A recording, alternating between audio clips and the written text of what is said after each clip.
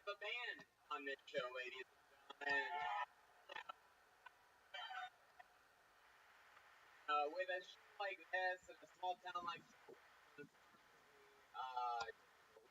bring the whole band from Los Angeles. Yeah, we could not possibly afford Chroma Chris. He could actually be here right now. But it's tough to get them out on the road. But I think we put a little Fort Wayne miracle for you guys here tonight. Every single week they commit to different characters. We never know what they're gonna do. They've been hiding out after getting dressed for the last few minutes. They commit to these characters throughout the show, and they do jokes through those characters. Fucking crazy every time. The funniest human beings on the fucking planet. Make some noise for your Kill Tony band. Jeremiah Watkins and Joel Jimenez. Yeah. Oh, they are coming from the back. Right. Look at this.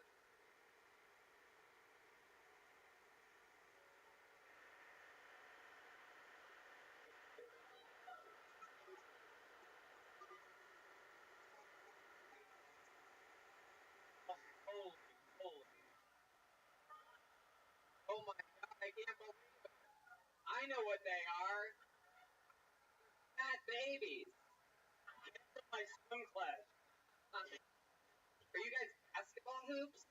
You're angels. We're angels. Oh, wow. Look at that. Angels. Oh, wow. Wow. What a heavenly crowd. Everybody loves random dirty feathers in the air. One of the gifts that keeps on giving when everyone's sweating hot in a rock club. I pray for your negative energy. And then we have a Joelberg back here who looks like his name could actually be Angel. Pretty exciting. He's got a wait. Funny assholes. But he's something that can play. Anyway, I said he looks like his name could be Angel. Right? Angel South. I have a cousin named that. You guys really pulled out one or two stops on those costumes. I mean, it's unbelievable. It was fun. One stop, the 99 cents. 15, $20 for the whole costumes, right? I'm sorry. You guys are goddamn angels. You guys ready to start this puppy? I am. Now, Andy, here's the craziest part is this isn't even the whole show. I have a bucket filled with comedian and it's filled with names. I mean, not filled, but not to the top. Obviously, you guys can tell that physically. But in the 80s, that used to be a business card bowl. You say, put the business cards in the bowl. You people don't remember print.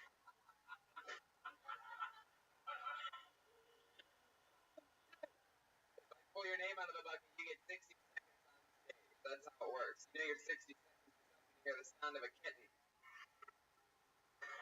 Oh, is that a bear cat? And wrap it up there, I'm sure going to bring out the angry Fort Wayne bear. Wow. Good God. Right. That's not real, that's scary stuff. That bear sounds furious. And then after your 60 seconds, we talk to you, find out a little bit more about you. Just be honest with the questioning process. Everything's going to be fine. You guys ready to start this bad boy or what? It is the first ever Kill Tony in Fort Wayne, Indiana. I want to jump right into it.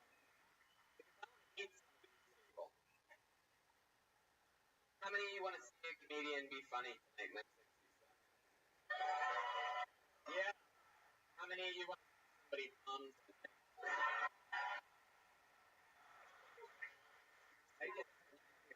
Wonderful.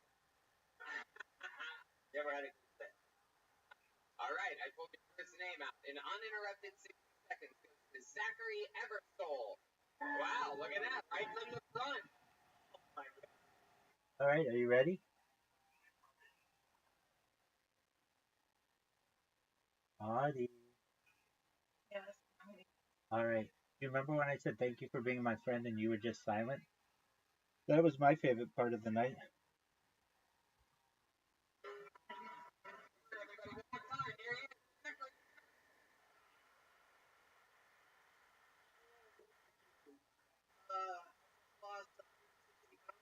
me?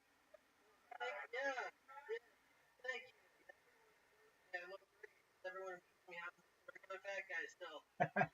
That's funny. Yeah, it's hard. I've lost a whole week. I'm still a fat piece of shit. I've lost 2.5 Tony Hinchcliffs worth of weight. I've lost, if you ate a box of Tic Tacs once a week for 32 years, you're still not a vegan Tic Tacs and I've lost weight. The lifetime supply worth of weight is insanity. I used to weigh 8 tons. Like more than, if you can measure your weight in fractions of a ton, and the bottom number has less than 2 digits, you have a problem.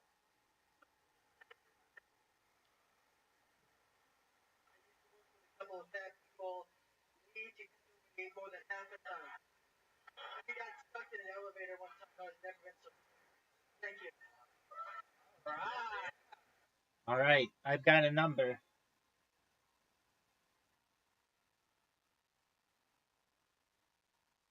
Do you have a number?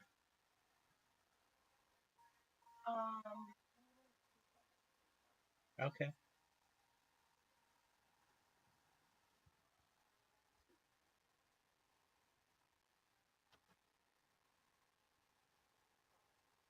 6.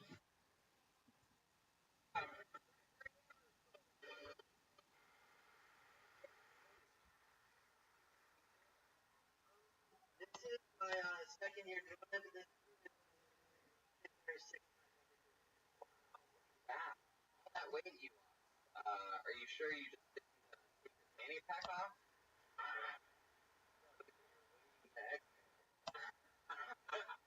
You know, I don't normally say this, but I think a patriotic fanny pack is slimming. You know what I'm saying? There's a thank you. That is amazing. And for those of you listening to the podcast, it is a fanny pack with the American flag on it. I don't think I've ever seen demonstration of the American flag like I'm seeing it right now. Osama bin Laden's hat. I thought that was and I give you you're a hero of mine. That means a lot to me. Oh my God. How many you're really They say buttering up works. I'm telling you that right now. I give the weight. Fork down, and I was eating a lot. I was drinking like 6 cans of Coke. It was a pitchfork, right? Yeah.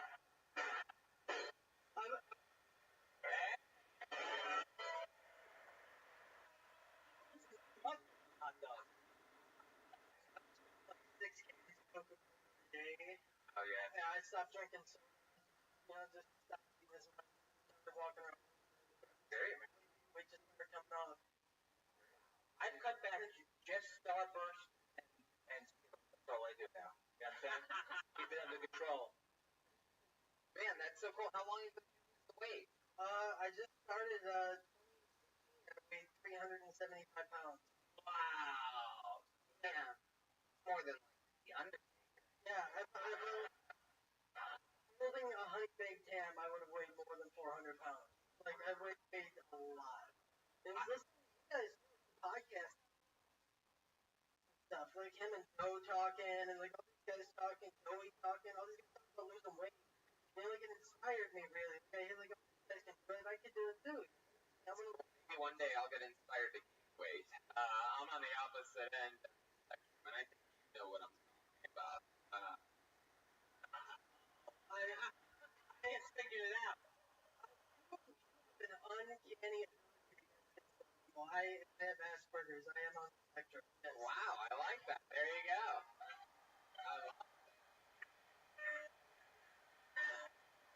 Right. But Asperger's was not joking about.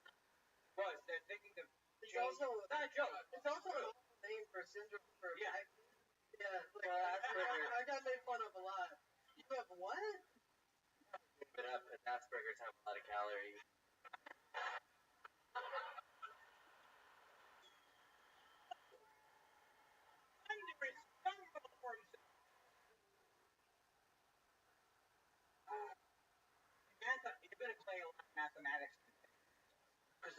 that why I love that joke. If the digits single, you weigh too much. Like Jeff Foxworth. If your fraction is 1/4, you weigh too much.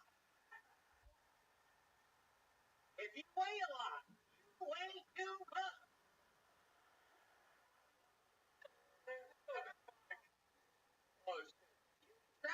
I mean, it's an interesting. I guess I'll ask you this question: is everybody with Asperger's a big Star Wars fan? True. Is that a weird question to ask? Star Trek. Wow, that's hard. You lost weight, you win on it. Oh my God!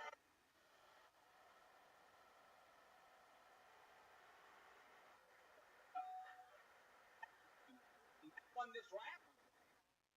If we're doing it by round. You look like a lot of the Star Wars characters.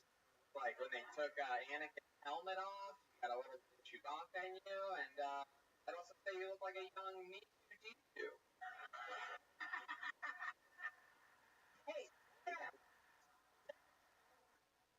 Fanny pack.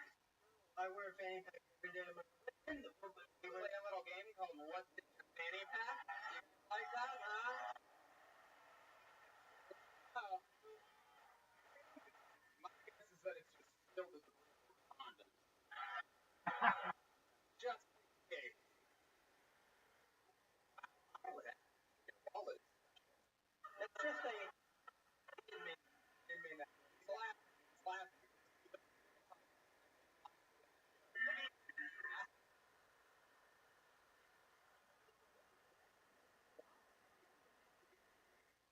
I hope we don't have a cigarette in there. And I may or may not. A Pall Mall. If I'm not mistaken. I may or may not have substances in this bag. I don't know. Like,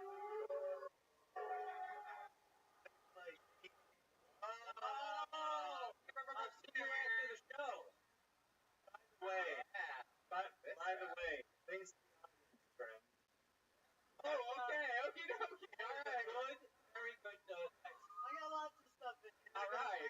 Okie dokie. Okay. Now I see why you keep it all in the American flag. Fun bag. No possible flag. Tony, a lot of merch, right? Sells those and zeros. Comedians submit Joe Rogan fanny packs. Website. It's not heard of. Bad.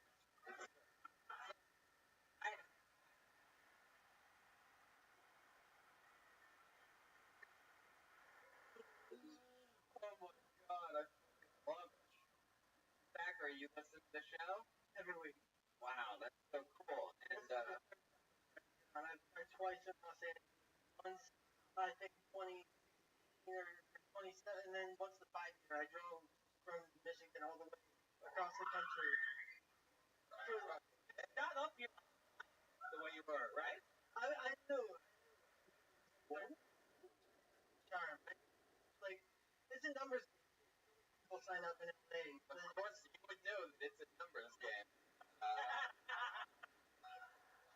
Gotta get Orla involved in this, right? I have to have one of my palms.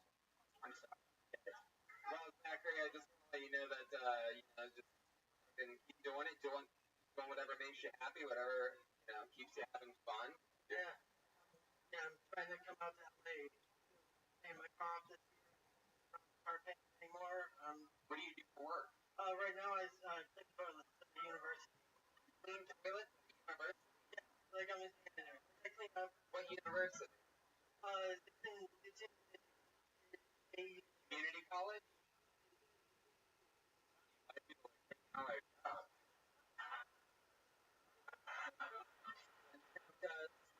America. American flag, fanny packs, and toilet. Oh, shit. Alright, Zachary, I feel like I could spend forever this entire episode talking to you, but I gotta focus on the names, so I'm gonna keep moving. But For real, you're here all fanny pack. pretty sure everything's a high compliment. Yeah. Exactly. Okay, well, congratulations. So this was it for Zachary Emerson, everyone. Yeah.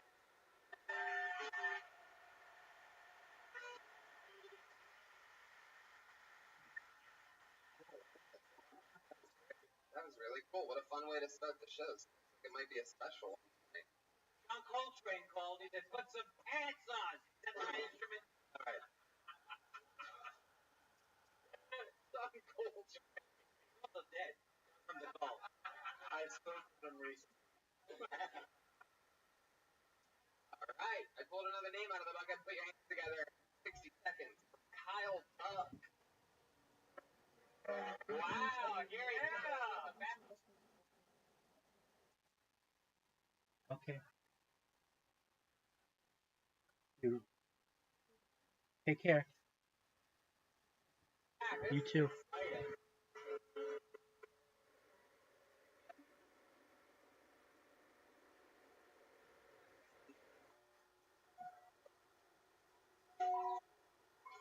One more time.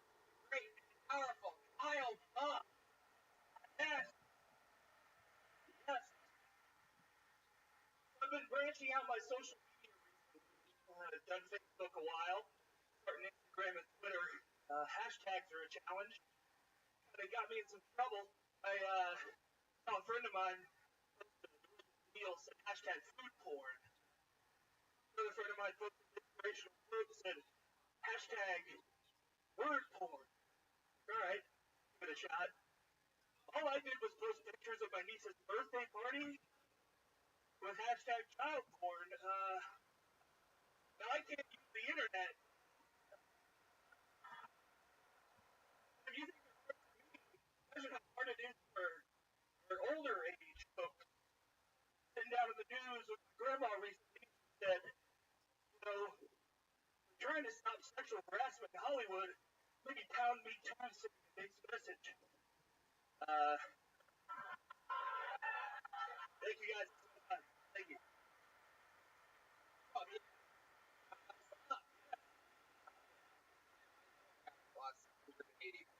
Found it. I found it. Have you thought about edgy material? Controversiality. Yeah, that's what I'm going for.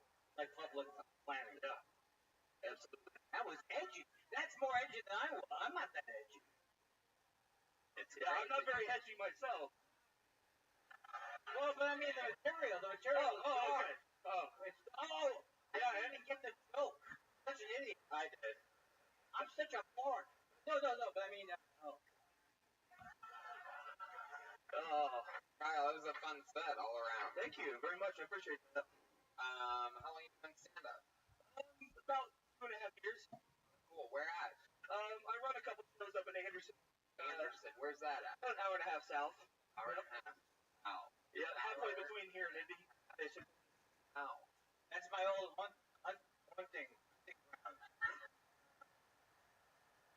Oh, now. Yeah. I used to play the bluegrass band. Really? Yeah.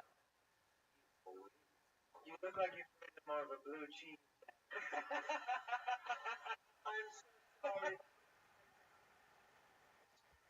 Sorry. Yeah. Dream roast my wife. Oh, yeah.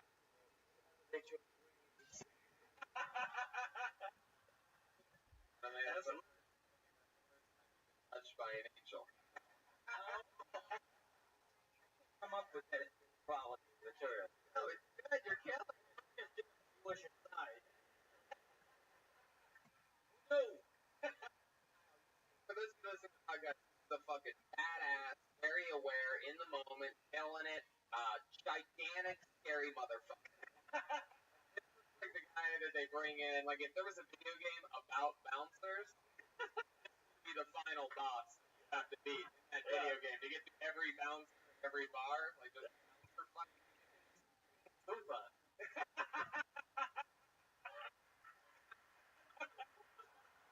Oh, that's great. Listed by me. All right.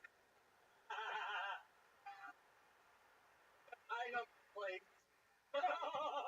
More of a nightmare, actually, but I appreciate it nonetheless. You have to be a certain shade of color for Kyle to respect you. He showed me earlier what he handed me. An hour and a half south of here. Scary shit. Get it on the ground floor of that racket. It's a good racket. Hashtag good racket. What do you do for a living? I work for a mortgage company. Yeah, I basically process the documents you sign when you buy your house. Ah, you're like a paperwork guy. Yeah. You work suit to work? No, I work in the corporate department. Just. Oh yeah. Yep. I did used to wear nicer shirts. I worked as a bank teller before that. Interesting. Yeah. Not picture bank teller on the other side of the window of my truck. Like, no, the branch I got hired at got robbed a lot, and so they're like, we're gonna bring in the biggest badass bank teller. Don't find me the largest, scariest. We're never getting robbed again. Yeah, me and one other guy. There's guys in there. Try to rob it when you were there? I think one guy thought about it. He walked in and I just greeted him. He's like, You ever tried to do material when you were a bank teller? oh yeah. Transferring funds all about. Yeah. Genius rocket scientist came up with the stuff like that. I just provide the structure. Go back. Yeah, there are a lot of interesting folks. I actually kept a journal about all the crazy shit that I heard people say. And that's when I found $5 at some point. You mean like you stole $5 from No, they never. No, as long as you put it back, they never found out. Wow. Yeah. That's not a story for your memoir. You gotta really pick it up. Kyle, what do you do? What do you do for fun when you're not working or stand up? Well, I play music with my friends. And, what kind of music? Are you a traveler? I know it's country. Actually, that's closer. I used to start a bluegrass band, and so I, It was just a guitar. You never played any drums? No. My feet don't work well. I know. Diabetes.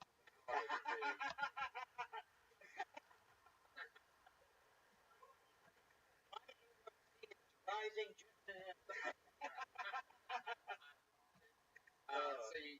what was the name of your band? Stampede String Band. What? Wait, no. The Stampede String Band.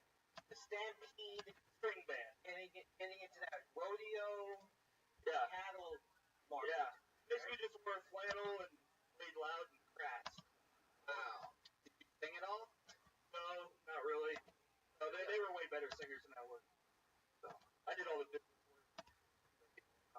Did the board get paid for that band? Yeah, absolutely. Say you wore when you were in that band? Flannel. Should have been called the Roseanne's husband.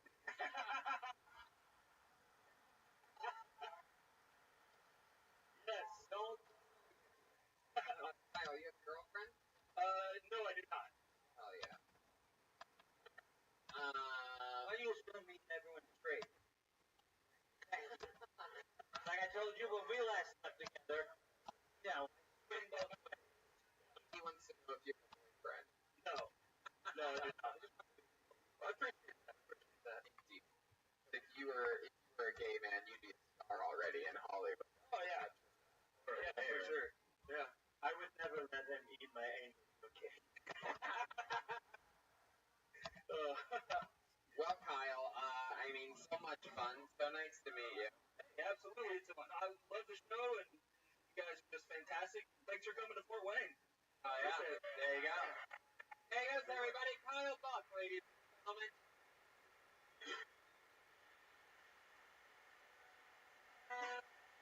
You guys get it? It works, right? You guys have fun?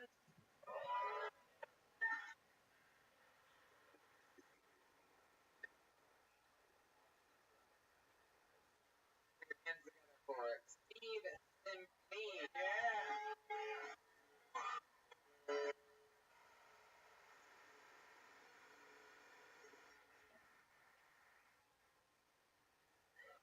What's up, everybody? Did you guys see that Women's March went on again this year? Remember the first Women's March? They all wore vagina hats that looked exactly the same. And they were preaching equality. Everybody that's seen more than vaginas knows that not all vaginas are white. I didn't see one vagina that looked like a bulldog with its tongue hanging out. I didn't see one vagina that looked like somebody sticking a piece of gum. I didn't see one sideways vagina tat.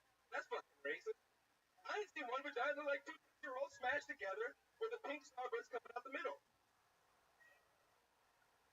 I didn't see one vagina like a number 3 from Arby's. That's not fair. Next year, when they have a Women's March, I want to see a more accurate depiction of vaginas. Because I feel like they're setting an unobtainable goal for vaginas. But that's pussy.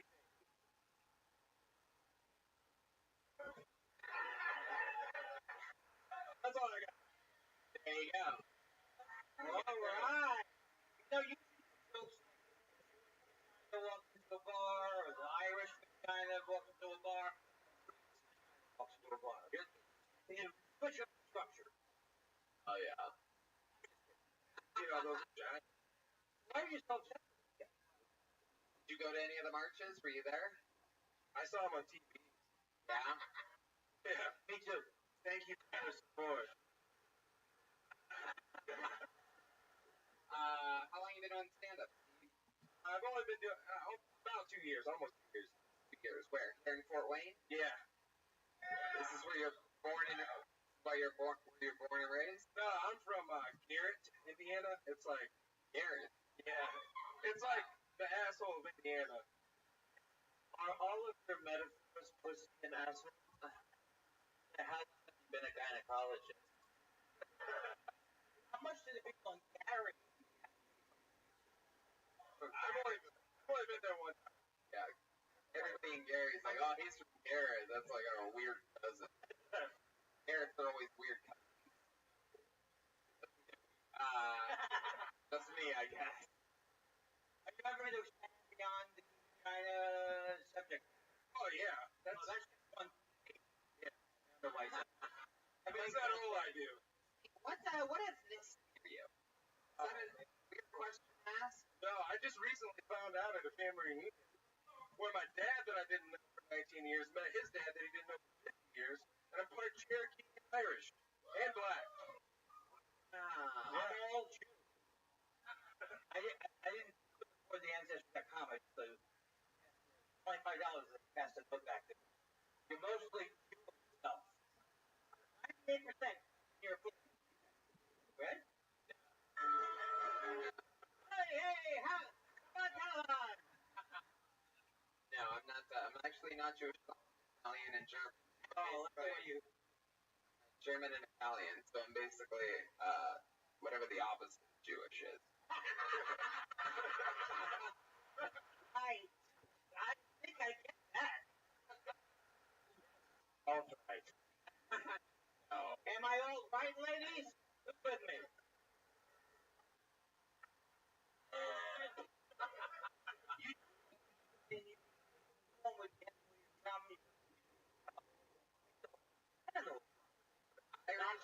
Irish, Cherokee, and a little bit of black. Yeah, who knows? Yeah, I bet around Probably here. Africa. Somewhere. If I had to guess. That's just what all black people say in Fort Wayne to get by. Like, oh, I'm just Cherokee, Irish, and a little bit of black. We're not even sure. You know what I mean, buddy? We're not settled on.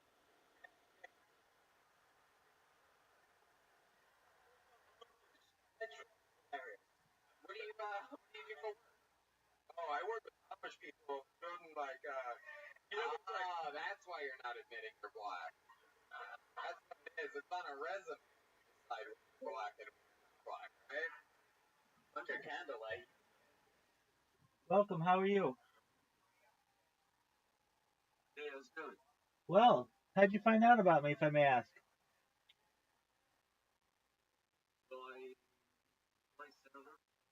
Okay, cool, welcome.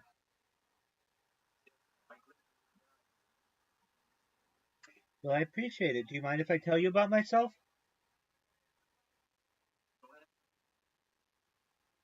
Excellent. I'm Rabbi Rothschild. I stream my life 24 hours a day, 7 days a week, 365 days a year for world peace. I've been doing so for more than 3.5 years. Going back to the pandemic, we've seen the death of a queen, the birth of AI, the coronation of a king, and everything in between. Essentially, it's the world's largest time capsule or the world's largest timeline. I talk about things to help the world, like ending world hunger through the use of technology such as agricultural drones, floating greenhouses, saltwater greenhouses, things like hydroponics, vertical farming, and cloud seeding. I'm a major advocate for ending world thirst through the mass adoption of desalination technology, essentially pumping Earth's seawater onto land to make it drinkable. I am sponsored by a cryptocurrency. It's known as Harry Potter Obama Sonic 10 Inu. That's what all my bedding is, and my sleep mask, and my clothing and such. It's worth tens of millions of dollars, and we've actually built wells in developing areas, such as in Nigeria, for the benefit of people there. And I'm just doing my best to be a very positive individual, very optimistic, and to give people hope. How are you? Yeah. Nice. Yes, I am Jewish.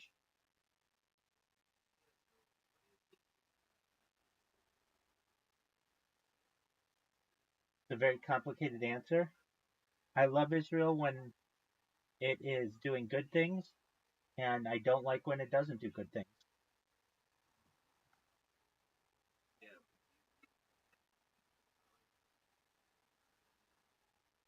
Well, in something like that, I don't really think any nation deserves the right to exist because really these are just man made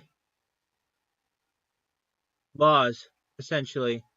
So I'm kind of someone who believes in a world that's unified without borders.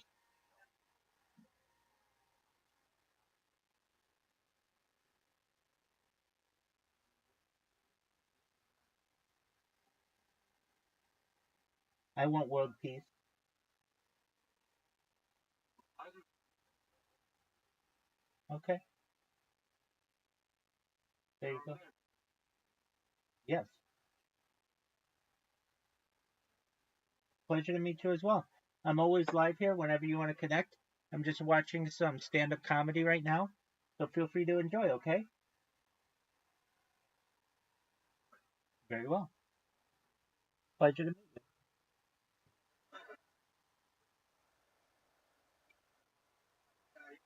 Pop up campers.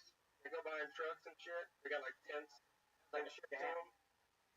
I'm just not really. People don't normally drive their tent trailers through Los Angeles, California, where I live. Well, they do around here. Any lake. There's a whole bunch of pop up tents and shit where people stay for the whole summer.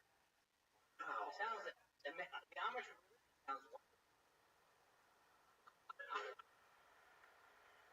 All fun. No electricity. And that's bullshit. No way. They got electricity. They do? Oh yeah. Really? Oh yeah. I Where get they- rides after work. I make extra money doing that. A Shabbos goy. That would be on the Sabbath has a non-Jew like open doors, operate electricity and stuff. Yeah. What else do you do for build trailer tent? No. I also play basketball and do regular shit like that. Have you ever fallen in love with the Amish lady? No. I mean, Crush on one though? some of them are kind of cute, but then at the same time they also smell like shit. So Oh, wow. What a charmer! All right. oh, The ladies love this kind of stuff. Why do they? Yes. Just praise the language.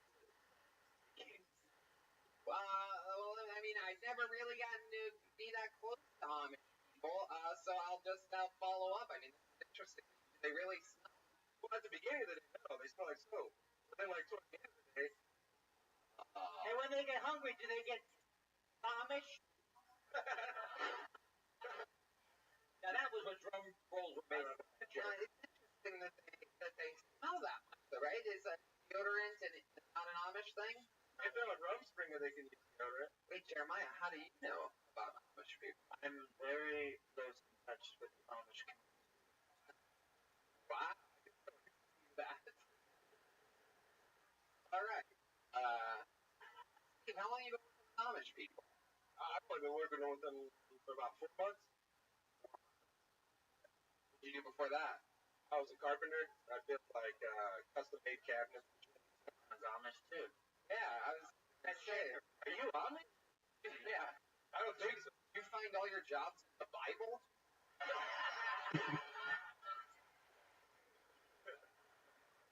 Are you a cobbler? Or have you spent any time gobbling? Oh, shit. What's the thing where they put the horseshoe? What's that? Blacksmith? Oh. He's an almost Like I set up for another joke. He's an African American. That's right.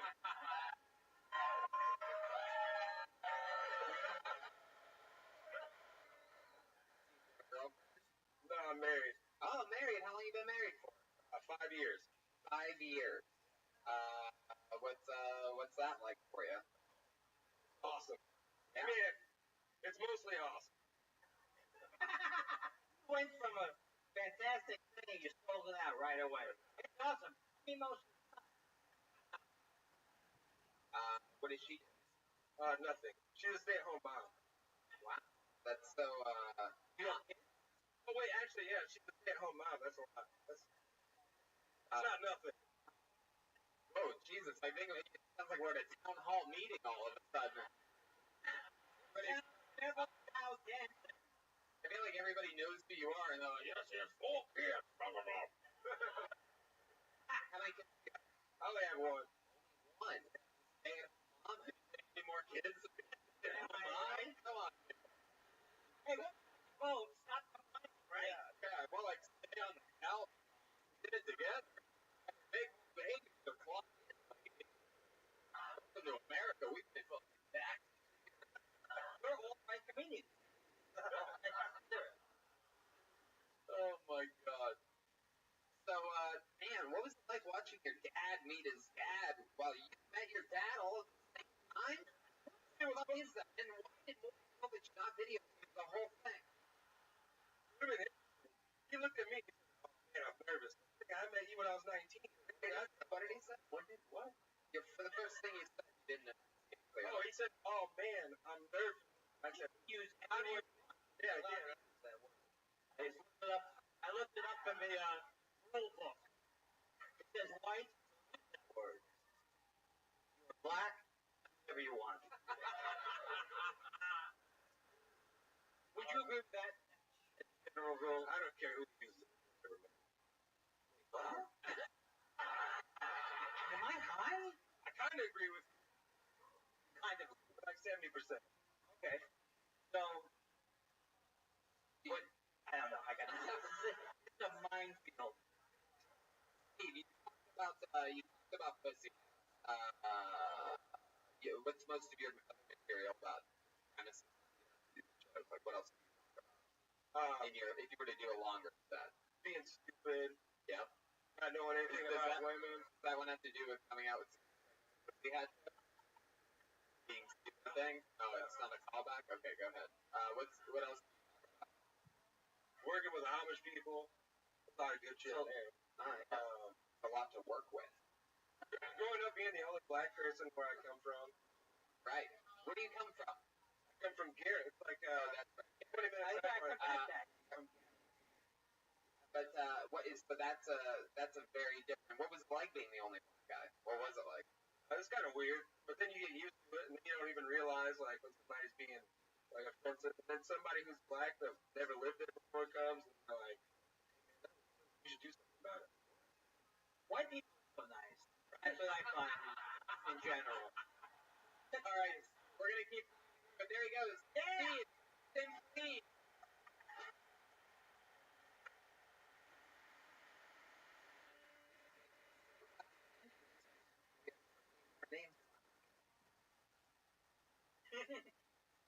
Funk is work. Yeah. Really, Take it in they're there. gonna create sort of like a little stone weather. Put your hands together for Nathan Evans. Oh, that's a good name. Oh, I thought it was Nathan Evans. Nathan Evans. Nathan Evans is his first time nominated. I believe about. Take your time. I think Nathan back there walking with the beard. Here he comes. Nathan Evans, Give ladies and me a lot of gentlemen. big entry. Always tell that.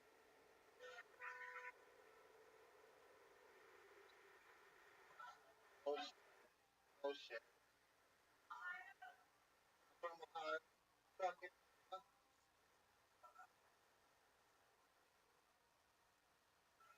But okay.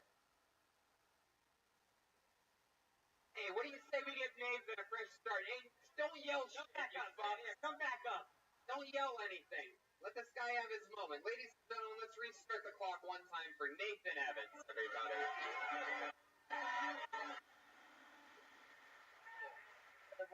I'm 25 from time.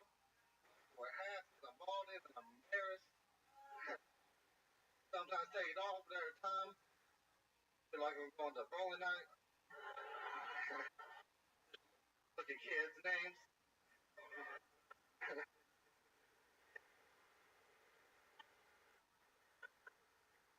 And when I met the first time, the color dick was small. I mean, I was 14. Saw this number on the TV. So my dick, they're like, that's small. Oh, okay. Fuck you. And my dick was small. I was like, you got a 14-year-old dick in your phone, motherfucker. You going to jail. That's it. All right. All right, you're bailing out after 54 seconds. Fuck yeah. These people are so mad. They're from Ohio that they but they keep yelling shit out because they're mad because they're from a state that fucking matters. Thank you. Thank you. Yeah. Fucking homeboy and crazy lady from the beginning. Look at this badass motherfucker. He's been defending us from the White Walkers for years now. And he's there, and you're gonna fucking heckle about his home state, my home state, Brian Redman's home state, the people that created fucking airplanes. Let's go. They build airplanes so that people like you can come and move to a better fucking place. Fuck you. Crazy people like state. Only four students were killed. And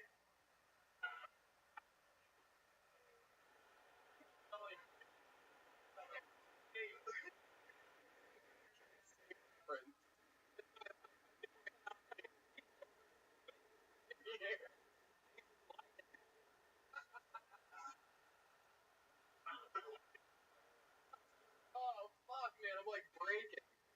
This is the episode that Andy wrote stoning his foot. I've just been trying to not crack up the entire time.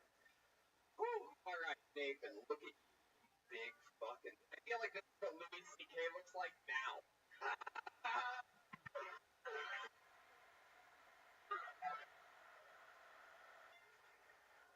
I didn't leprechauns grew up.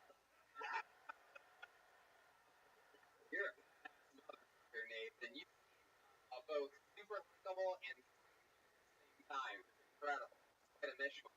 What do you cut down for a living? I work at the grocery store. You work in a what? Grocery store. A grocery store? What the hell do you do? The meat and seafood counter. Wow! Fuck yeah! Sounds like a dating app. I think you need everybody.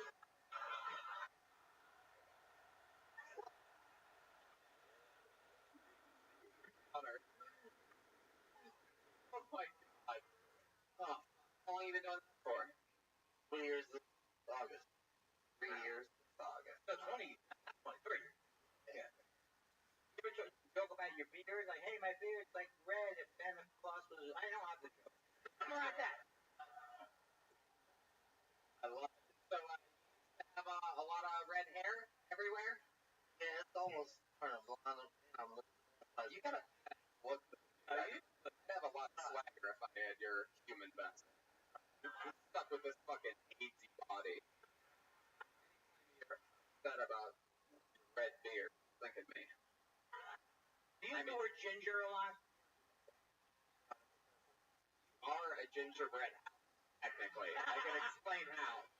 You love bread, you're a ginger, and you're built like a house. I love it, though. You just got shop your shift at Circuit City, come in, the blaze. Anyway. Did you mean to match your cap, the color of your cap, the shirt?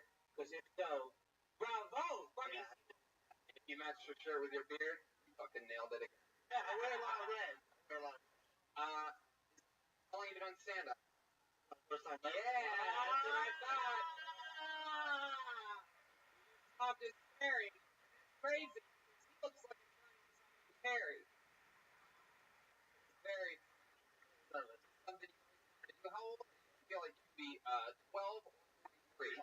25. That's exactly.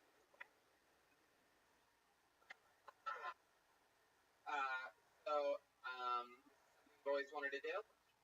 Yeah, I'm a big fan of comedy. I've been wanting to do it. It's hard for me. Like, I'm very nervous. I was very shy. Yeah. I think that could be an advantage, though. Like I never heard anybody. You almost sound like you're like a agent. You know what I mean? Like a brawl. Like, I think that's gonna catch on. Blame me for letting the hecklers throw you off. I don't know why in the fucking world anybody has the balls to sign up for this show for yelling anything a live. Mind blowing to me. I mean, it's obviously not a fan of the podcast. It's the guest of a fan of a podcast. So shut the fuck up.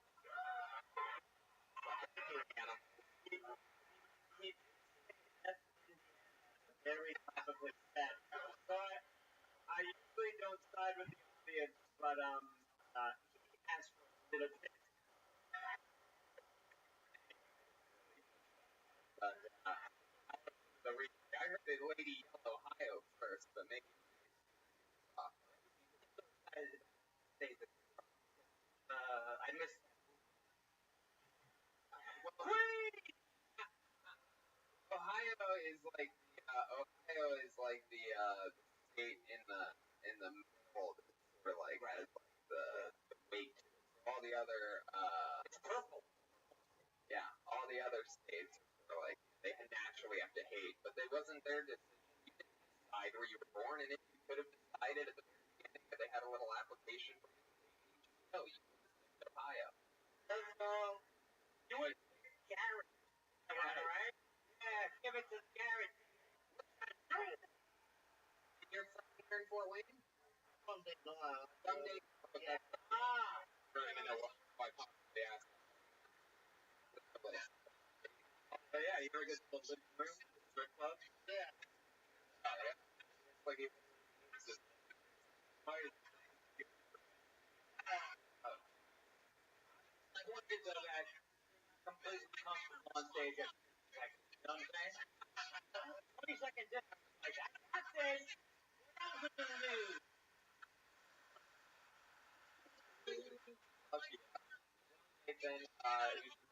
then you fucking plow through. There you go. Congratulations. Kevin, keep moving on.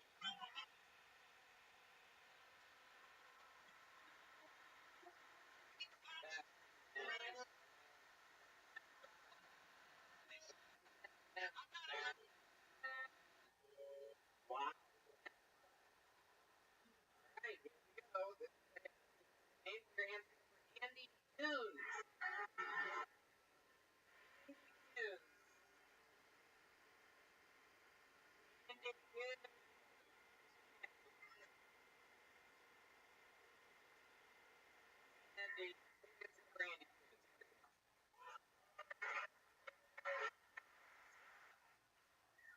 Let's go ahead and address the elephant in the room. Got a pretty racist last name.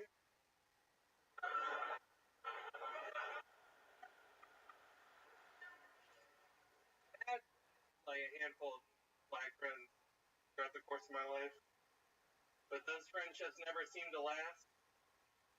And get it, you know, not a lot of black people are comfortable hang out in coons and the same stuff.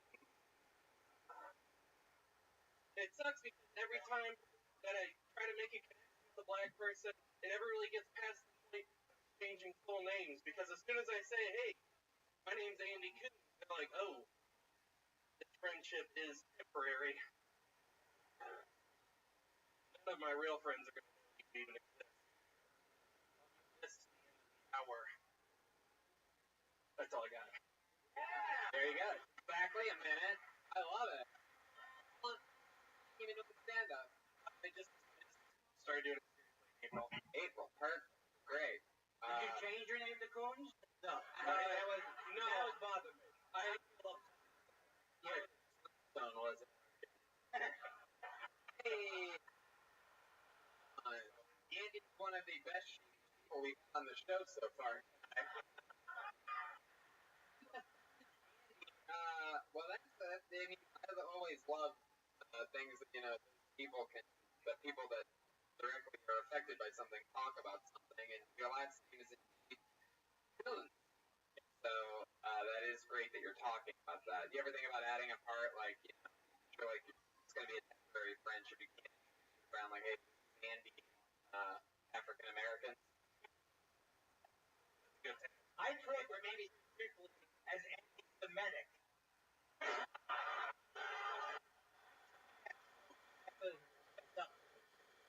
So funny. Hell yeah. What made you it was actually no. Whoa! Yeah, I tried it a few years ago. Only did 2 little open mics. And then I found your podcast and started listening to it like crazy. Like I have to fucking take this seriously now. So I've been going as hard as I can for where I live. You've never had any black friends, right? No. What are you talking about? Wow. Is that true? Where are you from? I live up in Michigan, but I'm originally from the area. Is it true that you didn't have any black friends? No, I have black family members. Yeah, I have black friends growing up. Yeah, of course. What do you do for work? Yeah, we are.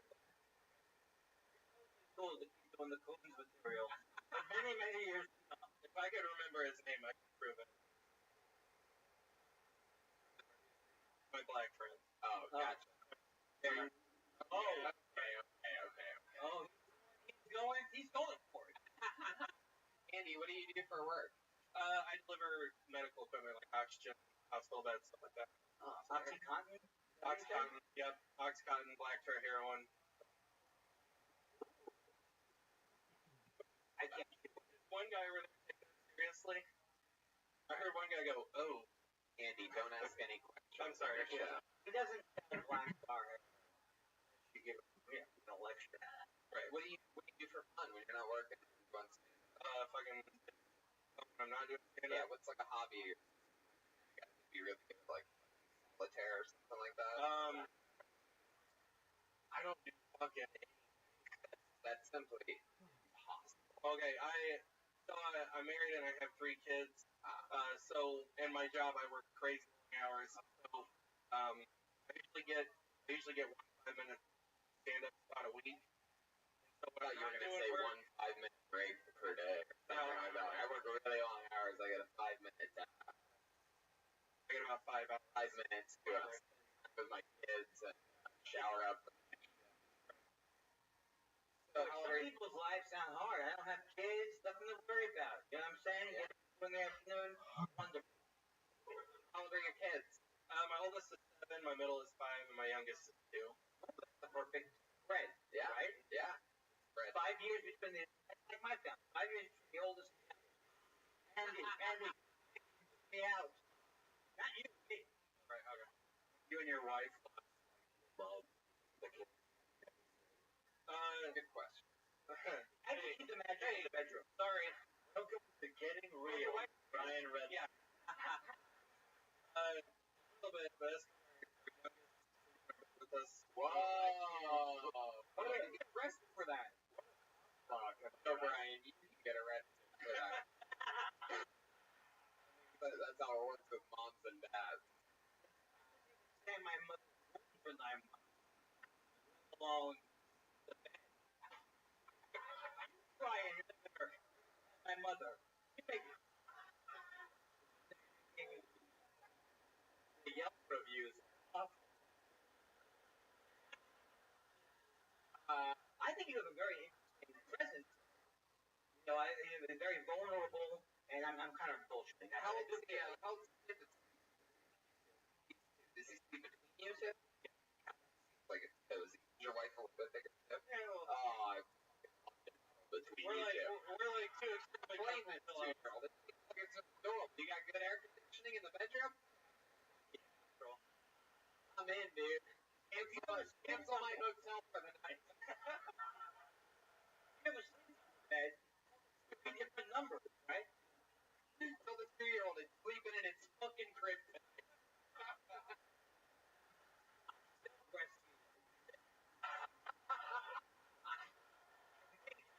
I don't know. I've got kids for it, but it never works. So do you have to like escape and do it like a bathroom or something, or do you have to like pillow on the kid, or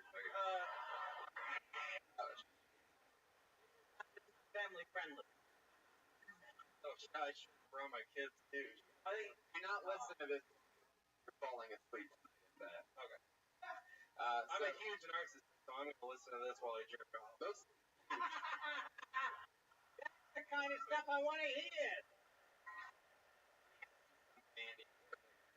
You ever get a little concerned that you might roll over on your 2-year-old and kill him?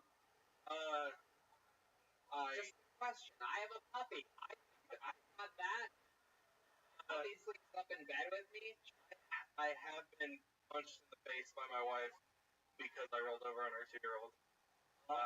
He made it, so We met him briefly.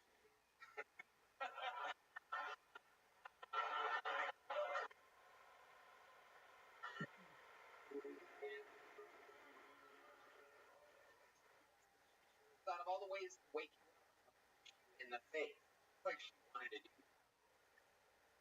probably. She drinks full arm. Alright, we're gonna keep your hands together for Andy. Andy.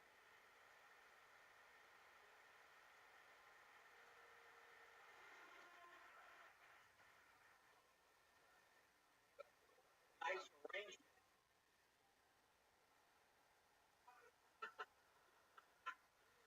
Some noise for Andy Kindler, everybody. It's time as a guest on the show. This is we are all on the show. This is like every comedian's and very lucky that he's here in your show. Serious. Oh, Serious. too soon. Inside information. Wait. By the way, I'm from Youngstown, Ohio. I'm complete white trash, just like the rest of you. I'm only busting your balls, so don't get sensitive about it. He wasn't always a glamorous star. I didn't always have my own, podcast. Put your hands together for Anthony Race. That name sounds familiar. I feel like this is a familiar name. How that's possible, but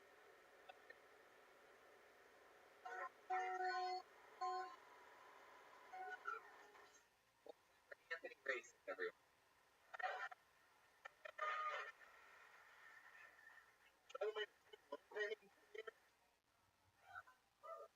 They'll get their money when I get the future they promised me. Fair, right? They really want their money, though. They called me the other day, like, congratulations, Mr. Racek, you qualify for student loan forgiveness. I'm like, yes, I won. Haha. So I just wait them out. Like, all you have to do is make 200 equal payments of $240, your loan will be forgiven. It's like $48,000. It's not forgiveness, it's repayment. Like, we didn't graduate, so we didn't get math. Wait it out, they'll have a censor for that joke. Alright, working on it. Kinda out of breath from running up here. Yeah. Huh? Don't wait it out. There it is. There you go. I guess Anthony waiting for one of my favorite things that people love to do. Pretend like the cat's right around the corner. It's Yeah. not always there. 52 seconds. People are just like, anyway. I don't know, we had a new band. I don't know what's happening, but everybody in Fort Wayne is shaped exactly the same. John Goodman, listening to the podcast before you tweet at us that all we did was make sketches the entire night. Yeah, we're all fat people. It is incredible. Why do you think that is? Really cool there. What's your favorite food? Stuff, man. You like grilled cheese? Sandwich for you about weekly? Okay. You do the chili and the chili size or everything. What? What's the Ohio thing? Steamboat Springs chili? What is it? Like Skyline? No, here's spaghetti and chili. We were talking about spaghetti. I think I was going to Skyline. Yes. People can Skyline is good. Anthony, how long have you been on stand-up? About 4 years now. 4 years. Where at? Here? Here in Fort Wayne. Fort Wayne. Here you go, Fort Wayne. Your very own Anthony Mason. You're born and raised here? No, I'm from Mooresville, Indiana, south of Indianapolis. Oh, okay. What did your mom and dad do for a wedding? My mom, safety director. It's a what? Safety director for a construction company. Uh-huh. My dad's works in an Amazon warehouse. Oh, okay. Well, He's that's drunk. Your mom keeps things like a safety thing, right? Huh? She's a safety. Yeah, she's goes to the construction site and make sure guys are wearing the hard hats and shit. Put your helmets on. That kind of thing, Exactly. right? Hey, Andy! Are you wearing a cup? Oh, yeah. Sorry. Not sound like your mom. You said your dad he drinks a lot? Yeah. Oh, interesting. You know? I mean, I think he knows, but he's in denial. He lives in a motel. Really? Oh, yeah. How much do you drink? I don't really talk to him anymore, so. Wow. Comedy is about What do you- sadness. It is, folks. Last time he came up for Thanksgiving, he was like, I did really well this week. Drink. I had 1 beer. We also had a bottle of whiskey. So, Right. You have a lot of brothers? I have 2 younger brothers. Well, how'd they turn out? All right. All right, cool. Do you have any kids of your own? No. Oh, okay. Yeah. But, Can we do I anything? barely take care of myself. say that again? Barely take care of myself. Yeah. What do you? Stop having kids and follow your dream. What's the scene like here in Fort Wayne? Describe it. How many shows every night? What's it like being a comedian? It's a little tough. I mean, you gotta travel a lot.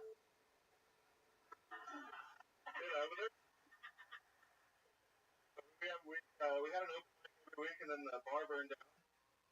The bar burned down. That is not a good. That makes me cry. Sucks. I mean, we have. Do you remember that night that the bar burned down? It was a daytime. Very sad. Yeah, there's nothing worse than a daytime fire. You don't even get to enjoy it. That's Right. and was someone upset about it because it was a bringer show? They burned it down? Maybe. Bringer show. Come on. Probably an insurance scam, hate crime. Was it the day of the open mic? Are you by any serious? chance? No, like 2 days later. 2 days later. Do Yeah. you think maybe it was perhaps your set? You burned the motherfucking house down, you know what I I mean? don't like to brag. I Maybe don't like the to roof brag. was on fire. It took a while for it to spread. Maybe. I don't like to brag. Interesting. So basically the once a week open mic that there was burnt down. Yep. So that's what happened. Well, trying to find another place. There's one comedy club. Don't do shows on Saturday though. The Lights guys do a lot of shows here. And yeah, but there aren't a whole lot of open mics. That's tough to get practice. Does the Let's guys know you? Yeah. Cool. Has there ever been a funny bone near this town? I don't. Favorite name? Funny bone. Yeah. It says it all. Dude, I like your style. Say, I like it. I like it. When you say that, It's called the universe. The universe. when you say that you barely have enough time to take care of yourself, what do you mean by that? Oh, I'm just a terrible person. Huh? Terrible person. What do you mean by that? What makes you a terrible person? Did selfish, I guess? Wait a second. Drink a lot? Did you burn the bar down in the open? I did not. You're selfish. How are you selfish? Who are you selfish to? I don't know. What is that? I don't know, man. Who is that person? Yeah. Girlfriend. What'd she say? Why? Wow. That was a lie, or was Yeah, it? he said that he's selfish. Oh. But maybe you don't know what he's selfish about. Maybe he's talking about his girlfriend on the side or something like that, lady. Girlfriend in my past. Can't go joke. When you say you're selfish, what? People look at each other. They look at each other like, what? Possible. I'm talking about. That joke would have killed me. What are you selfish about? My time? I don't know. You have all your time. I love my nieces. I have nieces. I love spending time with them. But I also love giving back to their dad. I'm like, oh, I'm here. You don't do that as you leave, like, all right. Well, some people who say they're selfish are usually not that selfish. You're aware. Or if you're really narcissistic, saying and self-deprecating, which I'm a big fan of, because I'm stupid.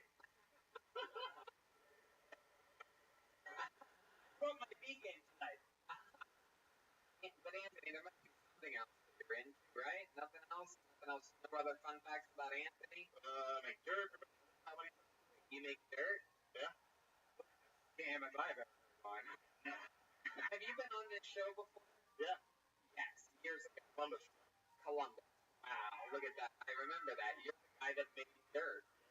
Man, I got you good back then.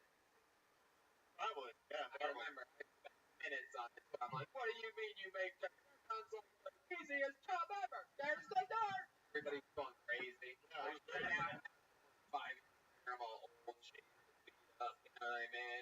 Like, oh, it's the dirt. That's good for you. Actually, God made dirt and dirt don't hurt.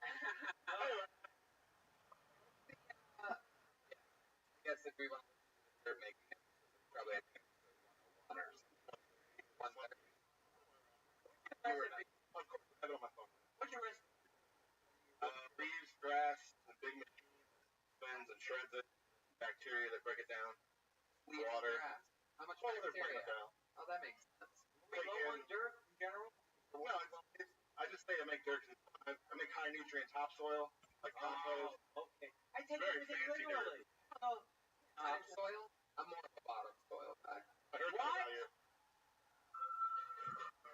Alright. I throw that bottom. Alright, we're gonna keep the move along, Anthony. I got it. Anthony Race.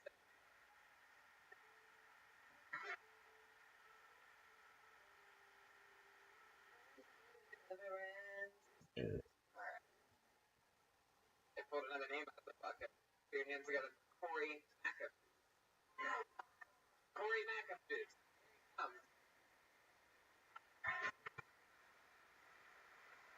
There he is. Come on, everybody.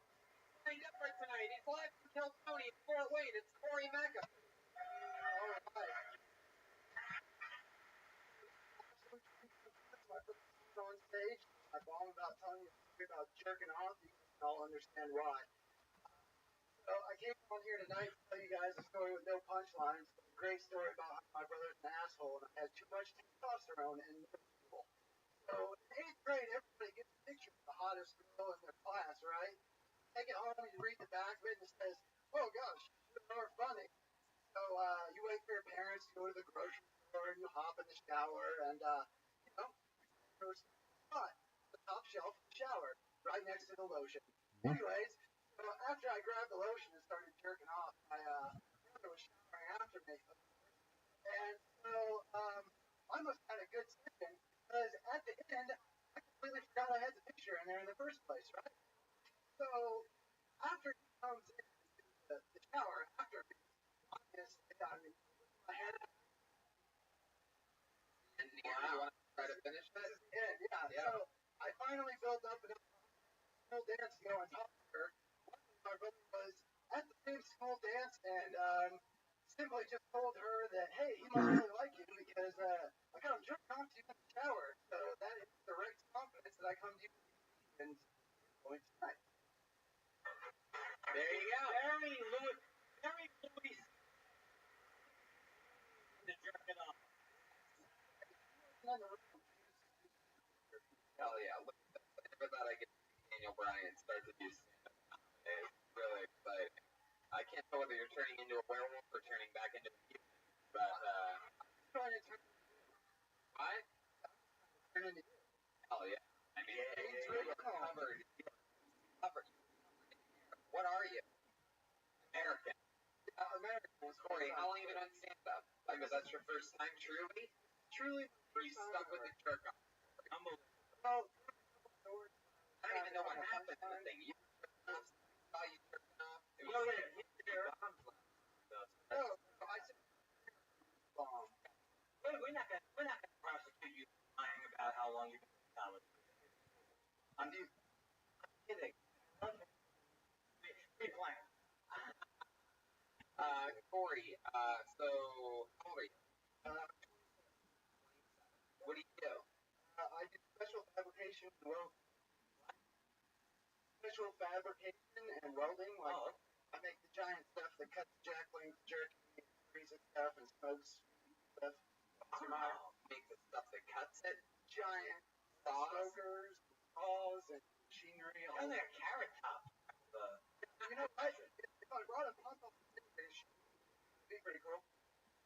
You actually crack? Yeah. Okay. Crash. We get in fabricated metal parts that are cut, weld them all together. You're like a real grown man. Well, sort of. I'm only about 130 pounds. And you look like Conor McGregor after a weight. You know what? The sad part about that is I'm taking a compliment. It was. Straight up. Tell it like it is. You from here in Fort Wayne? No, I'm from Kansas City. Oh, the home of Jeremiah Watkins. The crowd goes crazy. I'm about to tell him you said hello. I figured you Jerk barbecue. Jerk off material with in front of him. right? Well, I guess that one was in I tried it in front of people. I'm sure I don't. Almost. Let me ask you something. Instead of committing to a jerk off story like so many starting tend to do, they just go, you know what? I jerk off to go with this instead of doing this. What else might you have talked about? Like when you thought about what your would be, what else was on the subject matter was on the try a few punchlines out. So, you And the time. no, I mean, King balls. I said King Kong's balls. Not for me. It's for the nuts. He's driving. Harry, I have to. But you?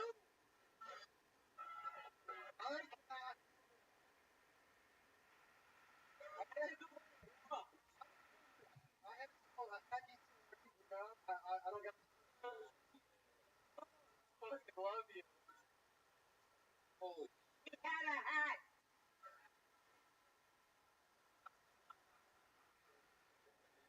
So, what lines can I talk about? What were they going to be about? I guess I just plugged it up. I had no stories. I didn't want to sound hacky. What about stories? What about what else would you have? What subjects? Like, did you have more jerk-off stories? No, Did you have a thing I got about the boomerang? Like, fucking anything, Corey. What might you talk about tonight that you not told the 69-second long story about jerking off in the shower? I would have told the first time I did shrooms. My buddy had a seizure. I tried to throw a ball, but it bounced off a car, so I think I probably went the right route with the No, I like the football story. okay. All right. Other stories about my dad. Crazy guy. If you were going to comedy again, or Well, more or less just a super dream to get on stage and talk to you guys and just try it out for the first time. I mean, and I killed, I probably a little more, but maybe if it's in town or something. A lot of positions opening up in the comedy field. Oh. It's a booming business. You can commercial comedy, industrial comedy, many different ways. Dollar in this business. oh fuck, man, what machinery. What else do you do for fun? Like, what else? Any other hobbies? You got getting into kayak. Yeah, no, I mean, you'd actually be right. Again, me and my amazing girlfriend back there, she actually drove me out here. We got 2 dogs. Well, kayaking if it's Is that true? Have you been kayaking? We have been kayaking together, actually. Unbelievable. Hey, man, got it. Young age material. I mean, Oh yeah. I'm shaving my head, but I think it's possible. Young Abe Lincoln material. I like that. 7 years ago.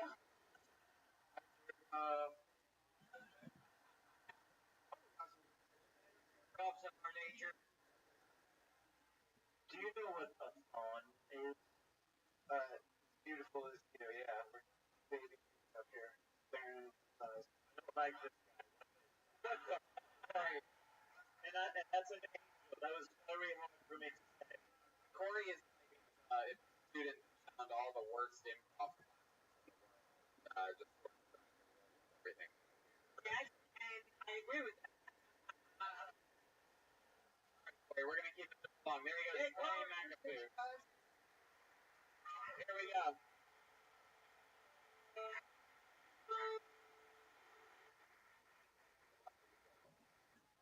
Your hands gotta no boat. No boat. Otis, Boaties, Otis. Here he comes. Boat. Okay, no boats, everybody. Thanks, everybody. I have bad handwriting. I was on the way here from Indianapolis and I saw a sign and it said donate your car for breast cancer. That's a pretty bad trade.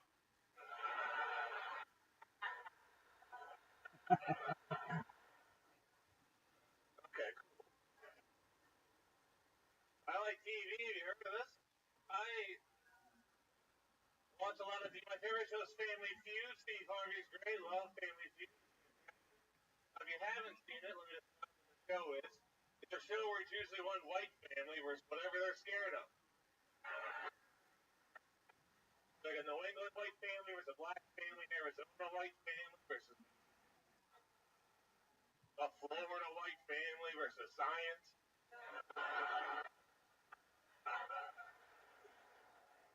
My white family versus affection. Don't worry, they're not here, guys. They're never here.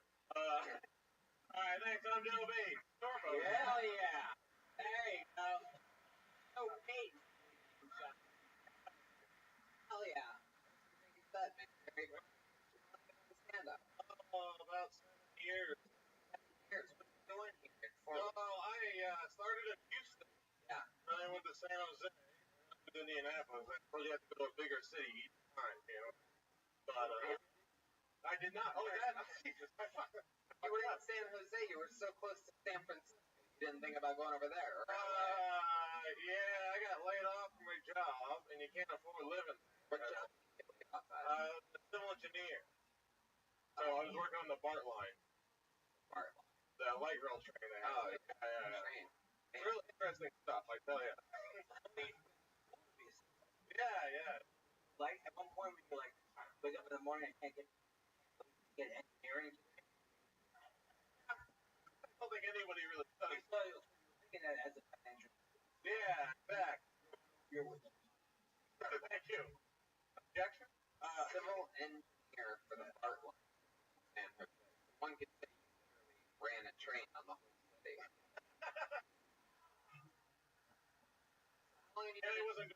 long have you been in Indianapolis? That's the next place that you got a job, right? That's I've been there about 3 years now. 3 years.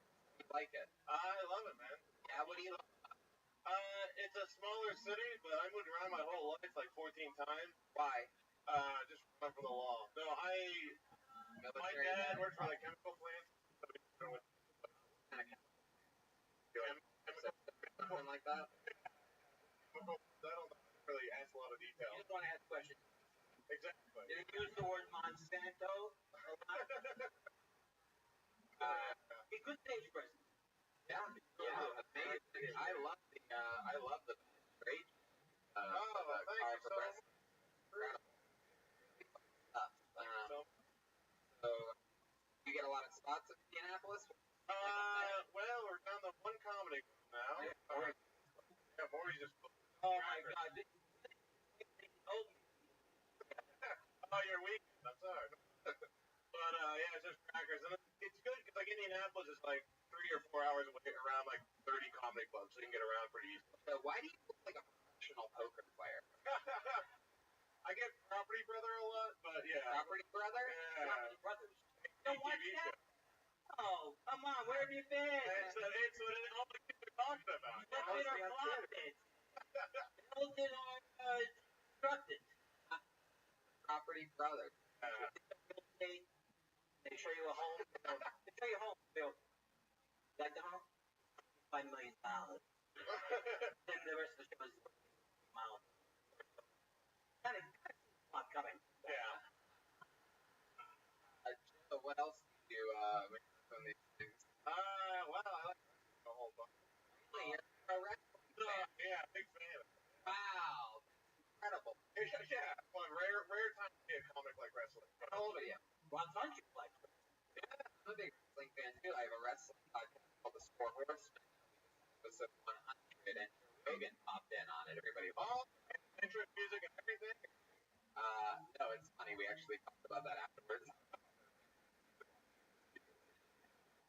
Joe Rogan's the guy where you just hear his entrance music in your head when he walks into the room. Anyway. World class taekwondo. I took taekwondo.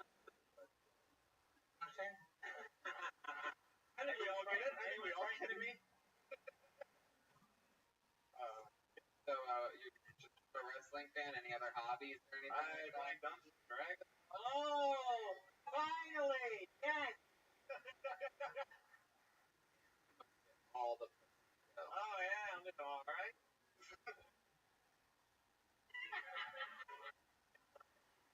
I'd like to see the comedians. Every comedian turn their back on. Alright, turn my back on God. One of the stages we've ever been on. The shirts and skins. Dungeons and Dragons. Man, how long you been in Dungeons and Dragons? 2 years. It just started.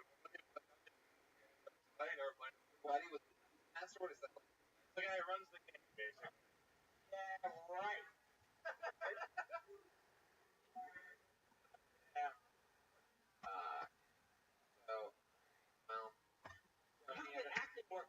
Acting work, that's the whole thing going on. I have a strong jaw, they say. Strong jaw. Who said that? Jackie or something?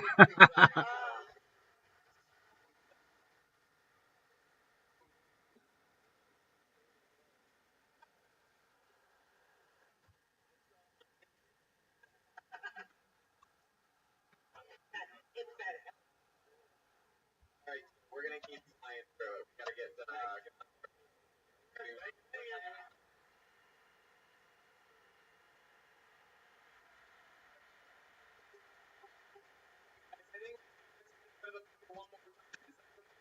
more time, huh?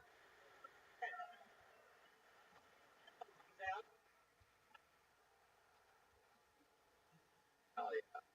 Well, you know what? Actually, I know what we do. We have to.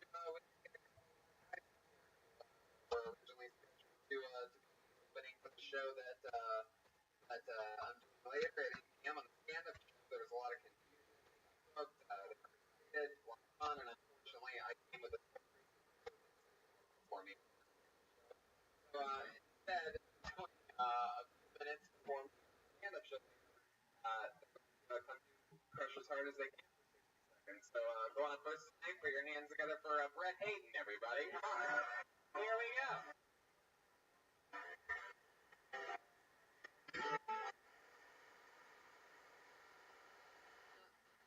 Alright. 2 weeks ago after a show, a guy came up to me and said, "Hey man, you remind me of this autistic comedian." Some of you see it, fuck you guys. Here was the thing, that was all he said. He didn't give me a name, he didn't even tell me if he liked the comic. He just said, "You remind me of someone with autism." Which is less of a compliment and more of a diagnosis at that point. I definitely have autism symptoms. Like, if anybody here is single, find someone who looks at you the way I look at anything I think that's how you're gonna find love. Some people are afraid of dying alone. Me being so introverted, that would just be my preference. Honestly. People try to give me advice on anxiety, lots, but 100% of my friends are comics, so their advice just becomes, you should start drinking, or you should smoke some pot. I'm actually a straight edge guy, which means I don't drink, smoke cigarettes, or get invited to parties. Not a good life. I still drink Monster Energy drinks, though, which are good for you guys. Have you read the ingredients on a can of Monster? It's just Linkin Park lyrics. Yeah, Brett Hayden. That's awesome.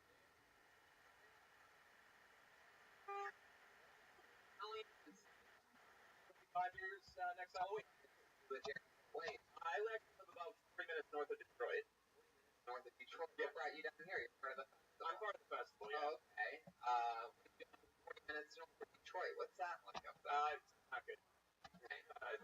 I live in drum country in Michigan, so I free. I'll take it. 40 minutes north of Detroit. What's your tap water like? Delicious. Yeah, you can drink the tap water. Yeah. You saved my life once, didn't you? Oh yeah, we hung out after last time you were in Detroit. This is true. We hung out. Yeah. I was on a stool. I didn't realize that. So we like that. It was a high school. All of a sudden, Wow.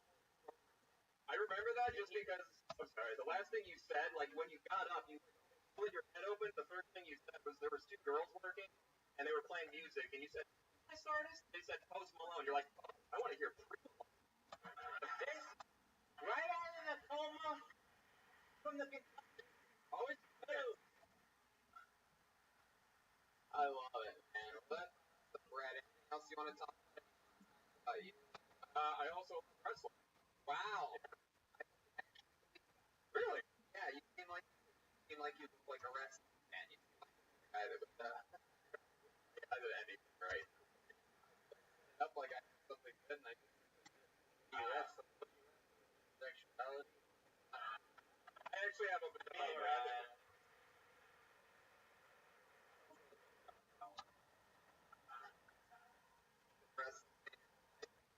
pretty much, yeah. No, they were in the picture. They took me to a lot of events. Oh, well, there you everything perfect. Oh, I haven't even realized something can be pro wrestling. Man, that's bullshit. I know Chris. That's all I'm saying. Like, I don't bend America.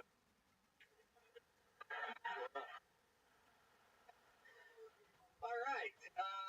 Let's just keep it moving along. Thanks a lot, Brad. Thank You you, had a guys. great set. There he goes. Next summer, Brad, if anybody read my funny. And there's one other guy. He's also not going to be at this festival, but I was going to be at the Motor City doing next month in Michigan. Grand Rapids. We're going to get Kyle Forsyth, everyone.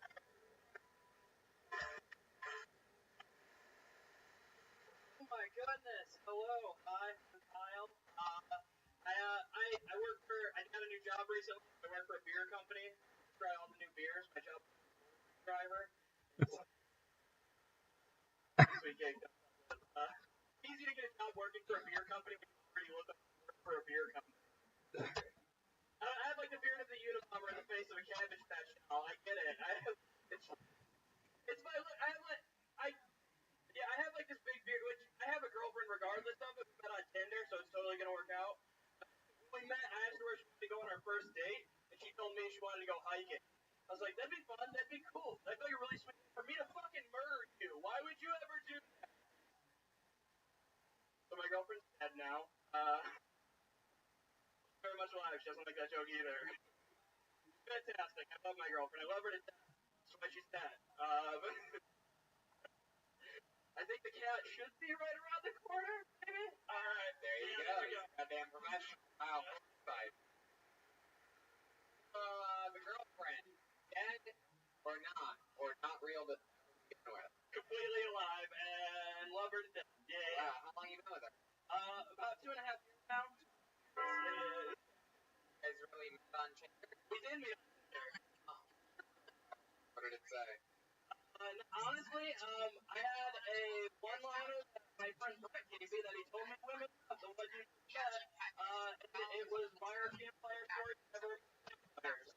That was it. Like, wow, whatever this guy looks like, it smells like. I'm in. Yeah. Well, that's awesome. hope he wears. If you want, if anything ever happens to your wife, this may be. He's always It's not fond of all of the material, rather I drop it, but I like it. Oh, yeah. Kyle, you've been doing that. Coming up on 5 years in December. That's great. Oh, wait. I live in Metro Detroit. Detroit. Yeah. Shipping a bunch of. Oh, wait. Well, we could New York or LA or Chicago. What? Detroit. Festival time. Everyone here.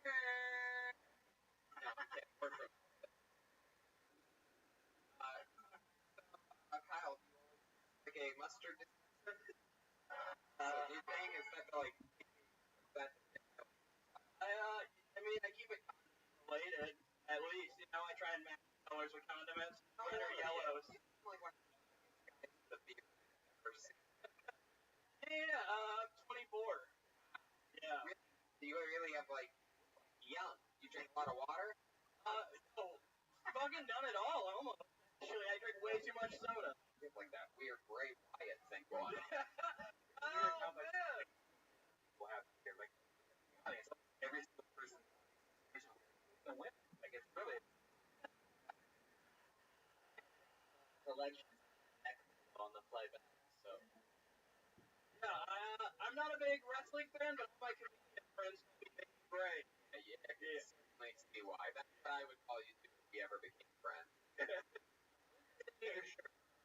Artsy Fart, it's a clothing company and design company out of Detroit.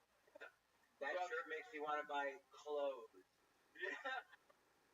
Well, Kyle, I mean you were you were awesome. I'm sorry we couldn't get you on that show, but thanks for coming on this. See you around Michigan. Yeah, see you at I know we're going way over time here, but what do you guys think? One more name on the bucket hat? How about one more time for Andy Kindler?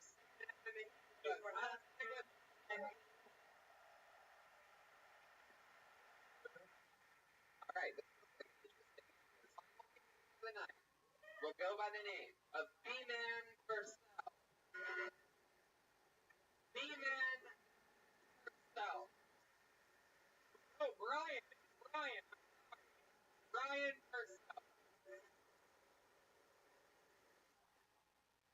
Oh, no, that's it's a good move though.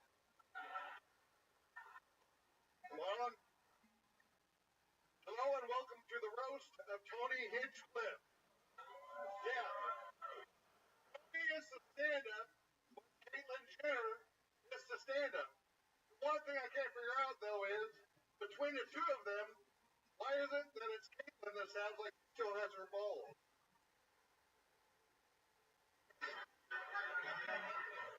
Tony looks like a walker from Blade. Tony is actually pretty good at stand-up, which is ironic considering he prefers to bend over. They're hacky, I'm sorry. Tony had a Netflix special out one time called One Shot. He came up with that name because that's what his boyfriend left in him the night before. How did it happen? Did Tony grow up without ever having a father besides the priest who Welcome. blessed him when he was 11? What up, Thomas? How are you, big dog?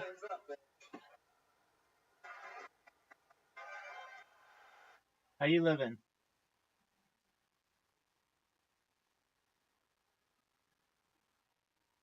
What are you showing me?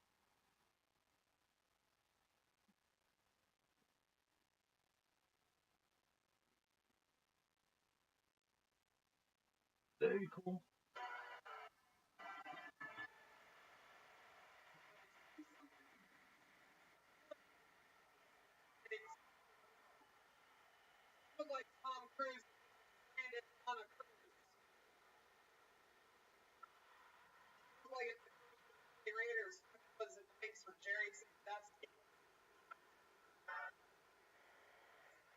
That is perfect. Big fan. Big fan. Anyway. Appreciate it. That's the calls. You look like you're gonna be buried in a Foot Locker casket. Thank you. Thank you. Thank you. Everything on you is Under Armour right now. Are you sponsored? You high school football coach or something? No. You really look like you need to put board and headphones. Thank you. Thank you. People being. I think you just did 60 seconds of it right there. What's your Under Armour? Here's my first shot to go with.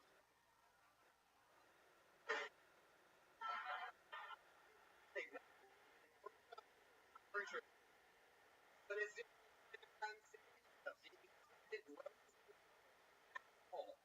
They're going to be ballsy or extremely stupid, I think. been watching the show for a while. Very, very, very. Hey, how are you, big dog? After Good.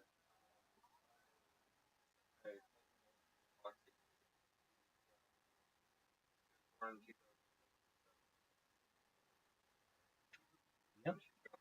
Sure.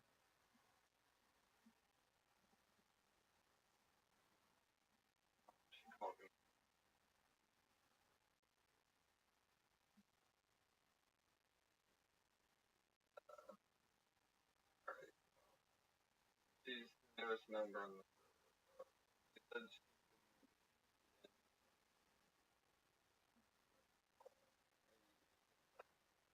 alright. She's Okay.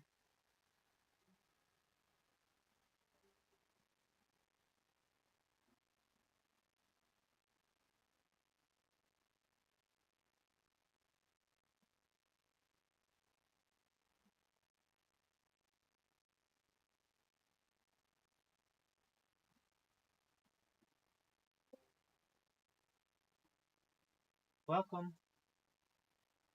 wait. She said she DM'd you on YouTube. Oh, Okay, I see her. I'll DM her back. okay. Well, she's just decided. Okay.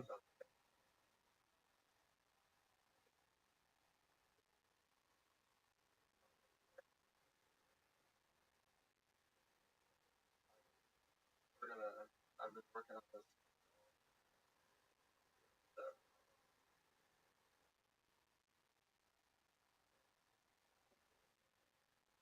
Very well. I still got about kind of like a month and a half more, but we're gonna make every training does because it's not Certainly. we're gonna do it the European 1400. Certainly. And I don't want to pop anybody's balloon, at least when it comes to my family. Again, there are 3,000 of us in the United States alone. There are tens of thousands of us in the world. Just like, you may have some distant relatives of the Lindsay family. Um, I don't want her to think that Jacob Rothschild was my great uncle or anything like that. We are distant relatives, but that's about all. So I just want to be upfront about that. That's okay. I mean, my girlfriend, Certainly.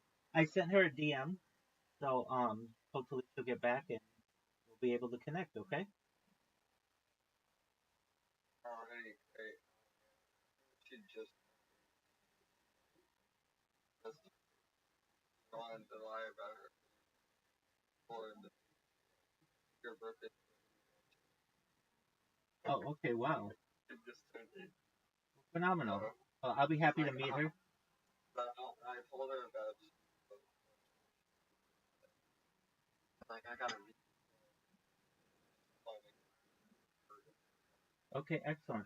Yeah, I mean, I just don't want to interact with children, so I appreciate her patience in waiting. And now that she's an adult, I'll be happy to have any discussion she'd like.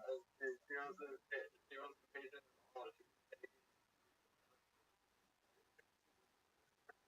That's okay. She's now of legal age, so I'll be happy to have any discussion she would like.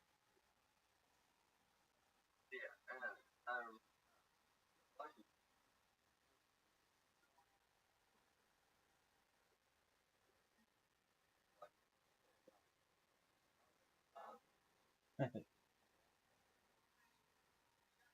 Very cool.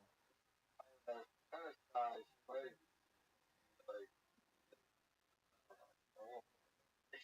Certainly. your profile picture is just a little weird. That's okay. We're all a little weird. No big deal. I sent her an invite and I welcome her to join us whenever she has time. Jordan.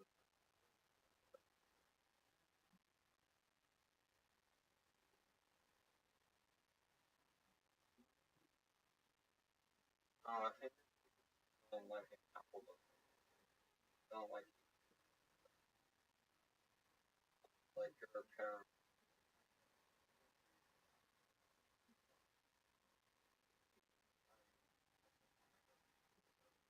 Let's Sure. You can. I think I'm just I. annoyed that on at and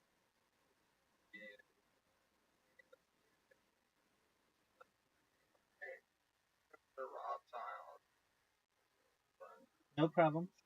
Um. Yeah, I think you can still join with an iOS device. I mean, I'm on an iOS device right now in my hand, and I'm joining. Oh, okay. I think he has like control. Now that could be. Helicopter parent. Sure. Yeah, all about that, right? Of course. Can't turn it. Porn websites like parents are. Okay. Which I mean, in a way, is really good.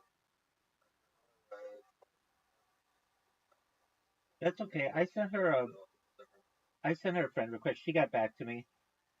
So I'm texting with her now. Okay.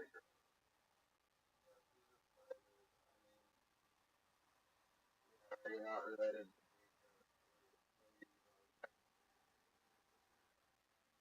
She heard about world thing.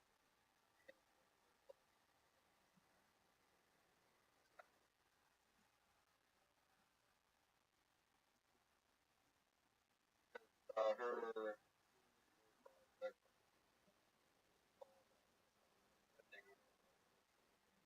probably That'd be great. I'd love to talk to her about that.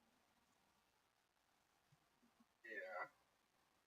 And she doesn't want to go to college. Just live her life.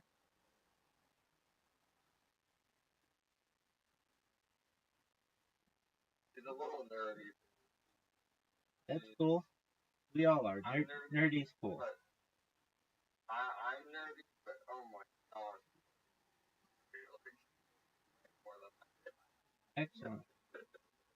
Yeah, I pretend to know everything, but I really don't actually know. I don't know if I know everything. In fact, there's a saying, with every day that passes, the less I recognize that I know. But with the advancement of AI, we can basically get the answer to anything.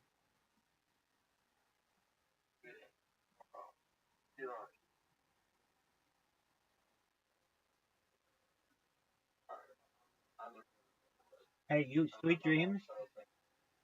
Sweet dreams. Thank you for introducing me to your cousin. I'll be happy to meet her. Thank you. Take care. You're welcome.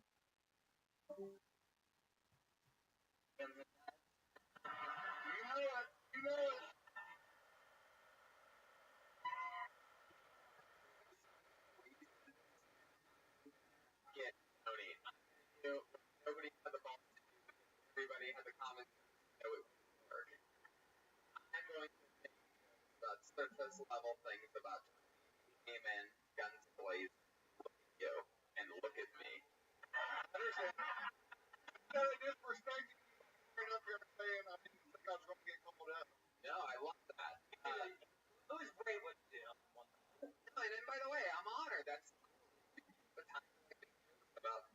shit that people barely know about. It looks like your favorite restaurant is Bubba's Restaurant. Interesting. Brian, what do you do for a living? I work at Ford. Remember we talked earlier? Oh, that's So I right. listen to you. That guy out there. So you drove 4 hours to be here tonight, right? And I'll be in Nashville. Tony Maduro? Yeah, you can roast me again if you get pulled out in Nashville. No, I'll have to do. Yeah. What do you think you would have talked about had you not spent your time trying to roast the unroastable? Black people. Right. Hold on a second. Now, it's been a long episode. It's been a long episode. How greedy they are. Like that. I have to ask, Brian, you're from 4 hours south of here. What do you think you would have said about black people had you talked about them? I would say I used to have a black friend discuss some of the reasons I make fun of black people is because he makes fun of white people all the time. And he thinks he can get away with that because he's black. No. He can. That's true. He can break me in half. So. All right, Brian. Well, we're running out of time here. Any other cool fun facts about Brian? Not really. I just appreciate the opportunity. Do you have any kids? I have two in the crowd. My son, we're going to be the first father and son, but Dude, his son. I don't like to see that. if you would have called my son up here, he would have had a much better set. Maybe He probably would have. Is your son actually interested in doing stand-up comedy? I don't know, but he has a hell of a minute. A lot better than what I Is that true? Find out. Oh, maybe Nashville. Are you going to see him? You're going to be in Nashville. Am I getting it right now? You're going to be in Nashville, traveling around the country like a day and catching all the trip. Yes. We wanted to be the first father and son, but maybe next time. Yeah, it's we ran out of time, unfortunately. I appreciate the time. That's a cliffhanger. It's a teaser. That's how it happens sometimes. Will the son be funnier than the father? I guarantee you he will. But that's awesome, Brian. You know, it takes a real set of balls to come up here and do anything. Probably a spot from your son. Right. Robert. And you just let him sign up. The odds of getting pulled it. Fun of me. For you. Yeah. It's a long 4-hour drive. Calls. Jogging. Thinking about Rewriting the Caitlyn Jenner Paul's joke over and over. It's now sponsored by Blunder on. Blunder. Pretty good. All right, Brian. Thank you so much. Thank That you. is Brian Purcell, everyone, and that is the sticky episode of Kill Tony live from Cleveland, Indiana. Let's but here's a very successful about him. And the show we got to burn around everything for. One more time for the powerful Handler, everybody. Come on.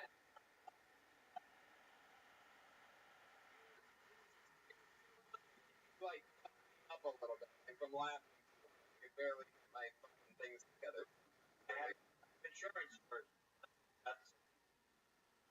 I love you. I'm sorry, that was my last. Truly an honor. Thank you. The great Jeremiah Watkins, everybody. Come on. Fans, every episode of Jeremiah. You know, he plays a bunch of characters, has great guests on, a lot of fun stuff going on with Jeremiah Wonder. How about Joelberg, everyone? Joelberg, Joel Jimenez. Mostly anything else, Joel? That's my heroes whole naked. All right, bye. There he is, Joel Jimenez. We're all doing stand-up in this crazy stand-up show that I'm headlining in whenever they turn this place around and hopefully fix the AC or something. And, we'll figure it all out. The hot and sticky episode of Kill Tony. Thank you guys so much for coming out. See you guys.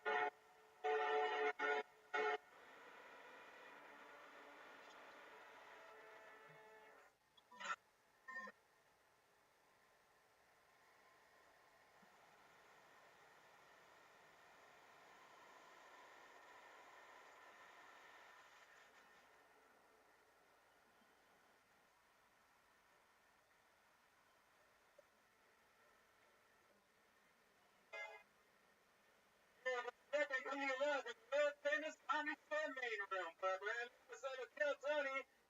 Tony, it's oh, hi everybody! Look at this packed crowd. Everyone, and live on YouTube.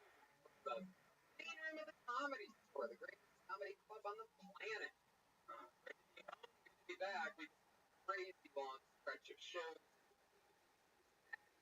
Thank you to all those amazing cities in the east of America for great shows. We had a lot of fun. I had a crazy plane trip coming home yesterday. Our guest was stalling. So I'm going to tell you guys this crazy thing. This is a true story. You know this. It's unbelievable. So normal thing. We fly all the time, right? It's part of what I do. I've gotten pretty decently good at it.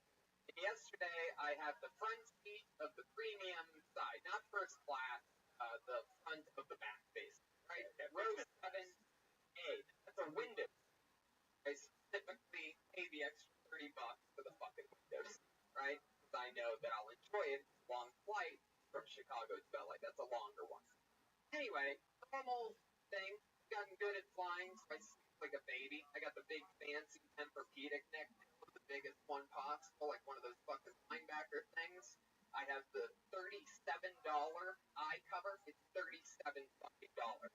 Can you imagine how good it would be? $32 for a Tempur-Pedic eye cover. It's crazy. So I'm out like a light for about, we'll say, 4 hours, right? I think. Anyway. We'll say 4 hours. There's about an hour left on the flight when I wake up. Waking up, and I have that gray wall in front of me. There's really nothing to look at. Little TV monitor's off, right? So I'm trying to focus my eyes, but there's nothing to really focus on. The window shutter's closed, right? And I look. The only thing I see is I'm starting to wake up, right? Crap out of my eyes, looking down. My thing was on. My $37 eye cover was on. And I'm looking down, and my eyes start to focus. The guy to my left, middle, is texting. So I'm looking, even though it's something I never do, I look at the text message, and it says, yeah, where are you at? I'm stuck in the middle seat between two weirdos. But I'm waking up, right? Thinking to myself, how the fuck am I a weirdo? Why, because I was sleeping? Like a baby? Out like a light? How am I possibly a weirdo? And I start thinking to myself, maybe the guy on the other side of this guy is a weirdo, and he's sort of exaggerating to his friend via text. So I sort of do a lean forward to see what that guy looks like. Fucking badass cowboy looking dude, badass mustache, leather boots, well-fitting clothes, right? Cool fucking jacket. You reminded me of like the bartender from or not the bartender, but the guy at the bar in the Big Lebowski, that cool cowboy motherfucker. You weren't like moaning weird. Don't interrupt me, Brian. Just let the momentum roll here. So the cowboy guy, right? street you just stepped on isn't a weirdo, right? He's a badass motherfucker. And I'm thinking to myself, I'm a badass motherfucker. This guy's totally in the wrong. He's a fucking weirdo, right? Then I became sort of a weirdo because I kept looking at everything he was doing on his phone after that. I couldn't help myself. The first thing I saw was that I'm a fucking weirdo. What else is this guy talking about? And he's going from one text conversation to another, and I see 2, 3, 4 text conversations all about how he's in between two weirdos. Different people. This guy clearly has had his Wi-Fi bumping for 4 hours that I've been asleep. Right? And he's just going from one conversation to the next. And I keep watching. He goes, yeah, the guy to my right on the window has the window shutter closed. What a weirdo. And another conversation. He goes, yeah, the guy to my right has the window shutter closed. He must be afraid of flying. All this is happening. I'm thinking to myself, you know what? Fuck this. I'm going to keep the window shutter closed the whole time. And I look over again. And what do I see? One friend from probably down on land goes, where are you at? Do you know? He goes, I think I'm flying over the Grand Canyon. But I wouldn't know because the weirdo next to me has his window shutter closed. Finally, I'm like, you know what? I want to say something, right? I want to say something to the fucking guy. I want to go, who the fuck do you think you are, right? And I know that I can't do that because that's just going to end up 2 guys in the front of the plane going, you're a fucking weirdo. Oh, you're a fucking weirdo. So instead what I do is I reach forward slow and I grab that window shutter by that little box, right? Slowly start to lift it up. It's like get it just barely up. I put my head right in front of it like that. And I'm leaning out a window like I've never looked outside before in my life. Like a prisoner that just got his first window in years. I'm just fucking filling the window with my head. Not even looking at anything. I know what the fuck all that shit looks like. I fly every fucking weekend. I'm not afraid of flying. I'm just filling the thing with my head. A good 15 seconds. What do? I grab the top of that fucking shutter. Slowly lift my head away and go like that. Weirdo calling me a weirdo? So weird. I always sleep with that thing down. Who fucking keeps it open? Yeah, I want to sun my eyes. You got the middle seat, you idiot. Yeah. Don't accept the middle seat. Unless you're not going to be a baby with the window. Windows are closed. Bunch of tourists here with the fucking looking out the windows. They're like, why don't you enjoy the process? Brian J. Ebo's here. He joins every episode. Look at that. Speaking of windows, always a sunny sight to see, the great Ryan J. Ebelt. And yeah, we just did a whole crazy week on the road, and we're about to do it again this week. We're going to Lexington to do some stand-up, and then we're doing that big rescheduled Kill Tony in Nashville this Sunday. That's a big one for us. September 20th, we're in Lansing, Michigan, doing Kill Tony and stand-up. Same with Grand Rapids the next day, 21st. And the next day, Detroit, Michigan, September 22nd. Kill Tony there with our guest Danny Brown and some special surprises. Then the next week, we're in Toronto, doing some stand-up shows and some crazy stuff. That's a big festival. That's JFL Toronto. And then we are doing a Kill Tony there on the 28th of September at midnight. That's Friday at midnight. Midnight show. That is going to be fucking chaos. Put us in this beautiful Regal Theater, and we're going to burn the bitch down. October 3rd through the 6th, I'm doing stand-up in Chicago. And then November 9th, we're at Venus de Milo, Swansea. I think I'm saying that right now. Massachusetts, outside of Boston, between Boston and Providence. Smack dab right in the middle. So we got a lot of people driving to a lot of different places. 4 hours. Yeah. So, yeah, good luck. And then November 13th, we're in San Antonio doing Kill Tony and stand-up show. The 14th in Austin, the 15th in Houston, and the 16th in Fort Worth. That's all November. That's a 4-day stretch. Actually, it's a 5-day stretch. We have 5 days in Fort Worth. Damn, we sold this motherfucker out tonight. Give yourselves a hand. Being an amazing audience. This bitch. Alright. Yeah, there's a bunch of Kill Tony happening. Thanks everybody for watching on YouTube. Live on YouTube. Our brand new home. We are perhaps what we would call the last of the YouTube party. But here we are. We have finally arrived. A lot of people were wondering, where's Kill Tony going to end up? Netflix, Comedy Central, YouTube. We're on YouTube, everyone. We get it. Breaking new ground. Took 5 years to sign our deal with YouTube. Our Cleveland, Cincinnati, and Fort Wayne shows will be uploaded to YouTube this week. So if you want 3 extra episodes, check out youtube.com.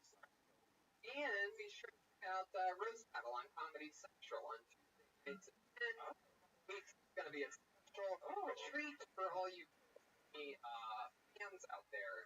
I will be taking on undisputed, defending Roast Battle champion Mike Warren. See how that goes. Fingers crossed. Luckily, I've written the last 7 Comedy Central roasts and shit, so we'll see what happens. Maybe we should bring the band up first? What do you think? You guys like bands? How many of you are fans of this show? Alright, you guys know what's up. Every single week, these guys commit to different characters, and I never know what they're going to be. Actually, for the first 6 slid sliding doors in their special green room closed, but I think they were up for a while. And I'm really excited to see what they do. They are unbelievably great, just killed it on the road, and here they are. They're the best damn band in the land. They're the Kill Tony band. Jeremiah Watkins, Jimenez, Thelma Chris. Come on, guys, you gotta make some noise.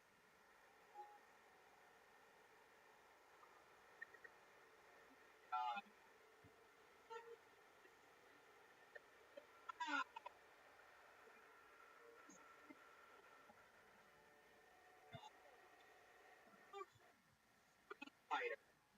Wow. Most characters I've ever seen. I just tore my ACL. We have the Karate Kid. And, fuck yeah, Chroma Chris has gone lesbo for this one. And then we have, what is it? Someone that drowned trying to swim here from Mexico? Blanca. Oh, that's it. Blanca, yeah. Oh yeah, well, man, I'm excited to see how much fun we have here with Street Fighter.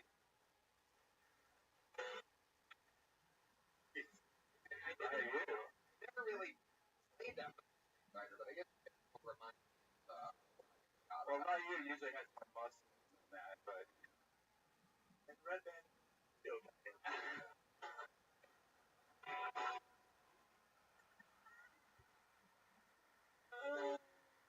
wow, the Street Fighter versus the Meat Fighter over here.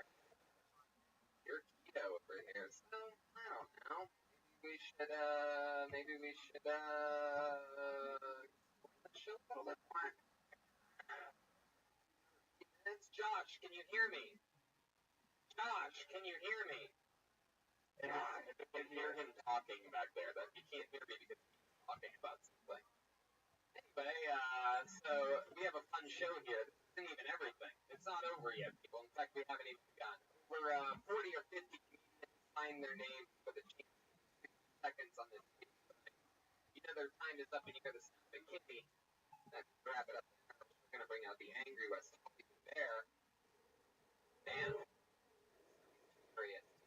And we interviewed you to talk with you about life or anything else going on that we might find interesting about you.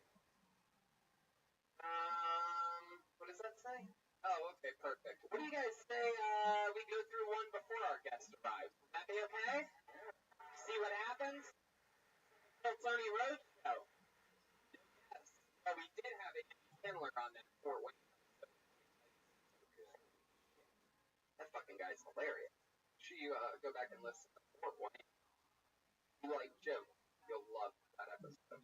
Alright, you guys ready to start this thing? I pulled the name out of the fucking bucket. It's about to go down. Put your hands together for an uninterrupted 60 seconds from Matinda Budsby. Matinda. That name sounds familiar.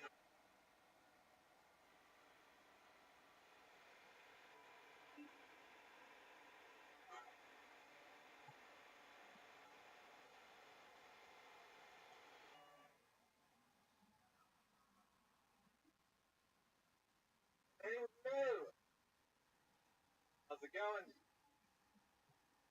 From Zimbabwe. Coming to LA, I didn't realize how behind time we are in my country. Like things that are still big in the 90s, like they were big in the 90s, here are huge over there. Like people in Zimbabwe love Jean-Claude Van Damme. You know, I mean, they're still doing like the double. They love Jean-Claude Van Damme, right? So things that were big in the 90s are still big over there. Like AIDS, for example. Used to be big here, not so much. Still big where I'm from. Like it's, you know, the thing about AIDS, like it's the reason why Marvel will never have like a superhero or like an action star because diseases are more important than the people. You know, like if we were to have an Avengers, it'd be like Captain AIDS, like Iron Deficiency Man, the Incredible HIV, Black Widow, whose husband was killed by Captain AIDS. Like you were just gonna keep naming superheroes. Yeah, but who is the most famous person from Zimbabwe? Probably me. Really? No. We had all of them. He's pretty famous. Yeah. I wonder what his. There's like what's his music sound like? Is that him? Honestly, I couldn't tell you. No, there's Nai Guerrero from Walking Dead and Black Panther. Some guy Teresa from the Japan show. And do people watch Zimbabwe? Is that a popular thing? Mostly American TV or? It's a mix. There's American TV, a lot of British stuff, a lot of stuff from Canada for some reason, and I know. And yeah, probably.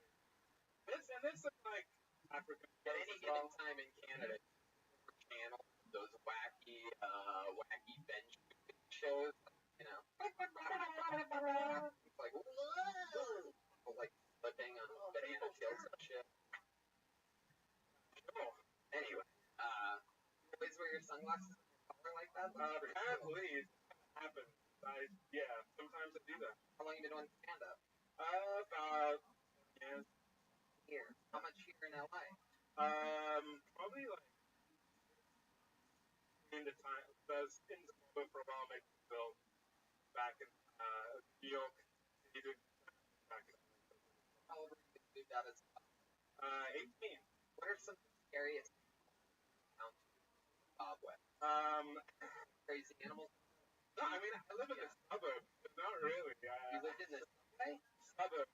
Oh, no, we don't have a subway. That's even the sandwich shop? No. Really? American made. Local. I mean, probably not in Zimbabwe. I know you guys have like short everything. Probably hard to. Hey, look, everybody! It's our guest, Russell Peters!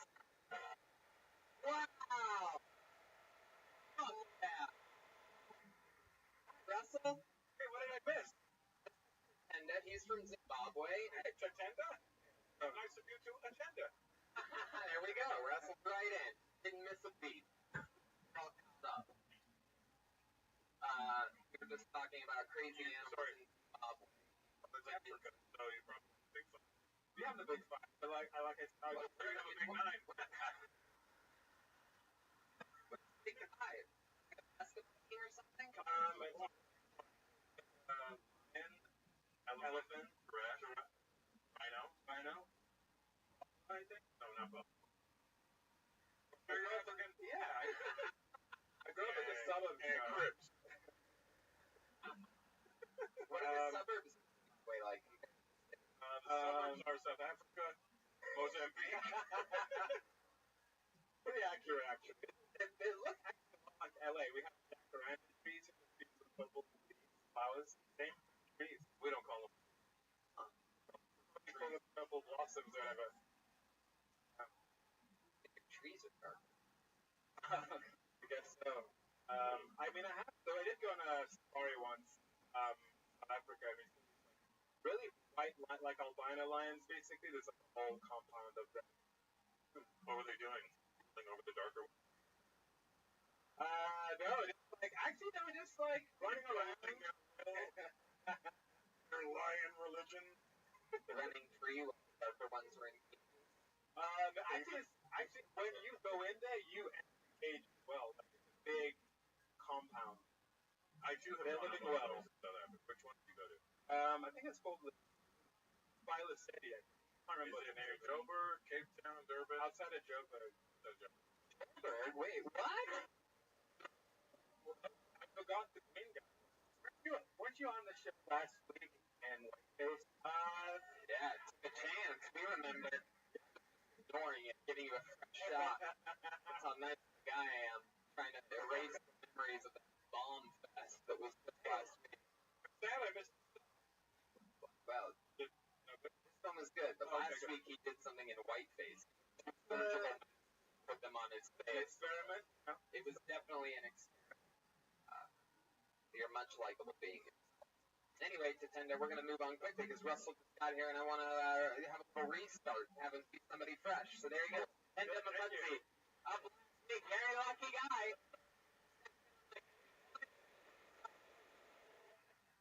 Russell, welcome to the show. Russell Peters is here, everyone. No, but whatever it takes to get everybody. Glad you're back. It's been a while. And the band is Street Fighter. I don't know if you know it. I noticed that. You ever play the game Street Of Fighter? course, that's Ryu, right?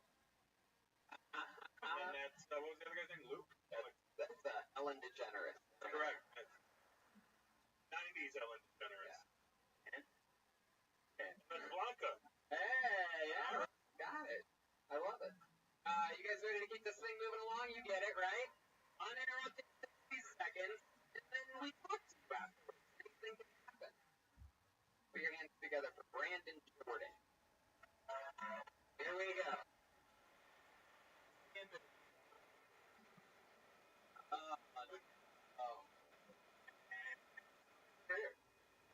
he is, Jordan. What's up, y'all? My name's Brandon Jordan from Detroit, Michigan. Anybody been to Detroit before? I can't wait to get out of Detroit. But when I was a little kid, I wanted to move to LA. Been a Lakers fan all my life. You know, Nick Van Exel, New Campbell, Eddie Jones, them days. Moved to LA. I've been here 6 months, man. And LA is shit. I already got $1,500 in parking tickets. Got my car towed twice. And I stayed in a 300 square foot apartment for $1,200 a month with a roommate. I didn't realize how much of a king I was. In Detroit, I had a 2-bedroom apartment. Washer and dryer. $300 a month. Even the girl across the hall was 50 times when her boyfriend went to work. I'm Brandon. Hell yeah, Brandon Jordan. Ian, step up to the mic. Brandon, that's all true? Yeah, that's all true. And wow. Brandon, what time did you finish your shift at Shake Shoes? 5 o'clock. Because you're still wearing your work shirt. Brandon, 1,200 for a sleeping apartment with roommate? You guys splitting rent? Yep. That's why you have a room. You don't even get 1,200. 1,200. Different. It's slightly more manageable. What do you do for a living, Brandon? Manager. Wait a second. You really do that? Is that a joke? He's wearing his fucking shirt, right? Oh, I didn't realize you were allowed to wear. I didn't realize you were allowed to wear sweatpants at that place. I've never been there. I am a yes, I work full time. Different jerk. Brandon, how long you been working at the Duke place? Almost 4 years. Almost 4 years. You transferred from the Detroit location to LA. But no, actually, I started working in Detroit and at Shake Shoes. Shake Shoes. And after a while, they transferred, so I didn't move to a couple different. That's how I ended up in LA. I managed Texas closed down. Wait, Texas closed down, but Detroit didn't. Yeah, Detroit closed down too. Okay, But yeah, that makes Detroit pretty close. That's how I met. That's where I met you. Did you meet me? At, down in Fort Worth. Oh, okay. Oh, all right. What part of Detroit you from? East Side, 7 Mile and Ryan. You familiar with 7 Mile and Grand shit? Yes, I am. I used to go shopping at B7 Menswear. You know that spot? Yeah, I know. It's run by the Koreans. They have fake everything. They take everything. Bad money. What would you for fun? Unless I You can do that here. right here too. Compton. But right. Casinos. We have the Motown We Casino. got real casinos. Well, I mean, you can go to Win. But And you can also it's drink. none of Played. Split. Ah, okay. Did you play the same numbers every time? Or did you, yeah. Number What are the numbers? 7, 21, 5, 20, 14. That's almost all the numbers. Yeah. 7 and 21 are anyway.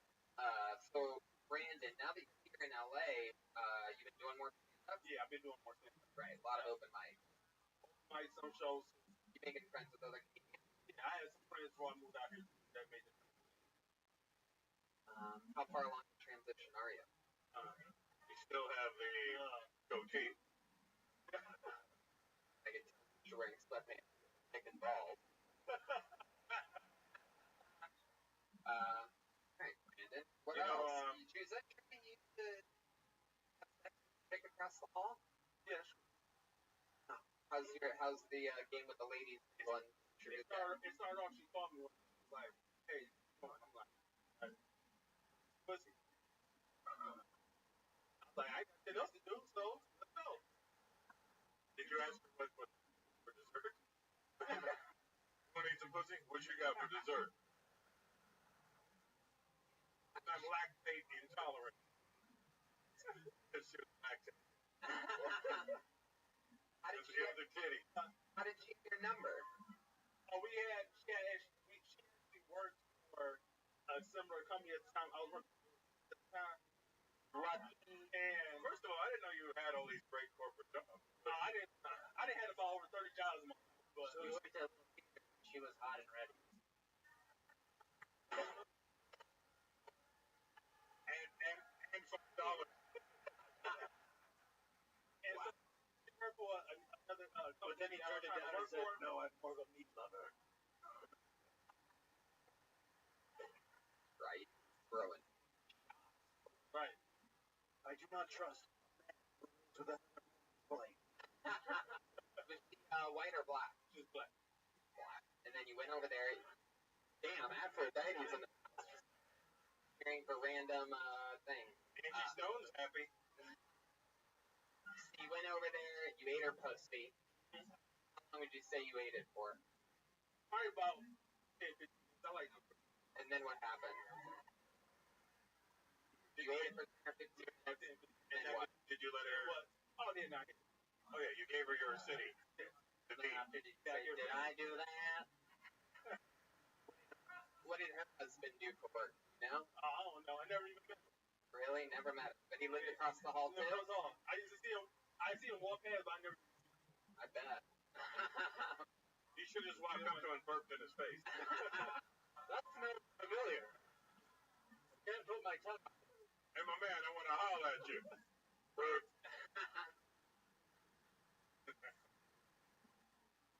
That's crazy. What did she do? She worked at Little Caesar with you? No, she worked at another a company that I was trying to work for, because I was trying to work for season, and that's how we. So she tried to help me out. Oh, I love it, man. Fun times. Welcome to LA. It's a hard road coming from Detroit to here, and I'm glad that everything's working out for you. We met him here for the first time. That's Brandon Jordan, everybody. There he goes. He's on The Original Comedy. The Original Comedy. What's better? Spell it out. It's all comedy. Not aberrant. It's actually original. Yeah. And Panda is at PA1 Booty.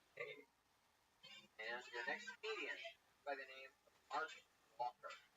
Mark Walker.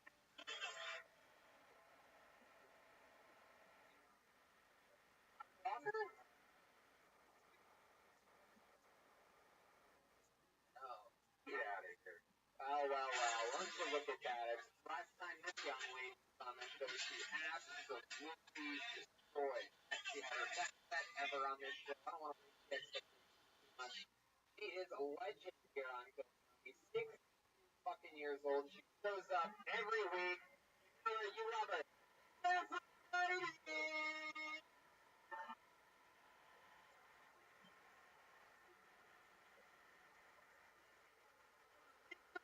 Everybody, help it.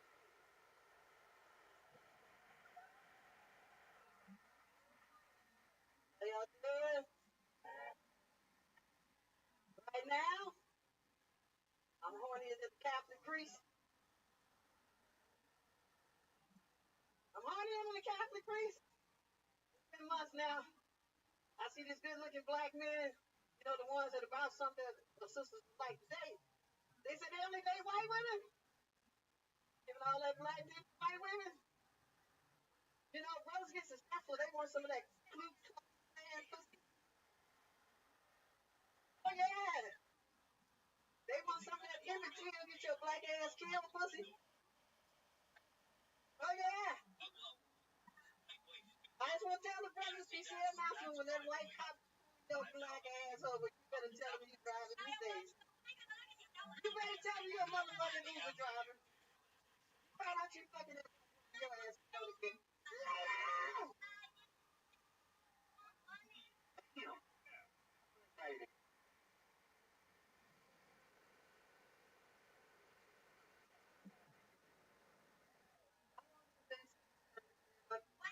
Almost 2 years now. 2 years.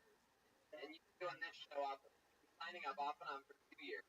And you are a perfect example of someone that we have literally only watched the coolest thing. You know, just working beat, started this late, you're having fun, you're showing up, you're learning, you're listening, having fun with it, always smiling on Monday.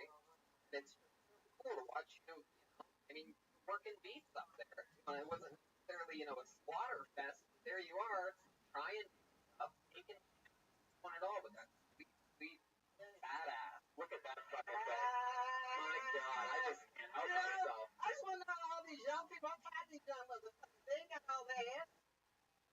You're damn right. What's her name? Lonce, Nicki Minaj. They ain't got all the ass.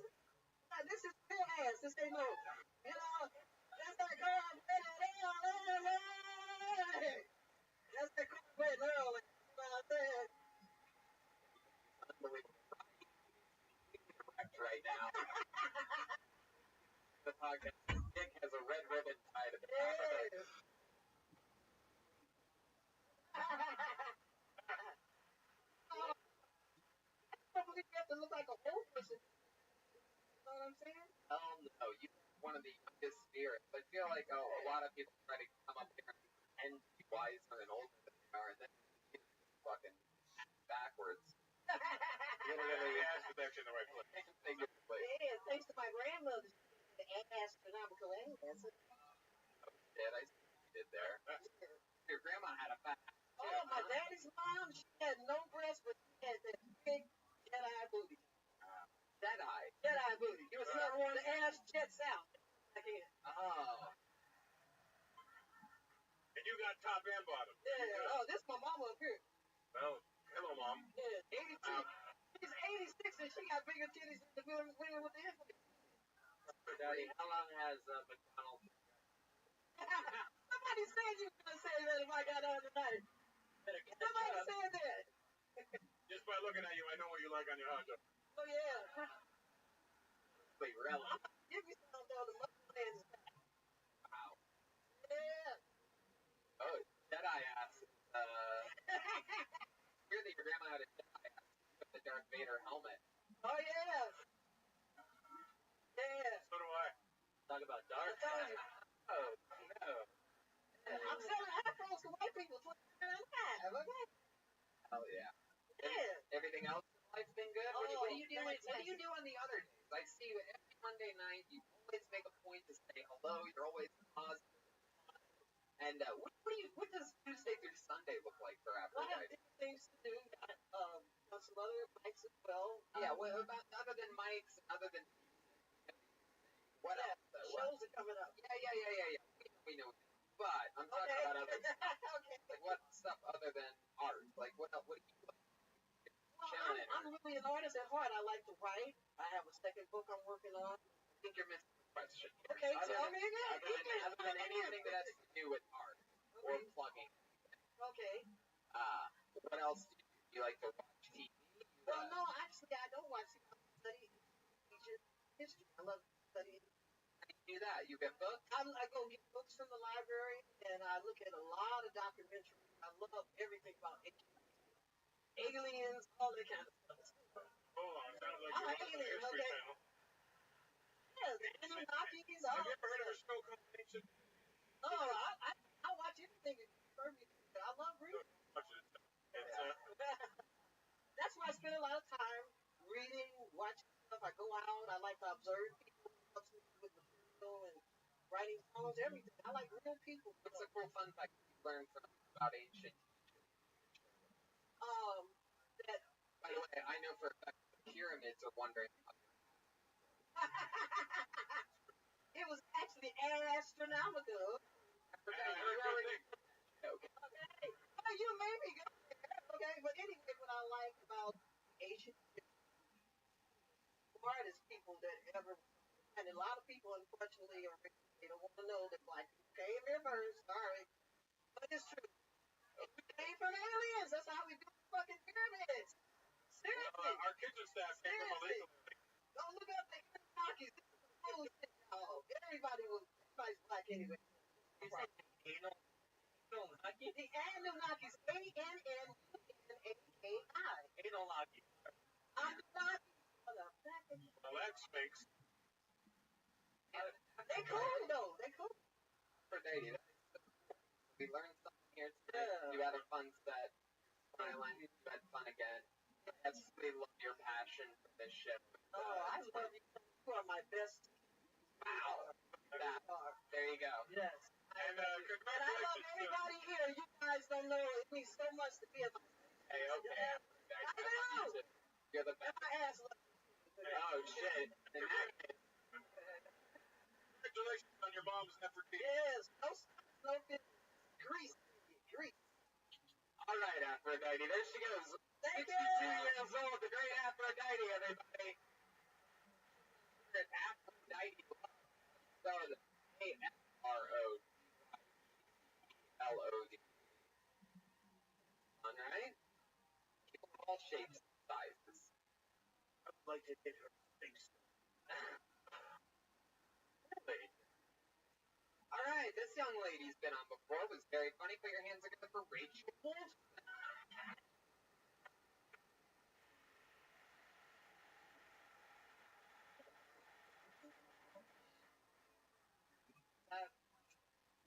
I was a big tomboy growing up.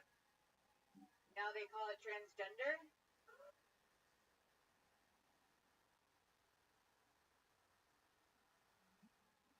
I feel like my mom made my sister and I ugly on purpose because that was her birth control. Like I was completely unfuckable as a child.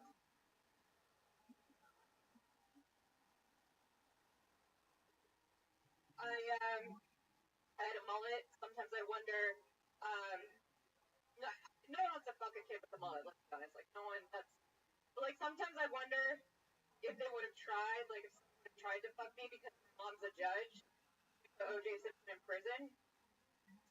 So basically, O.J. Simpson got sent to prison by the same woman who sent me to my room. But we got out. Go.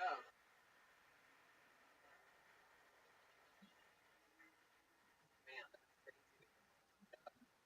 Vegas? Ordinaries, Judy? Jackie. Yeah. It's like the Jewish judge. You can't get much jurier than like baloney. I'm going Judy. If I remember correctly, she referred to O.J. Simpson, right? She put him in prison. Yeah. Definitely just said that during her stuff. I like your style. You remind me if there was a female silent Bob. Thank you. He made a lot of money. Yeah, he did. That's one way of looking at it. Yeah, he made a lot of money. And so, how long have you been doing stand-up? Almost 2 years. All here in LA. Correct. How old are you? Old enough to know better. Wow. I'm 31. Sly in from Rachel. What do you do for a living? Right now I'm looking for another job. I'm professionally looking for another job. Okay. I smoke weed for a living. Wow. Well, I street bike to the death. Yeah. Like a club recently. Yeah. Vegas, yeah, like in Vegas, it's not like always 420 friendly. I tried to get into the club.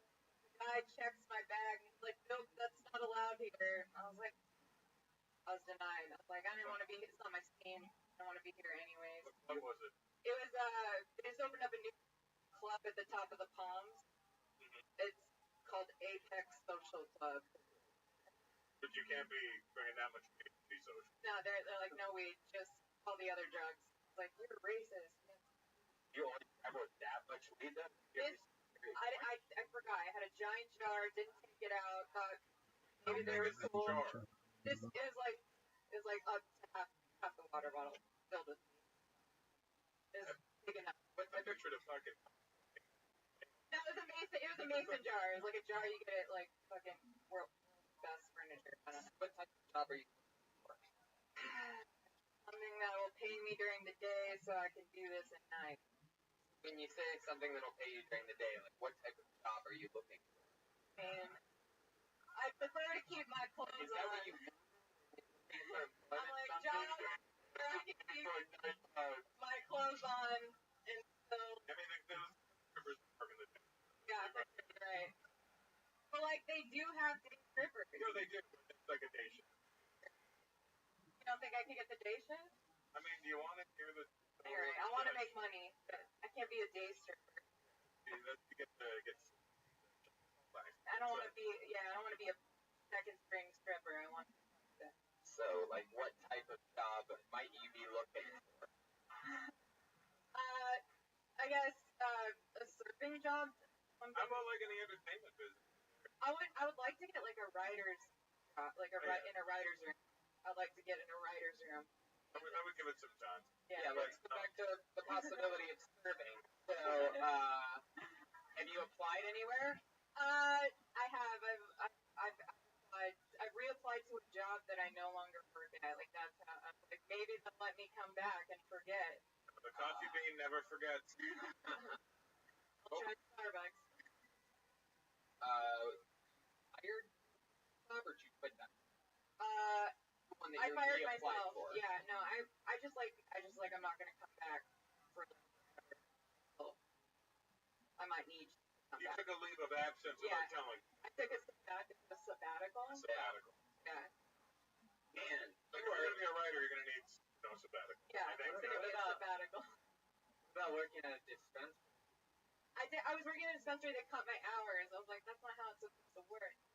I bet that's what everybody that gets their hours cut at a dispensary says. People at McDonald's that get their hours cut say the same thing.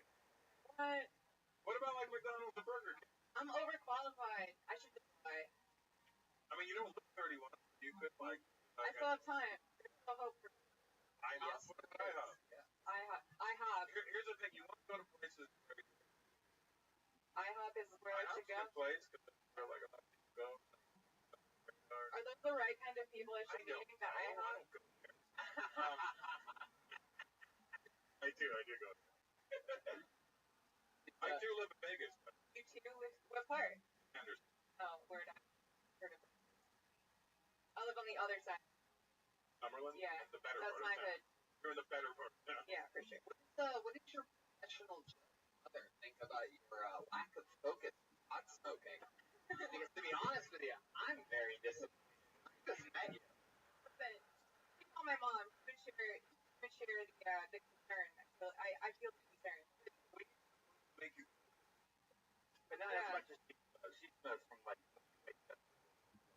I mean, I had only one, like 3 joints. When do you start? Just wake up? Not today. It depends on the day. Some days I smoke more, some days I smoke less, some days I have just. I think I'm just like all 24. Red man thinks I Y'all never put down the pipes. Okay. I don't smoke that. Oh. You never smoked weed? I did. I didn't like it. I feel like It's not that I'm against it. It didn't work for me. cocaine is cool too. Majority, I like alcohol. What do you want from me? I wrestled like the more full like career direction. Stupid, right? I know. All right, Rachel. Well, we'll get an update next time you're on. Fun stuff tonight. There she goes. Rachel Wolf on tonight. Wolfie Comedy. All right.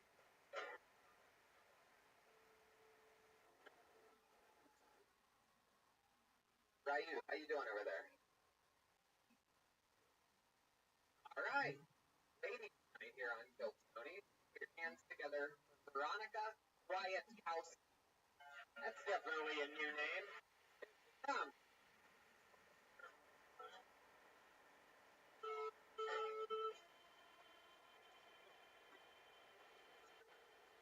Tony, Veronica. Are you all familiar with the popular culture brand? Yeah? Okay, so get this. Hired at Hooters, the way that it works, go down there and right up against the wall. Oops, I popped your nose as then today. Hired at Hooters. Which is cool. Kind of like their way of saying, Hooters, we don't hire you.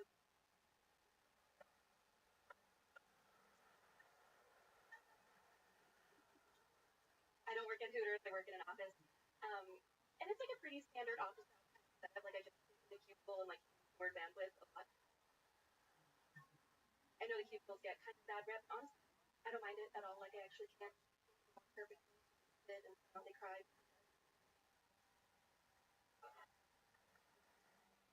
But it's okay because I keep a cup underneath my face and collect all the tears.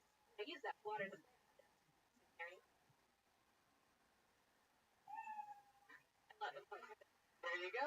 Veronica White. The show, right? How long have you been doing stand-up? You all here in LA? Yeah. Where you're from? San Diego. There you go. How long has it been since you moved here? I've been here for 6 years. No. Betty. What do you do now? What did you say you do? For a job? Yeah. I write podcasts. You what? Yeah, I write. Have you ever written one for Kill Tony? What's that? Have you ever written this one? I don't think you're on our show. What's your what? You must not have 4 hands. Yeah, you must not be working with Recruiter for Indeed.com, Blue Apron. Oh, you do work with them. Well, so do I. Yeah, I work at Stitcher and then just all that stuff. Stitcher. Very cool. Yeah, it's fun. Making sure you weren't dating. No way. Not at all. Trending tags used globally in the last 60 minutes. Hashtag Rabbi. No way. That's amazing. That is fucking amazing. Oh, man.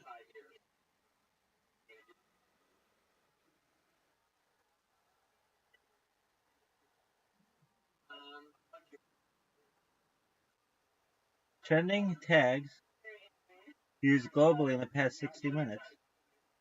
Hashtag viral right. That is so fucking funny, man. First time I've ever trended on any of these fucking platforms in my entire fucking life.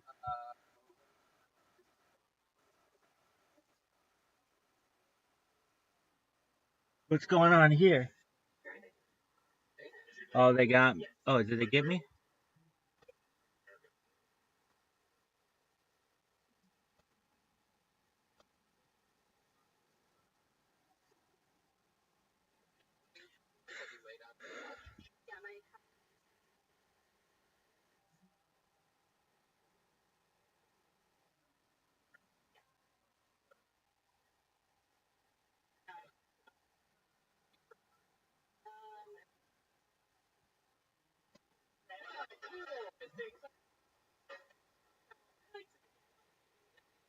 Skills or hobby, anything like that?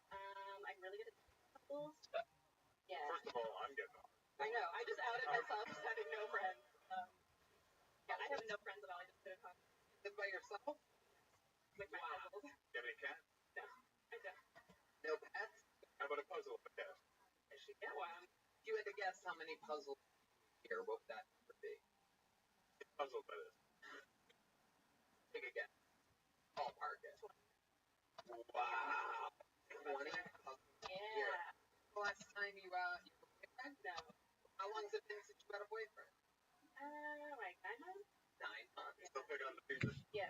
Working on that.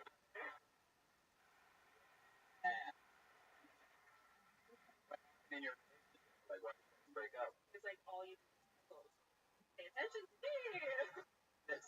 Why'd you guys break up? I just want to pay Hashtag viral rabbi. and we're some That is so fucking funny.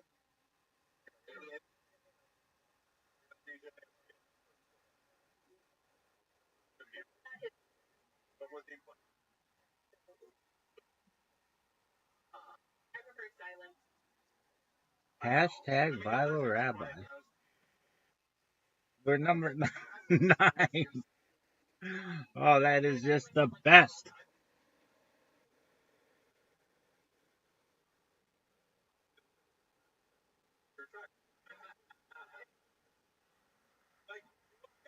Very attractive. What do you do? Here. I know. That's weird. That doesn't mean you can't fix it. I mean, you know. Put the puzzle down! You can hire me for something. No, we don't. You don't need to be slutty. What's something wild about you? We know that you like to watch puzzles. What's something to be surprised about? Like I mean, you gotta have something. I know a lot of I do, you know, in my days here in LA, I found Jewish girls innocent, sweet, and it turns out they're full of wild stuff, right? What's something like that? If you think there is, This is my wild thing. But here it's she's the kind of girl you marry. Yeah. No. Yeah. It seems like a great person. Are you kidding me? I killed myself after 20 fucking. I know. You Tony? Crazy. That's like the kind of girl you look that you never find. Yeah. And That's you the know, kind of girl. she registers at Hobby Lobby. Love it. Well, Veronica, it was very nice to meet you. There she goes. Her first time on Kill Tony. Veronica, all day. A-L-L. Word. Okay. Cool. Ryan, getting the last word on Veronica. I don't think she's cool while you were walking back to your birthday the other day. Yeah. All right. Looks like another new name. Put your hands together for Corina Segun. Seguna. Corina. There's a Corina.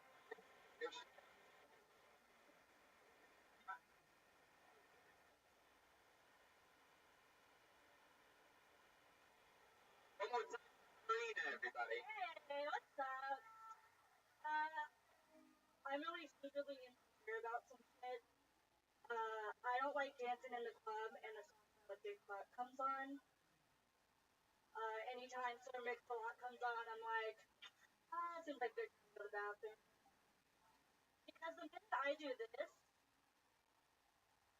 then guys will be like, hey, sit down. This song is not for you. I'm like, you know what? I'm taking what my mama gave me, you know? He's like, well, your mama too. Well, her mama was stingy. I'll just keep going. Guys, like that song, when you're happy and you know it, comes on, clap even though you're single. That's me. I just kick my ass and go, I ain't got it. Oh my god, oh my god. You got it. That's a minute. Hi, Corina. Hi. On the show. You're just adorable. How old are you?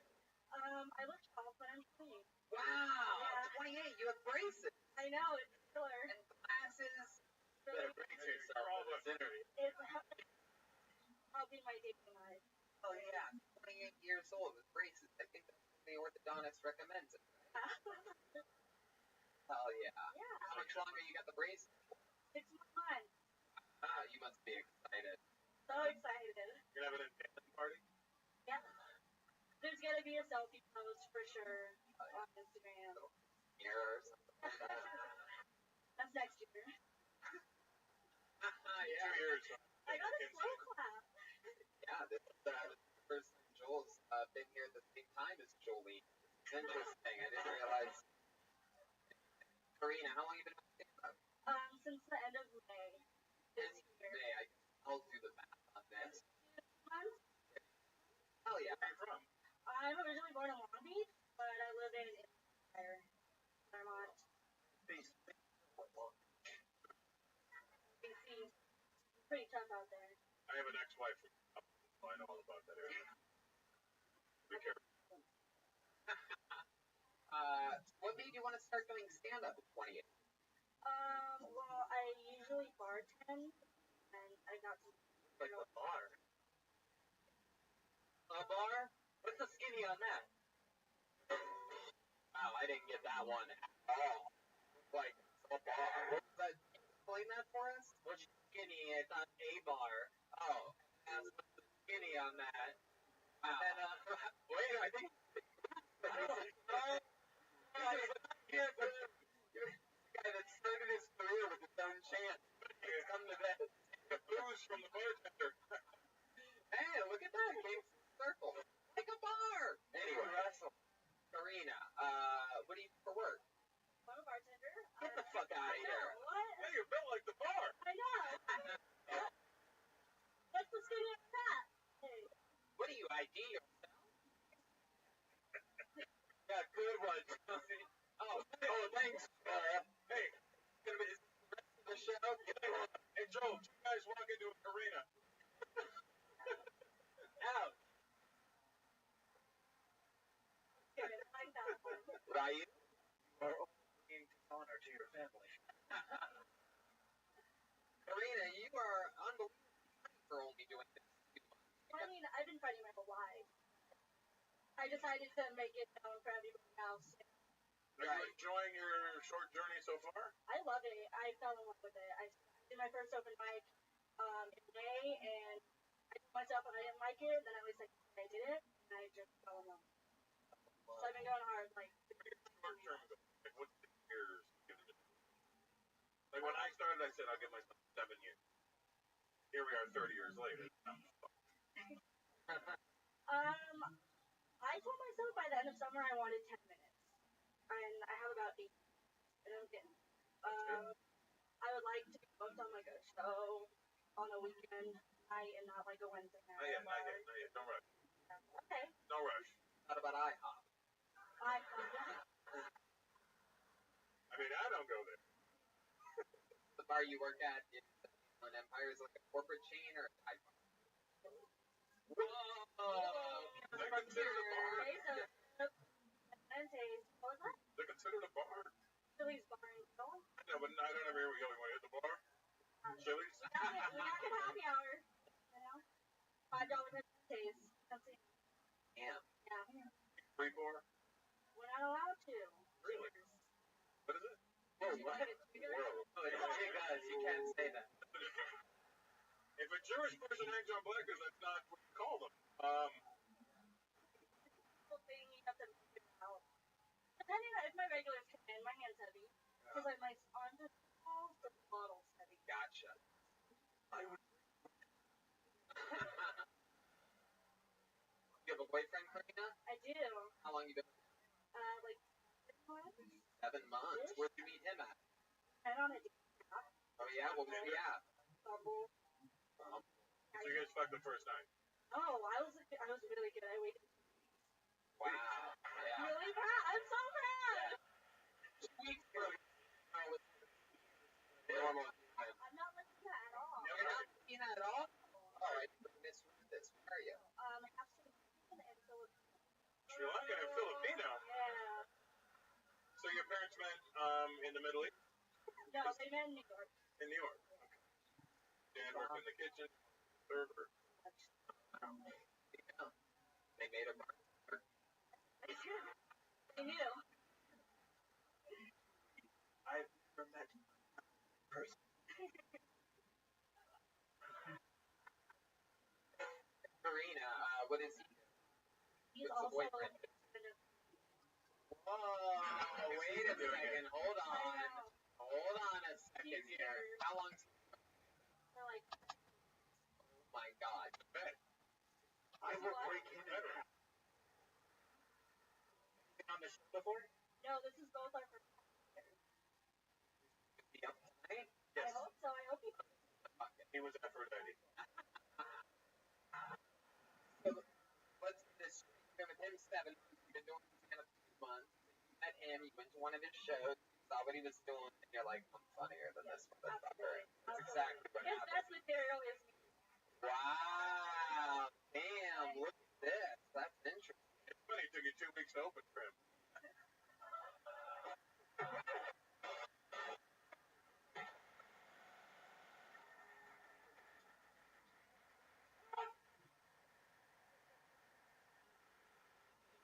Empire too?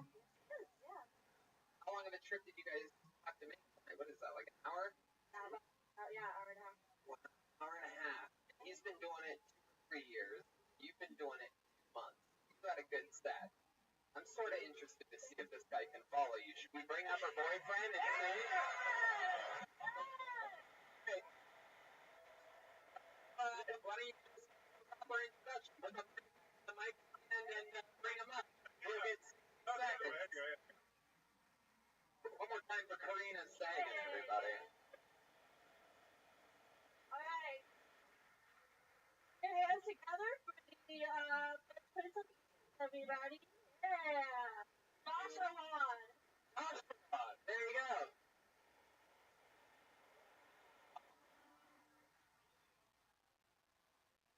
You know what's hard about having a list? Is you try to think of words to say that don't have S in them at all. When you're put in situations sometimes.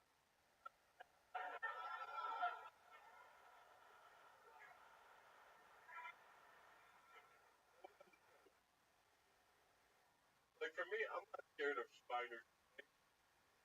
I'm more scared of saying spiders. I try to think of synonyms for things.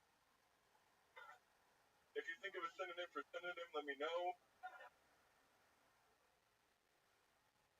For me, it's never a sofa. It's always a couch. Never soaking wet. I'm covered in water. I don't have sex. I make love.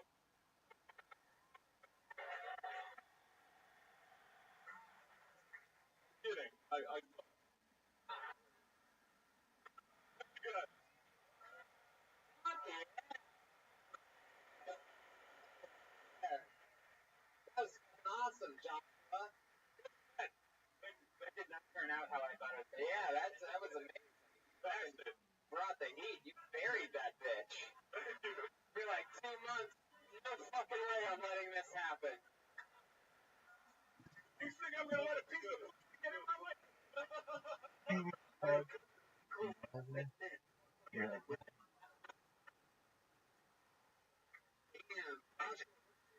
What's the Joshua Awad.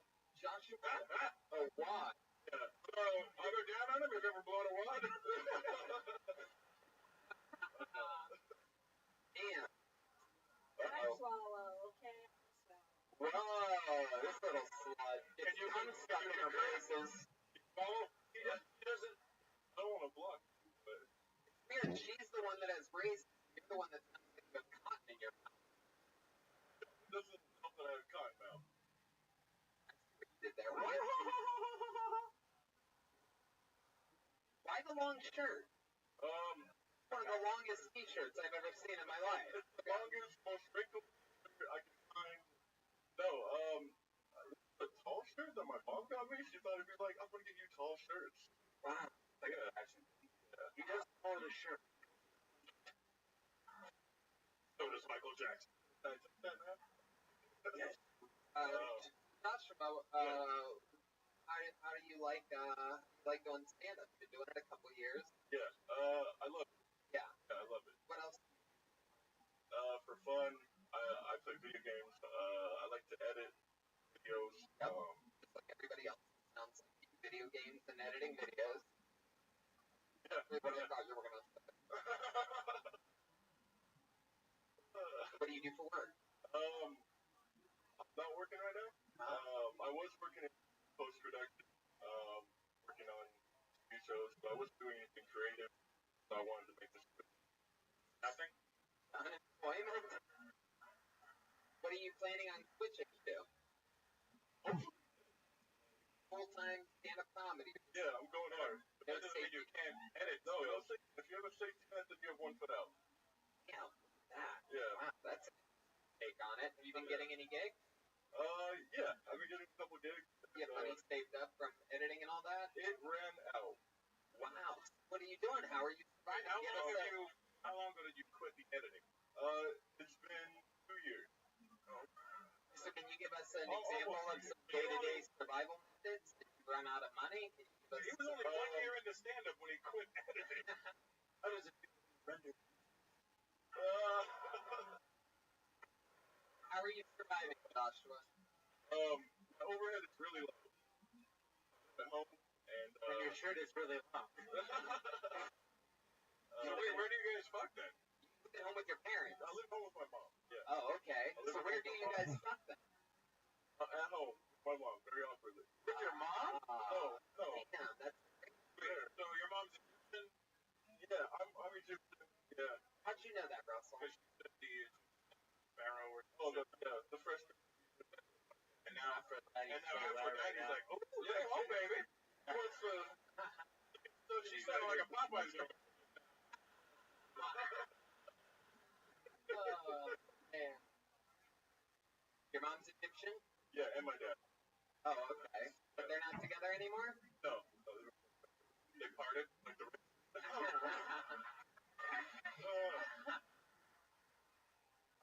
Are you accepted it or are you in denial? Hey! At midnight, point.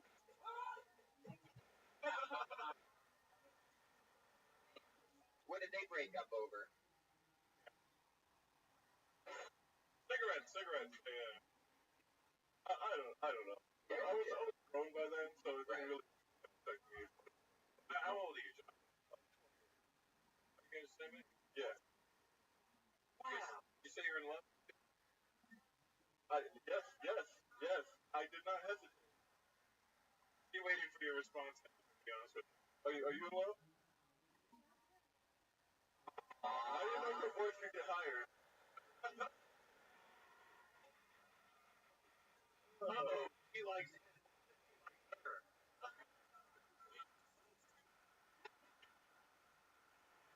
I knew it. Look at that. That was the saddest thing. You're really trying to do. That's literally coming from a monster. Like Pharaoh. Couldn't make her hands clap. Yeah. Even her butt goes in when. All right. Well, I mean, that was really awesome. That was a fun thing where I was expecting the girl that's been doing it for 2 months to be funnier than the guy that's been doing it for a couple of years. But Joshua O'Dwad on your first time here on Kill Tony, fucking crush. Thank you for doing it. You guys are one of my favorite couples in Hollywood. All the way from the Empire. Take it and Joshua O'Dwad. Come on.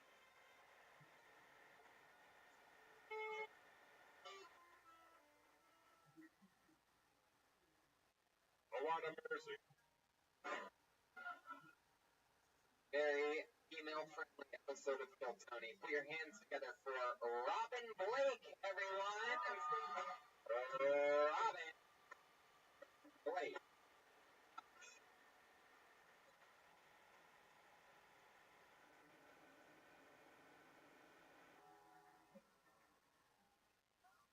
Hey, make some noise if you're happy.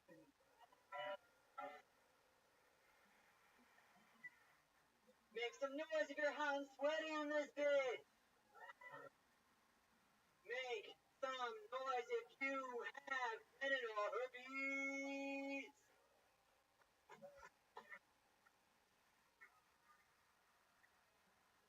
Had a lot of unprotected sex. I did not get one STD. Got two STDs.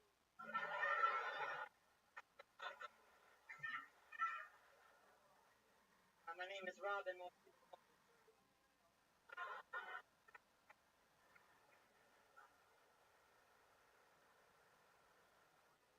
best friend told me, he said, Rob, call me sir. You gotta stop wearing makeup. Start wearing makeup. People stop calling me sir. Start calling me brave.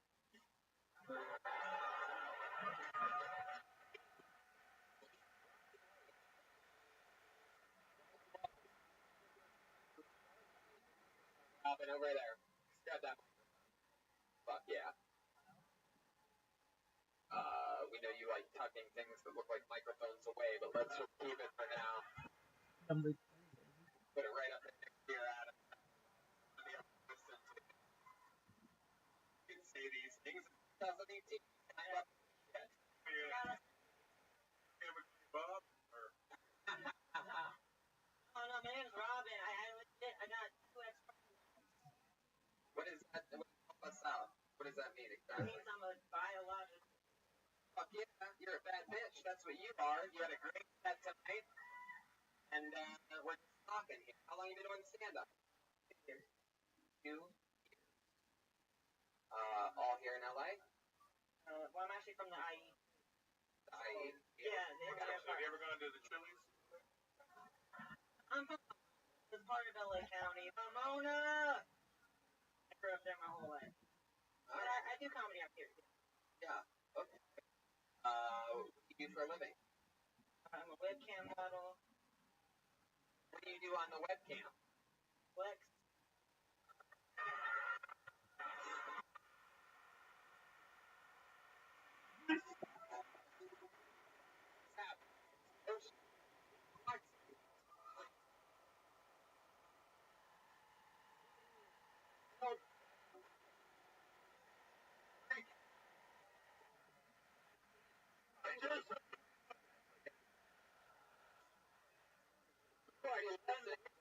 For those of you listening to the podcast, Rob carries for a living.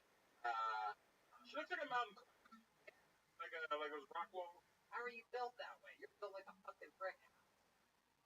Genetic. Extra genetic.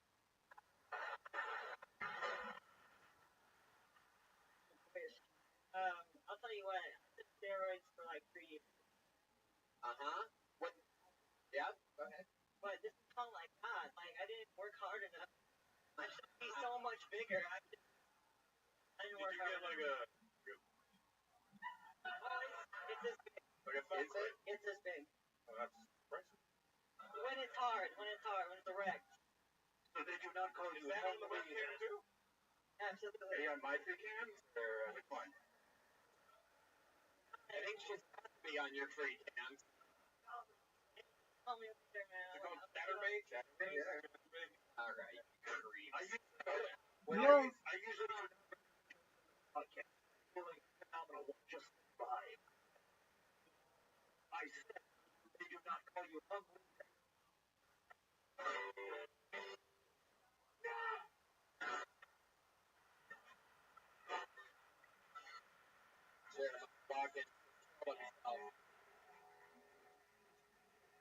So Robin, what are you into? Steroids for a few years. How long? Take steroids and body build or just take steroids? My body builds. I wanted to focus more on comedy. I realized, like, the bodybuilding world, I'm a big fan of it, but it promotes. It was really competitive, and it really triggered my body dysmorphia. So I had to take a break. When you say that it triggered body dysmorphia, like what? If you don't mind talking about it, can you give us an example of what you mean by that?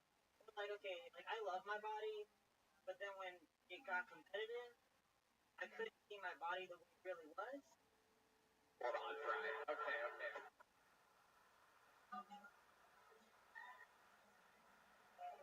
I knew that was coming. I watched the One, though. I'm interested to hear your actual Yeah, man, answer like, here. Very interesting you're interview. hooked me. Let's see. I'm a personal trainer too. I've done everything. I've driven for minutes. About the yard. I don't know. Like when it comes to like bodybuilding, it's just that. I mean, like I like being athletic. I think what happened was I didn't like the pageant of it, but I like the performance aspect. But you're limited as a woman because you don't get a lot of time to pose. Yeah, you didn't like the game shape. Oh my god, I have no idea what is happening. Perhaps The woman. She didn't like perhaps the paint is going Still, a little thing a little too. What is that green house paint you put on? What's happening with remember? It wasn't me that said that. You're shooting a bunch of blancs. So, Robin, you into boys, girls? What's your story? You used to beat the shit out of dudes? Like, what do you do? Hell yeah. I got a crush on Cassandra. Oh, damn, yeah. How could So do I. look at her, amazing. I will find you if you agree to the terms. Oh, shit. Jeremiah, be careful, be careful. All right. No, he's the jokester. So, all my friends get hurt. I thought Jeremiah took a chance on a skateboard covered in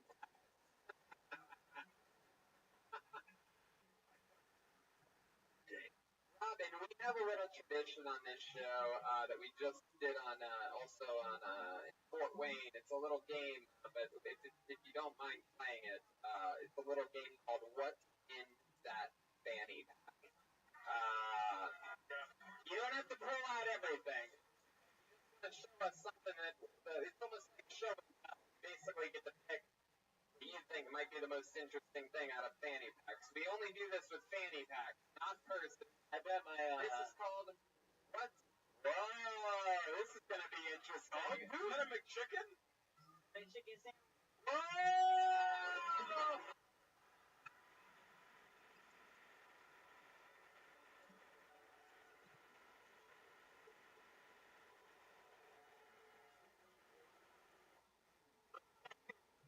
Chicken sandwich. Hell yeah, right. You just going crazy. Is that on apple sandwich? Have you ate that already? Right? Damn, you're Or is that like a... Just don't eat all of it. Robin, is my regret saying gay shit in there? Dude, you and I are cool with friends. That's right, I love you. Alright. What else is that thing? Remember the episode that Joelberg broke everybody? I am Blanca. We have I am a red Street Fighter. Right.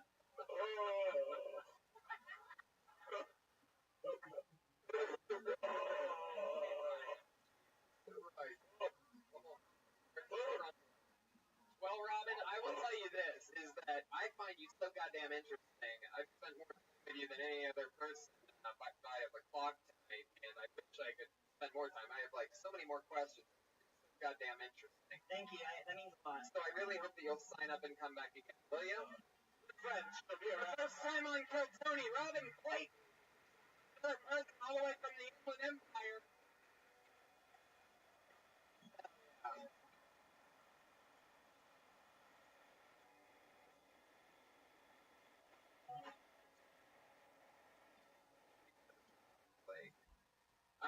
We have a regular on this show.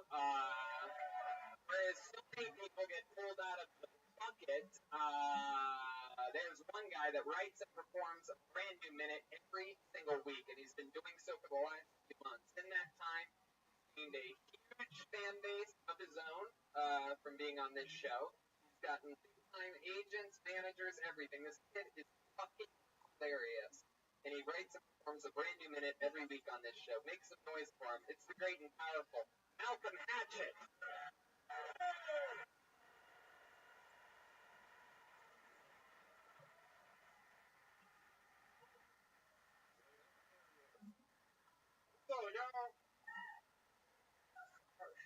Man, I rode a roller coaster for the first time. It took me 24 years to ride a roller coaster.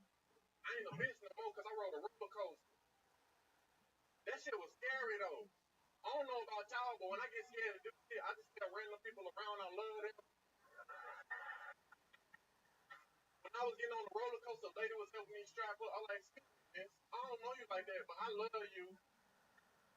She's like, I'm married. I was like, I love that nigga too. You call me in case I don't take it back. And then the ride took off, and that's when I called on God. I was like, Lord, if you stop this shit, I go to church every Sunday. And you know when the ride dipped, you supposed to scream, but ain't shit come out of my mouth. It was like,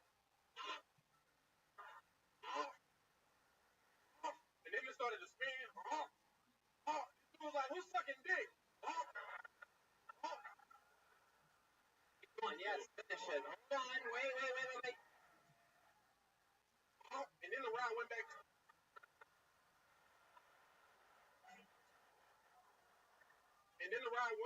to the entrance. Like this, they're like, yeah. I was like, Yeah.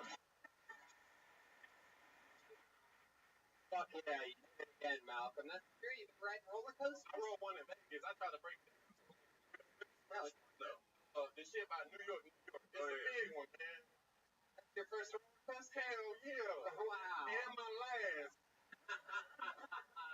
Yeah. A lot of fun. Did you do that? You didn't do that zip line thing? Hell no. I mean, I probably one day. I know back home, like touch the grass across. Yeah, you were doing your gigs at the Laugh Factory in Vegas, the Comedy Cellar. Where were you? Yeah. How was that? It was real nice. All right.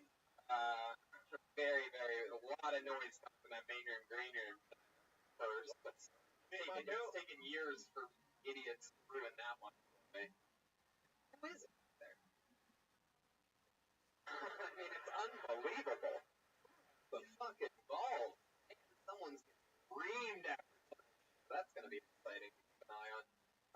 Robin Blake and beat their ass. Second. Security. Hell yeah.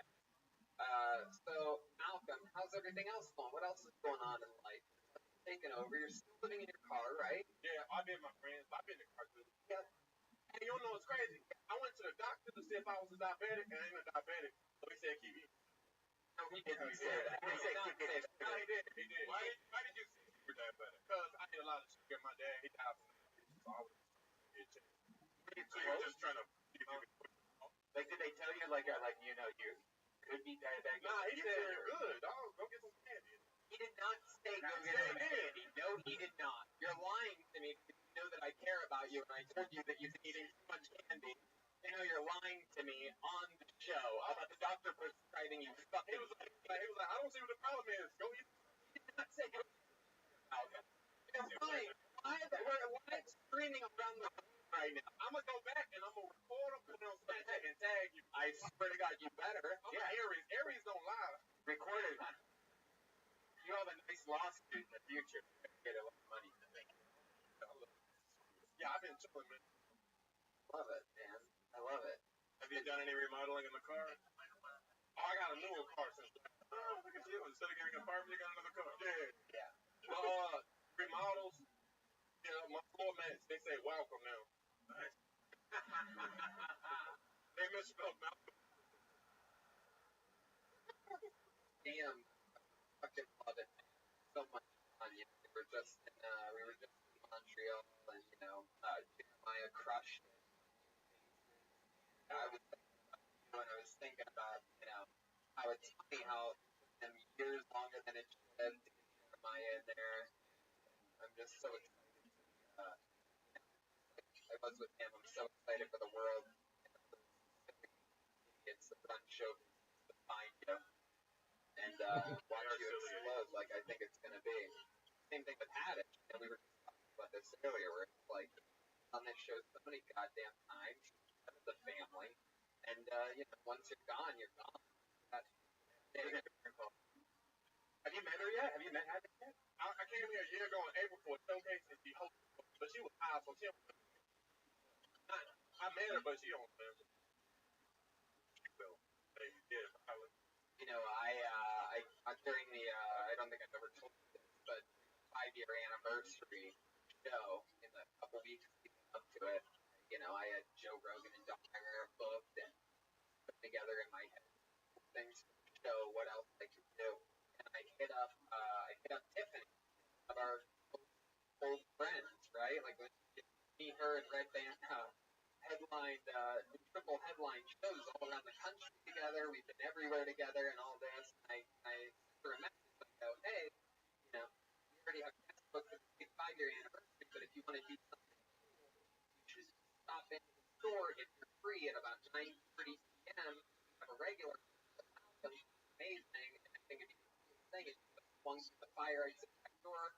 Josh will let you in. You can come out, say you can accomplish your dreams in your own way. You know, it turns out that night she was an MTV Video Awards.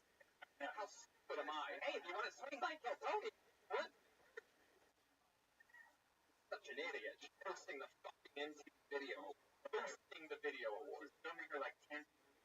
It's unbelievable. We are so proud of her. You can look back on so many great episodes of Hiltonian. Not only was she on the panel, but she was also the Iron Patriot a couple episodes. Imagine that. Anyway, long story short, Malcolm, you're a fucking star too. Thank you for doing this every week. There he goes, Malcolm Hatchett. Getting hot.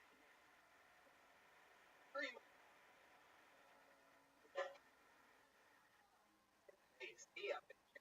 Working this joint. Fucking 7 door guys. We're gonna be keeping an eye on the thermostat. It reminds me of the time I battled Balrog in Jamaica. Alright, back to the bucket we go. Is that good with you guys? Back to the bucket, huh? Alright, let's see what happens here. This looks like a new name. Put your hands together for Vincent Bryan. Vincent Bryan.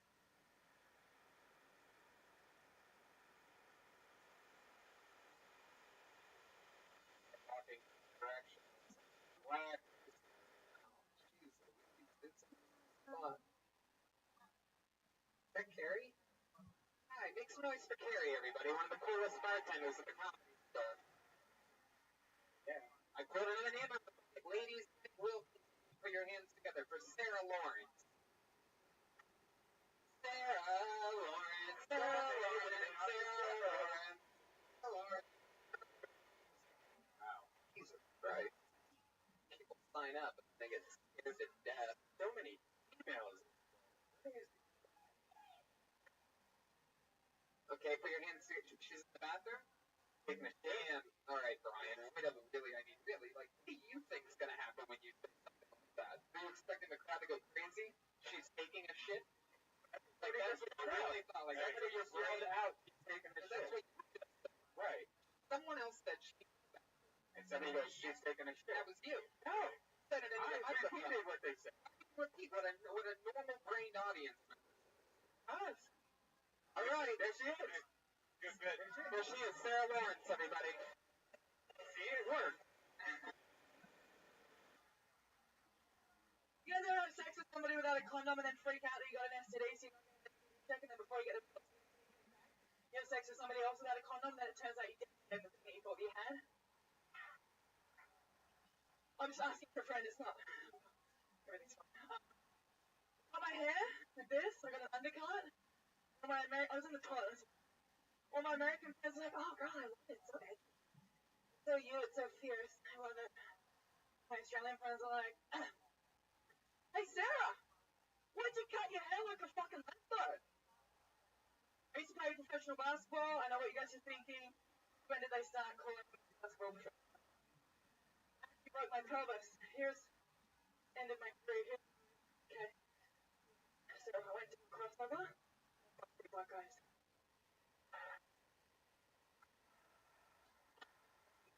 My friend went out with a guy, and she said at the end of the day they went to try and have sex with him because his dick was too big. And I was like, this is Sarah Lawrence. Sarah Lawrence. Fresh out of the shitter. Yeah. There you go. what happened? I barely flushed the toilet. I've washed my hands off. Wet. The fuck is? Oh, that's from your hand. Yeah. Got it. But that was. In America, you can flush those. Thanks, Isabella, for coming to get me. Wow. Sarah Lawrence, you just performed comedy, out of breath, and very fast. I've never heard a female auctioneer perform stand-up before. That was interesting stuff. Basketball player? Yes. Really? Yeah. In Australia. Yeah. I did. I fractured my.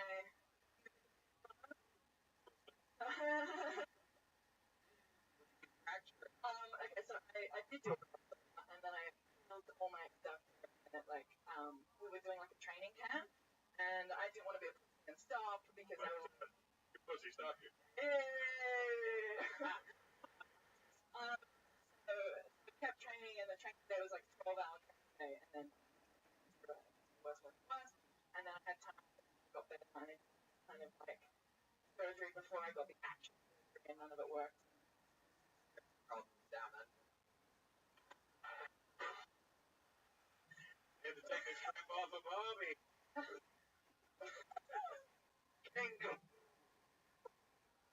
Wow. So, how long were you? Okay. How long were you? Were you in Australian professional basketball? A couple years. Yeah. You're definitely gonna be Australian forever. Yeah. How long have you been in America? I've been for 4 years. 4 4 years. Yeah. How's that going? Yeah. I'm really good. Part of Australia? I'm from Perth, which is like the left. No, it's where's your wife from? Melbourne. Melbourne. You don't have to say There's some. Yeah, Perth's on the other side. That's Yeah. Really? I remember Perth because that's where Bill is from. So they lied. It doesn't. Kind of look like Oprah. A little bit. There. Fuck. Why? Why? I was like, I bet you. I don't know.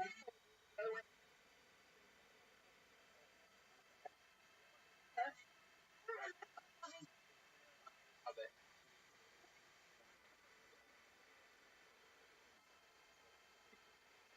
But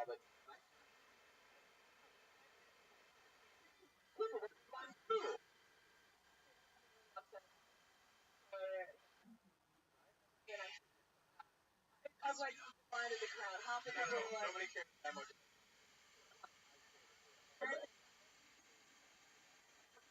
about that.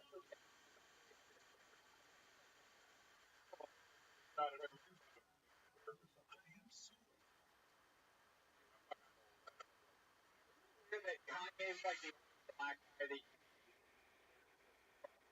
that something like that. Like if someone was like fuck Obama, everybody'd be like, Obama's awesome, man. Kanye's a dude.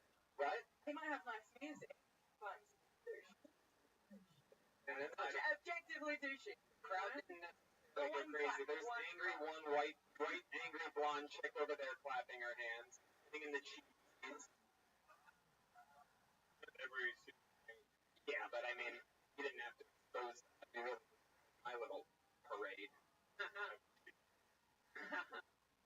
Anyway, but you can't remember what he did 4 years ago? What did he do? was it the He Which Grammy was it that he won? oh, maybe it was after the Taylor Swift thing. Maybe that was why. It's not like I'm a Taylor Swift fan. Oh, you are now. my You're a proxy? happy Taylor Swift fan. You want to take sides in music? Looks like you want the fucking Taylor Swift side. You loser. That's worse. Yeah, well now I mean, you kind of look more Taylor Swifty than you do. do I? Yeah. I regret every decision. Physically. Of course, Kanye would break your pubic bone if you had a chance, but. How's life going in Oh, it's America? really good, man. Really good. Yeah? Yeah. You for a living? I have an events company. Advanced An company? events company. Events company. What kind of event? Like bartender. So, okay, yes. We'll talk about this. Alright. Cool. What do you do for fun? When you're not doing stand-up and you're not planning events? I went on a Bumble date. Ooh, Yeah. Be careful, you know what happened to the other couple. Yeah. Yeah, wait, it was hilarious because they stormed down and we were like, oops. So I don't know where they've gone. But yeah, that was hilarious.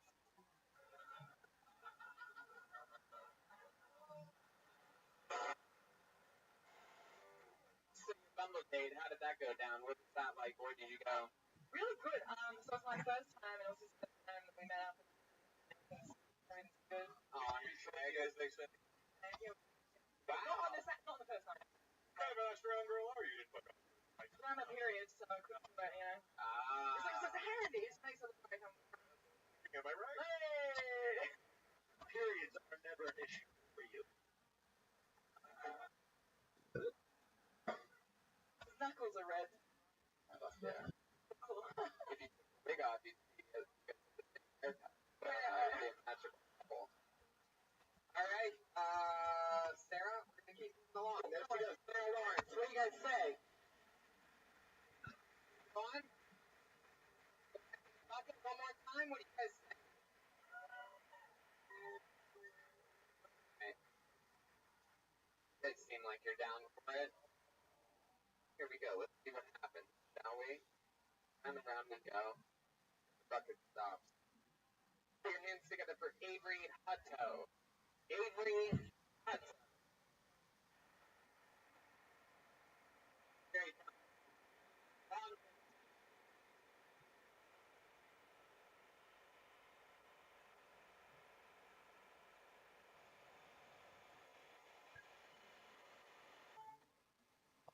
I think the first deer to grow antlers is deer.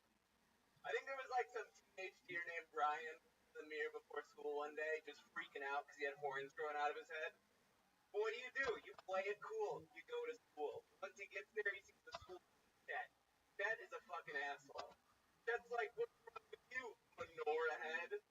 No offense, Brian Hewitt. But, oh, fuck. I came up here, I lost my voice, and I went nowhere. Fuck that bit. I know. You come up here and you're like, no. Oh, okay, never mind. You guys like these pants? Yeah. I had a nurse to get them. I don't know. I just hear sadness in my own voice. It sounds so bad.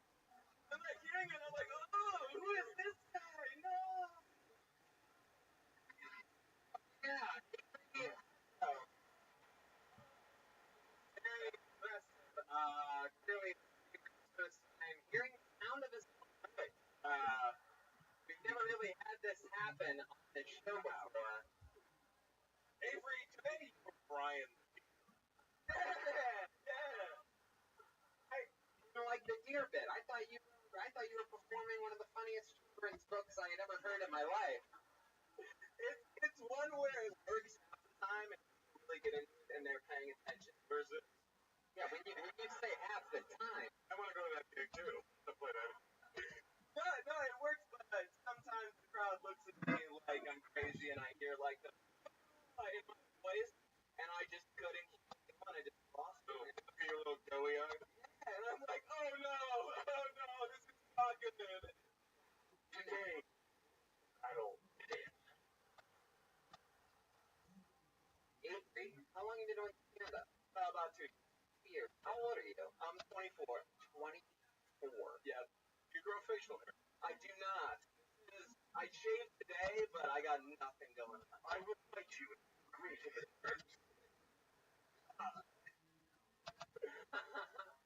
Avery, you from LA? No, I'm from Detroit. Wait, Yep. You know, Jordan? No, I think there's some two different neighborhoods. Yeah, no way. I'm from Detroit unless you're from Detroit. And you're from the suburbs. Yeah. He's not very Avery, you live by yourself? No, I live with roommates here. I just moved here like 2 months ago. How many roommates do you have? I have, Aaron McCann, the Irish comedian who you brought up here, lives with all those people. 30 people got the fuck out of here. I'm one of those guys.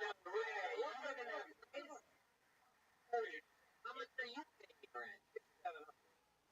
So here's the deal. There's no, it's month to month. You don't have to pay a security deposit. Like, I'm looking for other places. But I was in Detroit, like, oh, I don't know what I'm doing. Like, I like doing comedy, and then I found this place. I'm like, fuck it. I no security deposit. I'm gonna move to LA. What's the closest you've seen to the house? Don't say those men.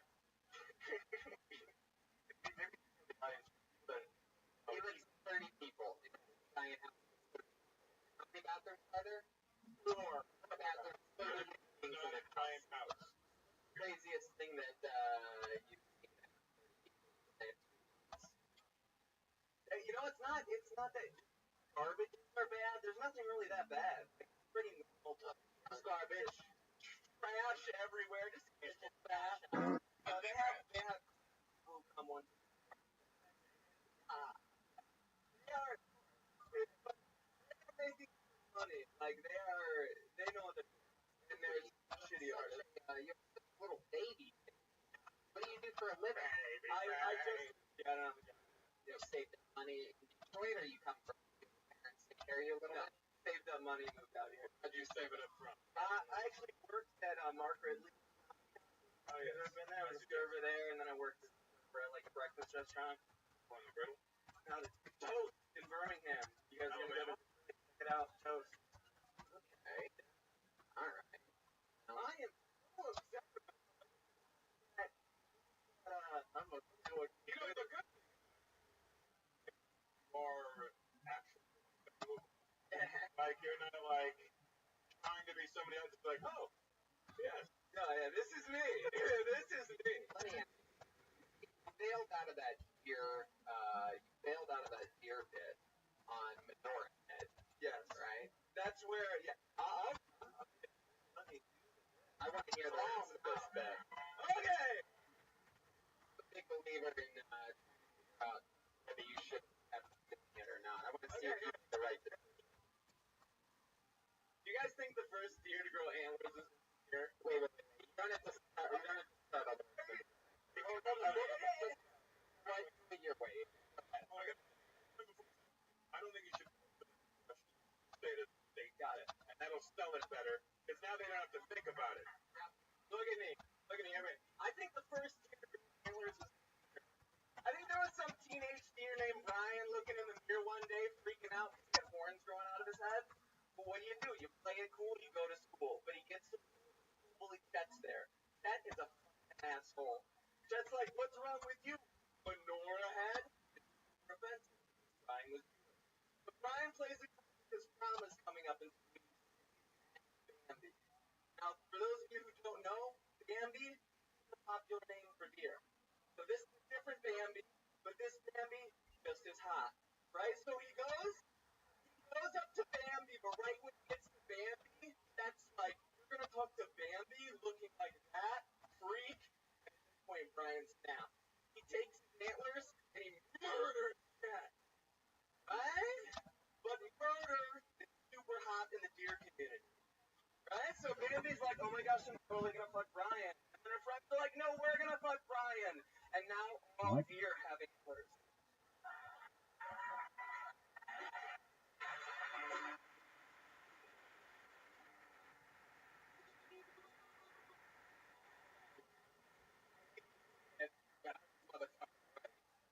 I knew there was something in that deer pit. I'm like, it had to be. Just weird at the beginning, and you bailed out. And by the way, I used to do that shit all the time. When I was first starting stand-up, man, and it took fucking, a hard, regular, every fucking night, a couple of years to really learn to stay in the goddamn pocket. Now, that bit's clearly probably longer than a minute anyway. Yeah. But you know, we all are growing out. You got one of the hardest things to do in this art form is stay in the pocket. The quarterbacks that wait and wait and wait until the last second to throw it right before they get fucking smashed are the people that win championships. You can't panic when the first couple parts of the thing don't work because you were just coming around the corner. Yeah. And it had life, and it's a silly fucking thing. And Russell's advice, by the way, that question thing never works. Right. get right to it. And that's universal for every bit ever. There's no reason to ever ask a question for any of you. So just, I love that one idiot lady just laughed. Like, that's a joke he just said. Fail her entire life. Not great advice given away for And free. the audience hates us. Well, I fucking hate. Like, that's just what we feel. We walk out and we go. And now you ask them a question. Like, this asshole asked me a question. I don't even fucking like it. I mean, you did it. You had everybody. You know what? I see a good career. You're young. If they ever do a flashback of when the Louis C.K. story. I was gonna say the guy from Baller. Jerking off with a dick. Just. If Rob Corddry ever needs somebody to play his flashback. Oh yeah, it's better. There you go. There you go. Avery Hutto, everybody. His first time on Joe Funny. I think we all learned something every episode on this show. He's on Twitter at Avery_Hutto. Ryan, just wait 1 second.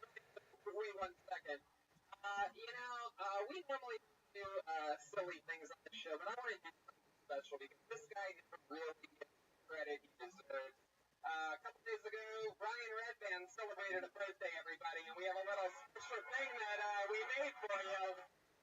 Happy birthday to you! Look, it's Pseudo Brownies!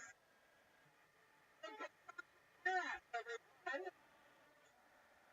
Hey, Redband!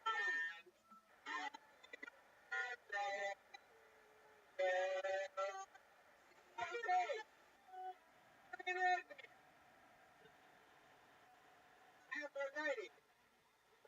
Boom! Probably pulled out of her ass. And a Cassandra Cass cake. And much like Cassandra Cassing doesn't have nuts either. Drop the cake, everybody. A little name. Drop the cake. Thank you guys. And that's episode of City Bob and Kids. Happy birthday, Brian Redman. We love you. Hey, what's the video? You want to plug it in? Actually, I do. In the Forest Hill State in Queens, New York.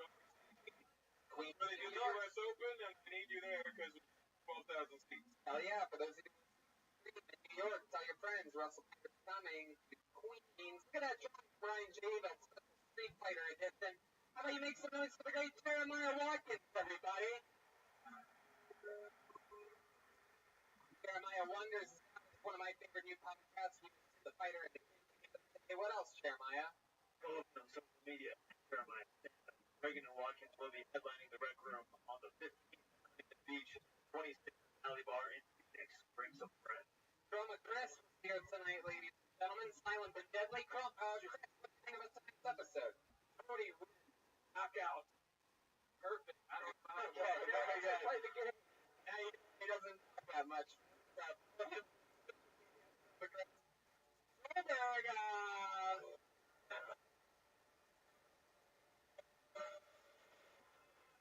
A lot of Joker fans in the audience. They got their money. Shout out to Cleveland. Love you. We are going so many places in this show, but you heard that at the beginning. Nashville, Lansing, Grand Rapids, Detroit, Toronto, Venus de Milo, and Swansea, Boston, Providence, San Antonio, Houston, Austin, Fort Worth. What happened? Go see Coach Somebody Live. I also have a bunch of stand-up dates I'm doing during some of those dates, and we're all doing stand-up on some of those dates. And, also I do a pro wrestling podcast, and we're watching SummerSlam live from the Belly Room here at the end of August, whatever that date is. I'm not exactly sure. And that's Kill Tony Live. Thanks to all the Canadians that signed up and got up. Thanks to Cassandra Cass for making a cake for Brian. Thank you. Cake. It's the only time you're gonna love it. Live audience, thank you. Good night.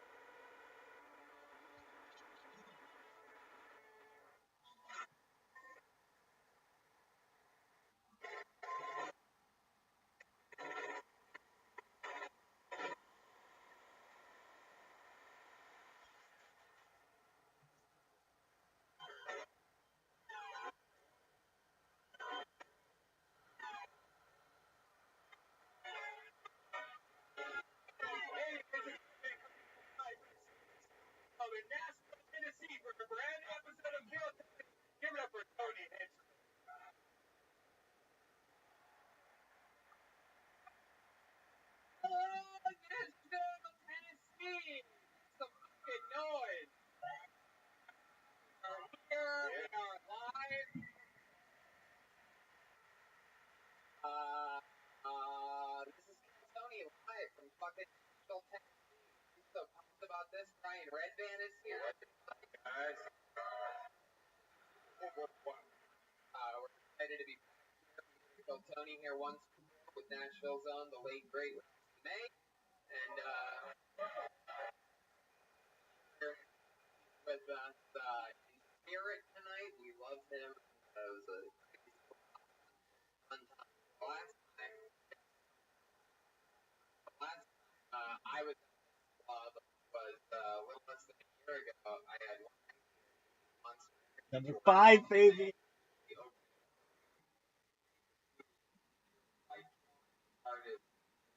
Number 6. For my and he did 20 killer minutes on how he shouldn't be opening for me. The most amazing night, and but we're back, and we're gonna go guestless tonight in honor of Ralphie May and in honor of the fact that our budget doesn't permit us to fly guests to your locations around the country. But in lieu of that, we have a special treat. You guys like special treat? Well, you guys know Kill Tony has a band, and every week they commit to different characters. You never know what they're going to do or who they're going to be, what's going to happen, and this week is no different. It's Kill Tony Band. It's the great and powerful, the one-man band. Jeremiah Watkins, ladies and gentlemen, the band leader of the best band in the land. I have no idea where he is. It's his first time. Whoa! It's an emo character. Guy.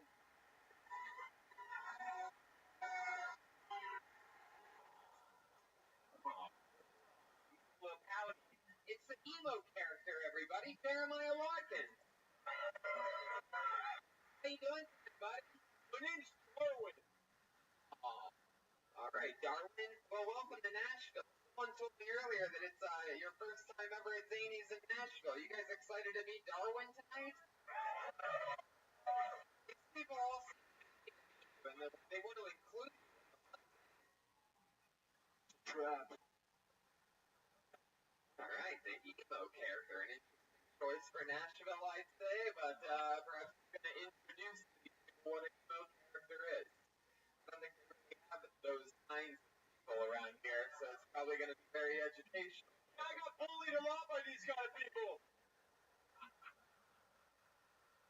Oh, well, I'm so excited that this emo is going to be joining us the entire show.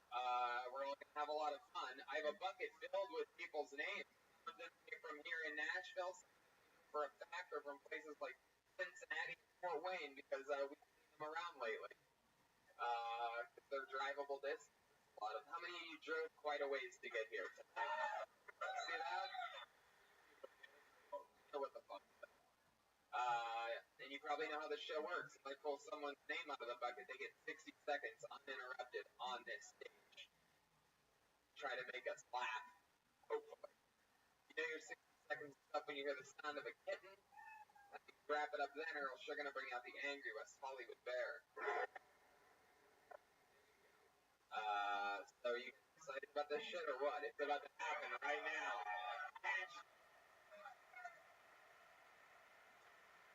Alright, let's just start. Try to get so let's fucking do it. Your first comedian going up tonight, doing an uninterrupted 60 seconds, goes by the name of Rabbi Rothschild.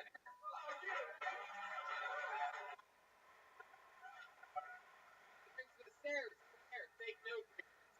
Rabbi Rothschild, everybody. That's what I'm talking about, dude. Woo! It's been a long day here. I drove 8 hours to get here. Spent all day on Nashville getting high. One. Shady parts of town, 2 blocks down, and my car is no good. I'll be sleeping there if anyone wants to help me out. Probably gonna get pretty black out here and then go sleep in the car over there, so back up would be nice. The other night, this girl said to me in bed under pillow talk, which should be the most intimate time between a partner. Started the conversation. I'm not anti-Semitic, but I was like, oh, that's not going anywhere good. weeks ago. We're going so all right, one for me, but we'll move on. She also smokes cigarettes, which is really hot. The girl who smokes cigarettes is willing to roll the die with cancer a couple times a day, so she'll roll the die with me at least once or twice. So you know that. That minute right there. 2 seconds. All right. Well, it happens. It happens. It happens to you, obviously. That's the funny thing. You probably know her. You seem like a good before, right? In every fucking episode, there's always people that think they know the exact minute. So I ran out of shit, so I was like, if I could do that, that would have been nice. But you just basically just something to not do something is better than doing that. That's the whole thing I got going on for really spell it out. Did you have fun up there, Robbie? Up here? I don't know. No, wait, no. Where else would you think we're talking about? A lot of places. I was go there for a second. I'm writing it out now. Oh yeah, that's the answer. Yeah. How long have you been doing stand-up? About a year ago, I did it 20 times, and then I moved. I've done it once past year. A year ago, I did it 20 times, and once in the past year. Yeah. 20 times in a row was 15 minutes. It was 20 times in one night. I was like over the course of. We're talking about stand-up or slitting my wrist. I feel what made you start to stop five moves or doesn't have like open mix? Where'd you move to? Boone, North Carolina. Yeah, dude. Nobody knows. Sorry. How can you be such a proud it's off and on. For a place like what's your favorite thing about Carolina?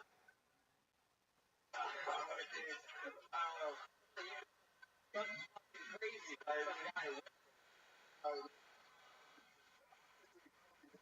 The roads and such.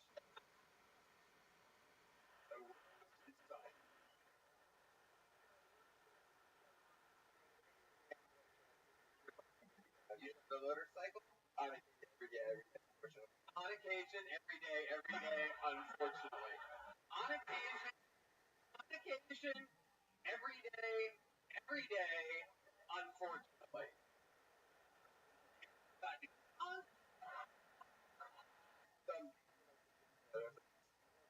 Actually, to answer that question, since in America, I do. Do you eat guns or anything like that? Good question. Good question. It wasn't. I agree. It wasn't a good question. Robbie, what do you do for a living? I'm a press operator at a candy factory. The wrappers. Candy factory. What time period are you from?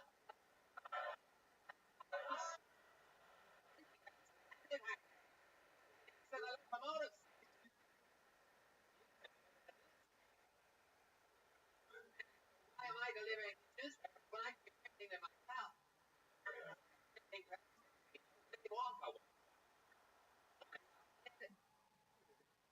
No, I'm not asking you if you want a job. That was Willy Wonka at the end of that. Anybody just see me have to turn this guy down for a job that I didn't even fucking offer? Holy. You refer me to a barber for a wedding?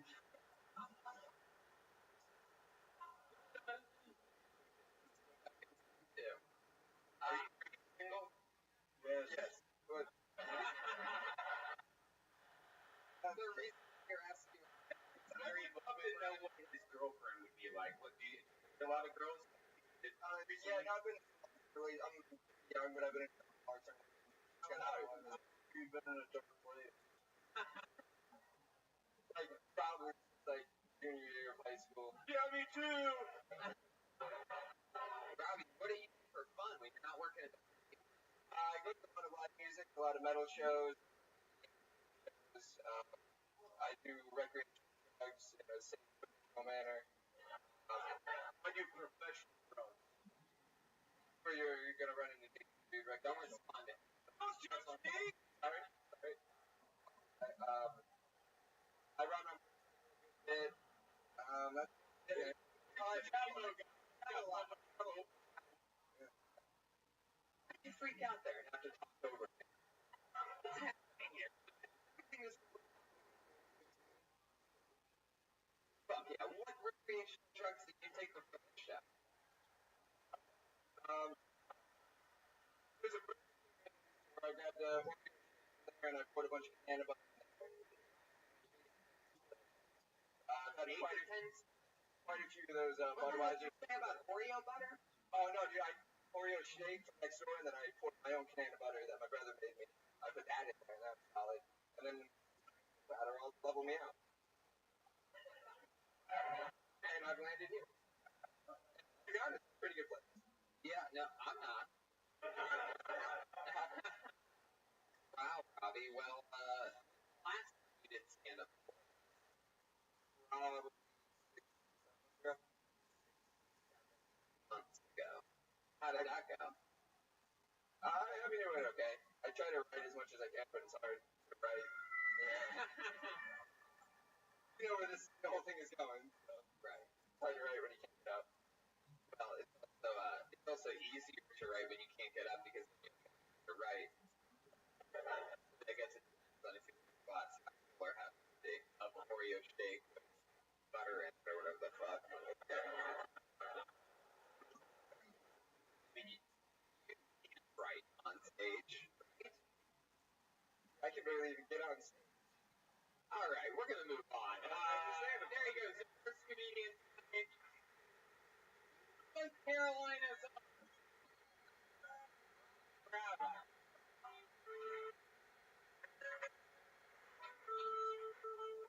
Very interesting.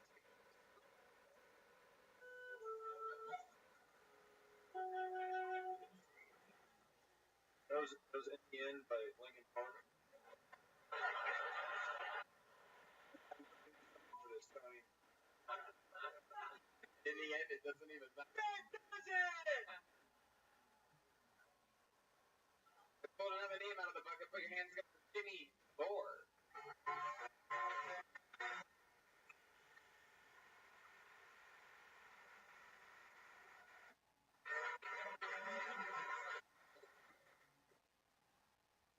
Do this really fast. I love my mother more than anything in the world. I was born in 1976 when I was 2 years old. My father was being awarded medals in the war. And there was a KKK rally in Jackson, Mississippi. And I was in the backseat of the car. If I look at me, I don't really look like a white person. We were driving to the city, and there's a huge out of it.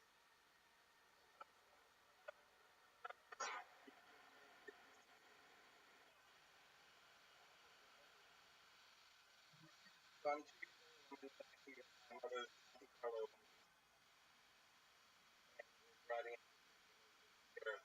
Like, where are you going with this? Yes. Mother is very, very, very.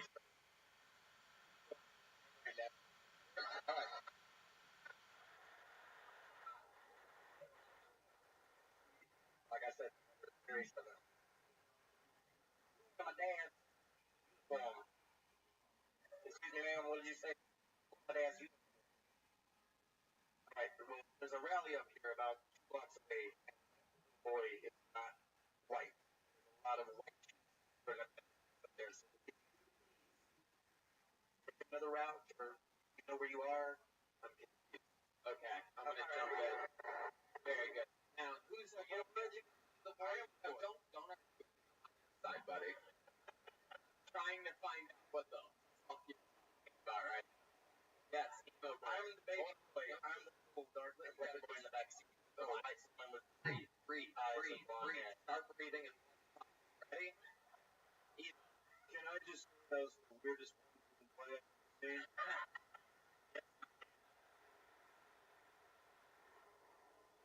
So we are or just well, why wouldn't you just wait for me to tell you what the fuck I want you to do? Alright. Okay, so what's the story? You're the little boy, or are we not supposed to know that? Am I messing up your ending? I'm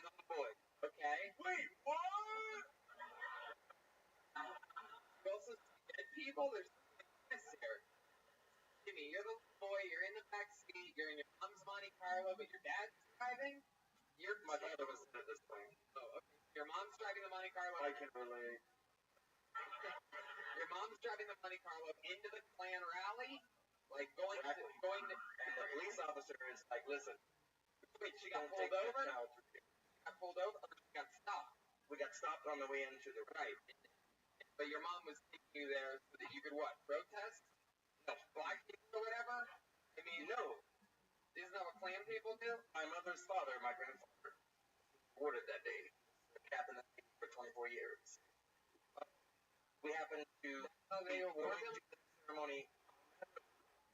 Oh. And my little dark complected ass was in the back seat in the top seat. You think you're dark complected? You are. According to the rest of the you're basically a black guy.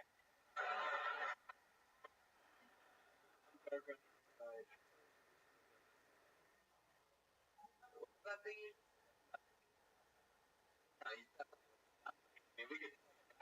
I'll just... Huh? Well, no, I was sighing out loud. I'm sorry. What the... Why did you tell us the story at a 1-minute joke?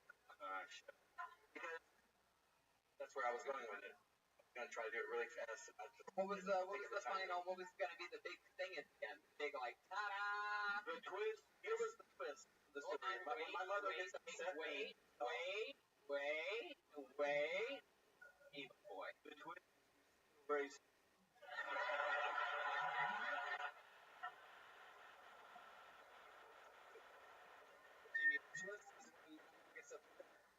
gets very southern, and she was late.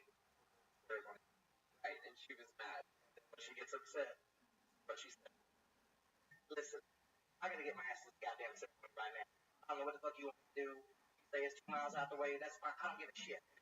The police officer is like, long hair, blue eyes. She's talking like she's about to beat my ass. I'll put the little son in the trunk if you what you want me to do. Listen, I need to go. My daddy's about to ceremony, and I need to go. Are you just telling more of the story so you hit a funny part? I'm telling you the truth. The story. All right. That's what I put on the thing, and I'm sorry. Jimmy, relax. Little pussy.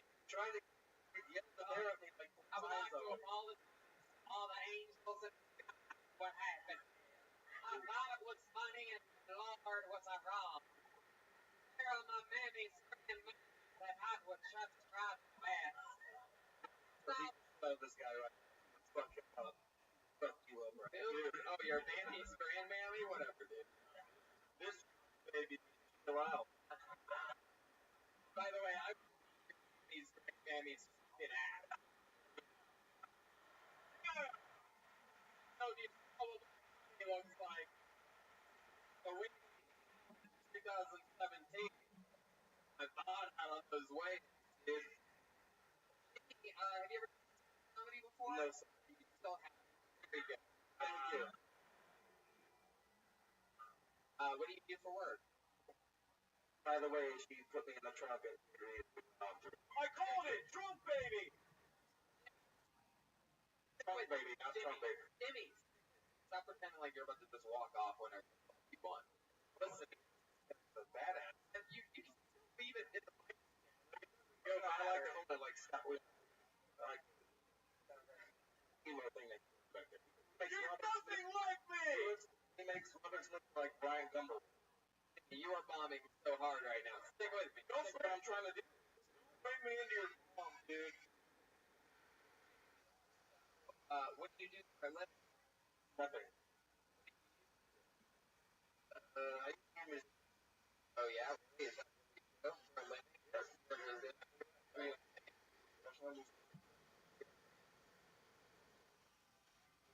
Oh, I see.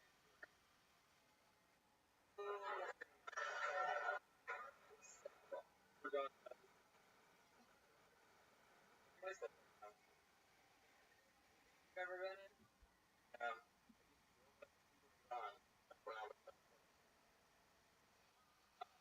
Got a wheel. Thank you.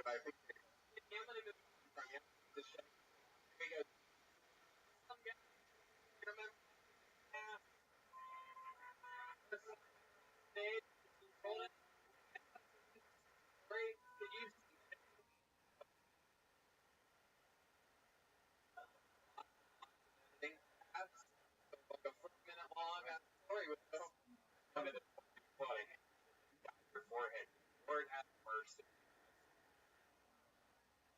There you go. I think you can give it a shot. I don't know. You listen to the fan? You listen to the show? You a fan of the show? We put it all together that way.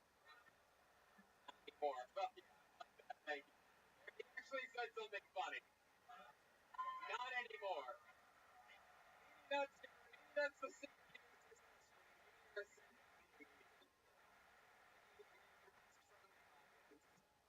Bond up here for 6 minutes, so you get down to your seat and say one funny thing. All right, you know what? You're bombed. There you go. All right, I pulled another name out of the bucket. You guys ready to keep this thing moving?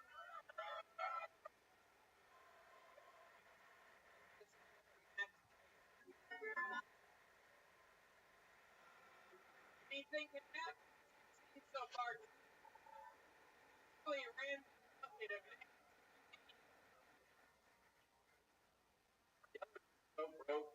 people try to avoid you.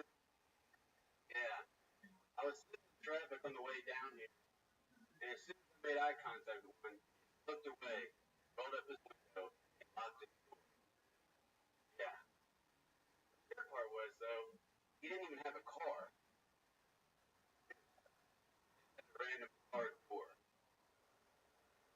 Either way, I get it, buddy. The thing is, like, I don't even want to be rich. I don't. I want to be wealthy enough when I fix pumping gas. I don't feel the need to yay all out and you know, drop down. No, I don't want to be that rich. You know, rich people don't do that. They just fill up all the way and drive off into the sunset. Meanwhile, I'm at the counter like, let me get a 38 cents. Oh, well, all right. Hell yeah. Matt Taylor. Tonight, a lot of kind of comedy I haven't seen much of called comedy. Clearly starting here in Nashville. Mostly it sort of makes you sad afterwards. A lot of comedy that we've seen in the past makes you happy, makes you laugh. Well, it's the new form. We're cutting edge right here live in Nashville. Anyway, I love that you're dressed like an 80s fan. Adorable. Really incredible. I mean, you are ready to go to like some weird beach or maybe a river or something like that, and maybe Miami mix it up. I bought it because it looks like the Governor Space Center. So there you go. There's always something to do about. Emo? One of the people that got bullied on Saved by the Bell. Really is. I think I've seen it on your shirt before. I think on the lady that you cut my mom's hair is like Barber Apron. Is that a like Barber Apron? Jam. Dude, how are you living, pimp? Dude, I've been waiting on you. I have stuff to tell you.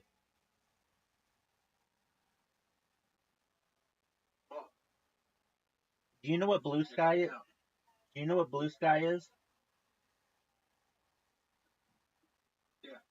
I'm the number 3, or Viral Rabbi is the number 3 trending hashtag on the entire platform right now. And that's great. Fuck you, man. That's what they said in Harry Potter Obama Sonic Teninu. Dude, there are a lot of people in there, man. I'm gonna be honest with you. People are already tweeting about me. There are a lot of people. The people in Blue Sky, yeah. 3 people have tweeted about me already in the last like 4 hours. Or whatever. Yeah, whatever. You know what the fuck I mean, dude. Posted. Yeah, they blue skied me. Whatever the fuck you want to call it. I call it tweeting. Tweeting till I die, dog. Tweeting doesn't exist anymore. Yeah, it does.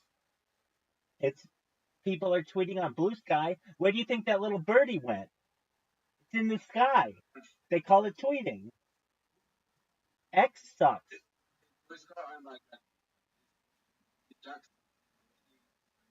Yeah. X sucks. You know why? Right. Right. You know why? Do you know why Twitter? Do you know why Twitter sucks?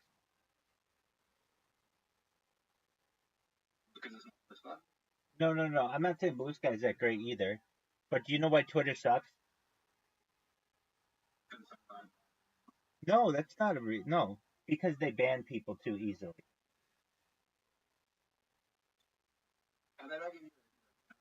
Exactly. There you go. Yeah, you're 100% right. They. Oh yeah. Well, you're. I'm 100% in agreement with you on both of them. I don't understand why these companies don't recognize that they have billions of users.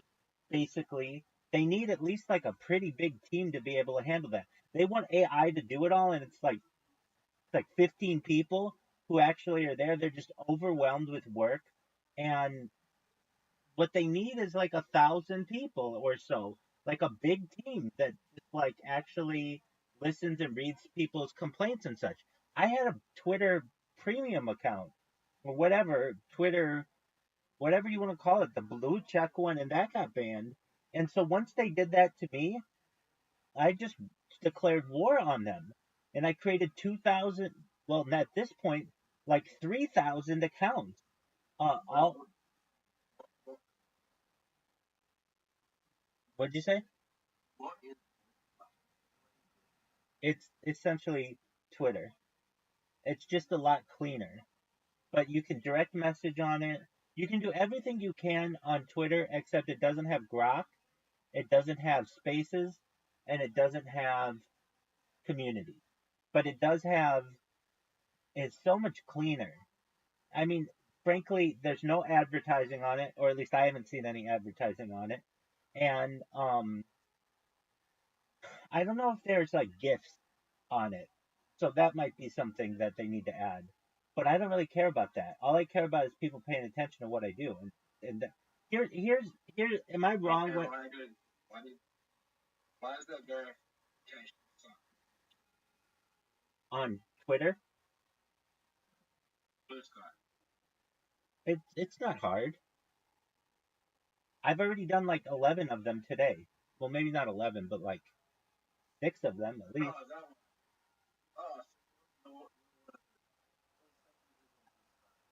Oh, I think I'm like 9 of the 10. No, I'm serious. Um. Oh, type in Bible Rabbi into the search, and then just look at top, and somebody is post like there's an automatic bot that posts about it. I've been on it the last 3 hours. The highest I've ever made it is number 3. Um. I just found you. Yeah, exactly. You have Oh, I don't care about that. Dude, I have a bunch of accounts, so you're just looking at one account. Who cares about how many accounts I have? Type in Viral Rabbi in the search, and then just read the trending tags used in English posts in the past 60 minutes. Viral Rabbi's number 3, and that was 1 hour ago. okay. Yeah, so uses Dog, let's see how many users there are on Blue Sky. 24.8 million. Or probably more, but at least that many. And Frank, how many daily activities? dog, I'm telling you, it's not dead. It's like a very hopping place. If you go to um the the Twitter subreddit, everybody's telling everybody just go to Blue Sky. It's better. I'm not saying it's better. It doesn't have as many features, but look, am I wrong? This is your average Twitter feed. you click on something. I don't care what it is. It's usually something violent, and anybody can say, "Oh, well, that's just because of how your algorithm is focused on you." No, I've created over 3,000 accounts. They're all the same. It's all the same bullshit of like staged videos from the internet. They're staged, or they're like some like really short GIF, but you look at the comments, and the comments are like, check out my OnlyFans, check out my, like, do you see anything strange about this picture? It's just like a girl's cleavage, and then it'll be like an ad, and then it'll be like a couple real comments, but then there are all kinds of comments that are not related at all. Let me ask you something. Can any right now? Yeah, you're looking at one of them. Are you ready to lose 5 games in a row? Zoot, I'm telling you right now, I'm going to beat you 5 games in a row, and you're not even going to tie me any of the games. You might, but you definitely won't win straight up. You haven't won a straight up game in like since the other night you did because I was falling asleep. Oh, hold on, I made a mistake. Quit this game. Just let it be. I have to send you another one. I played with 4 people in here yesterday, like earlier today, and I have not played so badly in a long time. When you play with 4 people, it's not. I don't want to say it's not fun, but it takes too long for people to go. It's go, and then I ended up not wanting. Like I ended up not hitting the ball when I was supposed to. It's just 2 people. It's a lot faster. Now look how amazing the shot is, dude. Do you see? Do you see how amazing that shot was? Even with stuff in my way. Even with stuff in my way. Oh, what a bad shot. What a bad shot. Dog. Now, I could take a big risk right now. Oh no.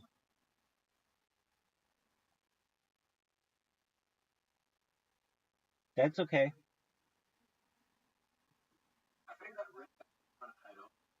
I don't know. It might have helped you.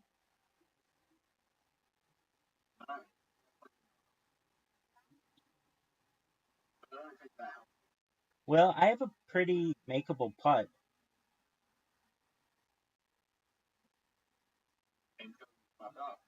Well, now it's your turn. Let's see what you're going to do. See, the fact that I'm on the top, go ahead. The fact that I'm on the top, that's a, see, we went from, you and me tying. I know, we went from the 2 of us tying to me probably winning this hole. So it turned out to be a good move on my part. Although dirty and just flat out dickish, it allowed me to take the lead. And that's all that matters to me at this point. I'm number 3 on the trending of Blue Sky. Everybody makes fun of Blue Sky, but you watch. Everybody will be on Blue Sky someday, and it'll be like, hey, remember when you were making fun of Blue Sky? Like TikTok. Everybody made fun of TikTok until it started to overtake Instagram, and now nobody makes fun of it.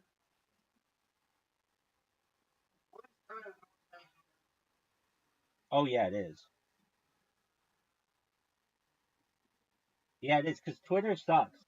Here's why Twitter sucks. Because unless you know someone at Twitter, or you have like a giant account, if you get banned, you're done. It's over. Harry Potter Obama Sonic 10 Inu never tweeted anything that was anything controversial. It was just a cryptocurrency. Has gotten its account banned twice. And if you ask anybody why did it get banned, no reason. They have no idea. Like when they're banning things just randomly, it's it's a bad platform. And frankly, it will eventually.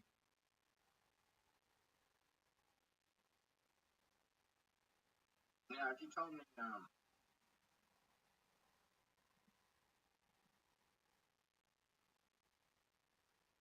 Do you know what party.com is, or party? Parti? Yeah, if you tell me, Yo, dog, I just asked you a question. Do you know what party.com is? It's like a new kick, but it's based on cryptocurrency. okay. You remember how I told you about About Chinese chat? Tiny chat? Honey Trap? Yeah, I do remember that. They went offline and done the last year. There you go. It's expensive to have these. You know, the person who's in here right now, she is like the nicest person in the world. She's so sweet. When you play a game against her, she will root for you to win. She's so nice. Um, she just wants everybody to have a good time, and she's just really nice. Anyway, she told me, she said, "Hey, I see that you have No Live, like you're advertising for it in your server. Do you know that that went offline?" And I was like, "No, I didn't." And it did. Like, basically, these things go offline because they're really expensive to run. Rate my shot on a scale of 0 to 10.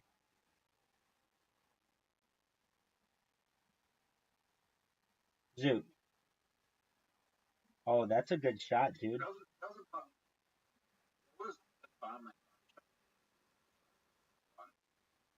Okay. The same thing happened to MySpace, basically.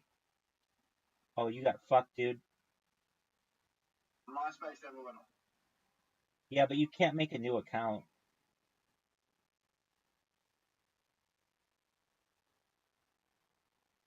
And You can.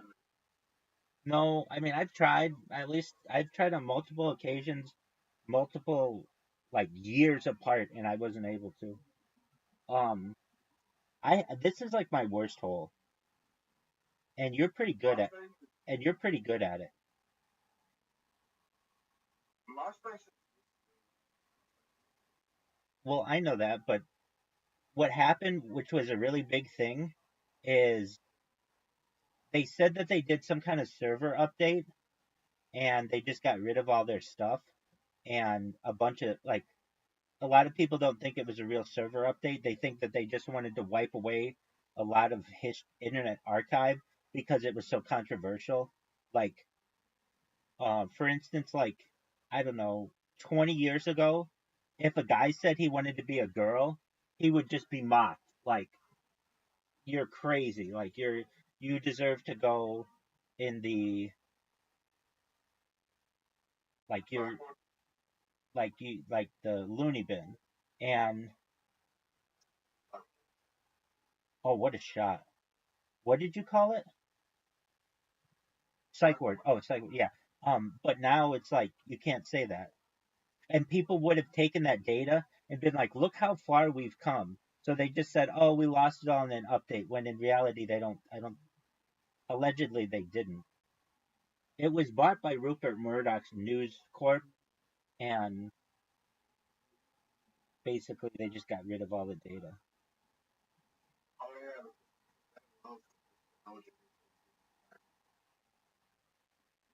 Do they? I know that's like an Australian thing. what? News Corp, or Rupert Murdoch. Yeah, well, okay. Why? Trying with Australia. Well, are you being serious?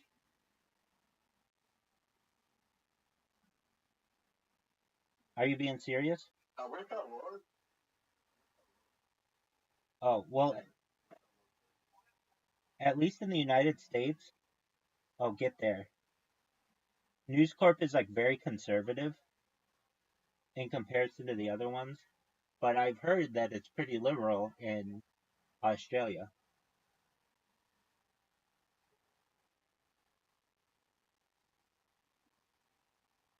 Well, that's not the only reason. Like, here's a perfect example, an even better. Here's an even better example. Here, here's, It's cool by Sky News, right? I believe so. Pretty sure. Okay. Sky News is no one watches that in Australia. That's a cable one. No one. More popular in New Zealand than it is. Okay, here's a perfect example of this. Do you know who Hillary Clinton is?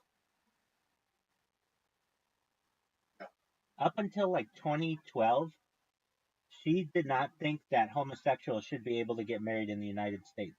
She was publicly anti-gay marriage. But now she's like, super gay marriage.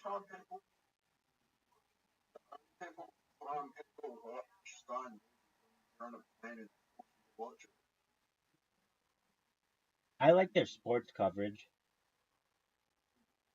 The only time I've ever seen Sky News in Australia, right? I'm on a plane. What's me to watch this? Okay. And I don't think it's Australia. I mean, the only time I really watched it, I watched I didn't know you then, but the Women's World Cup took place in Australia and New Zealand, like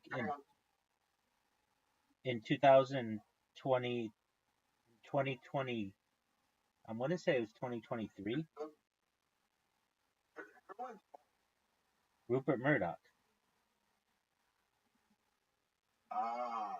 Yeah, he owns Fox in Australia. It's News Club. Oh, dude, I just got fucked.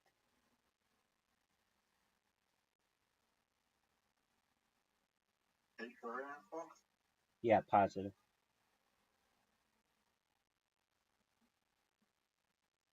Oh, Zoot, you've got a chance to tie me. This is an easy shot for you.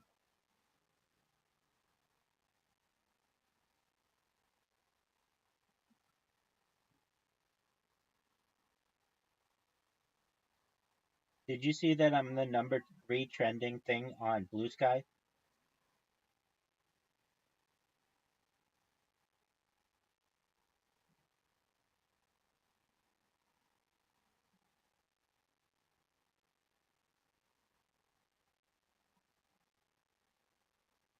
Are you gonna hit the ball, or are you gonna sit there jerking yourself raw? All right. You have a tough shot. Yeah, I knew it, man. That pink stuff is tough. Oh, this is your hole. This is still the only hole that I've like never gotten a hole in one on. That's I think possible. I never try though. I always do this because it's just safer.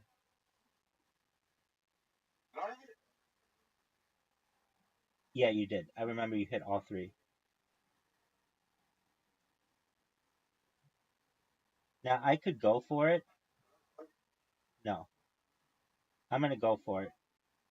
I always just barely miss it, which is kind of a dumb move for me to do. You're not gonna get it in, and you and I both know that. You're in the water. You might get it in the water. What's your favorite? Probably ESPN. Why is that? I love sports. Yeah. What else? Do you mean like there's nothing to do and I have to watch the same channel all the time?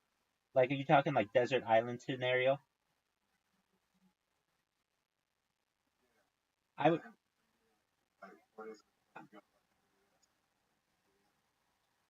PBS is kind of like, I mean, it's public broadcasting, but the reason why I mean, a, it has some really good stuff on it, but it then has some garbage on it. If I had to probably, I don't watch TV. Probably the last time I watched TV was like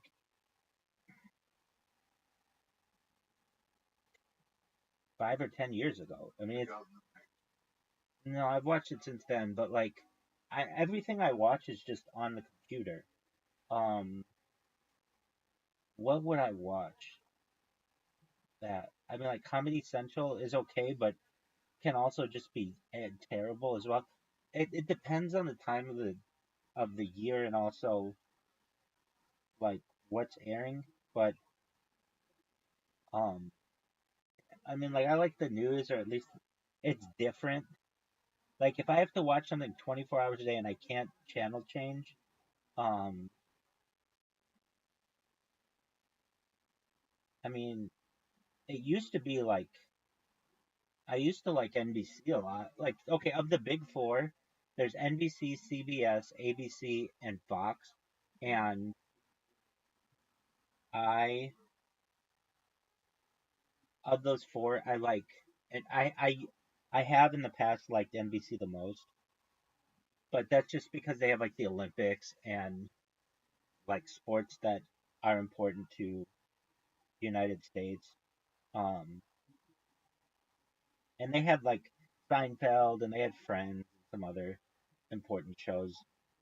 Of those, the ones that I don't like, of those four, um, one of them that's very popular is, oh no, CBS. I just have never gotten really into a CBS show.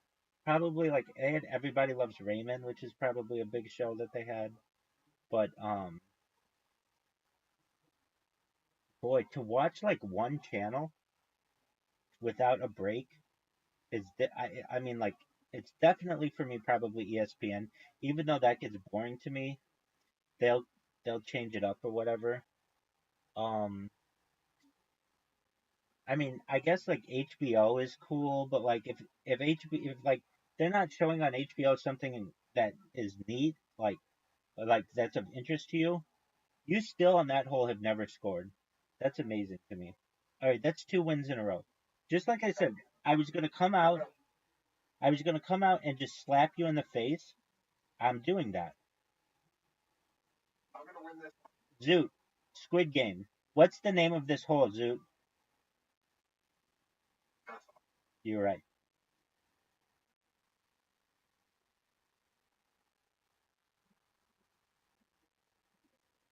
Um, that's a good question what you asked. What channel if I had to watch it and like with no breaks, what would I watch? Um, I mean, then you get into Netflix, and then but like if you don't want to count Netflix because it's not a channel, and I get that. Um, oh, you have a good shot.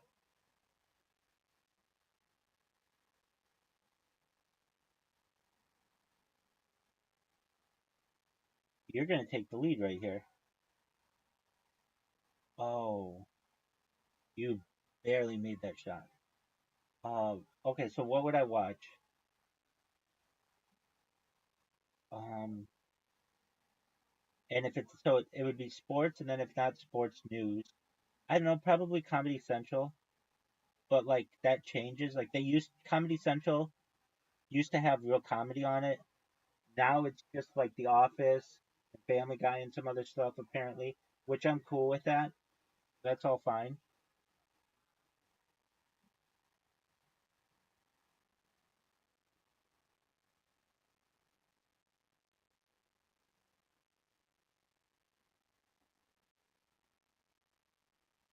Really, television to me is just so bad.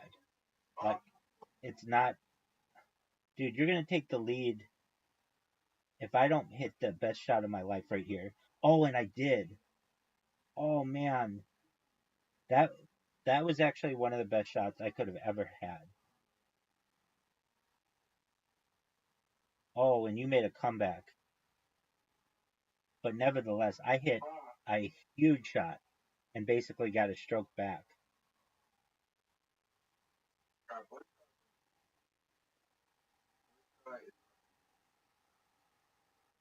Dude, it's going to continue to get bigger. They don't advertise for it. They just started advertising campaigns in New York City. And I mean, I could care less. It's the fact that I just started spamming it like within the last 6 hours or something, simply from the fact that Twitter, like I can't do anything on Twitter anymore without getting banned. They got me pegged.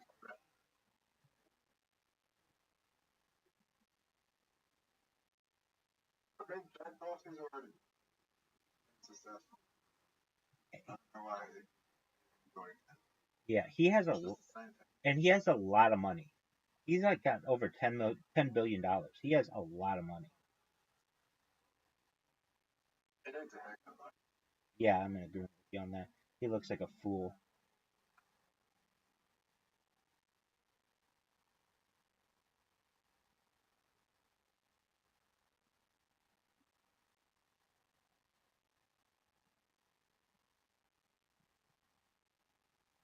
I think the billionaire are like, I don't know if it's billionaire, I think Tom from MySpace is a billionaire, but I'm not sure if he's a billionaire. I think he's just 100 million. Tom from MySpace, who sold it and then just basically did his own thing. Yeah, 500 million. yeah, something like that. I mean, 500 million. Oh man, did I barely miss that shot? What? Double 500. $500. Exactly. All right, Zoot. You're going first, which is a disadvantage on this hole, I think.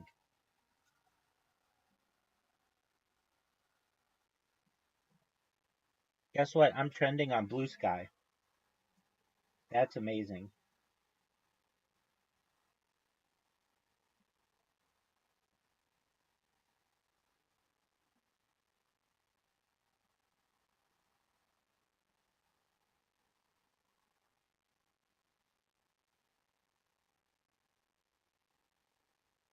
Oh, you're beating me?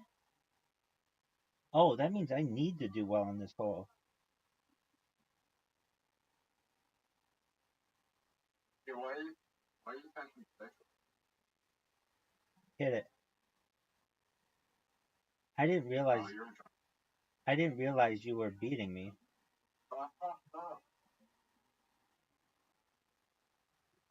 If it well right now, I am. You aren't in trouble at all. I am.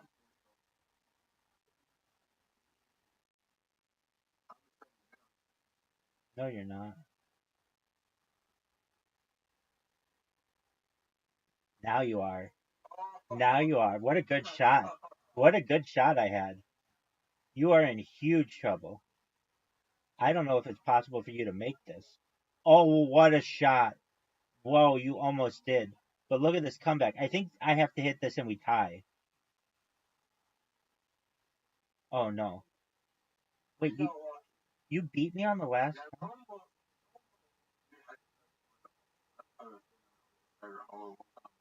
You're right. Get there. Uh-oh, Zoot. I was short.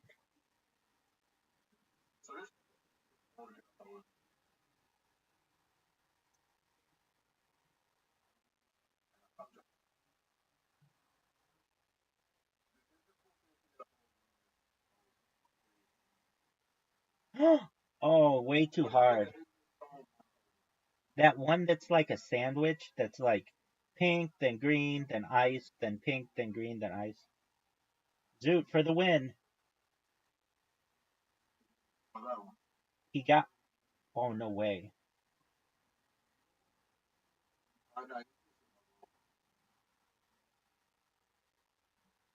don't know if that was.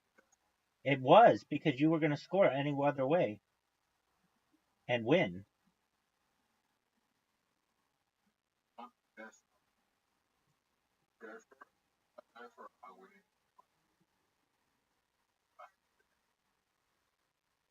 But if you miss it, you're fucked.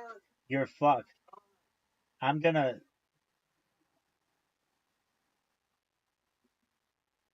You have to hit this shot. It's an easy shot, though. Easy shot. Short. Boo. All right. So I've won 3 games in a row. You didn't win 100 games in a row. You know it.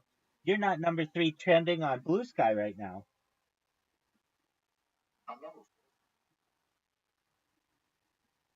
Okay. Well, that's not number 3. Are you happy with your shot? Are you happy with that shot? Zoot, that's a phenomenal shot. It's a major advantage, I think, to go first on this hole.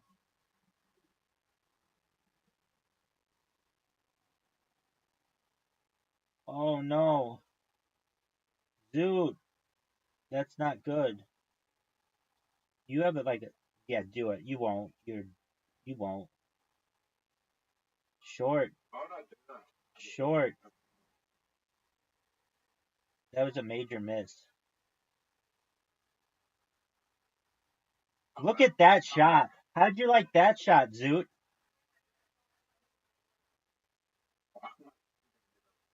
I would as well. That was a phenomenal shot, if I do say so myself. Oh man, especially yeah, especially because your ball was in the way. That is a 10 out. That's a good shot. I I need an excellent shot right here.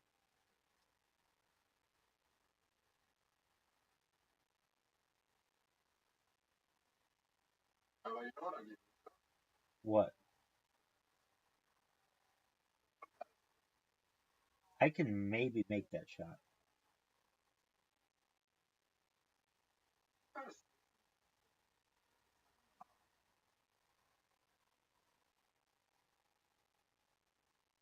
Uh oh, your ball might get in my way.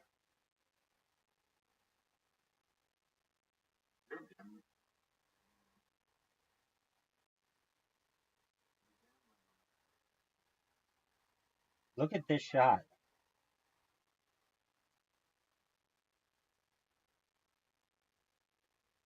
Big miss. You could have just taken the lead, but instead you tied me.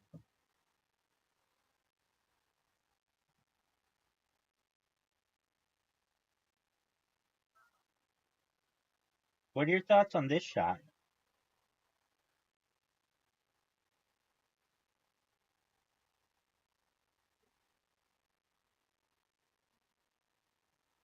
Oh, dude, are you serious? Are you serious? Dude, you might be able to take the lead on me here. Means like I have to make it.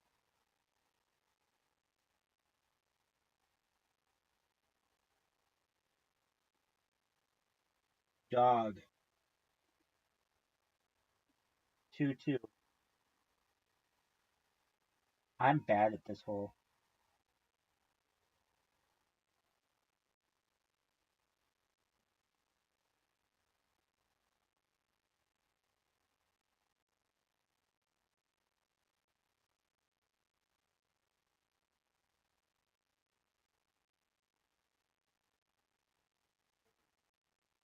What a shot. Oh, I thought that was the end of it. Dude, what a shot.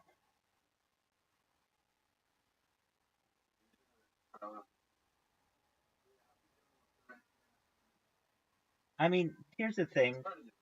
Movies don't do the same thing for me that they once did because the film industry is so much different. Like Happy Gilmore should have been in theaters. Happy Gilmore 2 should have been in theaters.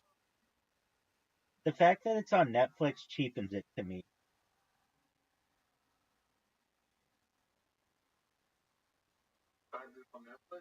Yeah, it cheapens it. It makes it like a made for TV movie to me. But I know that Adam Sandler did some kind of deal with Netflix a bunch of years ago to just do his movies, basically. And I think one of the stipulations was that Happy Gilmore 2 would come out on it. They're gonna make a lot of money. You know what is coming out on Netflix in April? Stranger Things. No, Kill Tony. You know the show that I like always watch and that Riser and I always talk about? Well, it's coming out on. They're gonna do 3 events on Netflix, and then if it's successful, it's gonna go to Netflix full time. How does that I think they deserve it, so I'm okay with that. It's a really good show. I mean, if you like comedy, it's where comedy's at. It has done more for comedy than perhaps any other.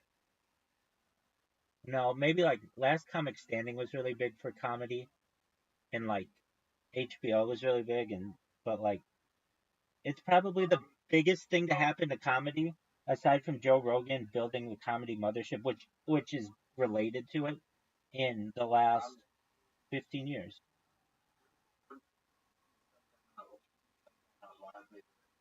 number one fan for comedy? You know, that's more for sketch comedy, which is different, not necessarily stand-up comedy. Yeah, but you have to. You don't have to say why he made it as Agreed. I'm in agreement with you. But that's improv or what that's different type of comedy. that's not you. Yeah, you're right, but it's like a improv like dude, I fucked you. It's like an improv like setting. You're right, it's not improv. It is scripted, but still. Dude, you just helped me. After I'm gonna show you some. This is a very short and fairly made it. It's an improv. If you are a good, if you made it.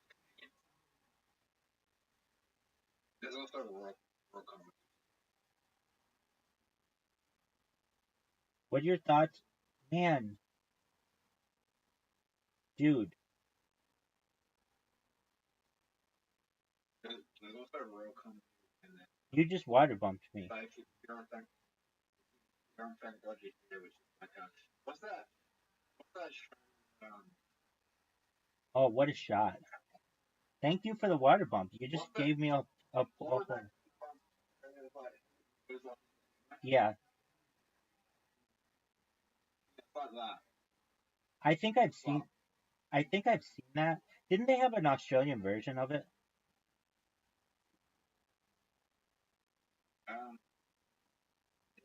Thank God you hear it like that. It has like character. Okay. It has sets. Actually.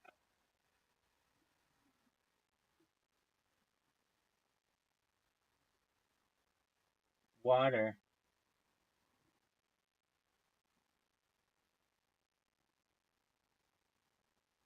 Don't miss it. Dog. You're playing pretty well, Zoot.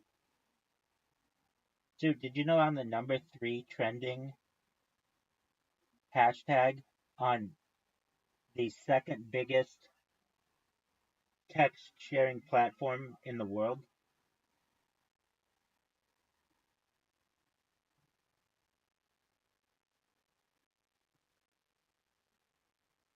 Do you know how big a deal that is to me?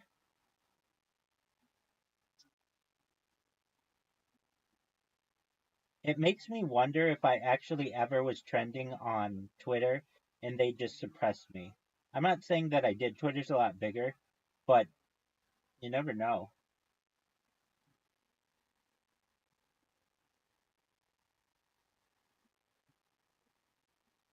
You just made a mistake, dude. Now, you ready for this shot that's not a mistake? That's one of the greatest shots you're ever going to see. Zoot, look at my ball. And look at where your ball is. Oh, we're tied, though. Hey, why'd you start going on the left side?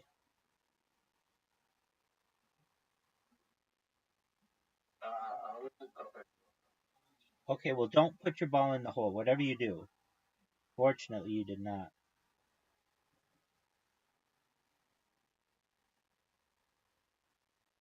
Look at that. Look at that make, dude. Yeah, I think on the right.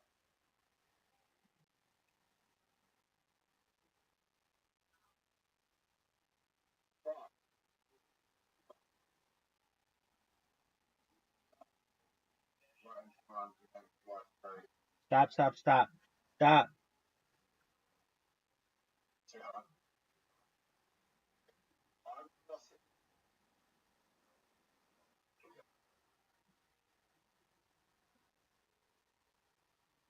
What kind of shot was that?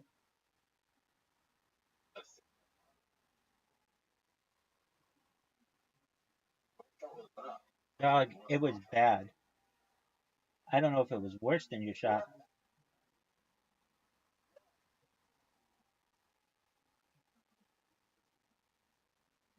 Now I'm just gonna make it.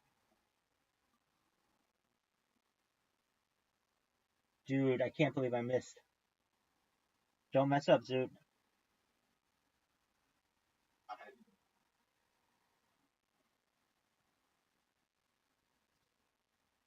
Watch I just make it. Oh man.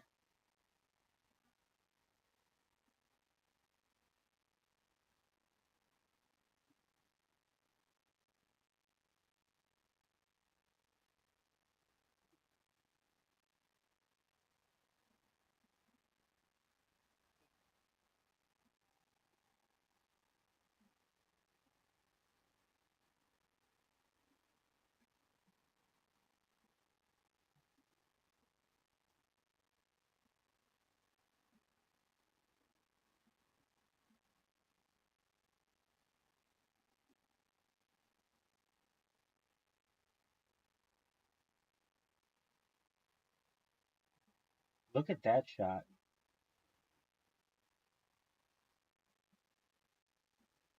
Do you think it's the doghouse or the trees?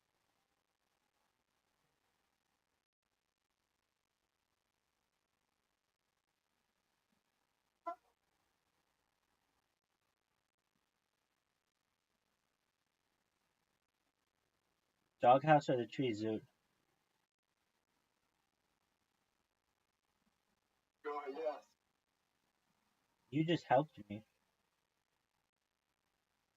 You just gave me the win. Was that 5 wins in a row? Yeah, I know, but I won 5 in a row. Champion, dog. I'm the best there's ever been.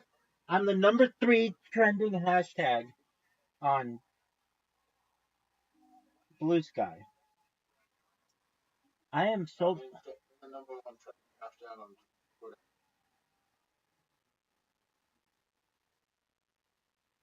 dog. Perhaps. Everybody's saying, who's this? Oh, thanks, buddy.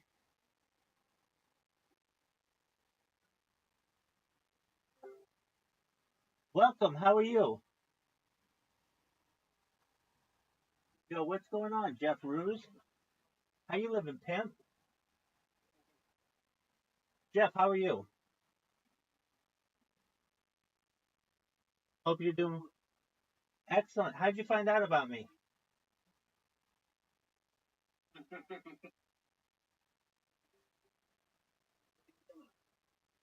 How'd you find out about me?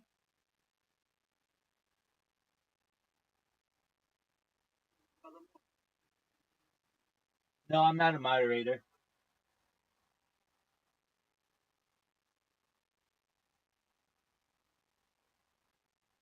Welcome. We're watching Kill Tony. I hope you enjoy.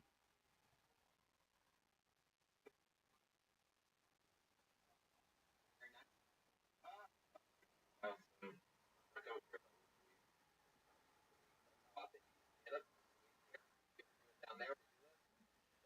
They don't have mics there, but that was For a living. 30 minutes south of here or up here? in Murfreesboro, yeah. Say that again? In Murfreesboro. Fuck. What type of social work do you do? Like, help people or? I just do like behavioral health case management. Go to college for that? Where'd you go to school? MTSU. MTSU. What does MTSU stand for? Tennessee State University. Wow, fuck yeah. Somebody got a scholarship back there. Your guys' It's the Raider. the Blue Raider. That's the sound of a Blue Raider right there. You with that button, like as a Blue Raider, you're just like, fine. It's like we're the Blue Raiders, but for some reason our mascot's a Pegasus, so Hey, what Pegasus is like a uniform flying wings or force, something? yeah. My high school mascot was the Fighting Depression. Yeah. Matt, how old are you? 30. 30. Hell yeah. And you were born and raised? Pretty much. I moved here when I was 8. Yeah. What do your parents do? My mom's a psychologist and my dad is a medical medicine here. What does that mean? You have no idea what your dad does? Yeah, he might be a contractor. Yeah. Close with your parents? Oh, yeah. You think about fucking them? Really? It's like a stereotype in the comedy world. Sometimes I've heard that like people, they say out in the country, 30 minutes south of southern cities, Yeah. Well, I'm originally from California, so it's more like a thank you. Right, yeah, you wouldn't fuck your parents. You were close. Have you ever done anything with No. Whoa! There's a hesitation there. You smelled the toilet seat in the bathroom or something. Yeah. Something, right? Yeah. Rub your underwear on your dick? Only twice. Maybe sniff the old doodle? Twice.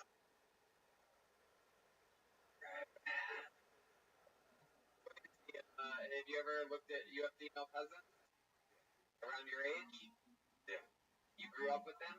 Yeah. You were tempted a couple times, right? Like I think we all have memories, right? No? Are you sure? Yeah. God, your mom was a psychologist. You trained well. Yeah. I just tried to do mind trickery on you and it didn't work. I'm like, we all fuck our cousins, am I right? What do you think is the most like southern thing about you? Because it's not, you sound like a country man, but you sort of look like, yeah, you look like a school student, and mom's a psychologist and an analytical engineer or whatever the fuck. Yeah.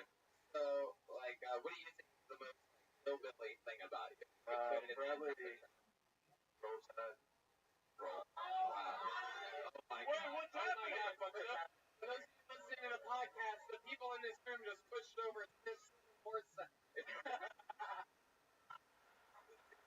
is chaos right now. They're all ripped off their jackets and they're all wearing Confederate flags.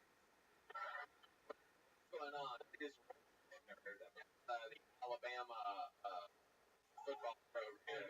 Yeah, it's very Rothschild is whenever I eat a ton of Tide Pods and then pass out in my room.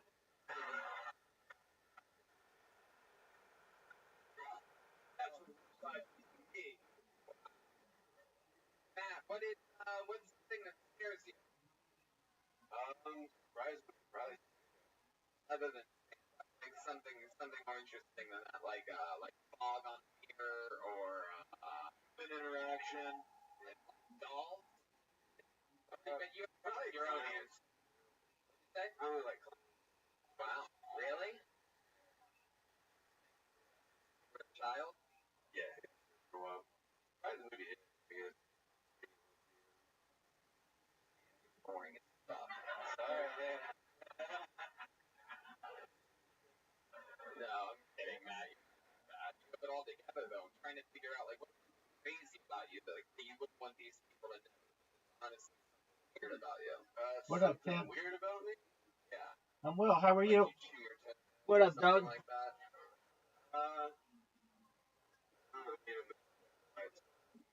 I know. I live stream my life with Doug.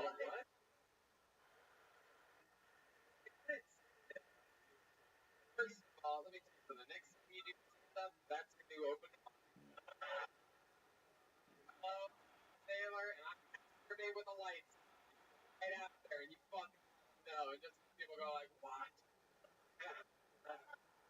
What does he mean by that? Because then people want to know what you're looking at. When you say you the lights, are you looking at like a magazine, a mirror, perhaps, or like the lights being on would really like some American Psycho shit. Anyway, so like, what are you looking at physically when you're masturbating? Like a laptop or an iPad or a phone or your imagination? Yeah, bro. Just slap in the space. What? Anything. I mean, that's different. I mean, what's the answer? Your imagination? Yes.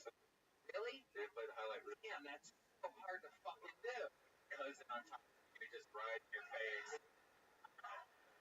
What's the last category of porn that you watch? Probably like, I don't know, I feel like it's all, you know, it's kind of weird stuff. Like some shit. We're getting closer. Yeah, but surprisingly, Let me ask you something, because I'm sort of intrigued, right? Because we always have people on looking at porn, obviously, but you said that sometimes you use your imagination. I don't know if I ever really with anyone here about ever your imagination. Is that something that, you don't see that? well, I mean, the fuck does. I have like 10 different memories, and you go, oh, that's easy to come to. What are you, an episode of last year? No. Only 10? No, I mean like 10 go-to spank bank, man. I plug in my card. I get to jerk off to one of 10 of these stories. All right. Well, I mean, obviously, I was trying to get it more out of him. Yeah, I know. Than my own thing. Yeah. Somebody's bragging. Yeah. You're like freaking out over little shit. And masterpiece with the that's fascinating. Exactly. For me, you can't do it during the day. If the moon's not glowing, the blood's not flowing.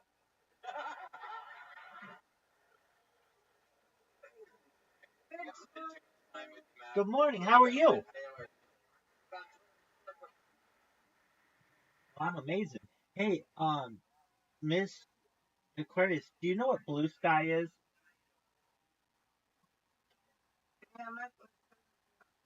Well, your little cousin's amazing. Did you know that my hashtag Violet Rabbi is number 3 trending on there right now? Yeah. That's okay. Very few people have been. But she said she's trying to start it. Her stuff trending. She's just 20, what, 25, so she like it stuff, but she's trying to get her stuff to trend. So she's trying to get, that will post. Well, I just started on it yesterday, and the number 3 hashtag, and I've already had 2 people tweet about me, so I'm really happy with that. And trying to, where you gonna have, where, how many? I have 2 people who have like made posts about me, so I'm really happy with that. I only started when, like, since we've been bowling last night. Nice. So that's pretty good. How'd you sleep? I slept good. Excellent. You're such a nice person. Have you always been that nice? Yeah. Good on you. You have an absolutely beautiful soul. I love it. You're amazing. So you're gonna take a shower and make breakfast and go to work? Yeah, gotta do all that. That's all right. You're an amazing person, and I'm glad that we were able to start our days together. And I hope we'll be able to end our days together when we play each other in bowling tonight and do all kinds of other fun stuff. Okay. All right. Well, I hope you have a All right, wonderful. I'll see you later. All right. Have a wonderful day, Miss Aquarius. We love you. You take care. All right, you too. Bye. Hi to Miss Aquarius, everybody. What a nice person.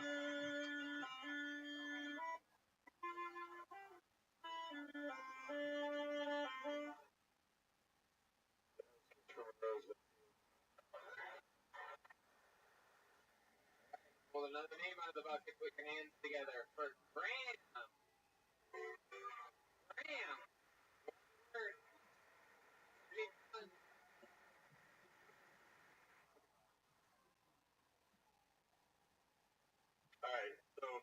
I've never considered myself a gambling man, but I have had a girlfriend. Let me tell you, that's one slot machine I'm never getting my money back from. We have broke up. Maybe serial narcissist. I took her on a date to a circus. Had a massive relapse in the house. Kind of weird, I know, me being a narcissist. Real skinny. I kind of look like a Jack Skellington with the toothpick. It's also ironic that I'm skinny because I love pizza. I eat a lot of pizza. My favorite pizza right now is probably the Richard Special, John's. It's an all-white pizza, Alfredo base, mozzarella and on top, and a black olive side. And I mean, in a fucking trash can where they belong, upside down with a fork up their ass. Don't even get me started on the Louis C.K. special. Basically the same thing, but without the black olives. All right. There you go, Graham. Okay, I haven't seen it. I'll back there. All right. Stay there. That. If you want, you know what? If you want, I want you to take this and put it close to the curtain up that way. Way, as far as you can go. Yeah, just like that. Sit there just like that. All right. First of all, Graham, you look like a really nice guy that's actually a really bad guy. You're putting on like a disguise to be likable tonight, and you're not fooling me. Per usual, you're not far. Is that true? You're a douchebag? I've been told that, yeah. Yeah. What's one of the douchiest things you've done lately? Called a girl a slot machine.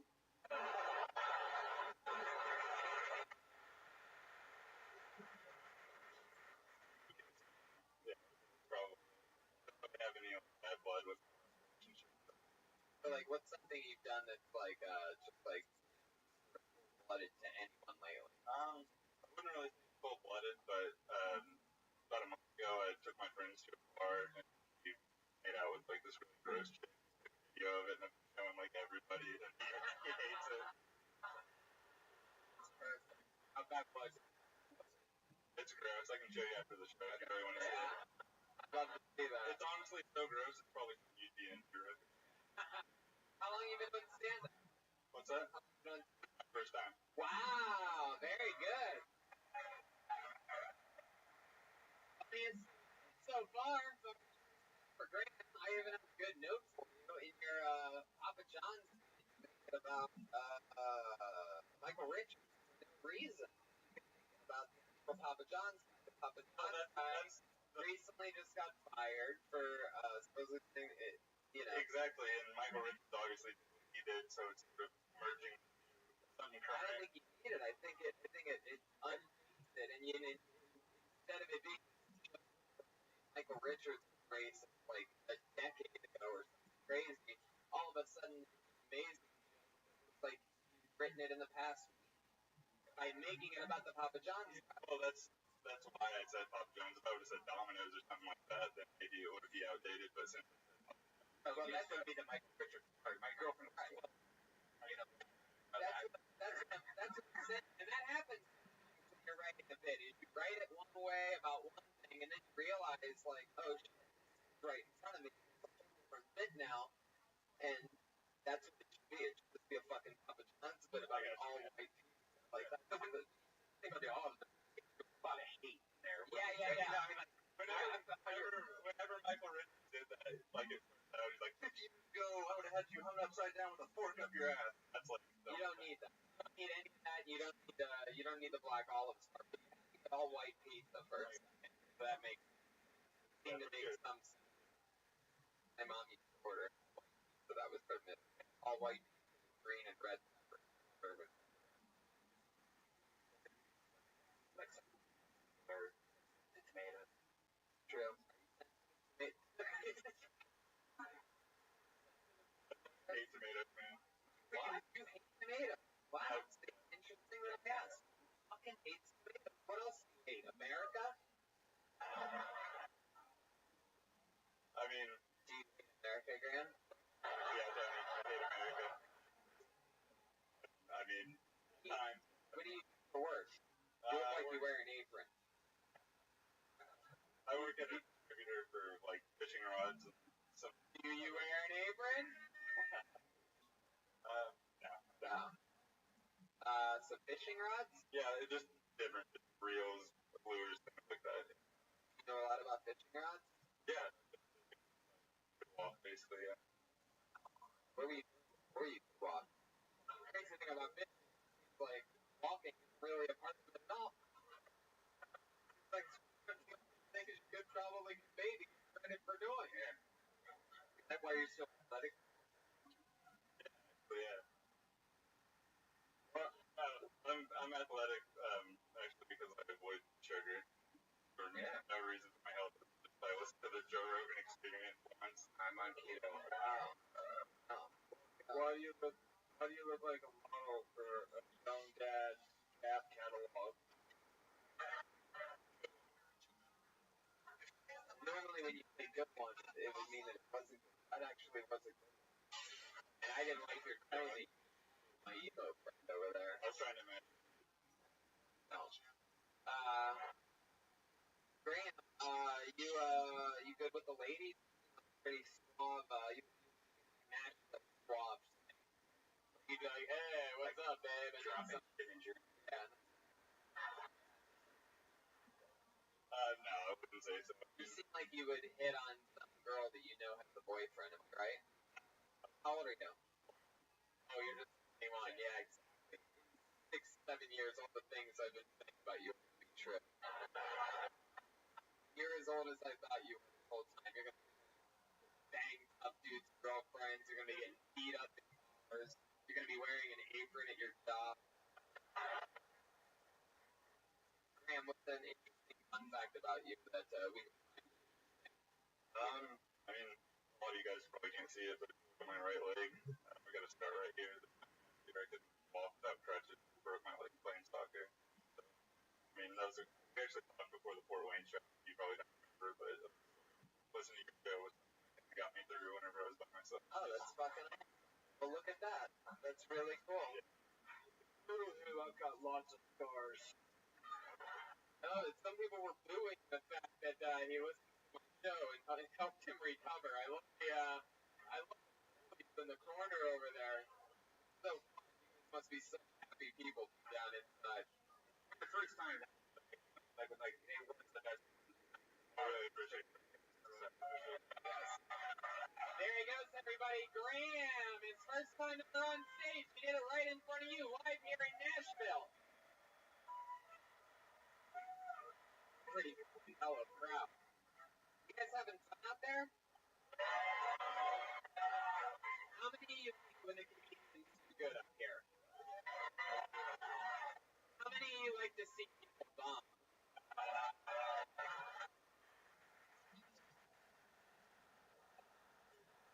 Bunch. All right, I pulled another name out of the bucket. Put your hands together for Sam C. Sam C. What's going on?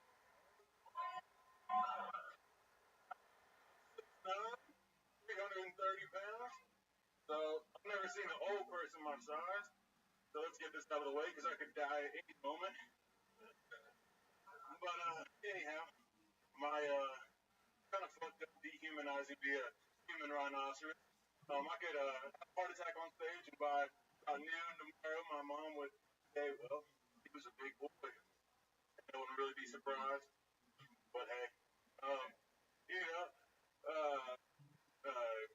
fuck, I'm up here aging like a Great Dane. Shit, once I stop being useful, y'all gonna take me out back and shoot me between the eyes like Sea Biscuit? That's alright though. I kind of expected. It's not the worst thing. I'm uncomfortable now. Someone move this pool. But it's not the worst thing being 6'9". Yeah, I only get freaky girls. I haven't seen an unpierced nipple. I was in grade. But you know, I think that. Well, yeah. Sam.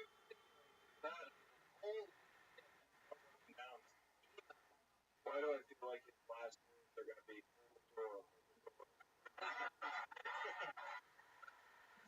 This is incredible. Tony, character is everyone's fucking status. Oh, I like this guy. I've never gotten to see very like pro wrestler. I got confused for one at SmackDown. What? I got confused for one at SmackDown. You're like Bomb Strowman. That's three nerds in the crowd. That's one of them right there. Look how happy that guy is right there. Fuck yeah, you got that one. Still good to me, damn it. Sam, what are you? I do like artist development. What? It's Nashville, so it's a real thing, but artist development, so I do like pictures, brands, run a couple social media accounts for people. Yes. Yeah, no, that makes sense. I'll take anything, any of your answers. You any time? I used to play rugby, but no, I'm not. You used to play rugby? Yeah. Holy fuck. How bad would that suck to be on that other team, right? Like, coach, I'm not feeling so good. What the fuck? How old are you? 27. 20? You ever thought I about like that. That's fucking You ever cool. thought about being like a pro wrestler or anything fucking awesome? Yeah. Like, most people 6'9", fucking whatever the fuck that. Yeah. No, I mean, I do. So I use that as a motivation. Like, I'm shitty at basketball. I would be a waste of a 6'9" person if I like wasn't anything else cool besides the athlete or pro wrestling. You know what I mean? How easily lift me? I don't know. Are you Doing it? Here we go.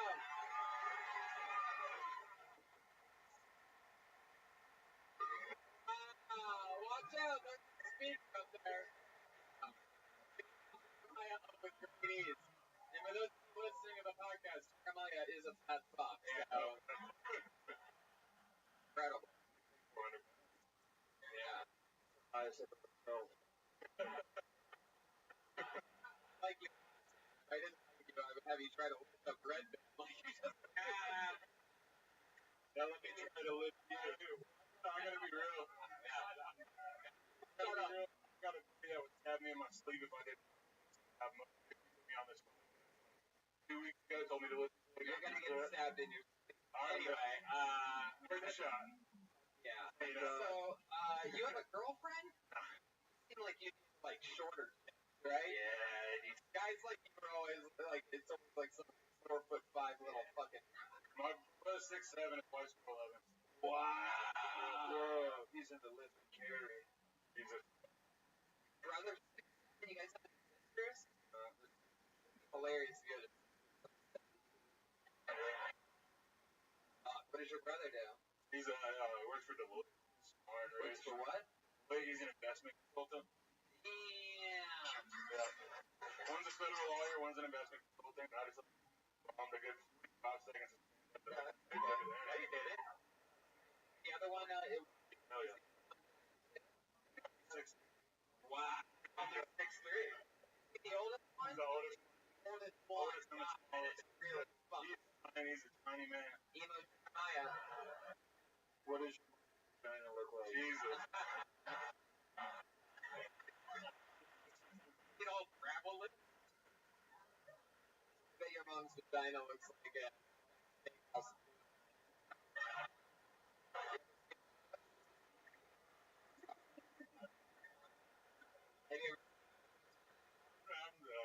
Oh, that sounds like a yes to me. I mean, I was born. I didn't ask you to hate your mom.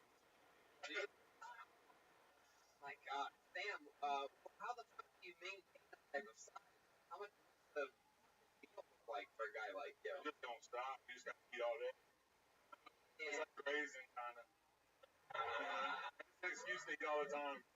Yeah, you get big, when you do like the, you got like potlucks at church. They'll throw the big man portions on and then sacrifice. Nice thing. Take that eating discipline to put it, and then you have a girlfriend. There you go. Didn't you at all? I was a stranger for a good while, so. Yeah, that was fun, right? You what now? What were you managing? A band called Muscle. They're like a modern day blues traveler, they say, right? You what now?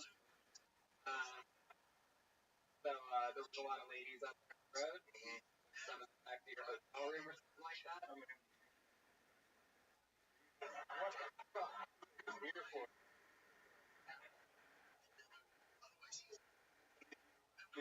The lights on? Jesus. You ever crushed a girl on top of I think crush is just skinny dude in effect, alright?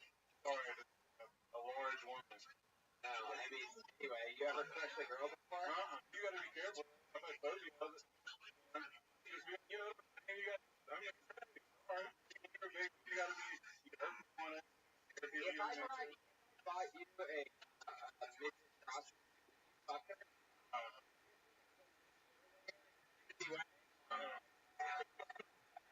Anyway, anybody on there and built down first. I don't know what you're talking about.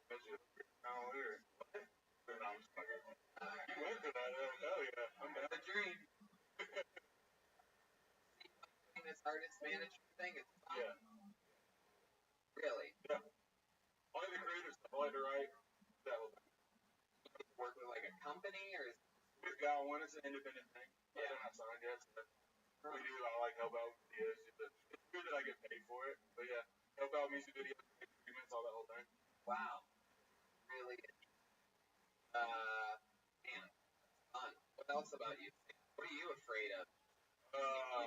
You if crabs could fly, like beach crabs, they could fly. You know.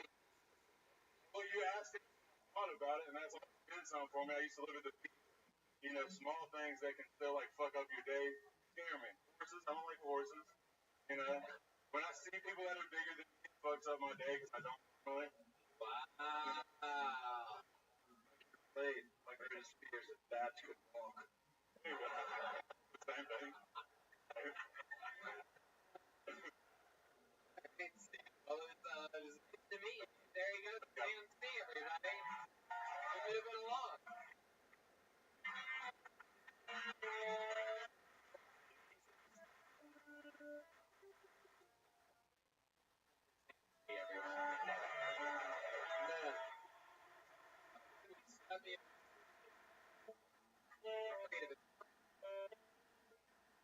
Put your hands together for Nick Bush. Here we go. 60 seconds uninterrupted.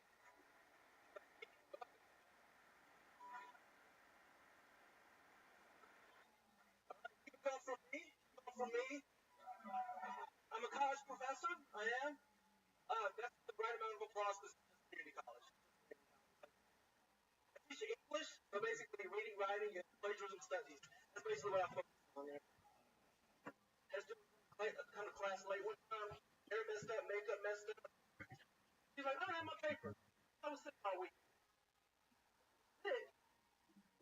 X on your hand with the marker if you were so sick. He's like, oh, this is where the doctor gave me a shot because I went to the hospital. We had a writing class, so I gave her an A. What did I do? Being in community college, she gets to meet that's just the rule. I'm on summer break. I'm doing it. I'm getting a check from my job not to come to work. Right? I'm getting a check. I'm like a cop in trouble for racism. That's basically what's going on right now. That stop acting like suspended with punishment. It's just a vacation where you gotta pretend to be sad. And you can't post online. You have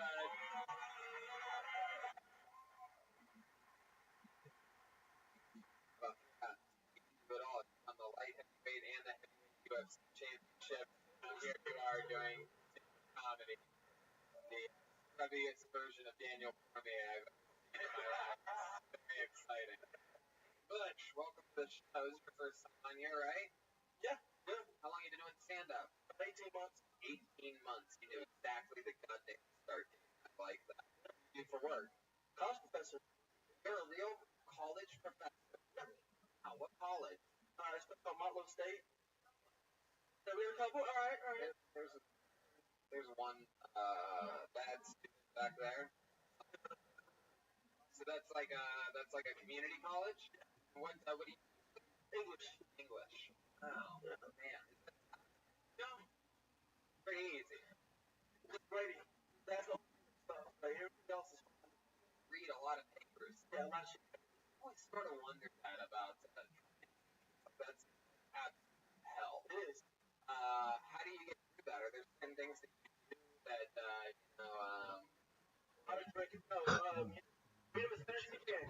Read them as fast as you can. right? Yeah. And then how long have you been doing that for? Years. 32. 24. Student? No, I knew you were gonna ask me that. No, my first year, one of my friends got in trouble for that. That pretty much. One of your friends, students, or a couple that you're like, lights. I was gonna only the lights on. Sure. What is the craziest thing that's ever happened in your classroom? I don't know, a lot of crazy shit. I mean, these two girls got in a fight because like making fun of the girls' tan. So they started yelling at each other and they got over tan. When you say that they were making fun of girls, get out there, you were like I could be louder. Louder. Is the sound guy here? Lucy, are you here? We need to just like all the way, like, fucking terribly low, and I feel like it keeps getting quieter. But okay, now it's too loud. Too loud. So halfway where you are, of course, I fucked it up. Those of you that listen to the episode know, sounds fucked up live. The sound's fucked up live, and everyone does. You're a college professor. I went to college. My dad let me. Mama. When you say the two girls were fighting over a tan, was it the what? Like Well, this was before Trump, but we're orange. But you look like an orange bitch right now. whoa. So no, you didn't. Yeah. You're from up here. So I had to break up the fight. I had to be an adult. Yeah, you accidentally grab like breaking it up, like, oh no! I love when it kicked him. Yeah. No. But did she look like an orange? No comment. So Nick, that's interesting. Do any of the students ever try to like shit you or like get one over on you or anything like that ever? Because I'd imagine you sort of like some, like bad students, right? Yeah, because usually I go to the class trying to practice. I should have the first 2 weeks. Yeah. But anyone ever get an attitude? You know what? I'm gonna be the student in the classroom. Let's say you just walked in, and it's my first day, and you're introducing me, or you start your lesson. Start your lesson. All right. In Hamlet. Hey, Mr. Bush. Hey, fuck you.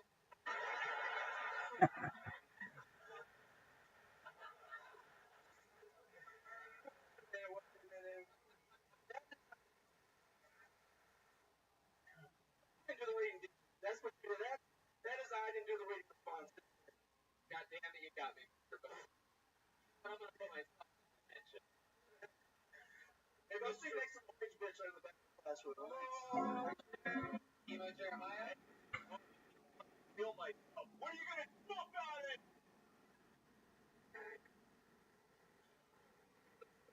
I don't want to get in your way or anything. I'm trying to help you be successful. No,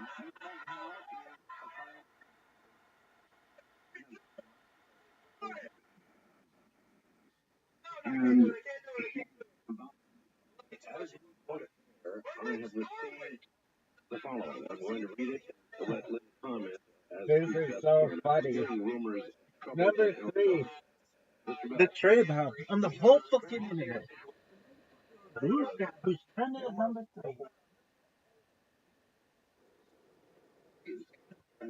Why? In the federal force have interrogated us the king of the mill, the rabbi of all the rabbis, Rabbi motherfucking Rothschild.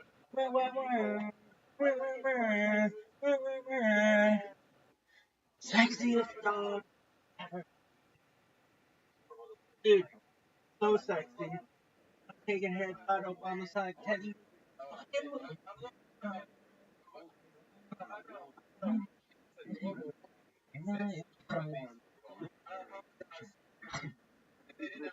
Bitcoin going to go, baby.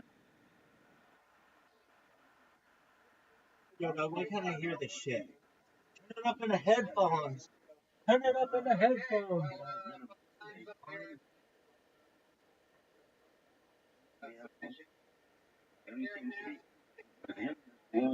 Turn it up in the headphones. Turn it up in the headphones. Turn it up in the headphones. Dude, I'm a number 2 trending. That's the program here in Philadelphia is Linda Moulton. There's a copy of that also. Welcome. Well, thanks, Art. This is an important story to follow up on, and I will make a contact out there. And any of our Dreamland listeners in Arizona, any information of horses and other animals, including them in the Fork, Arizona area, please contact me at number 215-491-9842. That's back 215-491-9842. Sorry, we don't have more for you folks, but this hit us at airtime, and I just got it to Linda. Right, and it's important to let people know that this is occurring, and I will see what I can find out. And as soon as I have something, or maybe we can do something on Coast next week, in addition to the fact that there are so many different environmental assaults around us now. Tonight, we have some answers to recent environmental mysteries, including the strange white stuff found in water near Whiskeytown, California, and the die-off of birds in Louisiana. But first, there is unsettling news this week from New England about a rare virus attacking salmon there. When the first boats from Europe arrived at American shores, there were millions of wild salmon in rivers from Maine to Connecticut. But now, there are only a couple of thousand left, and that is why this recent outbreak of what's called swim bladder sarcoma virus, seen only twice before in salmon, is especially tragic. All the virus-infected fish came from Maine's Pleasant River. Biologists have quarantined hatcheries there and had to kill hundreds of diseased salmon. Some scientists speculate that the virus has spread from commercial salmon farms along Maine's coast, where every year thousands of fish escape from their crowded holding pens. Just as humans crowded together can spread disease more easily, those commercial fish carry diseases to wild salmon that have no immunity. Another disease has been destroying birds on the west coast. One of the worst outbreaks of avian cholera in memory has killed more than 50,000 water birds in northern and central California, including the rare and beautiful Aleutian Canada geese that are already on the federal threatened species list. Fortunately, bird cholera is not typically transmitted to humans or other mammals. Scientists speculate that last month's cold weather caused birds to flock together in tight spaces of open water, which may have spread the disease, just like the salmon crowded in those Maine commercial fisheries. Also in California, Associated Press reported recently that a mysterious substance was discovered in two natural springs in the Whiskeytown National Recreation Area, about 6 miles west of Redding. One of the men who discovered the strange stuff is Bud Ivy, Chief of Natural Resource Management at the Whiskeytown National Recreation Area. I asked him to describe this stuff.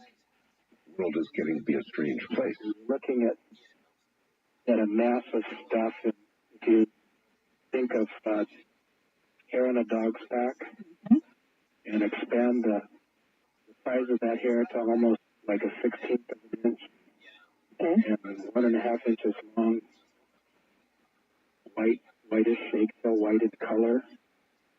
They're attached, look like into the bottom of, pick it out with your fingers and see something, but then it looks kind of like cotton. Real fine. And in the water, it makes the stream for 5 or 6 feet almost white. In some areas.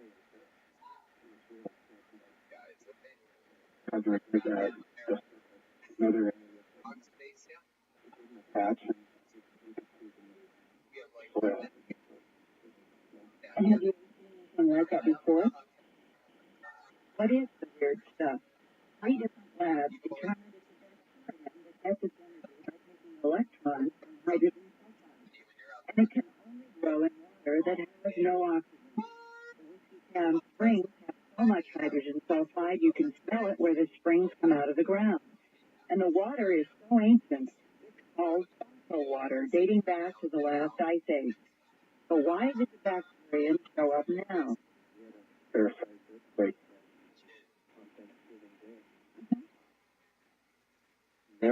question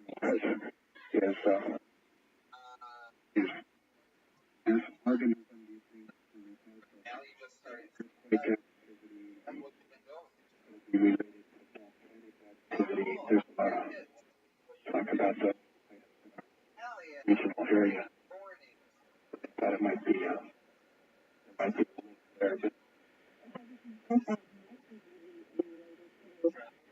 kind of activity that could have been well, it's possible, or it could have been existent all the time. And I think the site that we found this stuff lies on a naturally occurring and known fault, with a Hogan fault.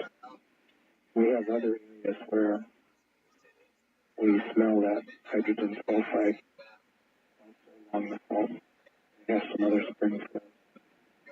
So this could be related to the fact that the earthquake might have jostled something that released the hydrogen sulfide more into the spring than had been before, and that may be why you found it. Could be. Or it's been there for a long time and just didn't see it. I really don't know.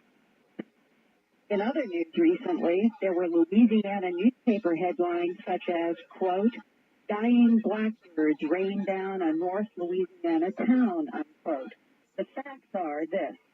The birds were grackles, not red-winged blackbirds, and thousands of grackles were on their normal migration south.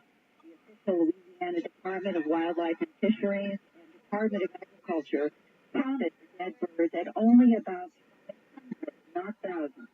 What caused the grackles to drop into yards unable to walk and stretching and twisting their heads back before dying, as residents in Morehouse Parish reported? Well, the possible answer came this week from Dr. Simon Shane, professor in the Department of Epidemiology and Community Health at the School of Veterinary Medicine, Louisiana State University in Baton Rouge. Dr. Shane has been on a team that has examined several of the dead grackles. What did they find? Here is Dr. Simon Shane. Should be interesting. There was no consistent bacterial infection. The microscopic examination failed to show any signs that could be consistent with either a bacterial or a viral disease. And again, subsequent toxic screenings and examination of liver,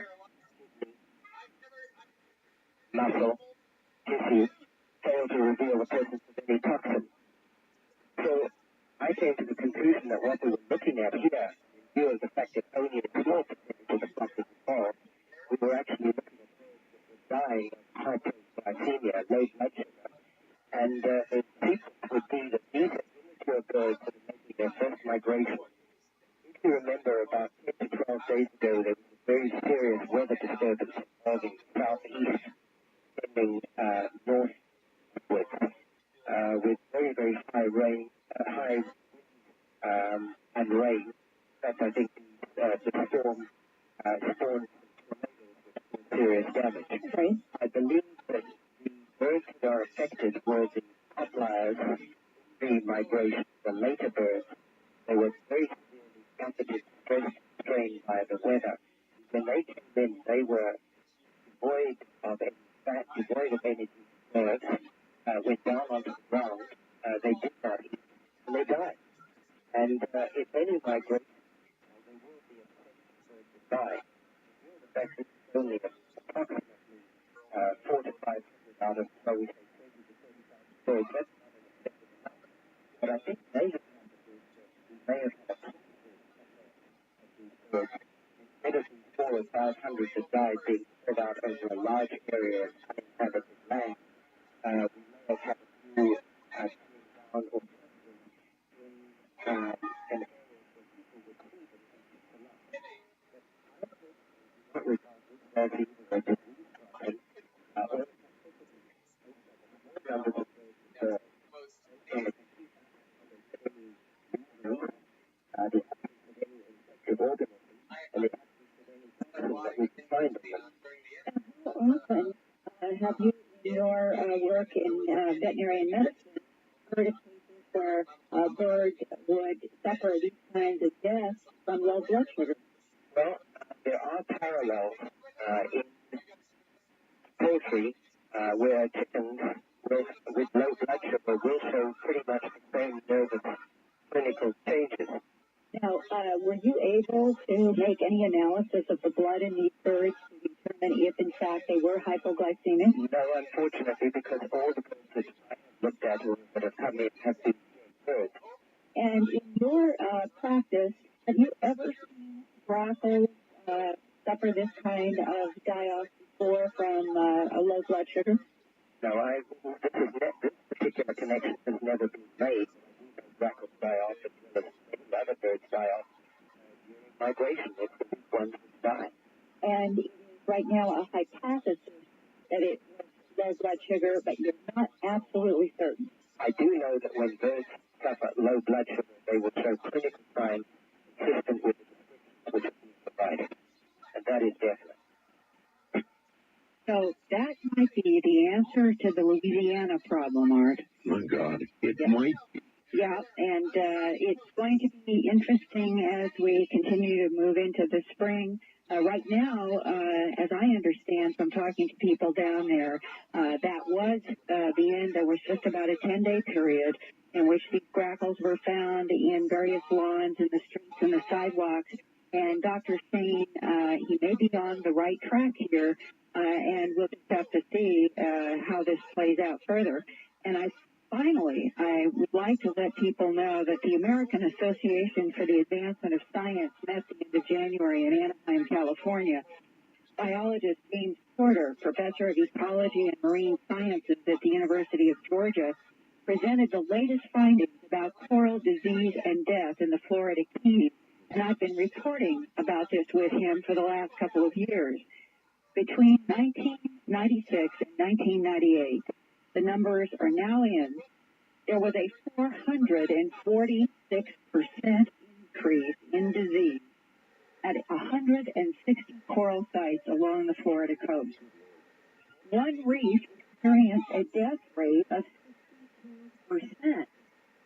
More than half the coral. Dr. Porter said that, quote, nearly all of the killing pathogens are new to science. They are telling us that the water where they live is becoming suboptimal for their existence. We don't know if what we are seeing is a natural cycle or if it is being caused by what human beings are doing to the planet, unquote. Linda, you are also aware, aren't you, of the whale problem in California? The count is terribly down, and they think it has to do with the temperature of the water, maybe. That's right, and that's another story that I've got to check further into.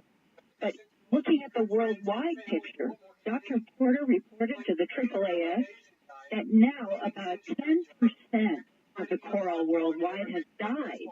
And if present trends and conditions continue, an additional 20 to 30% of the world's coral will be lost. New studies show that human viruses migrate into Florida coastal waters from the 1.6 million septic tanks in the state. Research confirms that within 24 hours of toilet being flushed. Viruses and pathogens from those toilets are in the coastal water. Many people are even becoming infected now with viruses and bacteria that are traced to wet flushing while playing in the ocean. And this septic tank pollution might also be related to the increase in the killing pathogens that have not been seen ravaging coral before. I want to thank Greenland and Coast listeners who helped me stay current with news about Earth changes and unusual phenomena. And I always welcome faxes to my number, which is 215-491-9842.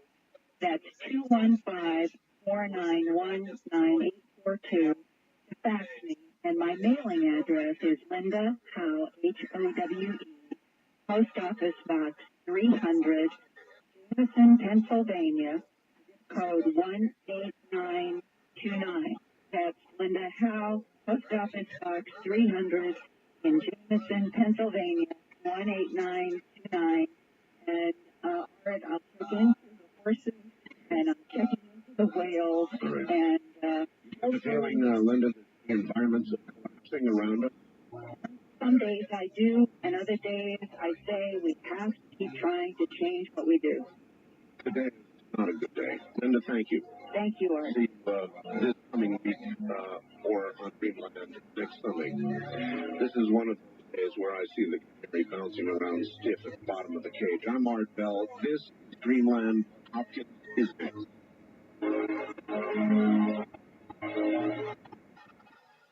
Online, of course, at AmericanGoldRose.com.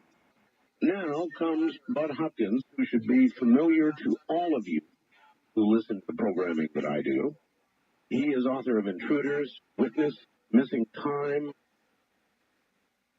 He is a remarkable man who has been in this field deeply and is respected by almost everybody in it as one of its leaders.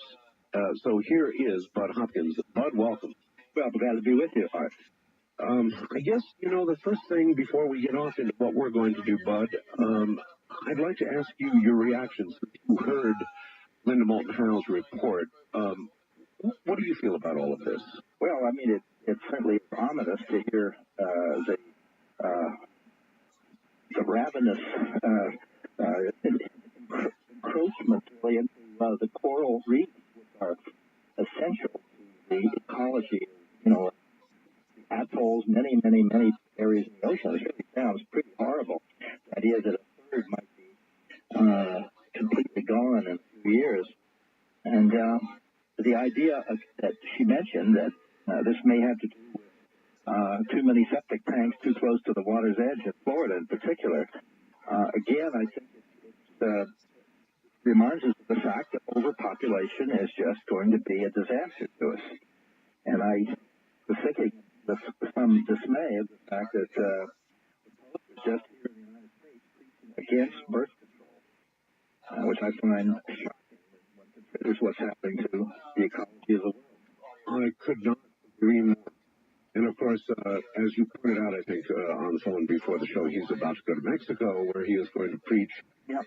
Indeed, they're pretty much to the choir, very much a Catholic nation.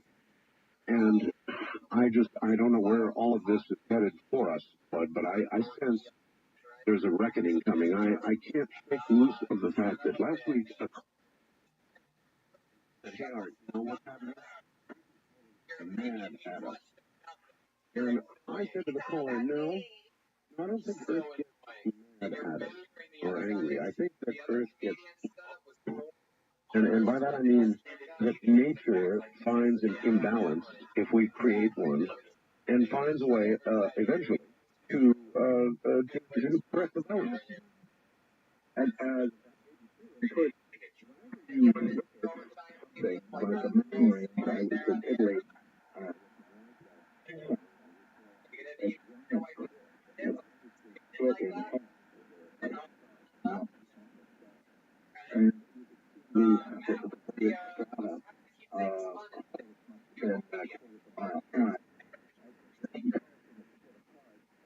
So it was between the two halves of this very high mountain. You realize that happened at some point really long ago.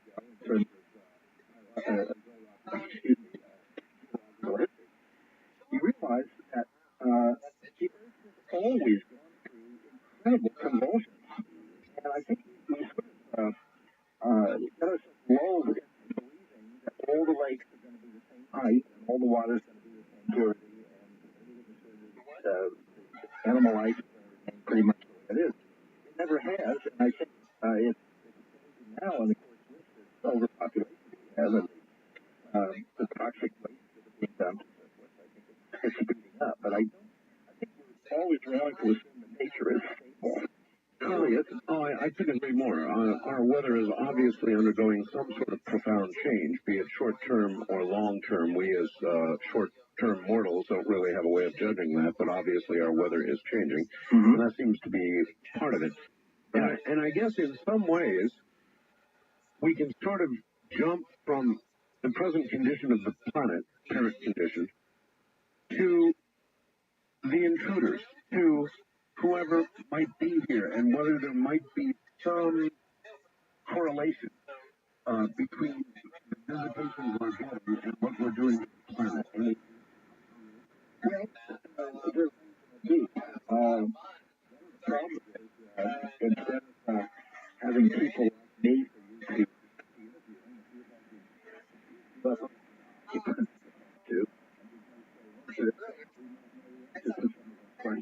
we really don't know. That's the bottom line. I think it's very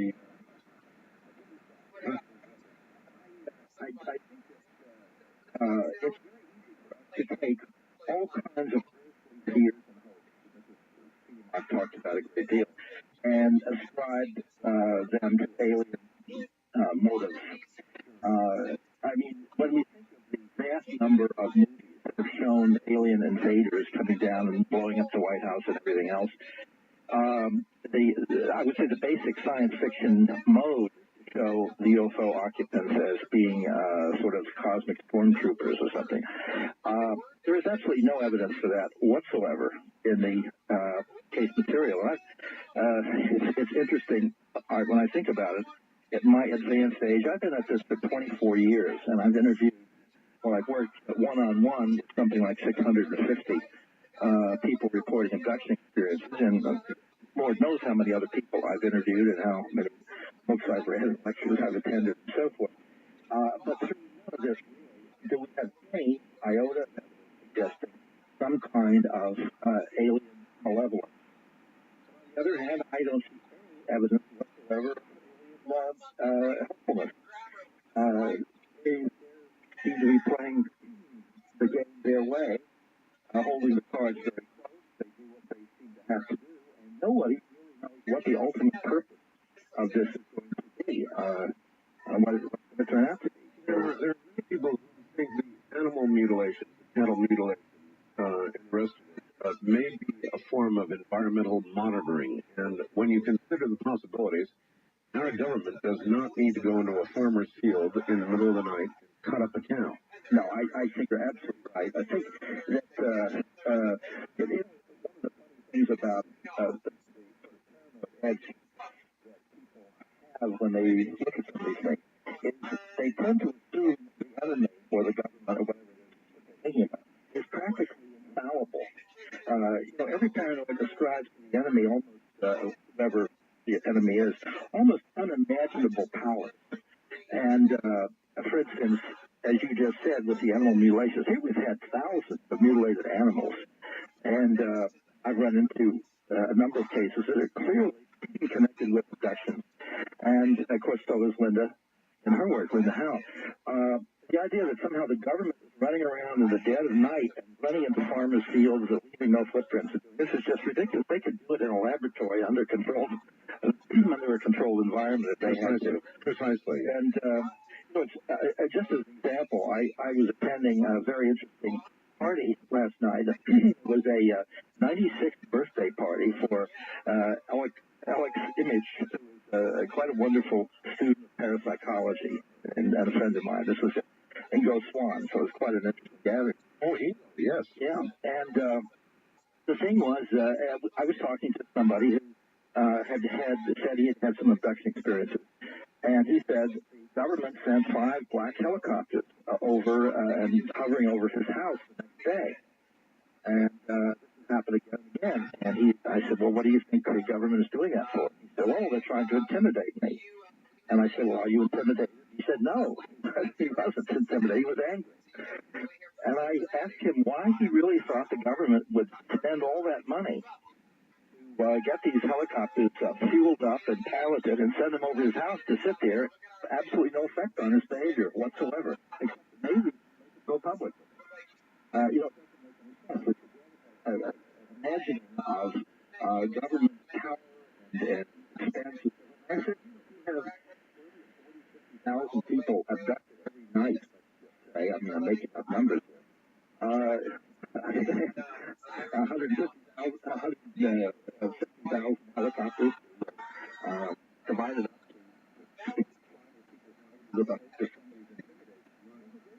to the UFO phenomenon. And I think the Academy is a phenomenon. Boy, like, not to into the ground, but it's that I think every UFO realized, and that is that in many cases, it seems the UFO occupants leave behind some kind of image or memory or something, almost designed to really fix it in the memory of the witness or the abductee, instead of trying to conceal it, trying to make them remember.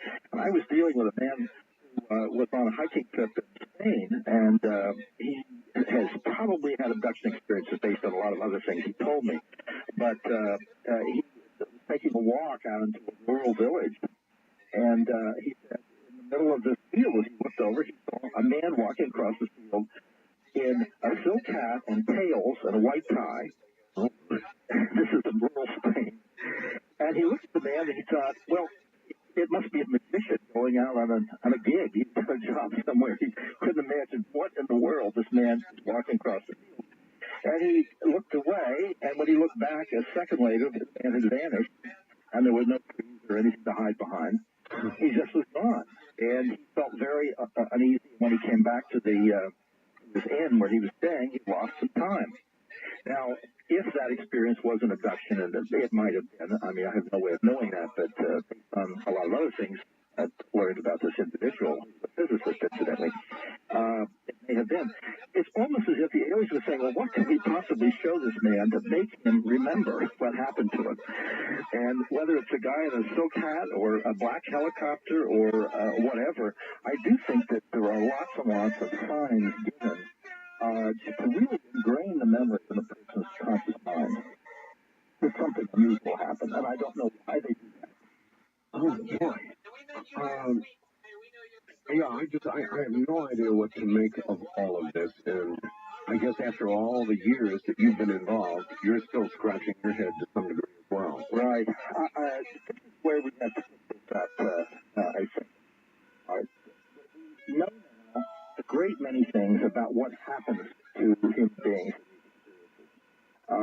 When I first started doing research back in the middle 70s, I discovered things like memory. And want to explain to people what that is? Well, I'll give you a very graphic example. A woman was driving home and had some that she did not connect the following UFOs until much later on. She was driving home and she said this cow came over to her car this night, and the cow looked in the window of the car and had big soulful eyes. And the cow ran alongside the car, carrying the window, and she was going about 45 miles an hour. It was obviously a thoroughbred cow. And all of a sudden the cow wasn't there, and she got home very late. Well, she didn't see the cow looking in the window of her car, that's for sure. If in a UFO abduction experience, a person can see something. This is played in on the brain from the outside. Maybe this is something which will make the person remember the experience consciously, at least the unusual quality of it.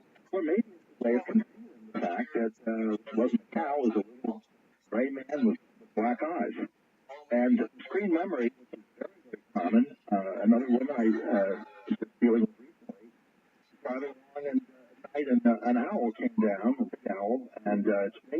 folded, it wasn't flying.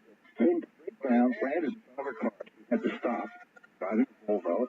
And she said, I'll just stood in front of the car and stared at her over the hood of the Volvo.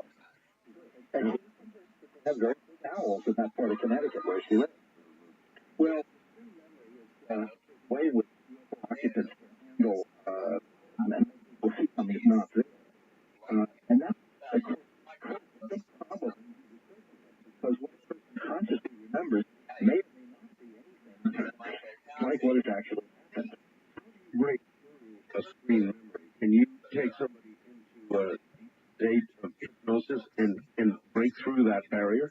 Yes, that can be done, and that's one of the reasons why we use hypnosis and why it's extremely helpful. And actually, sometimes it's not at all infrequent. You can consciously deal with a person, I mean, with a conscious, unhypnotized state, and ask a few questions. And the screen memory begins to crumble before your very eyes. A quick example. Two young women driving home in a car from a party at the outskirts of Washington, D.C. on a car pileup of cars.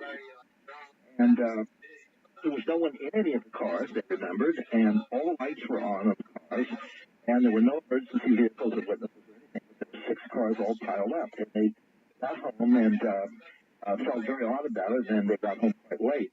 And each one, not suspecting anything beyond big wreck of cars, communicated with their parents by telephone. They were college kids, so when they called them, they said, gee, we saw the strangest thing last night, and reported the same story. But what happened is when they looked in newspapers for it, and they, made some inquiries, there was no 6-car pileup. And I began asking questions, such as, I said, well, did you stop to see if anybody was hurt? Well, no. Why not? Well, and they sort of looked at each other. Well, it was kind of spooky. I don't know. I said, well, I imagine that you stopped at the first telephone and you reported this accident in case somebody was lying on the floor of one of those cars bleeding. Right. No, it didn't. I don't know. Well, why didn't you do that? Well, the more they began to examine the fact that their own behavior made no sense whatsoever to them. Yeah. And also the fact that I said, isn't it unusual that all the cars would be wrecked and have their lights on? Maybe one car would have lost its electricity or something in the wreck. And I said, there's a lot of traffic there because you don't get a 6-car pileup unless you've got traffic. No, there was no car around. It was deserted. And every question I asked made them doubt what they had seen was a 6-car pileup. Under hypnosis, separately, both women remembered a landed UFO, and it was actually an abduction. They had stopped. But the point is that the fact that they remembered both of them remembered exactly the same image, lets you know that this is not a self-generated false memory, but it is essentially a memory that's imposed upon them from the outside. Right. Let me stop you for a second. You said that each one of them then later, under hypnosis, recalled seeing a UFO. Yeah, it was a landed UFO. Now, that's very interesting, because one great charge, of course, with the John McFair and all the rest of it is that there can be things, there can be lies, there can be imagination injected into all of this, but for both of them to come up with the same story seems rather far-fetched. Yeah, well, it's of course, one of the big, false stories put out by debunkers that this is some kind of fantasy that takes place in a single head, because I've got cases involving 7 people at once. They all remember abduction. They all remember everything happening in the same way. And, of course, the Ray Fowler's book, The Allagash Abduction, which is an excellent book, dealt with 4 men who remembered everything exactly the same way under hypnosis in an abduction that took place in Maine. There isn't any doubt, though, that people can confabulate, and one has to be always very, very careful in their hypnotic technique to very subtly test the recollections of the people. Well, with the multiple cases in mind, Bud, in all your years of study, have you come to an absolute conclusion about, if not the reality of everything we hear, which is ridiculous, but have you come to grasp sufficient proof to be able to say, this really is what it appears to be, and that is, of course, abduction by others. Absolutely. There's no doubt about that. One thing I never like to use the word proof. Proof is how much evidence it takes to persuade somebody that something is true. And evidently, for something like 15% of the population, they don't believe the Holocaust occurred. I know. Or that we have walked on the moon. Let's try this then. The reasonable man test. If you had to go into court and present evidence, could you compile sufficient evidence, in your opinion, to cause a jury to convict was that kind of a case? Well, I certainly would hope so. Of course, prosecutors in the OJ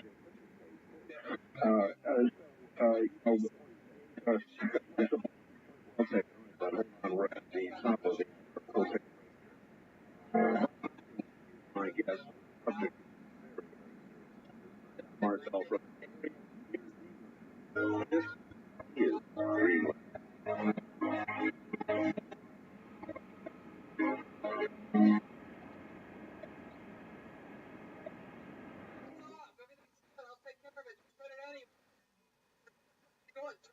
The busier you are, the more you treasure it. It's about sale on gold. All right, now it's back to Bud Hopkins. And Bud, here's a question that I've got for you. With all your years of research and with the environmental distress that we're having right now, it might be useful to try and understand the motive of the visitors. There are a lot of people in ufology who think that, yes, things are collapsing around our ears, and these guys are going to come down and save our asses. Mm-hmm. So it might be useful to know what you know about what their intentions are. Well, there doesn't seem to be any way we can talk about what their ultimate intentions are. I have to say there are, 1,000 theories. I don't think we can look to them necessarily to save our asses. I don't think that we can do that. I really understand the human need for us to want to fix that. Yes. There isn't any doubt in my mind that UFOs have been flying around here for quite some time. In the 20th century, we had many sightings going back in the short term, going back to World War II. And yet I don't know of a single solitary man, woman, or baby saved from the Holocaust. I don't know that there was any intervention in trying to prevent the Allies from dropping the atomic bomb and killing so many Japanese people. I don't see any sense that there's been any kind of intervention on any level. So if you look back over past history and you realize that this but apparently have not done anything to alter things, at least anything that we can see. Then do we presume the prime directive to use a Star Trekism? Right. Yeah. Well, that's obviously a rationale. It doesn't necessarily mean that there's any truth to it, or that, for instance, in the prime directive, that they necessarily would try to help the environment either and intervene there. I don't really know. I just haven't seen any signs of it. And I certainly that there will be some kind of help. It seems to me they're very single-minded about what they are doing with human beings, and it doesn't seem to involve the environment. Also, something to remember, many times when UFOs landed, that I dealt with when the craft landed on the ground for a short time, the soil was kind of baked into a rock-like hardness, and it really became almost sterile for life. So we're getting wonderful lush greenery under a UFO. We're getting almost the opposite. I wish we got greenery instead. So I don't see any signs of it, although, obviously there's no reason to give up hope. Do you make any best guesses about what their motives are? What is your best guess? My basic theory, which I presented in Intruders, and has certainly been, I would say, accepted by the majority of abduction researchers, is that they have reached some kind of evolutionary dead end, and need our DNA to revivify their own species. I'm beginning to wonder if that wouldn't be the blind leading the blind. Well, it might be, but from the DNA point of view. The interesting thing is that we have now, in terms of the writings of a lot of people, the sense that with cyberspace and the net and so forth, as time goes on, our brains expand according to the evolutionists, and our bodies will become less muscular, less physical, really, less sexual. That as our genetic engineering is refined and in vitro fertilization becomes common and so forth, everything would point to the idea that we might be moving in that direction ourselves.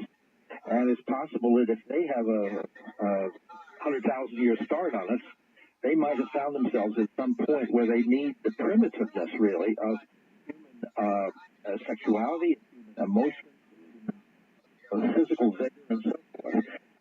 And therefore, in coming here and taking our DNA and setting up some kind of a breeding experiment, creating a hybrid mix, they may be attending to their own trials.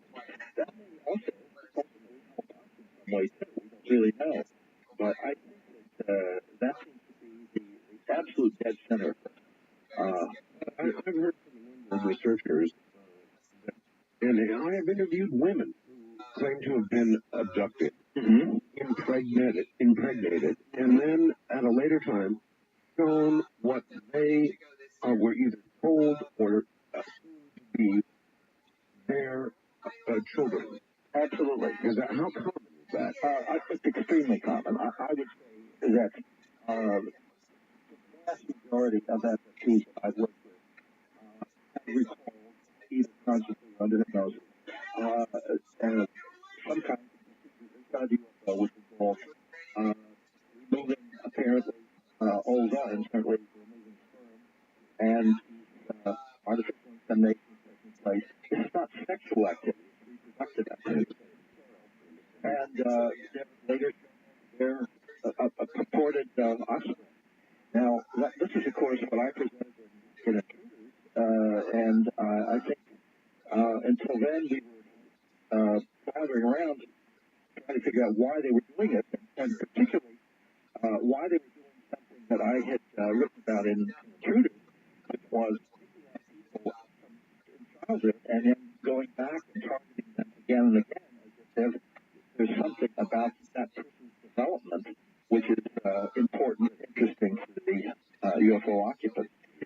There's certainly everything about this that would suggest a long-range, long-term genetic breeding experiment, actually. And we have no idea what that is leading to. Various people have different theories, and David Jacobs has that is very, very cogent and rather frightening theory, that he profoundly hopes is not true, about what the future holds. But they seem to be absolutely single-mindedly set on that. David is correct. Then we ought to be shooting at them, shouldn't we? Well, it's a very ambiguous thing. Somebody said, well, maybe you have to interpret this as tough love on their part.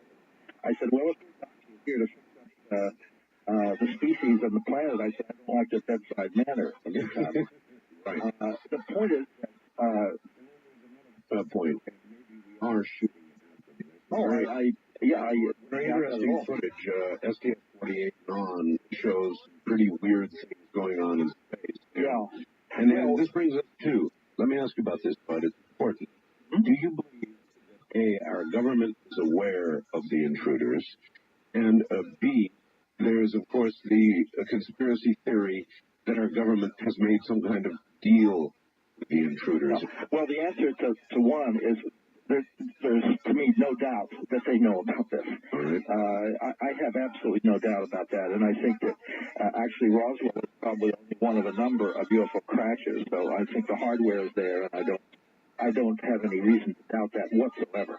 So some branch of the government, probably a very, very small, carefully selected branch, is very aware of this and there is a cover-up. As to whether or not there's been some kind of deal made, I don't think so. And basically, much whatever they wanted to. They hold the cards in their hands, the UFO occupants. And I don't think, I used to have this amused image back in following that particular theory, back in the days of Bush and Quayle, that I had the image of a little gray guy with a clipboard standing in big black eyes in Dan Quayle's office and saying, "Here we got a list of 2-year-olds in New Jersey. We want to attract them. We got some insurance sales in Long Island. And if you sign off on these, we'll take them and get your permission. We'll give you something in exchange." And as if they had to do that. I mean, there's something to think about it. I mean, go back to Jimmy Carter, who had his own experience. Right. Jimmy Carter, who once, when confronted by one of my listeners, who was standing in front of him with a book, he had a book, and Jimmy Carter was autographing it for him, and he asked, he said, "President Carter, you told us when you ran for office you would tell us what was known about UFOs when you got into office." And he stopped cold, and he looked up, because a lot of times when you're book signings, you just sit there and sign and sign and sign. You hardly even ever look up. Right. Jimmy Carter looked up at him, and there was a tear in his eye, and he just stopped. Then there's Reagan, who 3, 4, was it 5 times said, "What if our Earth was forced to unite against an enemy from out there?" That's what Reagan said. Now, right, and plus he had, I believe, he had a UFO sighting himself. Yes. And in other words, were the presidents close to this information? Were the presidents informed, or is it from off the shelf in the basement operation outside of government elected? Well, Art, frankly, I don't know the answer to that. And one of the reasons I think we've made a great deal of progress in understanding this whole crazy business is that we followed Alan Hynek's suggestion, which was to specialize. And I specialized in UFO infection. I was talking to Linda Howe once, she was, of course, specializing in animal mutilations. But I said, "Well, I don't get many dead cows on 16th Street between 7th and 8th Avenue in Manhattan. So it's very hard for me to deal with that subject. When it gets to government cover-up and who is doing what, I have enough information, and some of it from case material that I've looked into, including one UFO crash, which is an extremely interesting case. It's not yet made public. But I have enough information to have no doubt that the government, some branch thereof, has picked up the pieces, so to speak. Whether or not Jimmy Carter knows, or Reagan knew, and so on, or Clinton, I have no idea whether this is some sort of self-contained thing. Well, thank you for mentioning Bill Clinton. He one of the first instructions, in fact, the first instruction he gave was to find out 2 things. Who killed Kennedy? Mm-hmm. And whether there really is anything, what knowledge we have about UFOs. Apparently, he was satisfied on neither point. Right. Well, my guess is that this is so high up in its secrecy quotient, really, that probably some self-appointed or government-appointed some earlier time, MJ-12 type of thing, type of organization. If it isn't MJ-12, there would have to be something like it. Might even feel empowered to conceal this from the president on the grounds that until something breaks in a dramatic way, that there's some sort of communication, or we know what the alien ultimate goals are, if we could trust that the president kept uninformed. Who knows? We do know, for instance, it's a historical fact that Harry Truman had not been briefed on the atomic bomb as the vice president of the United States until he succeeded Roosevelt after Roosevelt's death in April 44. Nobody told him he was the vice president. He was a very sick president. He didn't know a damn thing about it. Now, this can show you how compartmentalized intelligence communities can get. I remember the movie Independence Day, right? Yeah. The second half of it I thought was pretty fanciful. The first half of it I thought was very provocative because the aliens that came down didn't want to make a deal. They didn't want our resources. They didn't want our women. They didn't want anything except for us to be dead. And that struck me. Now, if that should happen to be the case, and information is being withheld, I don't know how warm and fuzzy I feel about that. Well, I agree. None of us would feel warm and fuzzy about that. I think, actually, Art, when I examine my conscience, I know that if I felt people were dying at the hands of the aliens, something like that, if there were deaths, if there were things a great deal worse than what happens to people, and what happens to people under abductions, I think of as I think you call it collateral damage. In other words, it's not intended. Very much like when one of our rockets hit the hospital instead of an aircraft battery in Iraq. We didn't mean to blow up the hospital. It's collateral damage is the term. I don't think the aliens mean to cause problems, physical and psychological and emotional, though they do. But if I felt that they were out and that I would be than I do. Enormous rage, and that's what I would be doing. But it doesn't seem to be that. And I must say, this is one of the reasons why the whole phenomenon is people typically happen. Because one man said to me, a pretty strong specimen and well built, he said, I couldn't move. He said, I'm looking at these little people who had me paralyzed, and I could have knocked them, near the kingdom come. But he said, I couldn't look at them as enemies because they weren't actually doing anything harmful to me. They were just staring at me. And he said, I couldn't look at them as friends either, and I didn't know where to put them. My emotions were sort of flooding here and there, but they weren't focused in any particular way. And I think that that's one of the reasons people have such trouble dealing with this. They go with all kinds of different emotional rushes because there is no clear-cut signal coming through. We are here to hurt you. We are here to help you. We are enemies. We hate you. We are your friends. Those things don't come through. And I think when you read even something like, if you follow some of the abductees' various different positions at different times, I think Whitley Strieber is a very good example. He's done everything from hating and dread and terror and they're wonderful and they're bouncing around because I think essentially no one is getting a clear signal from them. His latest attitude is closer to David Jacobs, frankly. I think that he's beginning to have some rather severe reservations about their motives. Well, I think that I don't think anybody can be in this very long, and as I have been, and the damage that's definitely done to people psychologically.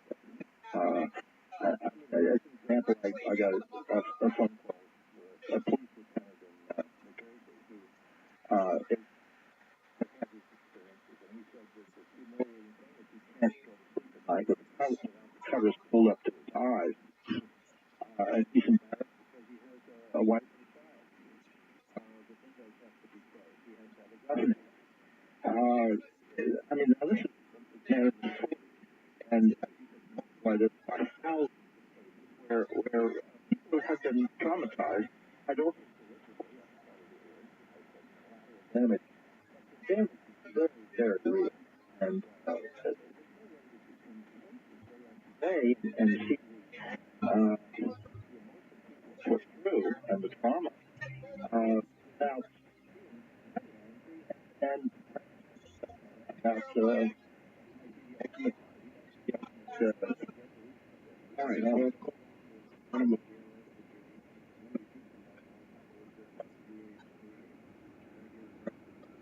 ID4.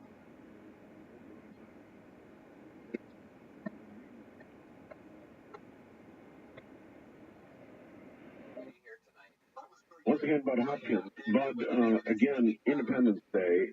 I recall the New Age community and the way they were depicted in ID4, where they all rushed to the top of the building and held up banners saying, welcome, and of course the bottom of the ship opened up and vaporized them.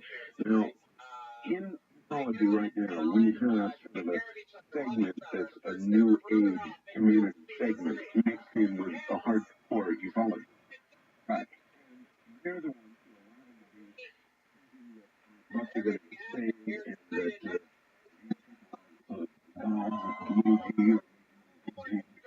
and getting mixed up in ufology. Well, I think Everything he knows podcast.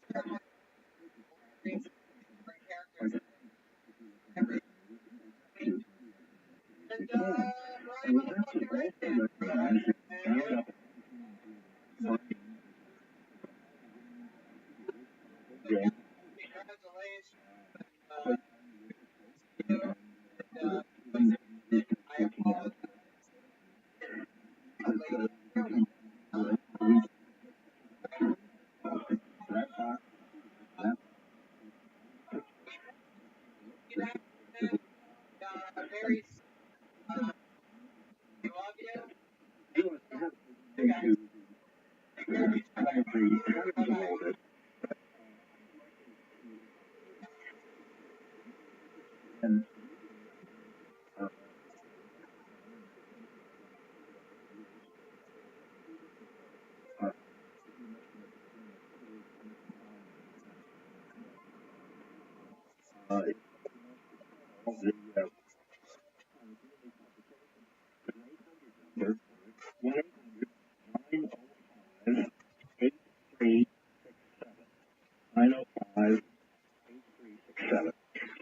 number, and they actually take calls as we continue with the program because they're set up with operators too. And of course, we also have links on the website to each and every one of your books and your website. And that's on your website there. That's true.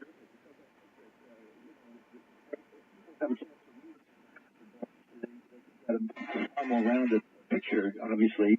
We're sort of in and out of the band subject, obviously, in my opinion, the most important subject that any human being could be talking about right now, actually. And one other thing, we are going to have, for people in the New York City area or wherever, we're going to have a conference on April 10th with a number of people who have been guests of yours, Stan Friedman, myself, Jerome Clark, wonderful, and Carol Rainey, who's on at the conference on April 10th about how the media has responded. There's going to be a little bit of an inside story on the infamous Nova program about abduction.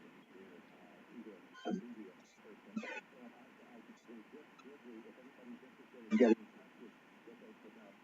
information. There's a phone number here, 212-527.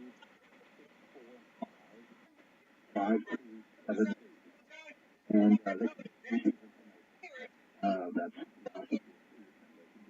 one day is going to be just focused on the U.S.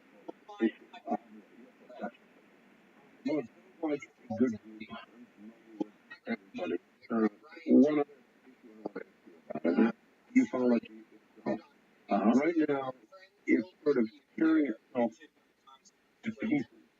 I see fights going on now, vitriolic fight over the internet and elsewhere, as I've never seen before. It's like there are paid disinformation agents or troublemakers out there right now. I've never, in all the years I've been covering this, I've never seen it as intense as it is right now. That must mean something.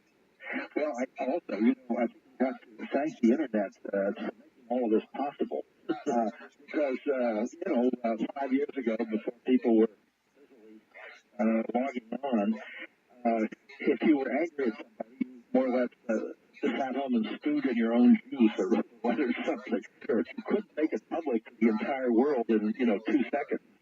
And I think that is elevated.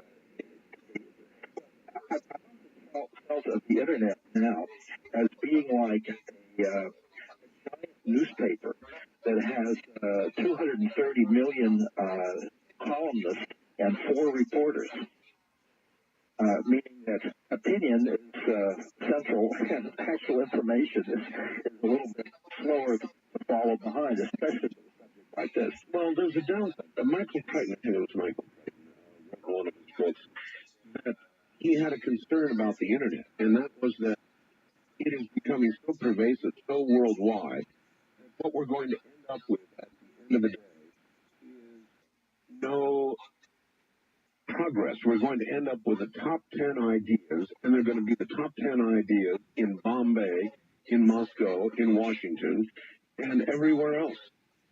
That may well be the case, but I think that if you have this plethora of information and theories, opinions, and everything else, it makes it infinitely more difficult for an individual to sort things out. At least when you have, as in New York City, I have the New York Times, which most of the time does a very good job, I think, of sorting out the relevant from the irrelevant and so on. There's some very, very large lacks, particularly in the handling of the UFO subject. But at least major national, international news gets sorted out. But I think when you turn to the internet and you have everything under the sun available to you, you can just walk away staggered and confused. I don't know what the answer to this is. I'm not trying to abolish the internet. The point is that I think it's made it oddly more difficult for people to be clear about things than it was earlier. We talked about it a while ago. The possibility of an off-the-shelf information operation sort of managing all of this information right now. The internet, of course, would be an ideal place for any disinformation to be distributed and for any infighting to be instigated. Yeah. You agree? Well, yes, except that because of the mass of stuff on the internet, I think it's harder for disinformation people to be dominant. In other words, they're only one more voice in a gigantic chorus. One more, but consider, for example, the Kennedy assassination. If somebody who had the absolute truth about the Kennedy assassination walked to a podium and told the absolute truth on national television, it would be one more conspiracy theory to put on the pile, unreachable already, of conspiracy theory. Yeah. And you'd never know the truth when you heard it. Exactly. Well, that's why I say it makes things more difficult in a strange way. When you think about the way a peasant lived in 1620, going to bed when it got dark and waking up when the sun came up, and the range of choices that man had, that family had, the range of possible mates, the range of what that person could do in his life, the range is incredibly tiny. But now we're so expanded by the mobility, the new technology, the affluence of this country, and the internet and so forth, that we're just almost paralyzed with the range of possibilities. And I think, in a certain sense, was probably a very good thing. There's, I think, government handouts in general are less effective now. It's one reason why we have really, actually, I think, smaller government now than we did, say, under Dwight Eisenhower, where the government spoke with a stronger voice because there was very little else to listen to than the television news and the big newspapers. But now, you've got so many voices talking, I think the government is less powerful than it was. It can be disinformation agents operating as you just described. I think much less mischief than what could have been created, say, in the Eisenhower era. Let's talk about a little mischief for a second. PBS has a well-respected program, science program called NOVA. They did a show on abductions that not everybody who's listening right now may have seen. Tell them what happened, Bud, with NOVA. Well, this was... bearing in mind now that PBS is supported by the people and by our government. Yeah. Well, the thing was, they came to me and wanted me to, in a certain sense, invent new cases, and it would be the feature of the program. I realized ultimately that I was the target. John Mack came in at the end as a second target, but I'm afraid I got the threat of it. And what did they say about you? But this is what they did. I said, let's avoid any cases that involve hypnosis because hypnosis is always attacked. Let's just deal with the cases where people remember things consciously. And as an example, we went to Florida to look into a case that I had never met the people, but I had received letters. They filmed interviews with these people talking about what they remembered consciously having happened, the infection of their children. And the husband in this particular family described how he was paralyzed. He went down and he was lying on the floor.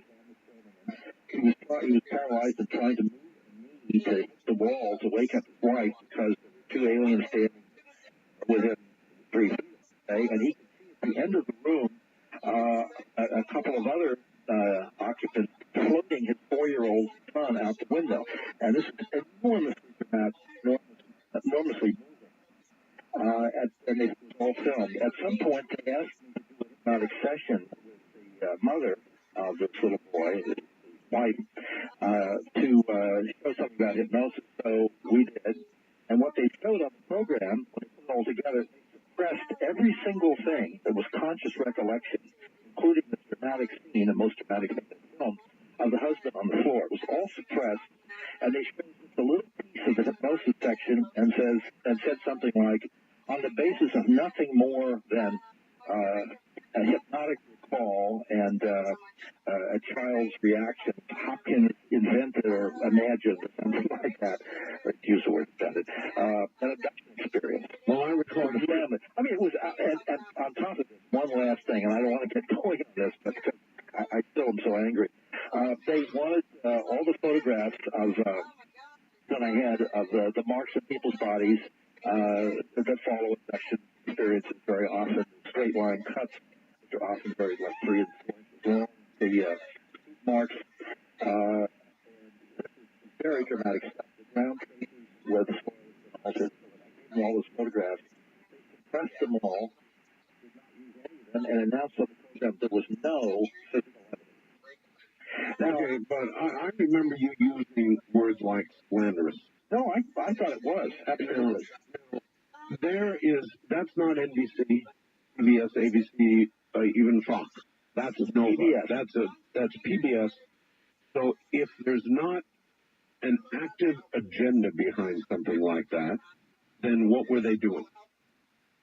Well, I mean, there was obviously an agenda behind it. I think an agenda from the beginning, that this was going to be a debunking effort, and I was going to be savaged any way they could do it. But that isn't what we think of Nova. That isn't what we think of PBS, government-supported PBS. Well, I have had a number of people say that now, no matter what Nova program they're looking at, they don't necessarily trust the science that's being presented. And I think that for many people, and I had many letters too, as a result, people were dropping their subscription to PBS and so forth, and there was an uproar of letters and faxes and so forth sent to the WGBA to produce it. And of course, Carl Sagan was central to the program. But see, they weren't driven because of who they were to do anything but try to do an objective program. So the fact that there was obviously, you and I believe, an agenda there, says there's active, serious disinformation at work. I mean, I come right back to that, and that's how I brought you back to that. I agree, Art, that the whole program could be considered as a huge piece of disinformation. That's exactly what the program was. But I'm not going to point a particular finger at whether it's Carl Sagan's personal class as a consultant, something that the government or some branch that I was involved in, whether that the WGBH intellectuals just think that there's nothing more ridiculous. But I don't know who was back of this, what group was behind it, and I leave that to somebody else. I feel sometimes if we make too many, for myself, if I make too many specific accusations that I can't back up anything except then I look a little foolish. I'll tell you a pretty interesting story. I just received an award. You know the SICOP people, right? Yeah. Okay, well, I received something called, I'm looking at it now, the award. Yes, I've heard of it. Bell, blah, blah, blah, for encouraging credulity, presenting pseudoscience as genuine, contributing to the public's lack of understanding of the methods of scientific inquiry. So, I thought one of their charges was I would never bring anybody on who would disagree with me. So I brought on Professor Nickel, who ostensibly came on the program to defend the giving of this, in quotes, award to me. And it was a most interesting program, Bud. Midway through the program, I said, by the way, Dr. Nickel, have you ever heard my show? There was a long silence. And he said, actually, no. I said, excuse me, you've never heard my program. You're here defending your organization's giving this award to me, and you've never heard my program. Well, no. Now, to me, Bud, well, I tell you, I've dealt with that man too, Joe Nickel. The basic point is that those people are the true believers, and we are the skeptics. Incidentally, recently reviewed some books that I was taken to task by Frederick Cruz, the writer, and he just about went through the roof because a writer writing a book, I think, Aliens Among Us or something like that. I forget her, Jody Dean. It was a book put out by the Cornell University Press, and said in the book that Hopkins is actually more skeptical than Carl Sagan, which caused the writer to have a skeptic. Here's the point. Somebody comes to you or to me and says, there's a story of UFOs, blah, blah, blah. Somebody saw this and that happened. There's an abduction report. What do you think about it? What is the alternative? You haven't heard the details. What do you think of the possibility there? Well, you or I could say, well, it's possible the person is lying, made it up. Sure. It's possible that the person is psychologically troubled in some way. It really happened. Or could be telling the truth. We have three different possibilities. But Joe Nickel, skeptics, only have two because of their belief system. Number three can't happen. Therefore, they have to take, because of their theology. we will absolutely have you on the series. And that's all. One of the discussions this morning. And I just want to sit there and go, let's talk about what we're experiencing from many, many people who have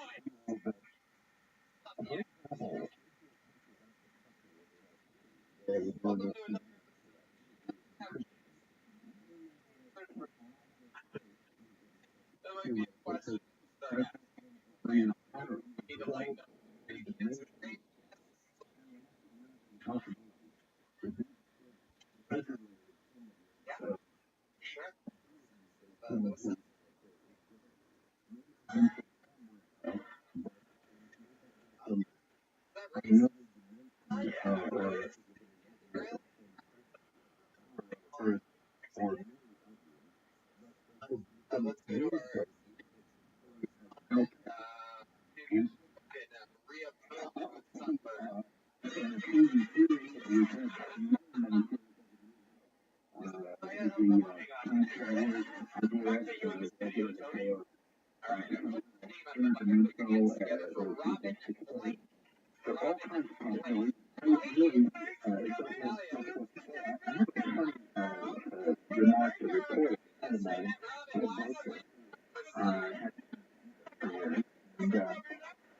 example,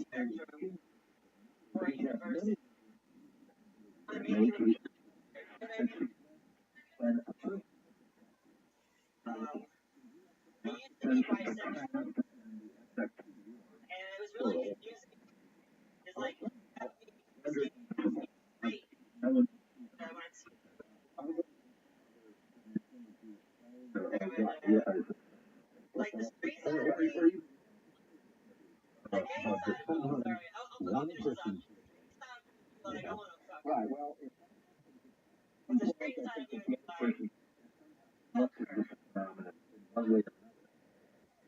We just wanted to report a case with a criminal. I was visiting after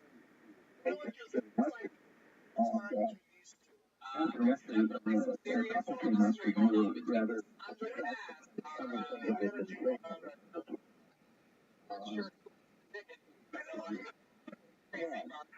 And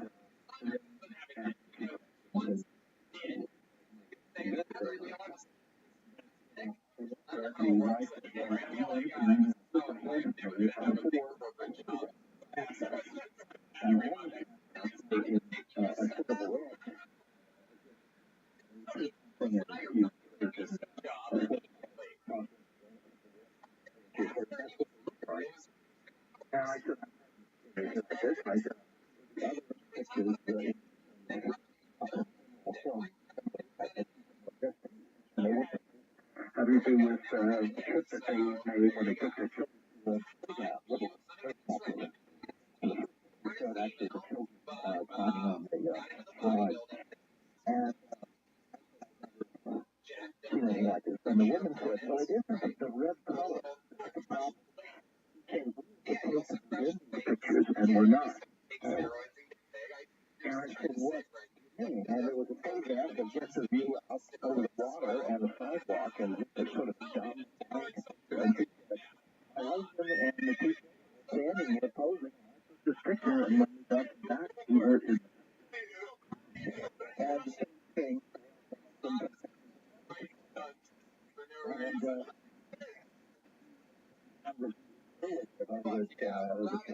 I was about years before, under the guy. And I got pretty much. What did you think about that day on the beach, on the playground there? But and he said, oh, that's very strange. And she said, well, the thing is, the children always loved that playground, and this one to it. Never go back there again after that day. So I think I spoke to the husband and wife at some point later on, and without telling anything about my suspicions. And at one point, the wife agreed to do hypnosis. The husband was not there.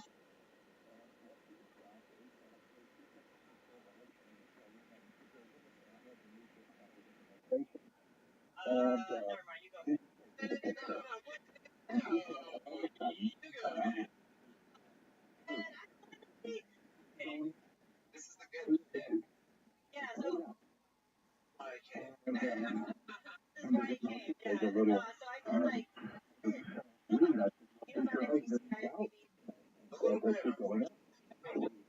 He said he doesn't seem like he's moving. He's frozen holding the camera. And after he went, she could see the grass and they were into it. Now this is a playground on Saturday afternoon outside Brisbane. At any rate, they took her away from the children and took them into another extreme upset, and a lot of things transpired that were very, very typical of Kentucky. I won't even go into. And at the end of this, down she goes again.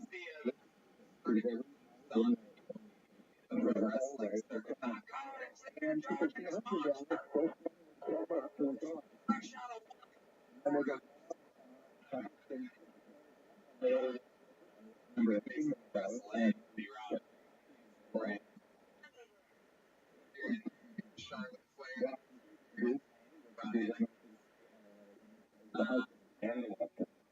and and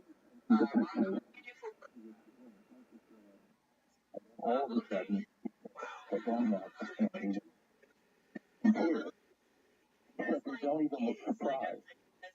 They were so again, I asked a little leading question deliberately, falsely, did I return a call for help? He said, I can't do it.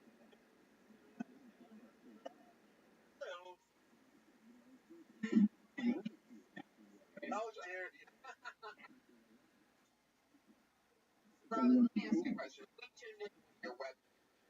What's the example of what that would be? Yes. Sure. Am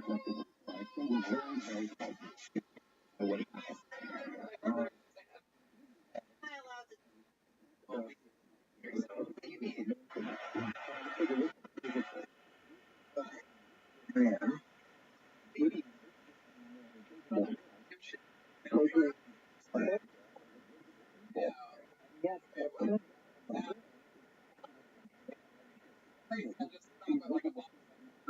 Fanny pack is on. Fanny pack is this looks like a version of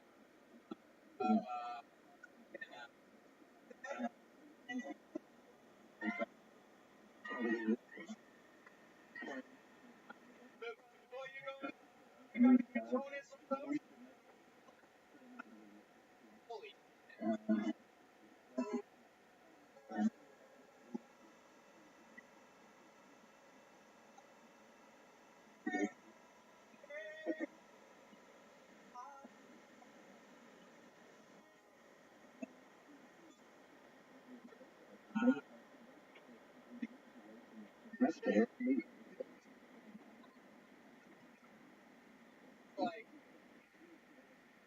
like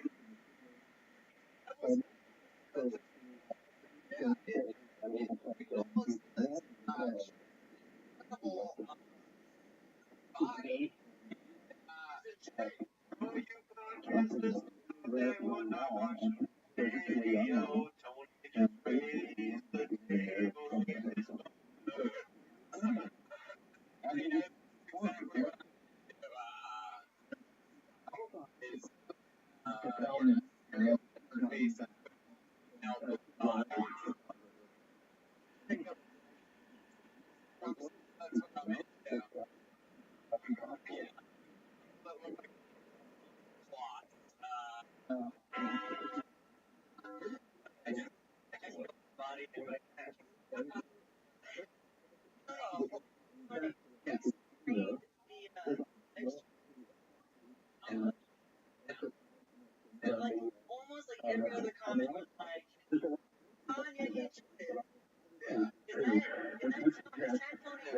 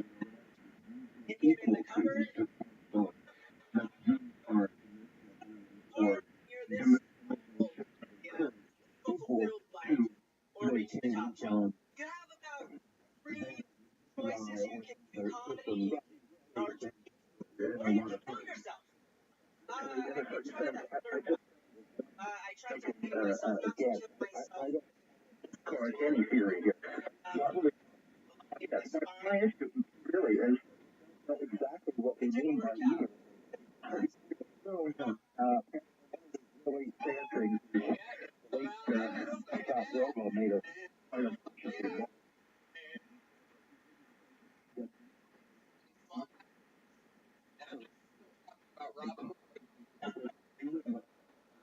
Daniel, that was fucking awesome. Very fucking interesting. Second, remember you like mentioned something like that.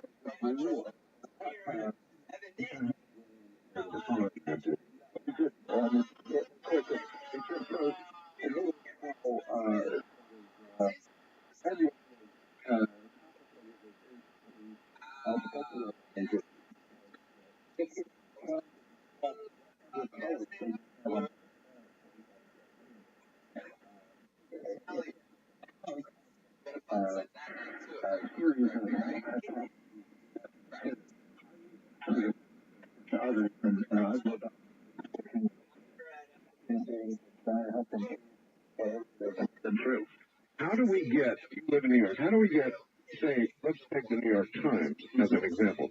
How do we get these publications on major networks taking seriously what we know is very serious? Well, I think all of us have been slowly eroded the assurance these publications and dumb. I'm cautiously optimistic somehow or other the public show us. Public understand something is going on out there which has not been explained essentially by the debunkers or else. Knows that. Serious. Mainstream media actually has thoroughly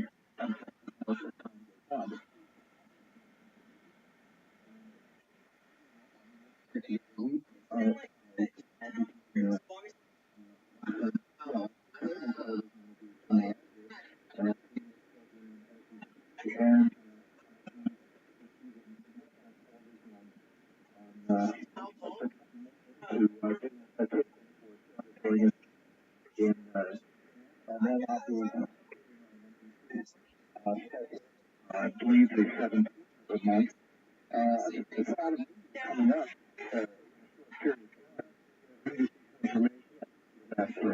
well, you're right. That has a chance of being a pretty good show. And Japanese television, for some reason, maybe you have some insight there, for years now, has been taking this whole thing a lot more seriously than the American media. No, absolutely. You know, Art, it's a rather funny thing. I got a call a year or so ago from a reporter from the Manchester Guardian in England. And the Guardian is, of course, one of the most and relatively speaking, highbrow newspapers. Yes. And he said, Mr. Hopkins, I'm calling because I'm curious to know, to answer a question, why do you think the mainstream media is becoming more interested in this subject? And I said, well, you're calling me. Why don't you answer the question? Why did you pick up the phone to call me? Because it's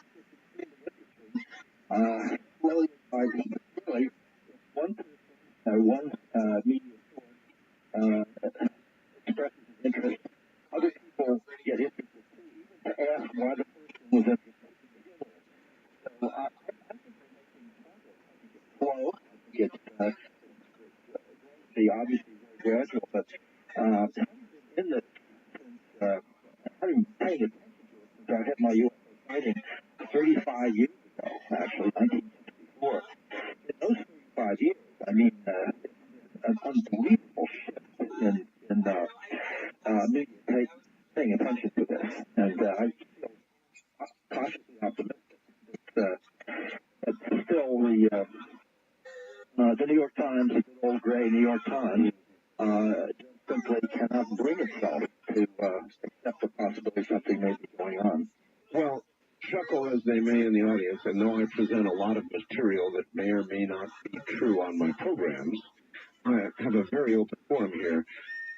I am very much a skeptic, with the exception of one thing. I've had one very close encounter sighting myself, and you cannot have that. About 4 years ago, you can't have that happen to you without it changing your life in really measurable, serious ways. No doubt about it. Same thing happened to me. So, other than that, other than what I saw with my very own eyes, and my wife saw, thankfully, at the same time, about everything else, I'm skeptical, and I if I can't put my hand on it, I can't declare it to be so, but I feel it, and I know something is going on, and I guess that's about where you are. Yeah, exactly. Incidentally, in my list of media, I just did the Roseanne Barr show on Monday. So oh, you did? One more thing that I forgot to list, and of course, shows like that. I'm curious. She's been after me to come on. How did she treat you? Well, I liked her. I found her to be very genuine and funny, and obviously she, as a comedian, she'll sort of take something funny and play it.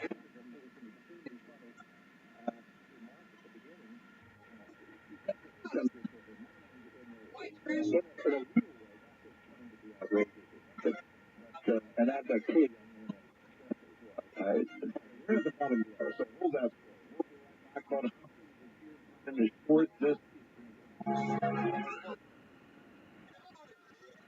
Almost interrupted myself to say. All right, back to that's machines for you, Bud. The talk show mind. Here's a second of silence and it jumps in automatically. Right, suffering with that. Well, all right. So this is a relatively new phenomenon. This whole disappearing thing, invisibility, in effect. I really, you're the first to bring this to my attention. Well, it's something that actually David Jacobs, I think, was the first person to make it public. And perhaps 8 or 9 years ago, out of Santa Barbara. It's something that I think many investigators expected. But we got this photograph and the fact that the water faucet would not work electric eye being that's physical evidence that things are happening. And over the years, many cases of people you are occupants or whatnot appear before your very eyes, and we never understood whether that was a person's perception, as if their somehow damaged or utility, or whether somebody did vanish. And I think we have to face the idea that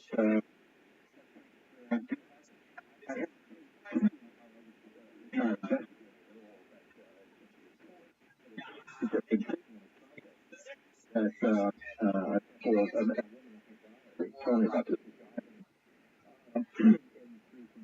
fog going very slowly, and they crashed into something which they could not see, and stopped the car. And when they got out to look, the hood of the car was dented in a very perfect curving line, as if something that was bulging and curving had been sitting there that they had run up more or less underneath and dented their car in, so they couldn't see it, as if it was in fact a crash sitting there.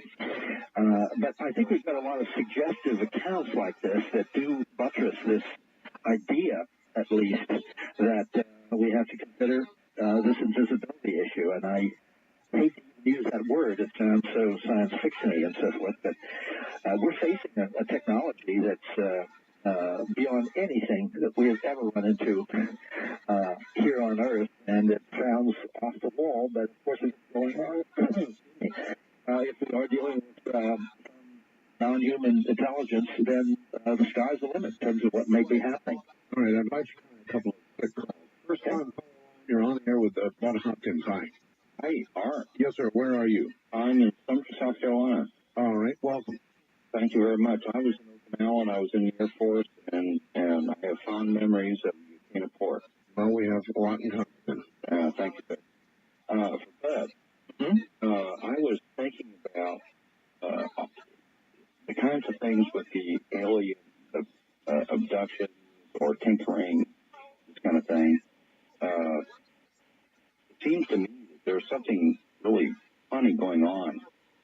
We have this missing link type of thing that everybody keeps talking about, scientists can't explain. An evolutionary sentiment. Yes, exactly. Good point. And but it keeps getting stronger. We keep getting smarter. Our progression intellectually and scientifically keeps increasing exponentially. Exactly. And I was just kind of curious if you could add comments on that. All right, let's put it into a very distinct question. But there are many, many, many people who think that in our evolutionary progress, or perhaps lack of it way back when, there was, like as in 2001, some sort of intervention at some point. Right. What are your thoughts on that? Well, it's certainly possible. I would never discount that at all. I'm afraid that I'm outside my area of expertise, though, in terms of the issues involving human evolution. I know that recently there were some discoveries made which were quite widely written about, of something that I think almost a whole skeleton of a creature that did seem to be something of a missing link. So perhaps the missing parts are getting filled in. I don't really know. But there'd be no reason to think that beings of a higher intelligence who are able to do all kinds of genetic engineering might have helped us along at some point.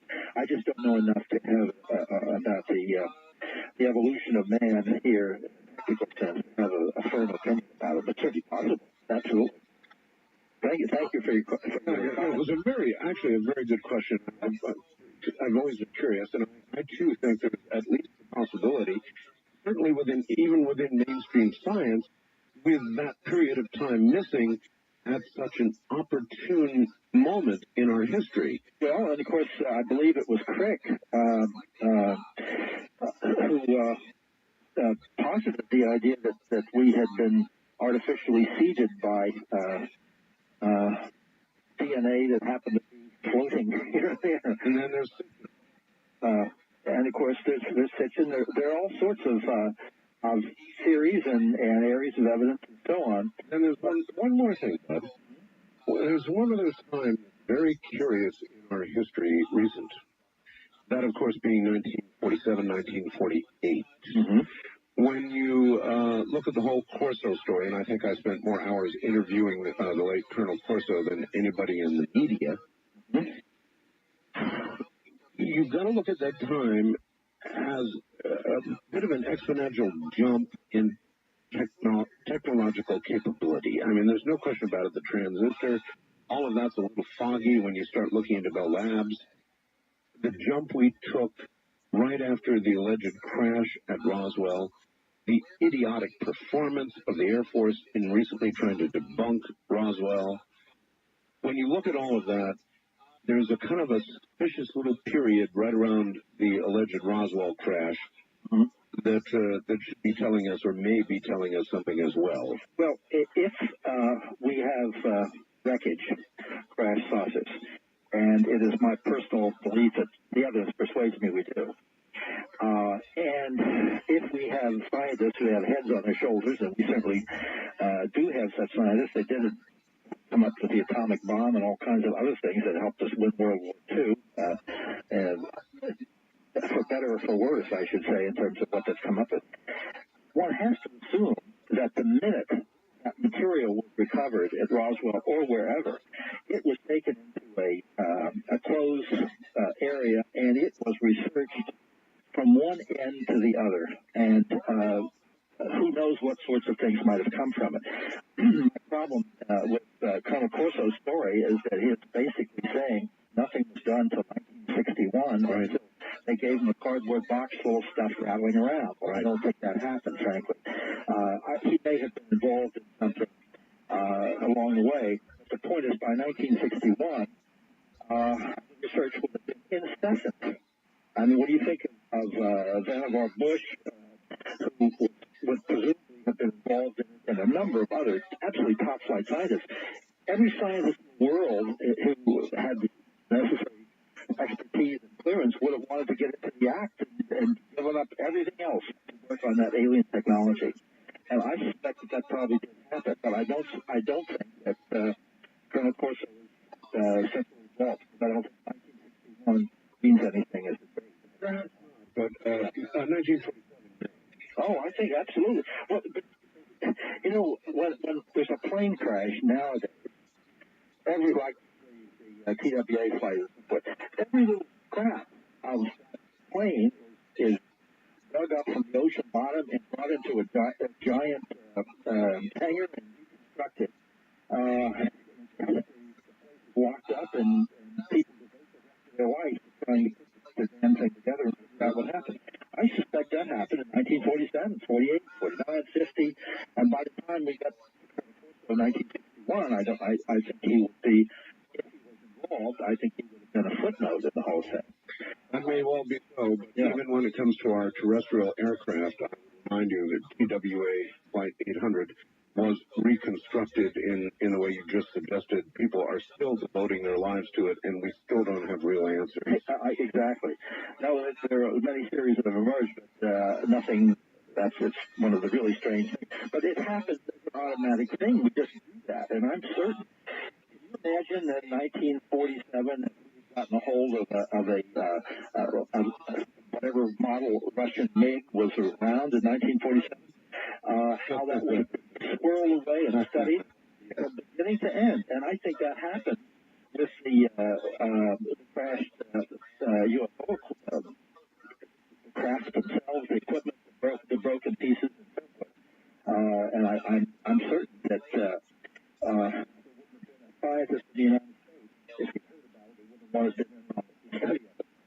For another example, Bud, we fight endlessly about what might or might be at the Cydonia region of Mars, despite the recent awful photographs rendered up by NASA. We fight about that, and that's on Mars so far away. Off the island of Okinawa, we have ruins that scientists right now are tearing their hair out about. Mm-hmm. They can't decide about something under the water, accessible, whether it's a natural formation or whether it is something that man did long ago. They fight about it. They don't know. It's right here, much less on Mars. Right. So I don't know about. Well, there are mysteries and mysteries and mysteries. One of the amusing things, I was on this program. A skeptic appeared, and actually got a nice man. But Roseanne, when he was poo-pooing the whole UFO phenomenon, Roseanne said something to the effect. She said, "Wouldn't it be more interesting and nicer to think that there are mysteries out there that we haven't solved, and that something like this could possibly be happening that could engage us and engage our minds and imagination and curiosity?" She said, "Isn't that better?" He said, "No." No? No. He said no? He said no. And gee, I'm like Joe Nickel, not listening. It was quite amazing to me that anybody would say that. And I think mysteries such as the one you just described in Okinawa and so forth are extremely intriguing. And of course, there are mysteries in all sorts of areas. There's a nice point. I don't know if you've heard about it, Bud, but they've uncovered what appears to be an ancient circle in Miami. You heard about this one yet? No. They tore down a building, ready to put up a $100 million project, and the archaeologists, right in the middle of the building they tore down, have discovered the circle that approximates exactly what's at Stonehenge. Mm-hmm. And there's a big fight going on in Miami now about whether to plow it down and concrete over it, move it, save it. What they're going to do with it, they have no idea. But when you get time, look into it. It's absolutely fascinating. We've done several shows on it, and we've got them delayed a little bit but the bulldozers are ready. Right. I can see the battle between the people who are extremely curious and interested in, and the archaeologists in preserving it, and the poor man that's bought the property. That's right, of course. You see the same paradigms that are ready to collapse if there's a revelation regarding UFOs and whoever they are challenged by something so old that it simply cannot be explained. The same exact paradigms, religious, institutional paradigms, are all challenged. That's true, but there's a major difference. If it happened a long time ago, or elsewhere, on another planet or something, Mars or whatever, if it happened then, that's really extremely exciting. It does shift the paradigm as you just explained. However, it isn't going on now in the way that the UFO phenomenon is going on, and this is something that's affecting men, women, and children daily, nightly in the United States and around the world. Yes, but if there was once a technological civilization on Earth that came and went, the important part here is went. Yeah, right. Then that means that the same possibility exists for us. Oh, exactly. But the reality of this being so, this is why I'm so involved in working with abductees. This is something that happened last night to somebody. I've actually received phone calls 2 times from people who recovered from an abduction experience maybe 5 minutes before. And in a way, it's very hard for me to get quite as exercised about something, I mean, even Stonehenge with all of its beauty and its enormous mystery. And I've reproduced it in a little book I did called Sacred Spaces, having to do with my own sculpture, my own temples that I make, and temples around the world. Even though I'm just totally drawn, fascinated by that, the idea that I'm dealing with human beings going through this stuff right here and now, and as we speak, there's probably some people in this country, right this moment, who have been taken. No doubt about it, but we're about out of time. Rocky, do you have a very quick question, I hope? Yes, I do. You're on the air. Go ahead. Hi, Brian. Hi there. A quick question. This is Elias from Atlanta. We always hear about how traumatic these abduction experiences are, and understandably so. I was wondering if in all your years of research and investigation, you've come across anybody who has come away from abduction with a positive feeling or any sense of happiness from it. Good question. That's a good question. Almost every abduction experience involves a range of emotion. People are often absolutely terrified, and they can be almost instantly calmed down. They feel wonderful. They can even feel almost just a little high. And then they can go through anger. They can go through a lot of emotions in the same experience. So it isn't as simple as I had a good experience, I had a bad experience. All the experiences are emotionally extremely complicated. And I think it's again trying to push it into the good guys, the bad guys, particular polarity. It doesn't really show there. But the experiences are intrinsically complicated emotions. As always, you've done a wonderful program. We're out of time. We do have enough time for you to give any contact information you would like to give for upcoming events. Okay, well, I appreciate that.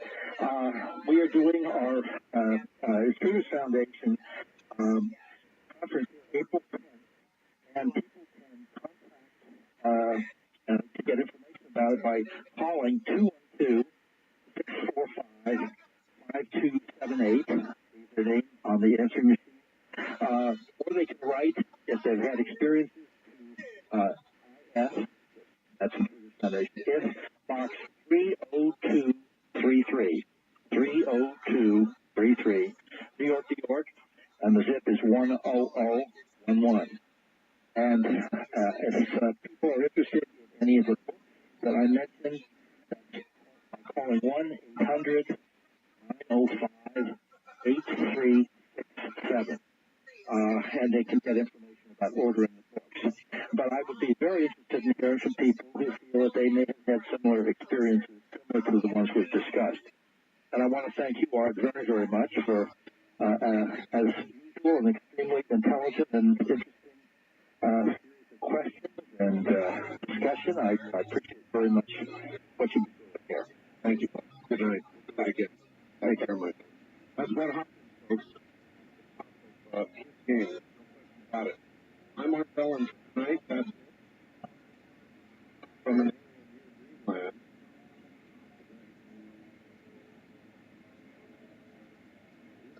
Greenland. And various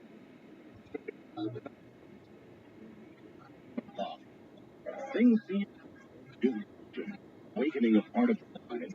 Yet not that. Yet it is real as the air we breathe, but don't. Join us again next week. Dreamland.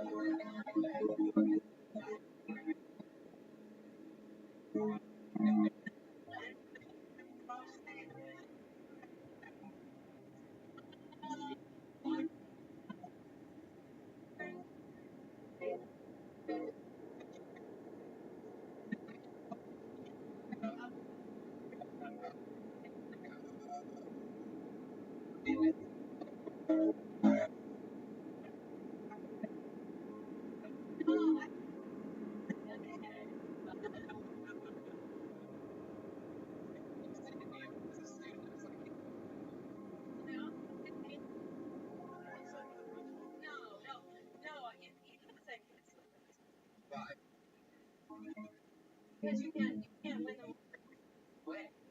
No, no.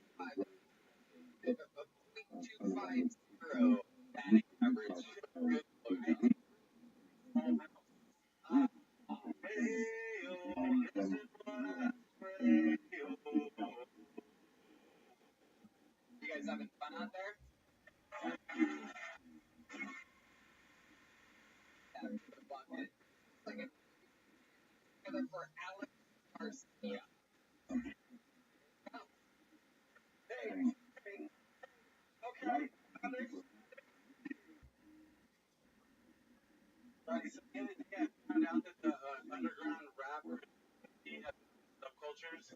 I'm sure everybody's familiar with that. Like, when they're on the dance floor, they just hit straight up. So, I'm fat and I shit myself all the time, so I guess you could say I have a self-humor. The day I was at the bar with my friend, and we were an hour in the conversation. It was serious.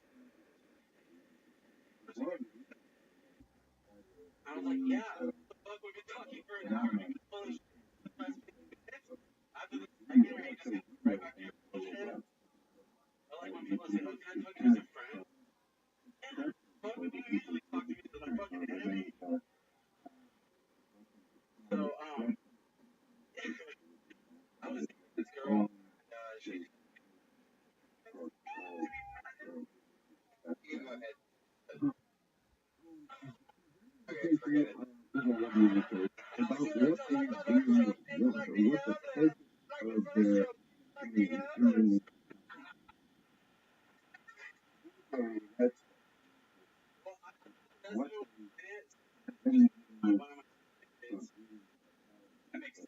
Yeah, totally. Well, I'm observational, like humor, like not really much of it is just like yeah, exactly like that, or just like I'd say like I recognize something. I just Relax, Alex. No one even asked you what type of you are. Okay, your answer question on us. So yes, brother. What's your dick look like? Kidding. So you're fairly new at this one. I'm hoping you're close on. I've been doing it for a little bit already. I get up like just recently actually at the yeah with Monsky.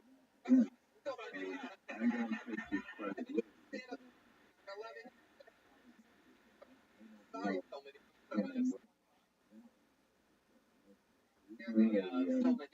Controls the power to my microphone. It was sold out. Sold out. I'm actually giving a shout out right now for Shut the fuck up. On your own fucking pod. Also, you guys built this goddamn empire to help sell the Nina.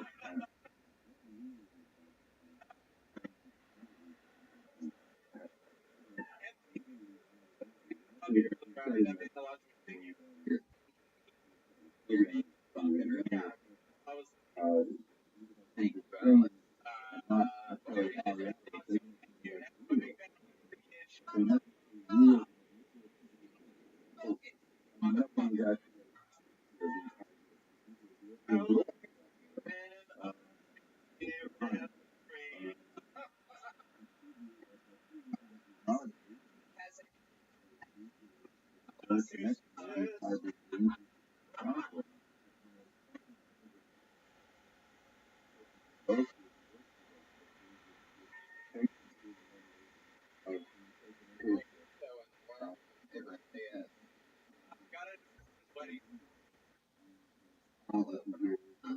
Alex. What do you think? You told me earlier we were rambling that you live far away. yeah, I live in Westboro Hills. Where hills, how far away is that? I was like running 45 miles away. 45 miles. But Mike like a rat. Yeah. Well, you make like first. Oh, don't try to be funny. So again, it has something to do with reproduction. All right, so that's one thing, but that's just the whole story. Another very again, Like, what's your powerful part to do with what Mike is ecological Manager. the message comes to the human. You are treating it as if you own it. This way, it was here just for you to destroy, destroy as a kind of giant marketplace to consume for the purpose of this one species that has developed the technology of agriculture and rebuilding and mining and basically the power to move capability or to destroy you.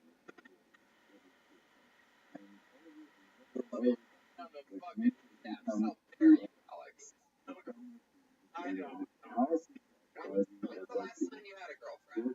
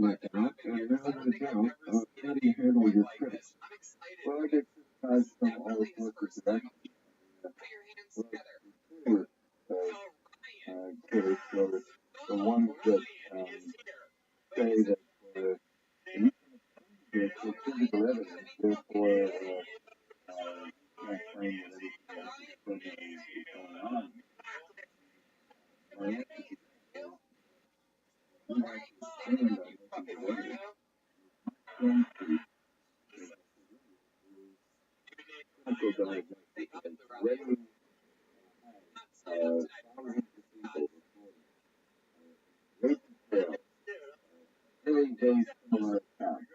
Women themselves are skeptical about it. Women themselves are not read about it. They are doubters, and they're trouble when they do. All right, we've actually had this guy on the show quite a few times. You know him as the guy that quite often directly to some girl in the middle of the country. He flirts with her aggressively, yet also pretty much shot with her at the same time. Incredible. He does stand-up comedy. His name is Manuel Herrera, ladies and gentlemen. He's back. It's been a while. Manuel Herrera. Because they're not going to be months ago, I actually hooked up with a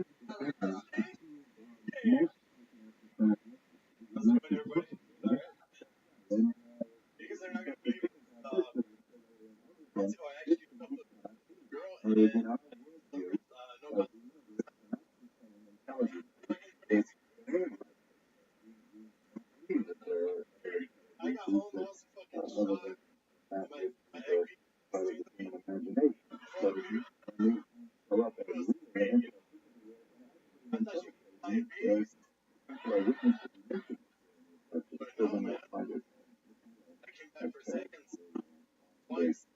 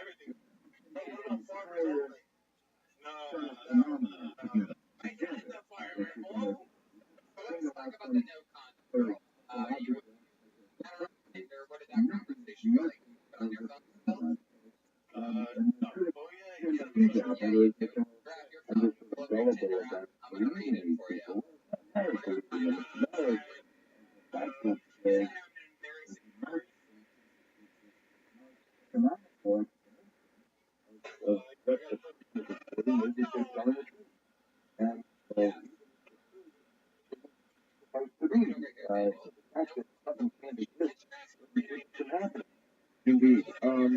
Speaking of that, and keeping it from happening, I would think that one thing that is from the if it's still doing what I do, is there any way at all to prevent it? Well, Ann Ruffalo and Dr. Diesel Benman and Russia, people tried to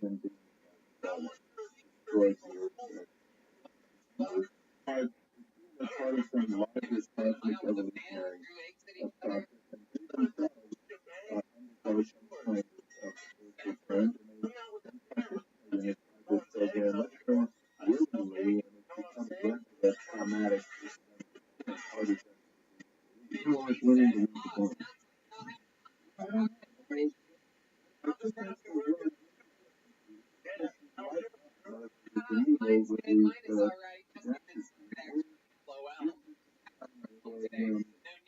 No need to LOL. Bitch class of trouble.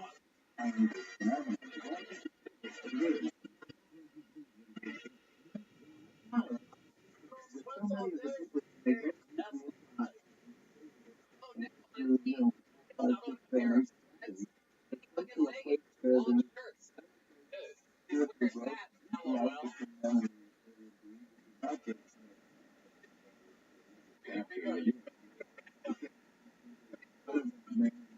Here we go. Yeah, here we go.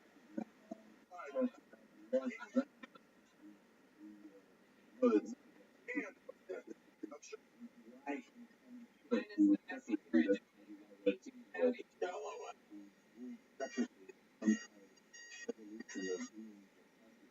What do you God, here we go.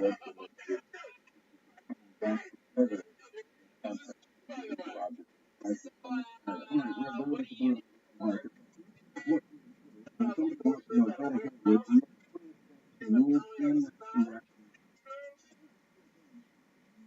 kind of comic fire?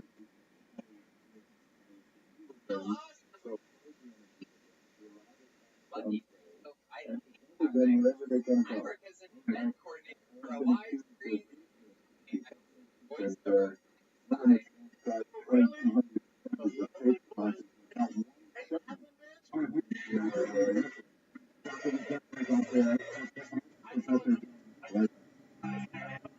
Oh, this happened. Like, what even is that noise? When I find something, oh, hell.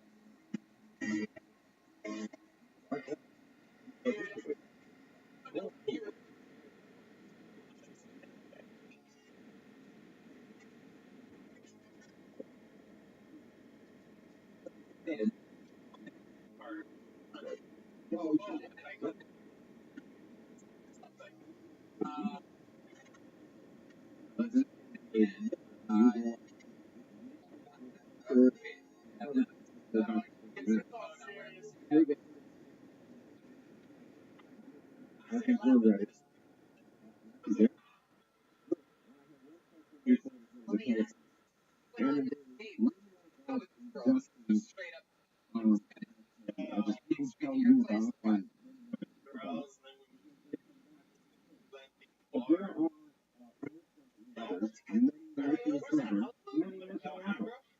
Do you suppose, Dr. Matt, there are abductions where the person is not So, returned? let me ask you this. You're at the I Alice don't think so. bar. You guys are supposed to fly. You guys are having drinks, right? Was there any felt like you said something funny? She goes, no, no, no. Do that in front of you? Did you hear her say it? How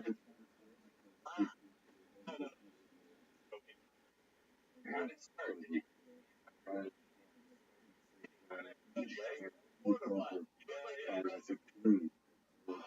Yeah, you seem like a good guy that would actually advice that I gave the guy earlier.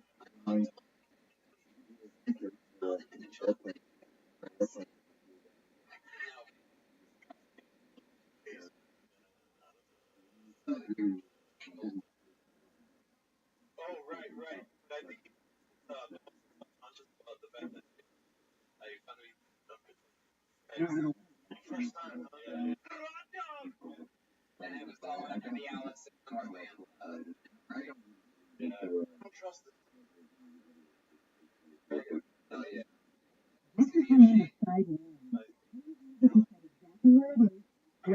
One last question. If you were faced with an abduction yourself, okay? Abduction. You two given a choice of what you want to do. Yes.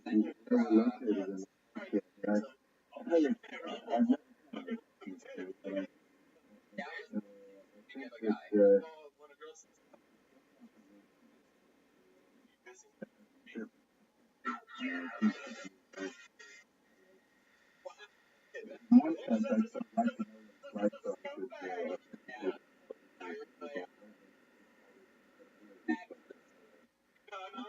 Let's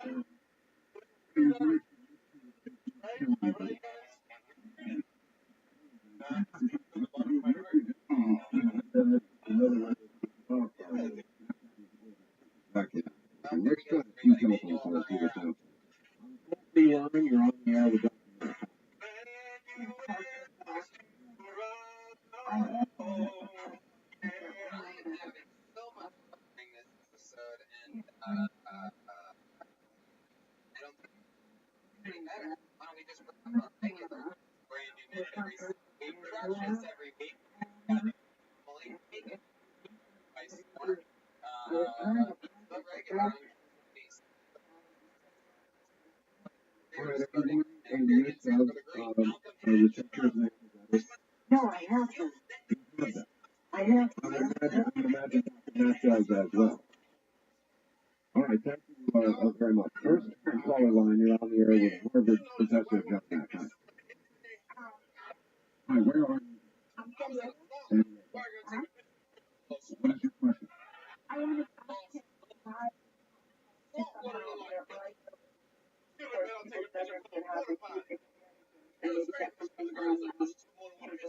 All right. Do that. How do you take some video tapes? I'm trying to do that. And, we'll report some second sound or and the other tapes. Never quite. That's weird.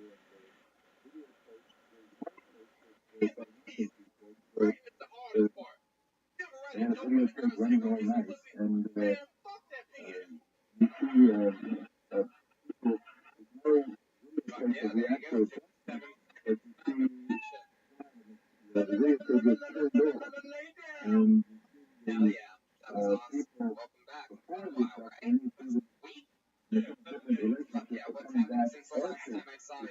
never see them in between. And one of those that I had was energy. Oh yeah. Getting up a lot. Has a trick for the electronic media. I mean, if you figure out very early, do not want to be discovered. There is no problem in video.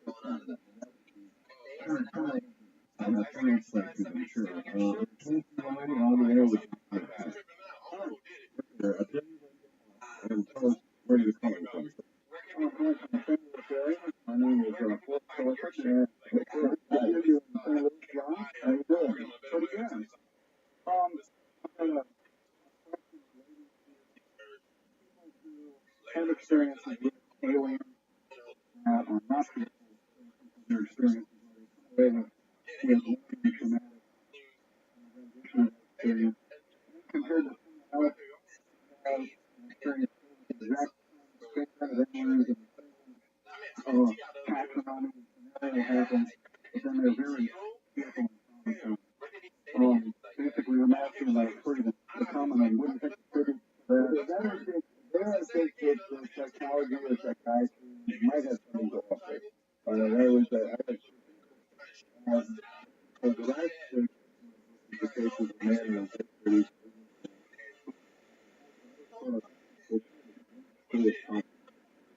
open. Anything is possible. It's not a just like a lady in the experience. He was 9 years old. He's truly beautiful.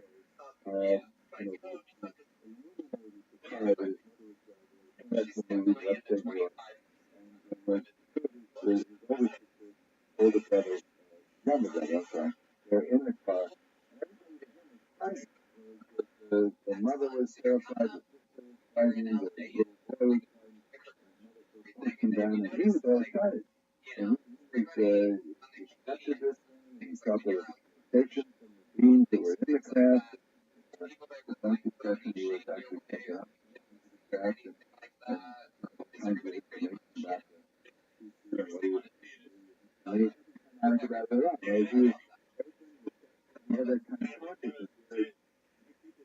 They're more close to themselves, more restricting their minds, more willing to maintain control of everything around them, are more likely to have a traumatic experience. It seems to be that there's some relationship between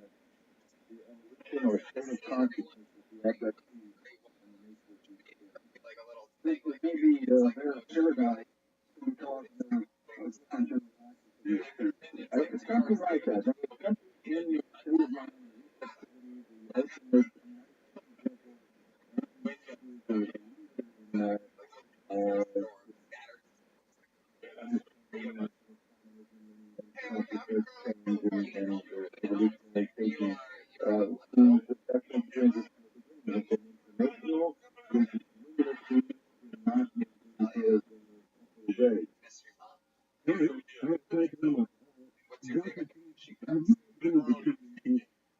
How many different types of being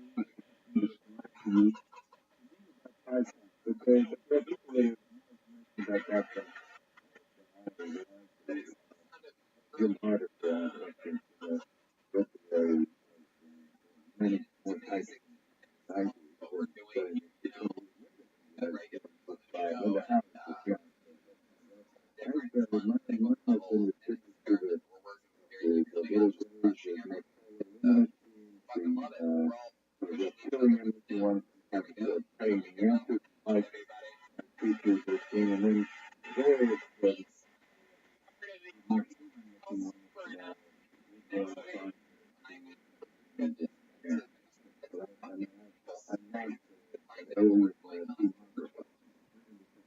Hello, Dr. Mac. Hello, where are you calling from? Yes. Yeah, what similarities people that have been affected significantly? That's a very good question, and the fact that as far as we can tell, is not. Has not been so characteristics that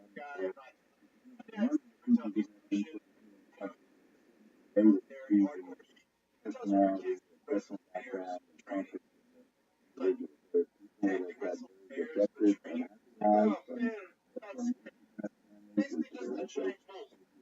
wealthy, professional families where you've been very loving and tact families.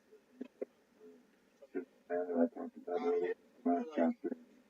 My book says every type of profession represented, adequate, diplomats. Like, what was the last time you were about to get a phone?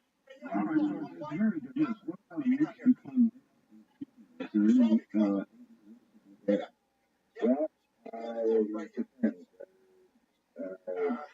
Some found more men in survey, other people have found more women. It seems fairly equal. I think that the men may have somewhat more trouble reporting, but there's a little bit more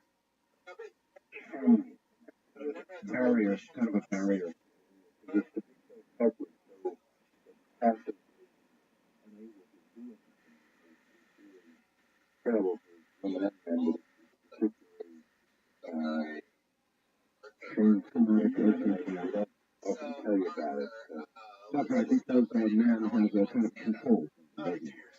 More, yeah. I mean, he's made helpless of a cup foot up and sperm taken. The first case in my book is a man who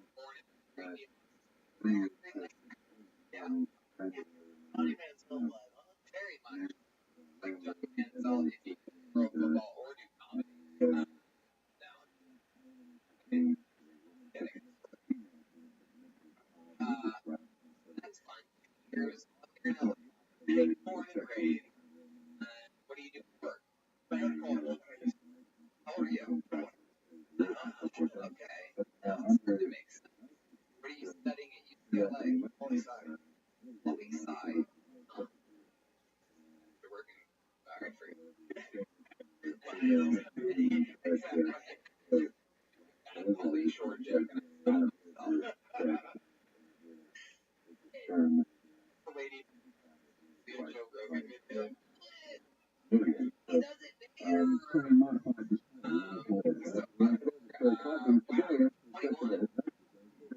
He does because he wanted to represent himself to himself and to me in a more favorable light was less accurate than what came out was relaxed and brought forth, which was a much more typical account of being forced situation. So mean, the diversity in the stories is in itself revealing, isn't it? Yeah, and it tends to counter the notion that the conscious ego is more distorted than that hypnosis. Exactly. All right. Toll free line, you're on the air with Dr. Max. Good evening. No, I guess you're not. On the first time caller line, you're on the air with Dr. Max. Hello. Hello. Where are you calling from? Missouri. Montana. All right. Have you ever considered the possibility that you cannot yes, thank you. And the dimensional question. You mentioned the conflict of other dimensions earlier. What is your thinking on this? Well, I think that there's no reason to believe that entities that have this technology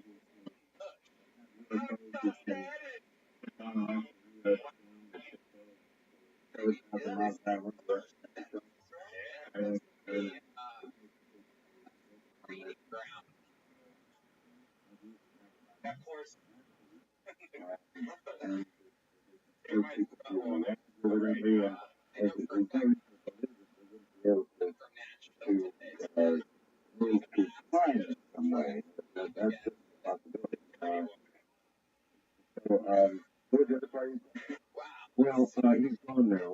That was the basis of the question. Could they be from the future? I believe he said, and I added other dimensions. Yeah, really dimensions. I was just yeah. This whole dimension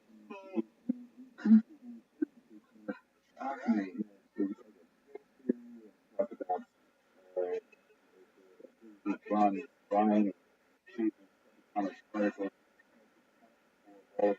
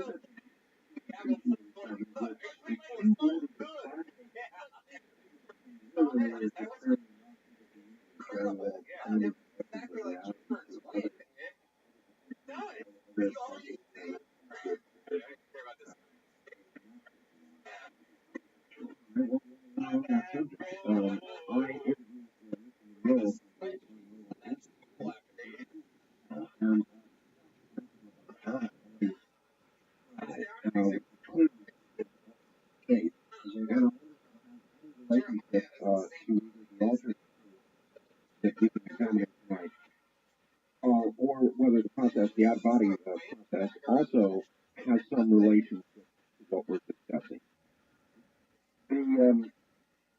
The argument against that is that what happens is people are really fun.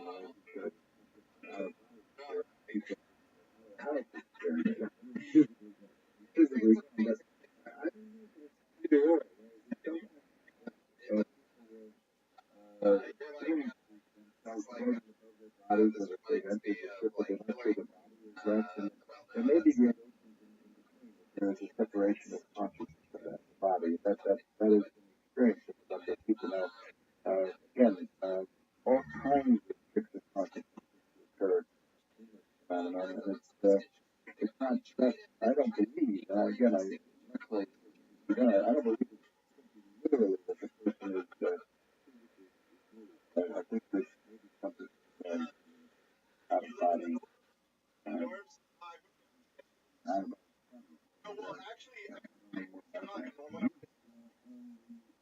Yeah,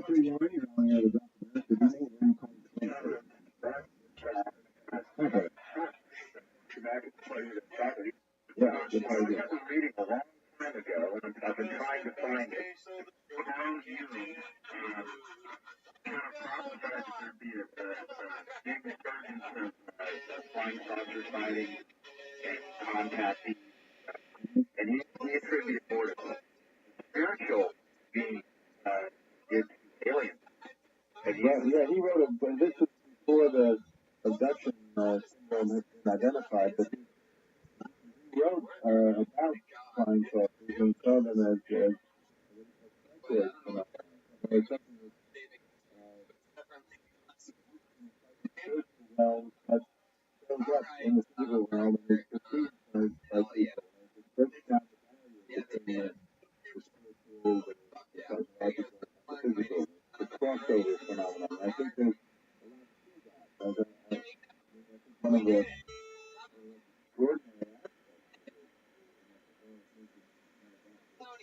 aspects of my church.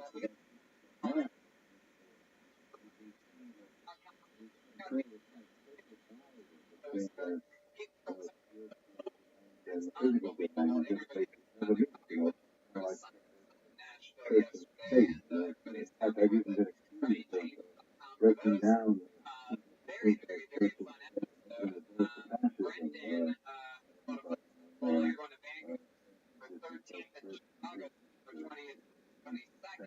Check out the fighter and the kid, of course. Roosevelt is coming back on the show next month. Roman Chris, one more time for Brandon Schaub, everybody.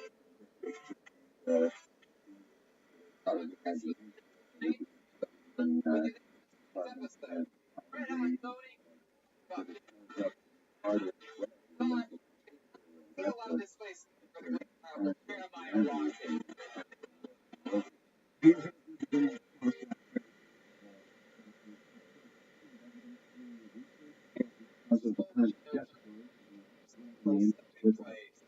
I think that we don't have another way to think about it.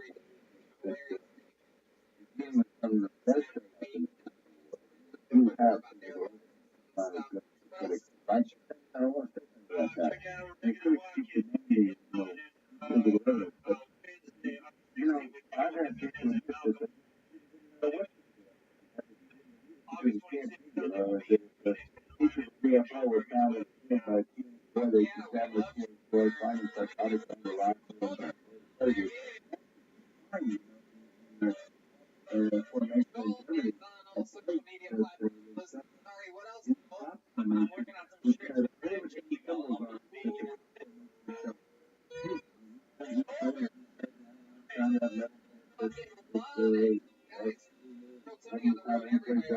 And that's not the publicity that we're going to Lansing, Boston, area, San Antonio, Houston, and Fort Worth. So, be sure to get tickets. That's what they're asking for. Not ready for it. Yes, sure. Bridges for wide out. Always a good idea. Show. It's you guys live audience. I think is one of my favorite. All right. There, we're 12 hours. We're going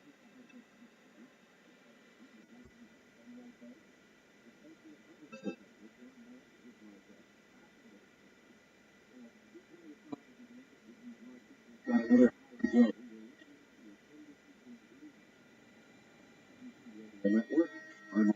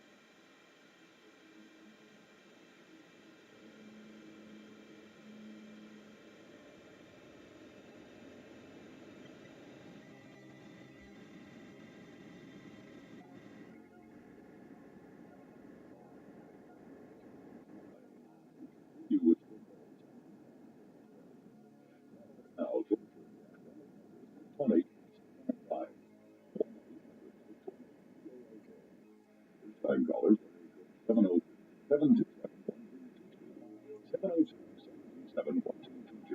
or the wildcard line at 727-1295 in the 702 area code.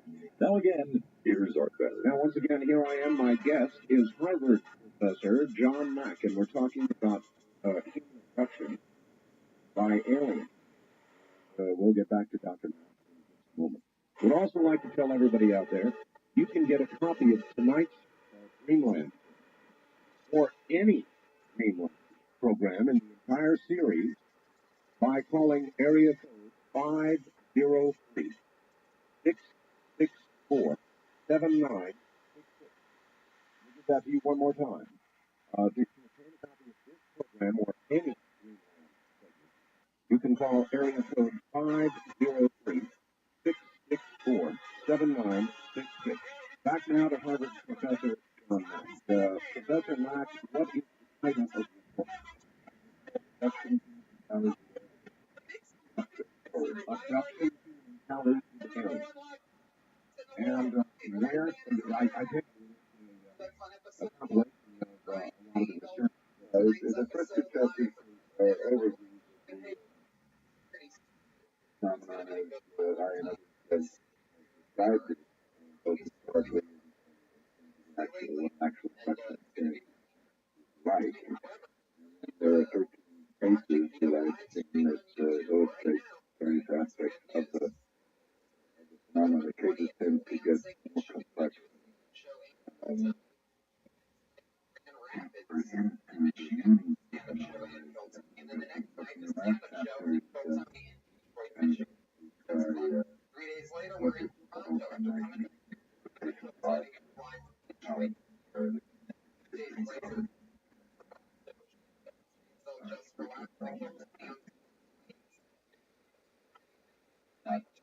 Actual.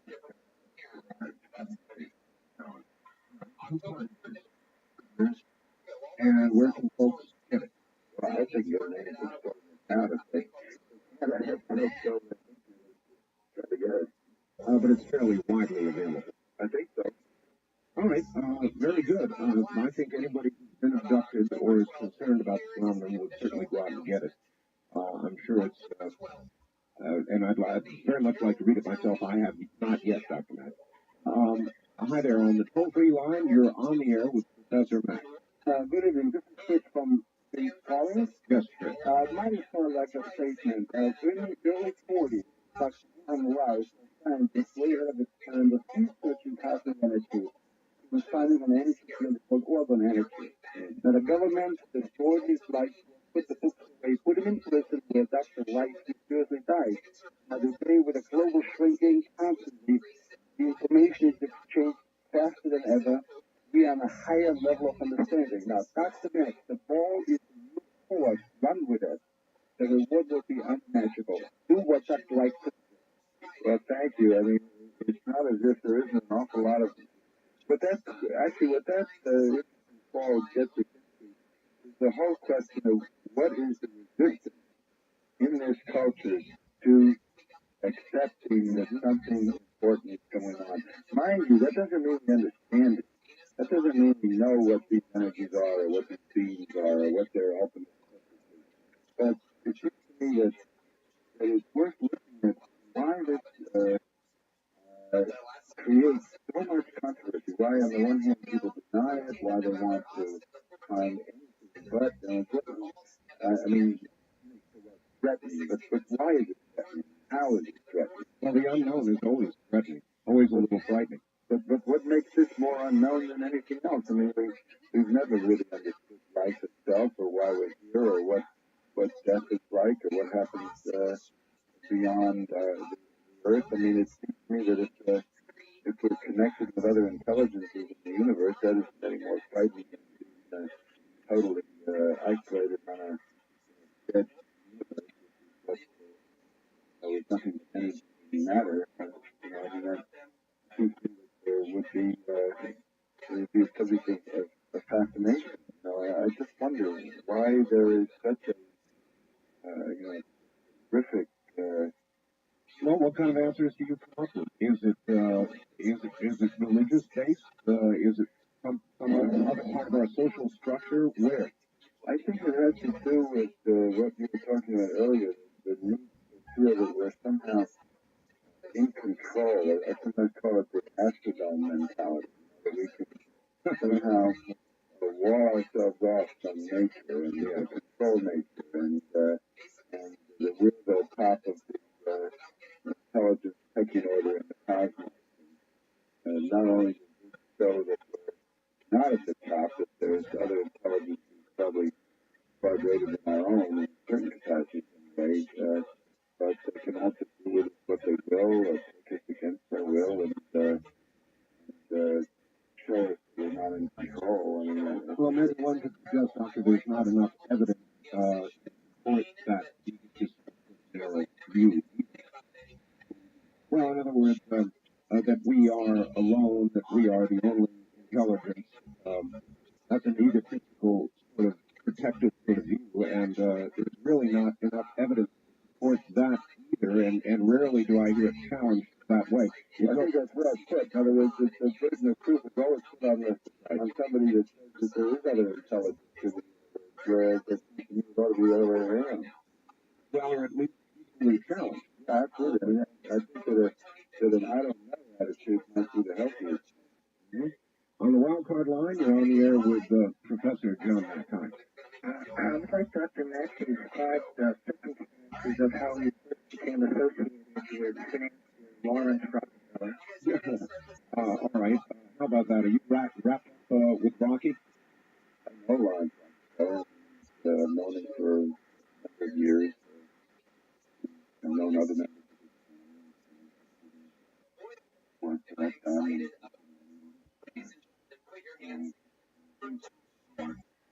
Well, I'll give you where that was. I don't understand. This Rockefeller is always with respect to conspiracy, and so I'm sure they're kind of one word order business with respect to this Rockefeller is wrapped up in. That's it.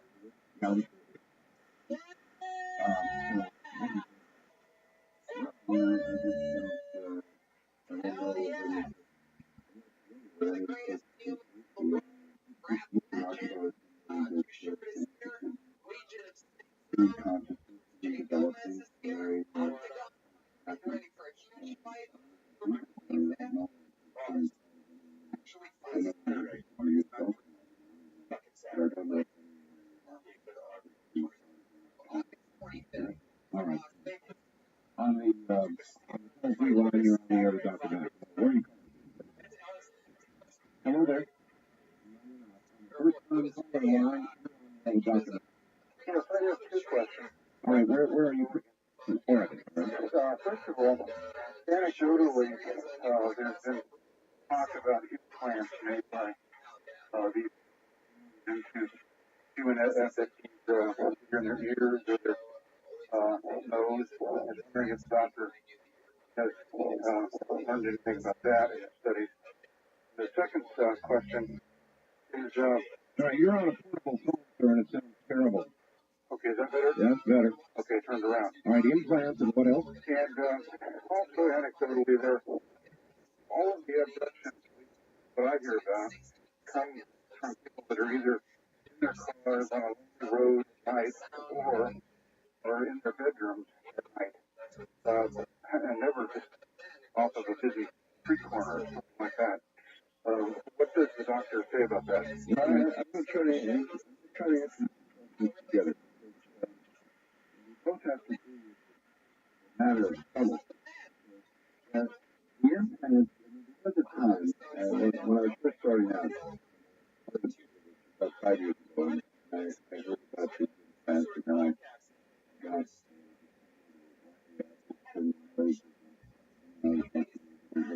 several things like you say, value. And I thought, wow, this is going to give us something hard on here. And an unusual element to sound and combination.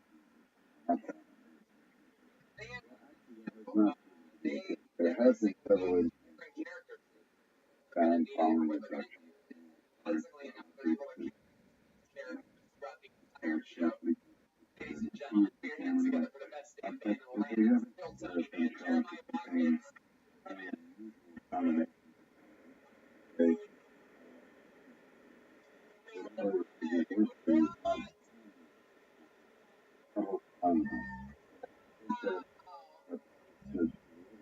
As well. You don't have a situation where walking around the street, go over the street, 200 yards away, and zap, several pedestrians walking along, photographed before us and all of downtown Boston, Las Vegas. That has not happened. That's correct. It happened. Usually happens more than one person has been taken. So, like well-known cases in Nebraska where several people were taken. Amusement parks, it's not always cars, it's not always anything that happens.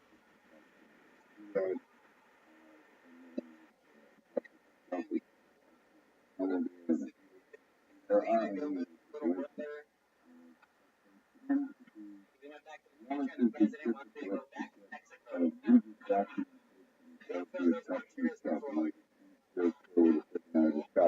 and I answered the question together because I think it points to the fact that the phenomenon has a good deal of subtlety. It doesn't satisfy us in the kind of gross material way we want. I don't know if the reason for that. Because we're there, there's evidence for it, there's lots of cancer stories, but it's not a fleet of UFOs down over Washington to Congress. All right. Very good. That's good. You're on the toll-free line. You're on the air with Dr. Mack. Where are you calling from? Hello there. No, you're not. On the first-time caller line, you're on the air with Dr. Mack. Hello. Where are you now? Okay.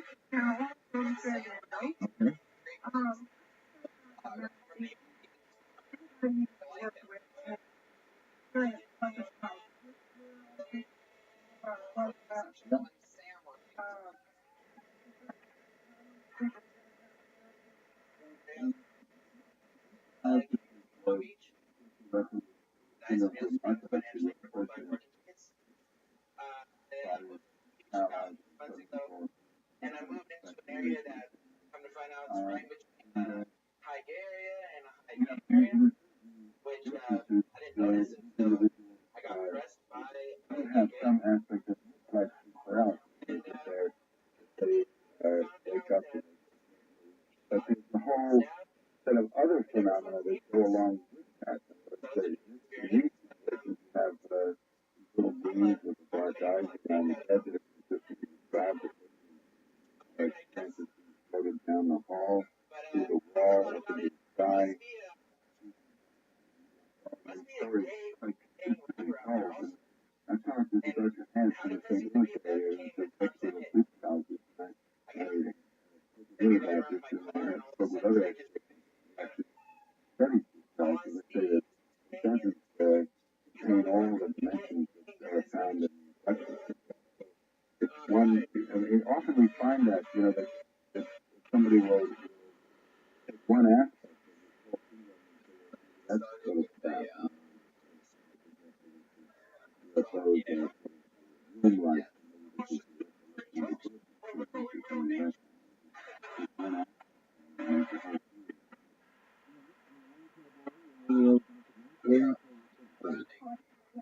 Yeah.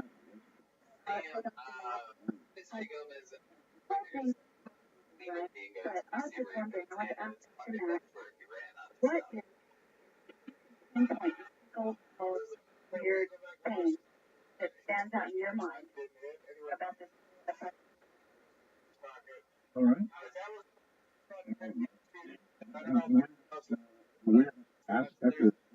Aspect of that, the whole thing is strange, but is there anything that stands out? Well, think it's the capacity of these beings, whatever they are, to create all kinds of confusing, theatrical, suddenly where they find themselves walking down the wrong corridor. But they come the capacity of intelligence, whatever to manufacture cannot tell whether they are what reality are, whether kind of turn into something larger, smaller. The petty space-time reality that I find. Dr. Mack, this may be off topic, where there may be a relationship. A lot of people think near-death. A lot of testimony from physicians saying, well, look, this whole story about going down a long dark corridor toward lights, all the rest of it, is easily explainable as the brain dies, the synapses are dying from the outside toward the center, and therefore the light is toward the center. And they try to explain it in that manner. One, do you see any relationship between NDE and the possibility of another dimension with regard to these aliens? And how do you feel about that physical explanation of the phenomenon? Well, I think it would be hard to. Michael Stevens, cardiologist, studied near-death experiences in patients who were otherwise in coma have actually been able to have their consciousness floated above the operating. Well, I think that they all involve the question of whether there can be a consciousness separated from the body or the brain, or whether there can be experiences that are not explainable in the ordinary logical way.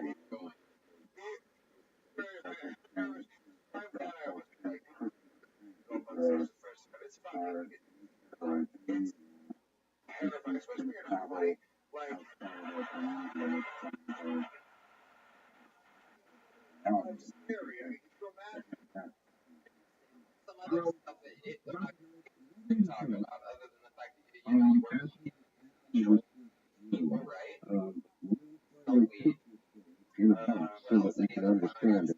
Will it be physical evidence, or do you think that these alternative areas of research will finally prove to be the key to unlock all of this? I mean, that's a very good question. I think we need to study how this shows up in other countries. Study these, I think people do that.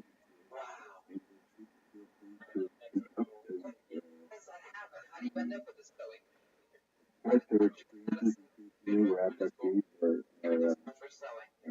not so afraid that they are now that they're going to be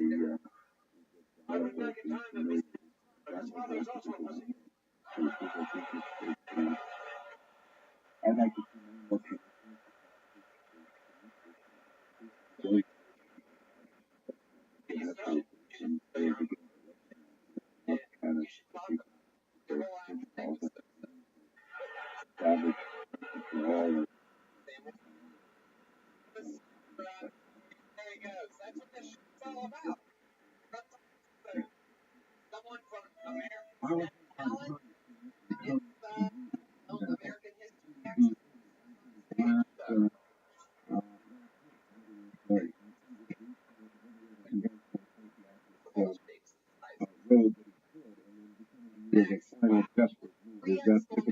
Well, I often do see permission to begin to suspect that the playing communication. Still recently, it was more likely to be that the person themselves be the psychologist.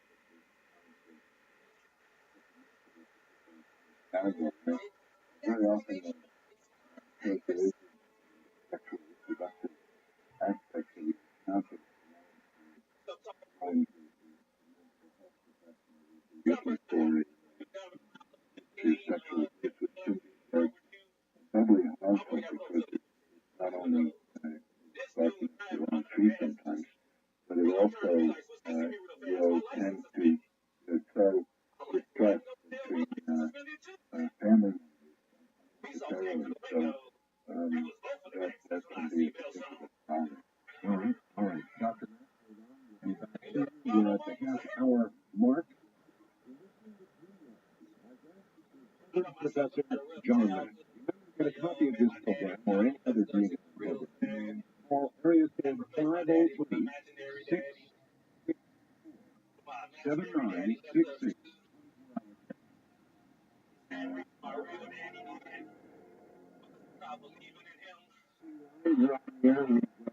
Dr. Mack, where are you calling from? I'm calling from Seattle. Yes, ma'am. Dr. Mack, has any of this ever discussed reception?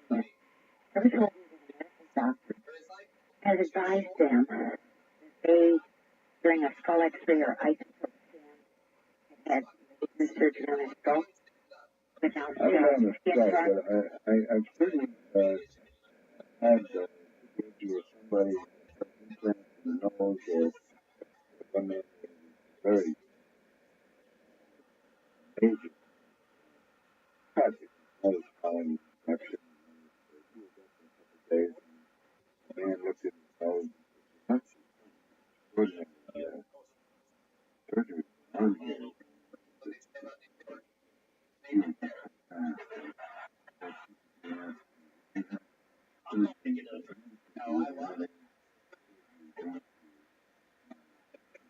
I had this kind of question on the 6 times.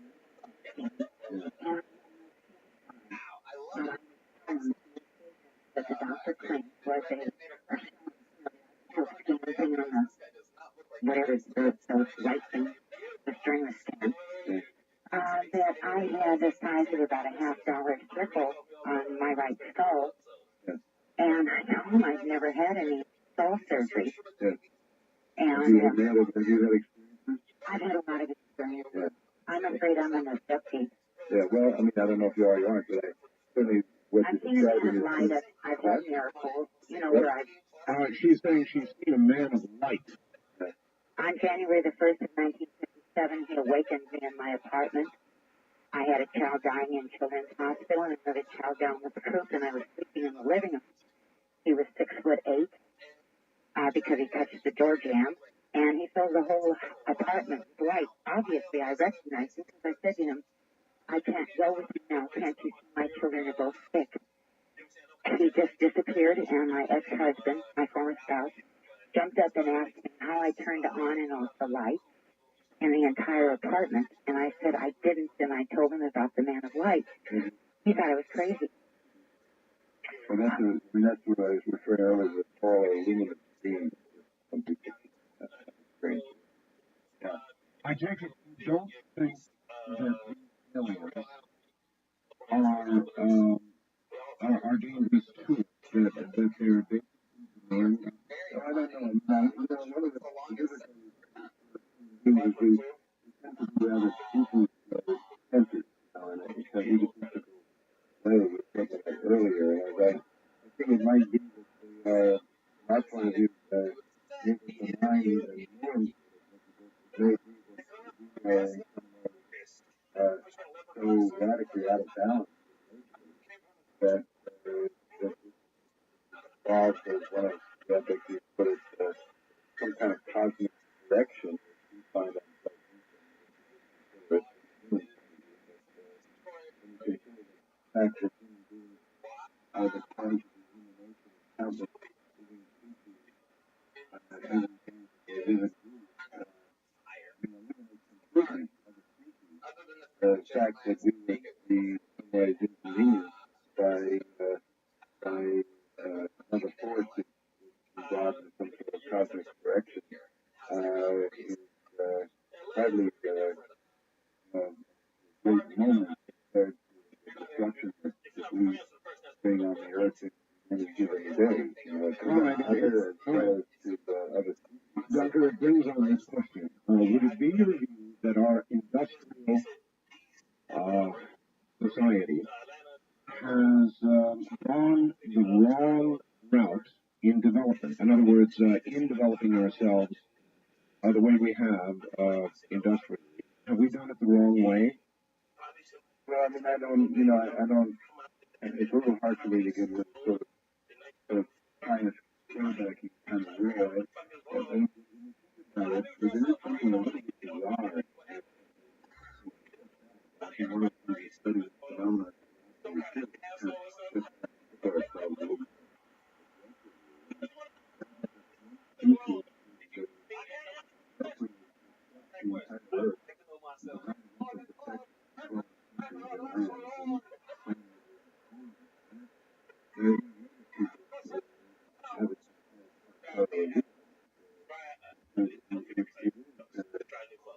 rather strange that this species lives that way.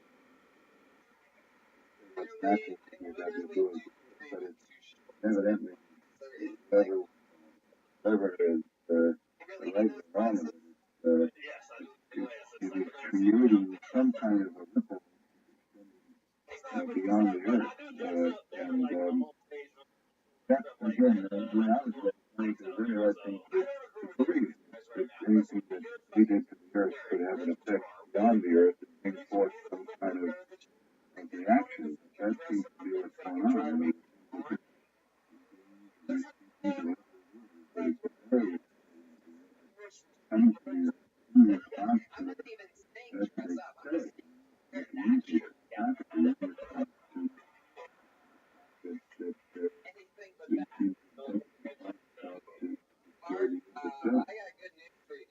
all right. On the last part, you're on here with Dr. Mack. Where are you calling from? San Jose, California. All right. John, I videotaped with my daughter. She put Hawkins. First taking the Hawkins teenage residency test. Yeah. Oh, yeah. Last time I talked about it, I that on to you. Yeah, I heard that.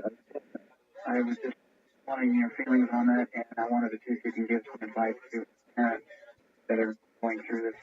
Well, first of all, I mean, I was very moved by the tape. You showed that at a conference. I was, I mean, I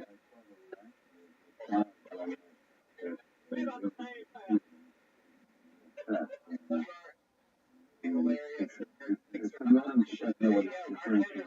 I was unhappy. One of the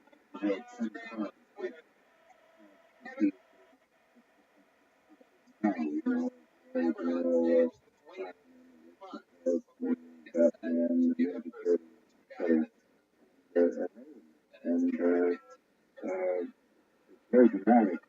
Look at pictures, they recognize them and go along merrily. Then when you show them the feature and from the alien side and spoil and typically express intense emotion. That's one of the parents. When you say that's the one, that's the one that has a lot of trouble figuring imagination. And I think that advice to parents I would give is don't just teach the child that tells you that they're nice by stuff that's planet or I rather don't tell them it's a nice talk to them and serious. So is this how your daughter reacted to this test? Yeah. It is. How is she now? She's still having bad dreams. She calls it bad dreams. She's still having visitation. All right, I thank you. What kind of advice do you offer somebody like that, Doctor? Well, I don't know. What I'm sorry, he's in San Jose. He's gone now. San Jose. Well, I mean, again, it depends. I don't know in San Jose who the pediatricians or child psychiatrists or other child mental health people are. It might be open to taking it seriously. I had an experience in English where child psychiatrist I referred to who was having such experiences, and I wanted him to be open and take it and examine this little boy and help this little boy through these experiences because he had no place in his worldview, such a manner. Real the family about other kinds of trauma, family. I hope that there's a time when we can accept this, even though we don't understand it and it's mysterious and it's not supposed to be, at least accept it for what it is and not try to stimulate it by trying to make it something else. Sure. I want this to be something else, I guess. On the toll-free line, you're on the air with Dr. John Mack. Hi, Art. This is Jim in St. Louis. Yes, Jim. Dr. Mack, I had a couple questions for you regarding, it was last year, 93, there was an idea put forth by Richard Hoagland, a series of meetings, a summit, if you will, of people doing real research who had amassed lots of information, data, good stuff, numbers. You came on 48 Hours a while back and talked about other dimensions, whereas he has earned the Angstrom Medal for his work in the physics of other dimensionality, and he has raised the charge that repeatedly, consistently, you have, starting with the, I guess it was in late 93, you have decided to shun, to turn away and deny any of the information that they have amassed. You had stated categorically at one meeting to the other researchers, we will never really know, and there will never be any hard evidence. It's also, I think I understand that you were given a grant of $100,000 as well as John Greer by the same person. And it seems to me, it sounds as though you seem that somebody is playing politics here. And a short time thereafter, you were politicking against these summit meetings of people with to doing hard research. No, I mean, it's simply not true. I mean, I have nothing against doing hard research. Richard Hoagland's work is on the faces on Mars, the face on Mars. It doesn't have to do with the abduction story. I think that the abduction story is elusive. I think that if we get physical evidence that's going to give us that smoking gun that's going to prove that this exists in our world as we know it, I think it's very difficult. I'm not against that. I think it's important to amass as much physical evidence as we can. Just simply what the man is saying is not true. I have not. I think the physical evidence is extremely important. It's very difficult to get hard evidence around the abduction story. And I think that we have to be careful not to call something hard evidence when we're not sure. All right. I'd like to ask researchers this question, Dr. Mack. If you had the smoking gun that you've been talking about that we all want, how hard would you think about the advisability of making it public before you did so? It depends who makes it public. I mean, again, you know, what would be a smoking gun? What would satisfy? I mean, the debunkers say, well, we have to have a physical artifact off of a UFO. Well, we may not get that. But if you what I was just saying earlier, which is the object that was found in Germany, where the replicated symbol, the actual shape of the top formation. Now, for that to be acceptable, the pedigree of the object has to be impeccable. It has to be studied, it has to be it was made by somebody, and that would take a great deal of time.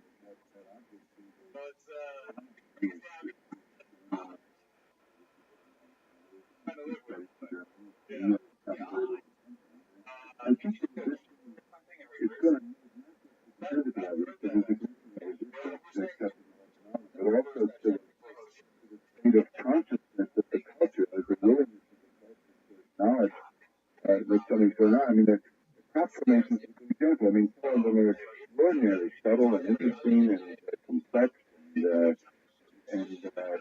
involved with staying down as a week in very regular patterns with exactly all of them in inspiring fractal like formation. And yet,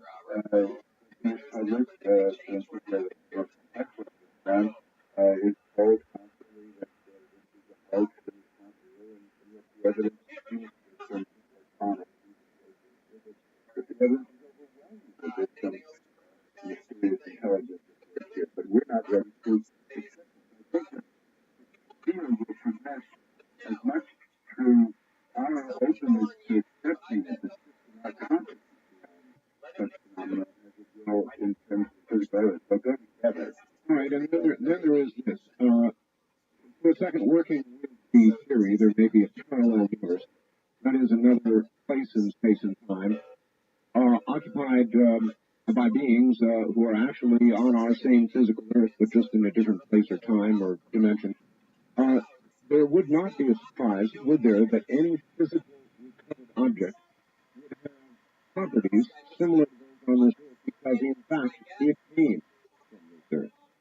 Yeah, and I mean, and if forget what implants. I mean, if you're assuming that these beings do in fact exist, and that they in some form, and that they do in fact do physical things or place particles in the body, it wouldn't be surprising if these objects were compatible with the body tissue.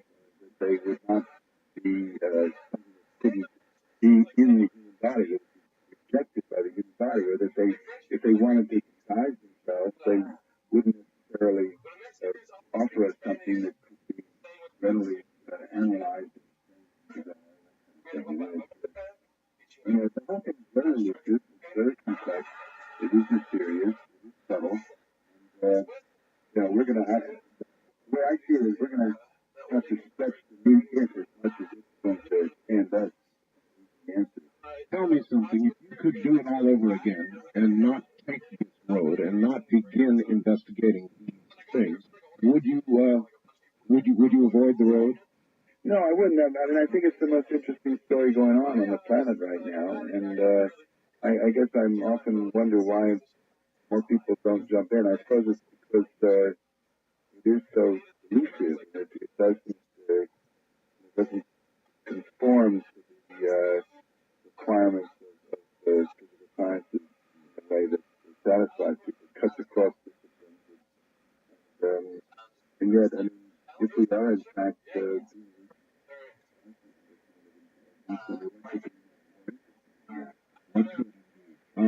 Dr. Rothschild, the name and generally the book. The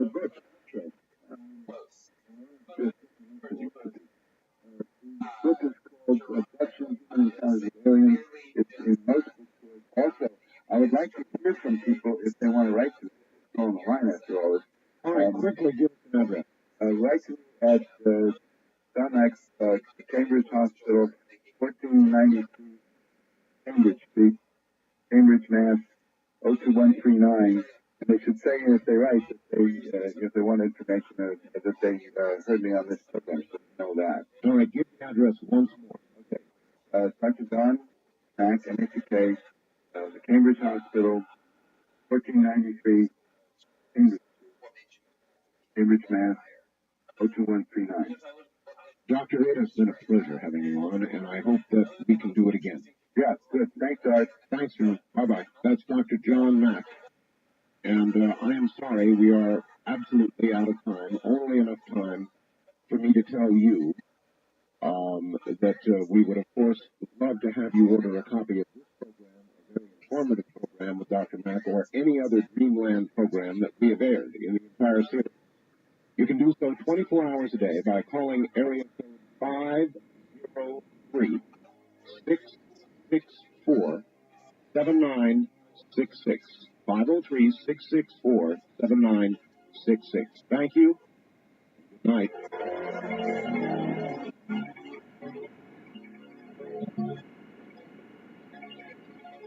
This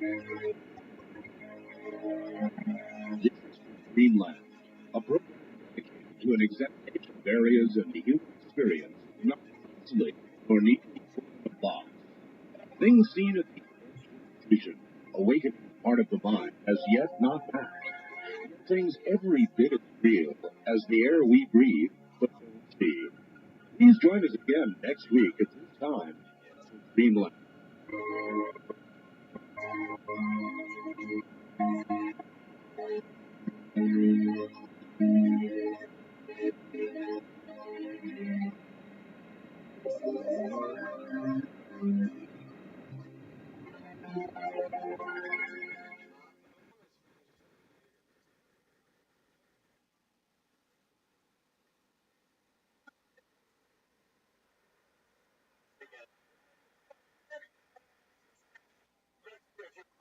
Great-grandfather was French. Yeah, I'm African. True. True, true. Do you allow that? I was a genius. Figured it out after. We have the same haircut. Really, like,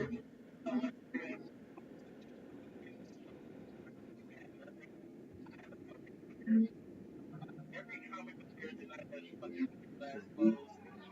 Run, man. Absolutely.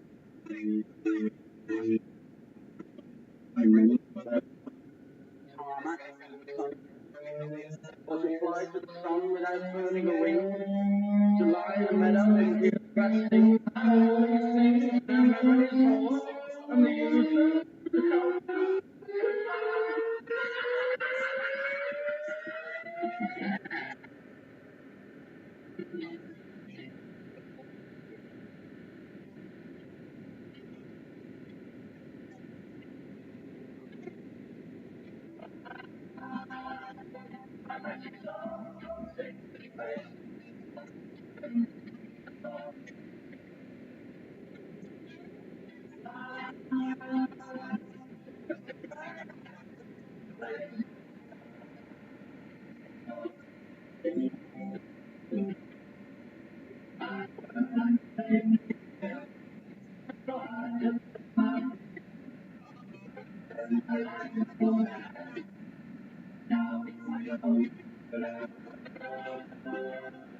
Wide from the high desert and the great American Southwest, exclusively on Sex and Fiction. This is Dark Matter with your host, Art Bell. Now, here's Art. Some things may change, but this is my new theme, and I love it. In fact, when I hear this, it raises little back of my neck. I don't even know what hackles are, but they're raised. I'll tell you that. Hey, everybody. Guess I've got to tell you about last Thursday, huh? When there was no show. No show. Did I have 103 fever? Was I sweating in bed, coughing up? Well, you don't want to know. Was my liver failing? By having a very serious brain operation? No. None of the above. What happened is, I was laying in preparation for my show, laying down on the couch. About 5 o'clock, rang, and it was a big honcho back at Sirius XM, and they said, Art, our lines are down, and getting an extra day off. What do you mean our lines are down? Well, their major programs in D.C. went down. They just went down. So that's what happened. There were no phone lines of any kind.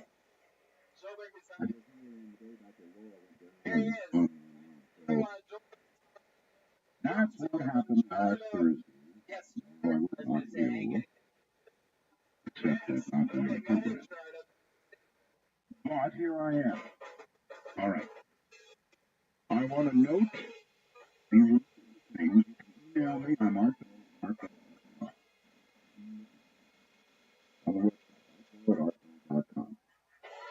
Twitter. Yes, you can follow me. I do make announcements.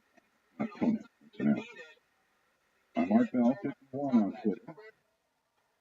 And don't forget about the wormhole. You can wormhole me just like Bill has done. Anomalies on Mars. I bought into not another one of those times. Note that his number 9 photo looks like all the rocks around it. Oh, Bill, really. That's great.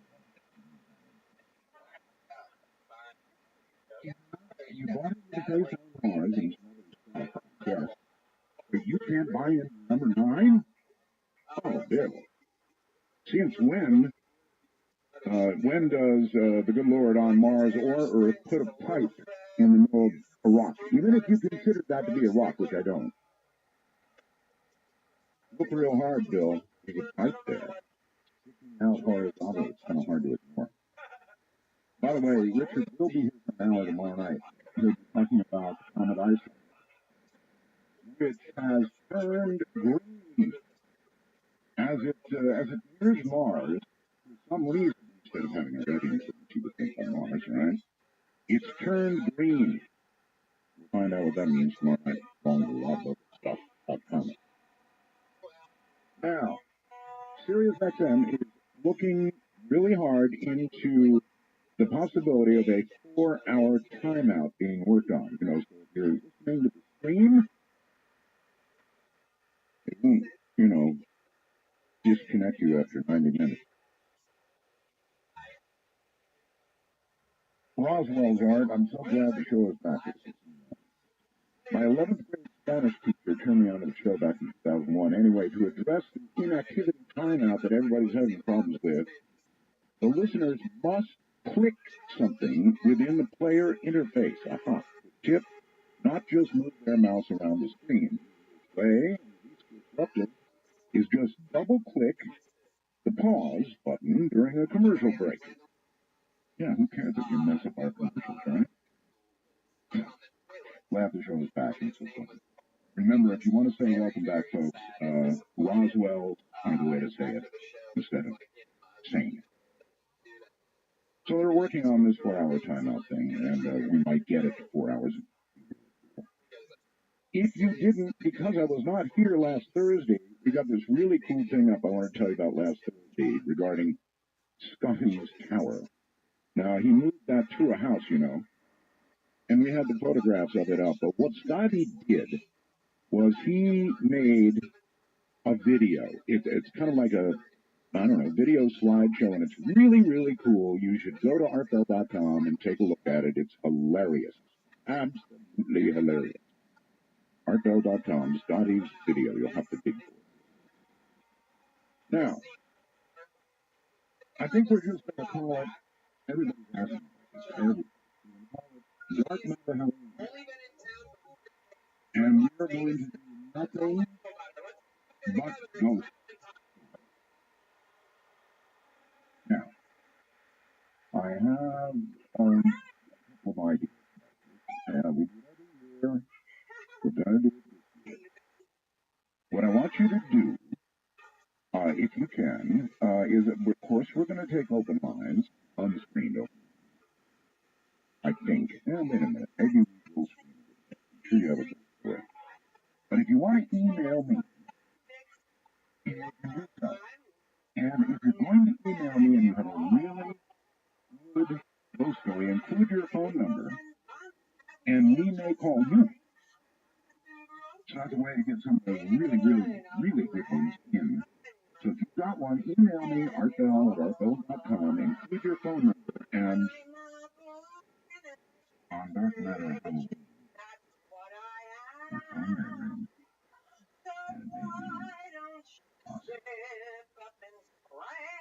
Well, I checked about 15 minutes ago. Countdown clock was going. Are we launching to Mars? No. With the closed government. Again. It's interesting. I've noticed that Congress now has a 10% approval rating. higher actually than state himself. Oh, by the way, if they do close the government up, it's so sad, isn't it? It seems like the IRS is closed. IRS, you know, our state parks are gone. Trying to apply for a passport to get it.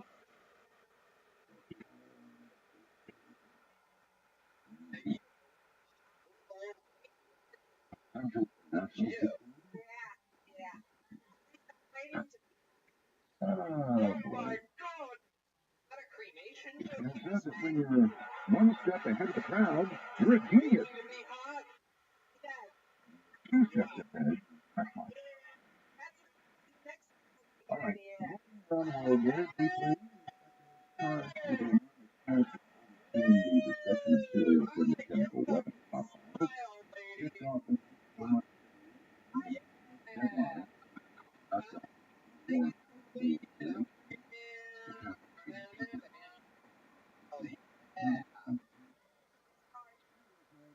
fighting rebels, human hearts. Serious about this. Syria's foreign minister claimed Monday that his government is fighting a war against Al-Qaeda militants. Human hearts.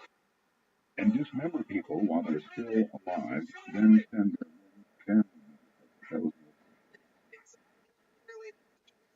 Nearly 3 dozen migrants marched across the U.S.-Mexico border without papers on them.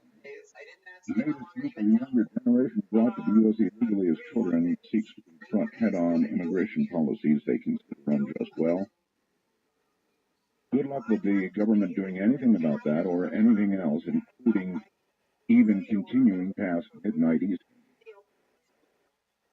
Now, in case there's a last-moment resurrection, and the government is going to stay open in case they vote the right way, be sure and wormhole me right away, please. Just, no, no matter how you say it, send me a wormhole message if they suddenly keep the government open, all right? This is a very, very interesting story. Credit to the anomalous. Authentic images from Roswell. Bring down? Does that answer the question mark is the UFO iconoclast. These images exist as Kodachrome slides, and Anthony Regalia, late of the Roswell Dream Team, hopes to set the record straight on the truth and what's a lie surrounding the stories of the past week. There have been rumors everywhere. New Roswell holders Anthony says they're not going to release them to the general public. Owners are put off by some session. Is it a show game? Interesting Roswell, but or are the slide's owners genuinely wanted?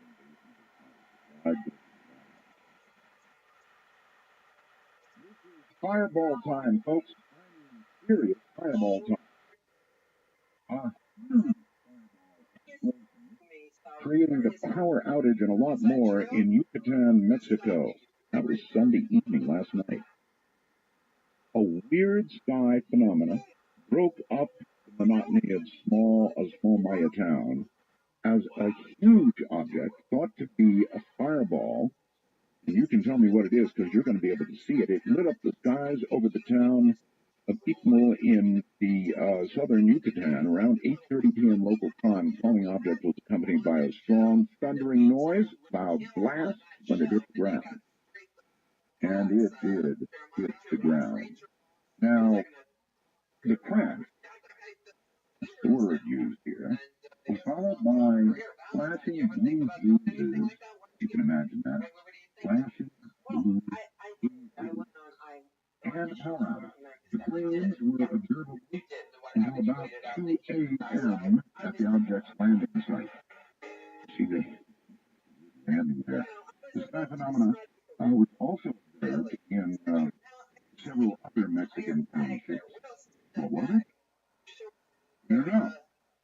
as you can imagine, people got totally freaked out by all this, and they found stuff. Now,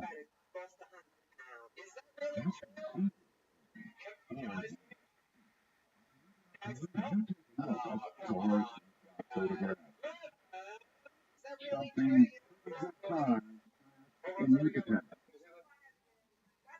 If you go to artbill.com, you can take a look-see at it. Now, the police there were toying with some of the debris of whatever in the hell this was. By the way, maybe one of you can name it for me. I have no idea what this thing is. It looks like number 9. Really. You get the idea, right? Pretty big. Whatever it was, it came down pretty darn big. Space 3, maybe. And the police were playing around with some of the debris, and there is the picture of a human-like figure made of the debris. Now, whether the police did that or it came that way, I don't know. Other fireballs, I'll tell you tomorrow. We're out of time here. Other fireballs in Ohio. So it's like we're in Fireball City here, folks. I mean, lots and lots of fireballs. I'm not sure what's going on. But keep your eye on the sky, huh? All right, well, I'm not going to take any more of Mike Heiser's time. He is our guest tonight, Mike Heiser, and he will be coming up in just a very few moments. The number one song, actually, of all, you know that, right? From the high desert and the great American Southwest, Dark Matter.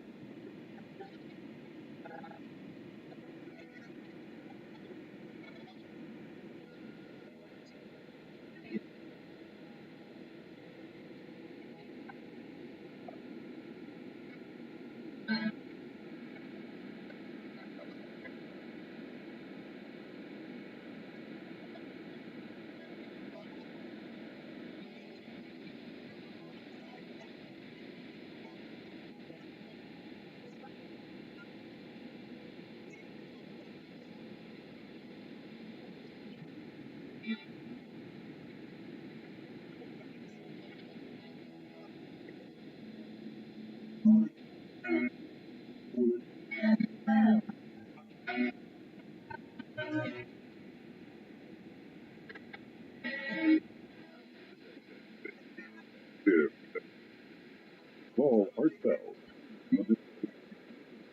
And 2025. 25. Oh man, everybody still sends a message from Hole that says, "Oh, come on, Art. Art Bell's Halloween? That isn't what I said. I said Dark Matter Halloween." Anyway, he goes on, how about something more creative like Phantom Matter? Well, look, if any of you have a brilliant idea of what we can call it, then feel free, by all means, to suggest it to me. And if I like it, I'll change it. Nothing's written, in stone here. Some of the things Mike Heiser talks about now, on the other hand, are written in stone. Mike Heiser is a scholar in the fields of biblical studies and the ancient Near East. He is currently the academic editor for Logos Bible Software in Bellingham, Washington, and serves as an adjunct professor at 3 colleges and universities. Mike has a PhD in Hebrew and ancient Semitic languages, along with 2 master's degrees in biblical studies and ancient history. In 2005, he was named one of Fate magazine's 100 most influential people in ufology. Wish I'd seen that list. Mike is a well-known critic of ancient astronaut beliefs and for having the majestic documents tested by a computational linguist for authenticity. He is also known for his supernatural thriller, Saw, focuses on how ancient disclosure might impact traditional have fun with that tonight, and how the alien question might be related to ancient texts, including, of course, the Bible. Mike, welcome to Dark Matter. Well, thanks for having me. I just have to say, listening to you read is like listening to all day. Yeah. I gotta think I don't want to sound like too much of a fanboy, but I'm just thrilled that you're back. I don't know how you waited this long to come back. It sounds like you just love it. Well, it's called a non-compete. Oh man, I would have pulled my hair out. What little I have left. Well, thank you. I've never received a compliment for just reading the news. I have hackles too at your introduction. What part really got you? The eating of the hearts? No. Oh, it's rhythmic. It's just taking simple headlines and it's heartfelt reading. You could just sort of sit there and listen to it for hours. It just brings back great memories for me. Because I listened to you for years while I was in grad school, all by myself. I'm holed up as a security guard in my little shack. The genetics lab that I had to guard, and I'm listening to Art Bell. I know you mean that like in a very, I know you mean that in like the very best way, but I know you make me I'm a little, years and years. It's just great to hear you. All right, well then listen to this, Mike, and then we'll come right back to you. Well, this is an email. I'm so glad you're back on Sirius XM. I discovered your show about 15 years ago on a regular radio by accident. Thank you very much. Get this one. I had originally heard your show on the island of Okinawa when I was a 9-year-old kid in Naha. My dad was a pilot in Vietnam, stationed on the rock. And you introduced me to the rock and roll music. It became such a big part of my life. You were the first DJ I remember, and I had my little transistor radio I listened to with the earpiece. Yeah, they refer to something I did when I was there. I was on a teeter-totter in a contest. I had a Navy guy as partner, and we were up against Marines. And we went for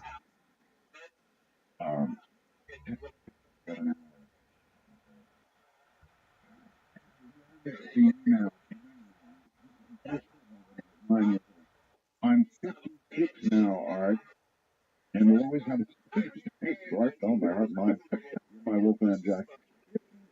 56 years old now, and this person first heard me when they were 9. See, right? What you said is right down that alley. That's not quite that far, but that's pretty impressive. 9. All right. Let's get started. I want to talk about ecology. I mean, did you hear the first story that I read about the Roswell? Have you heard these rumors? Oh yeah, I've heard them, and I've read I'll be charitable here, the conflicting accounts of the story of the photos thing. And boy, it's gonna be a big fight. I mean, it's already been a big fight, but it's going to be a big fight. What would you say, Mike? This is just sort of a what if, but if they release these Roswell photographs, they were authenticated, and it was proven that we were visited by these creatures that, who knows, probably were at Area 51 for a while or disposed of in some manner or are still alive, whatever. In other words, real creatures. If it's proven, what will you say? Well, I'm not terribly surprised. Personally, I don't have any. Yeah, I don't really have any difficulty theologically or religiously. On the heels of that, that's me talking. And I say, well, I'm not real surprised, that given this or that, it's not really too much of a stretch. I look at it as an academic, and as an academic, I know that this question has been around literally, for 2,000 years. All the way back to Aristotle, before this is pre-Christian. Are there other worlds? I mean, everybody's been talking about this for millennia. It's only really been recently that it's just become this scary thing for religious people. So I would try to get people to pay attention to the conversation that's been happening for so long and say, look, it's a big deal because it is. Now we have evidence of this, but as far as the discussion, I mean, this sort of just falls right into place. Then the questions change, they become different. It's not, are we alone or not? Then it's like, well, what does this mean? Where they come from? Are there others? And all this sort of thing. I like to live, in the Star Trek world, where there's life, elsewhere and so forth. I'm known for just asking questions about evidence and things like that. But if we ever had it, I wouldn't be unenthusiastic about it at all. That's me. Mike, what is it in this era of discovering suddenly hundreds and hundreds of exoplanets, planets that are like Earth that could conceivably support life? That's a major discovery, you've got to admit, in terms of probability of life being discovered. I think trying to find are better than something like the Drake equation. I tend to be in the crowd that has a fairly low view of the Drake equation because I don't know. Explain for everybody the Drake equation. Well, this is Frank Drake, the astronomer, came up with a famous equation that tried to articulate the probability of life existing elsewhere. And that's a worthy thing to attempt. The problem with the Drake equation is that every point of the equation was made up. In other words, there wasn't any data for it. Now, that's why kind of we actually are starting to get data. There's X number of planets now that, to the best of our scientific ability, will support life. That starts to fill in some of those gaps. And so when I think probability, if someone's talking to me about the Drake equation or whatever, talking about discoveries. 5 years of the discovery of these exoplanets changes the equation. Well, if you're making a pun there, yeah. I would say, yeah, it changes the conversation in this way. I think the conversation on probability actually becomes more data driven than sort of a contrived equation. And I don't want to say contrived in a sort of way, because I think it's worth trying to speculate, but without data, that's what you've got. You've got speculation. I think it's a reasonable conclusion if it becomes a more reasonable conclusion, let's put it that way, if we have evidence that there are other places that, again, life is real, it could be sustained, proven anything, but it does make probability reasonable. And for me, it gets it on the table. If we didn't have any sort of plan that we could talk about in these terms, and we're going to have this probability discussion without that. Looking at little dots of light and saying, man, it would be a great waste of space if there weren't. That's an emotional argument. cold here, but I'd rather have data than the emotional argument. All right. Well, we're beginning to get that data, and with those planets, for example, I had somebody from SETI on, Seth Shostak, and they haven't heard anything yet, Mike. But it occurs to me that if all these exoplanets are like Earth, capable of sustaining life, why do we suppose that life would evolve? I don't know, the way we have technologically, and even have radio, even imagine it.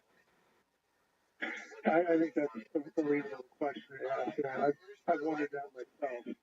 And you and I aren't alone there. I mean, there are criticisms from SETI in that regard that plans to use different strategies.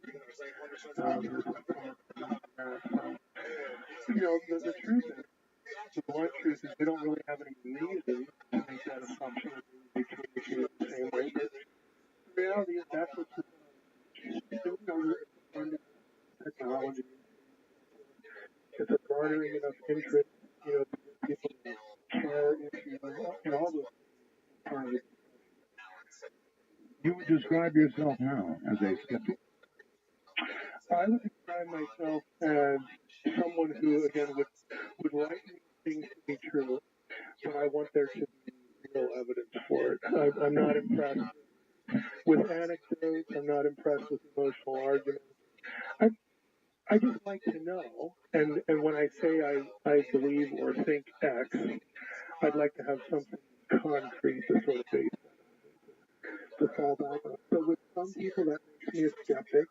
With other people, especially in the more fundamentalist wing of Christianity, what I've already said is awful. It's a tendency to equate the whole question of extraterrestrial life with two things, probably both, and that is the demonic realm, and then you must buy into Darwinian evolution. And I'll confess, I'm not really disturbed by evolution. I don't really materialistic. That's not the idea of evolution.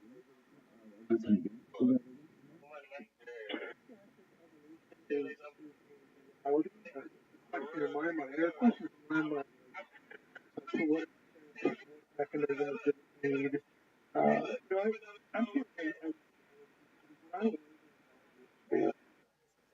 the place where I went to church was heavily popular by professors from the hard sciences at the University of Wisconsin. We had a botany, we had biologists, another one in chemistry. I mean, the people like me in the humanities were like completely outnumbered. And all of them were very serious, about their faith, their theological commitments. And every one of them accepted the idea that, well, evolution, that's how God did it. No kidding. It's a no-brainer. They flinched about it. It was not trying to start a conversation with them. Well, what do you think about people who might be here, even in your church, or some colleague you have somewhere, or some acquaintance that don't agree? It wasn't even a sensible question to ask, but yet they were very. Well, I spent 9 years in that environment, and so I just have to chuckle, when I read things or hear things about how it's sort of all or nothing proposition. We either have to accept this or that, the Bible or evolution. There's no in between. It's like I just know better. I know intellectually better because I read lots of stuff, but I know by experience as well that things are not mutually exclusive. So I'm not a scientist. I have to depend on scientists to shift arguments for me. I read things that I appreciate, on evolution. I read, there's a lot of debate within the hard sciences about evolution. Evolution is not always right. Isn't it usually said, Mike, that God may have started the process of evolution? That sort of cleans it all up right there. Yeah, and that's where most of these guys were. I mean, I think there may have been one or two that would, random take that position. God started the process that involved the deliverance, speaking of God as as a person, the intelligence and whatnot. And that's common view. People, scientists who happen to be Christians who accept evolution. There might have been one or two of these people that I made would have taken a step back even from that and made it a little more random, closer to what you would think of as a secular Darwin position. They were somewhere in between there. But I agree with you. I think that idea, and then the sub-question is, tell me why God couldn't make that decision. Right. Exactly. On what basis would you say that God is limited and kept from making that decision? To me, that's just totally I'm not by the idea that if there is nature and God is thing we call evolution, maybe life evolved somewhere else. Then it's kind of a purpose for that. Point be, I would that in and get into a number of layers of other questions. I don't think the discussion needs to stop with this question, about It could have simply could have evolved stardust. I mean, basically, stardust, mud puddles, lightning strikes, you name it, right? Yeah, I mean, see that is an issue because if I were to say that to one of my friends, Professor so and so, he would say, whatever. But some of this sort of trained to think that, well, the reason art is suggesting that, or the reason someone is saying that is because they want me to accept the idea that I'm an extraterrestrial or extraterrestrials are space brothers. In other words, because they've sort of been conditioned to respond a certain way, unfortunately, there's two or three look at this, so kind of gravitate to the one they really dislike, then, it becomes a fight over. All right. So, with regard to extraterrestrials, married to the idea, nor are you that distant from it that you can't embrace the possibility. No, I like I said, I have this, again, this romantic spasm in me that's going, wouldn't it be nice if stars for real, remind us to cling on to the novel and the rest of, that would be really interesting if you fascinating. Before I die, that kind of thing. But on the other side, well, I have things like let's clone a mammoth and all that kind of stuff. I mean, they're just things I'd love to see them do. And again, this is on the list, so I'd like to know. But on the other side, I don't think we really have evidence yet. A lot of what people accept as evidence, I just don't think is really good evidence. And so I sort of suspend it and hope, but because I hope one direction doesn't mean I'm going to embrace what I think is a really bad argument. Or the people who would ask you to accept the evidence, Mike, or I should say, preponderance of the evidence. When you look back at all the UFO sightings, all the stories, they claim it all adds up to, it's got to be true. Yeah, they do claim that, and that's the part I have difficulty with. I don't think it adds up to that at all. Okay.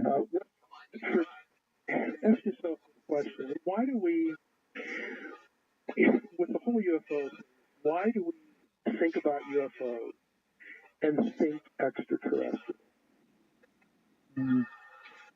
Well, in my case, Mike, I had a sighting.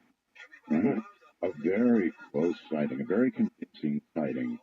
I could have thrown a rock at the damn thing. It floated over my head, or more likely defied gravity, and then I watched it float out across the valley with my wife at that time. And once you've seen something like that, then yes, you begin to ask questions like the ones you were just talking. Right. Now, if I saw, you're referring to the triangle, I remember you talking about that on the air at length. If I saw one of those, my first thought would be either let's get in the house, or boy, that's really cool. But I read technology, especially the slow-moving ones, is really on the board. In packaging, I actually glad about this stuff. With some back in the 20s and 30s, could have been a dirigible or a dirigible married to nuclear power. It's harder to select dirigible when they make, when they go real fast and make turns and all this.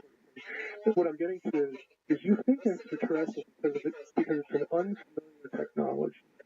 And it seems like the technology is something that, because we haven't experienced, the assumption is that it's not ours or that we couldn't do it. Now, I've actually become more convinced that the technology is, again, the Germans were making their craft, Hagen craft in the 40s, craft, almost craft. Something that has nuclear power, the whole thing. I don't think it's the question to ask. I don't think the will tilt the question one way or the other. To me, the question is biological. Okay, the kinds of bodies and whatnot. For me, that's what I would have. I would have to have, let's say, we have these, there's some other, real clear biological evidence. Okay, well, that answers question one. Question two is actually a little different. That involves more things than an individual study, and they sort of have to go from point one to the other points. But for me, fundamental question, are there intelligent extraterrestrials? I would need a biological, because there's so much that you can, look at and dig out and people have. Because if you go to the right, trace exotic technology, I'm against the document to have the elements in the core power plant to find new technology during World War II. Okay, I'm going to have to interrupt you there. Without a reactor. Right, I'm going to have to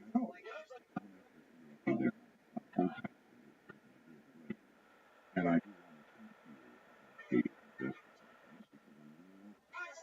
that you had them tested, and you got findings back on the I want to talk to you now about a new product. The C-Crane Company has a new product, and you are going to love it. You're absolutely going to love it. Nobody makes anything like this. They're called the Senta 40 wooden headphones. Now, I know that sounds strange. Wooden headphones. Why would you have a wooden headphone? I've got the answer. It's because you get the most incredible response. I mean, when I say a full-body bass response, nothing in the world does it like wood. Nobody ever thought of putting wood in headphones before. So you know Bob Crane was a high-end wood craftsman. That's why he has wooden radios. Now it's why it's different. The sound coming out of these headphones is awesome. Nobody's ever thought of it before, as far as I know. So I want you to try them. And it's not going to cost you $59.95. Now you can see them at ccrane.com. Trust the guy to come up with products that are different. Why do these headphones sound better than anybody else's? Well, it's simple. They would. Think about it. Bass response and make sense? You want to ask about the Senta 40 wooden headphones. Full range stereo response. Long lasting, like tanks. Come with a carrying. And on and on and on. Order. Call C-Crane for right now, $59.95. The Senta 40 wooden headphones. 1-800-522-8860. Operators are sitting there right now waiting for you to call. 800-522-8860. The C-Crane Company and the new Senta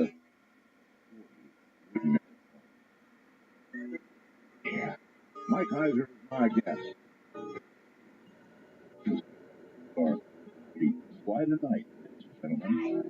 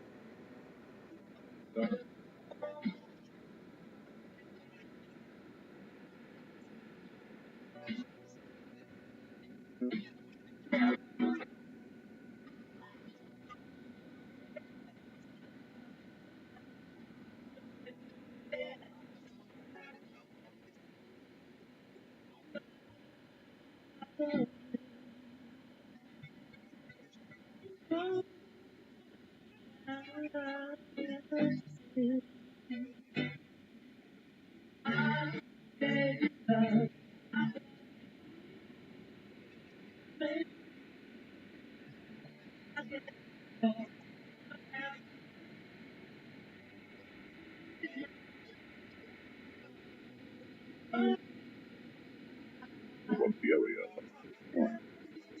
You don't matter for myself.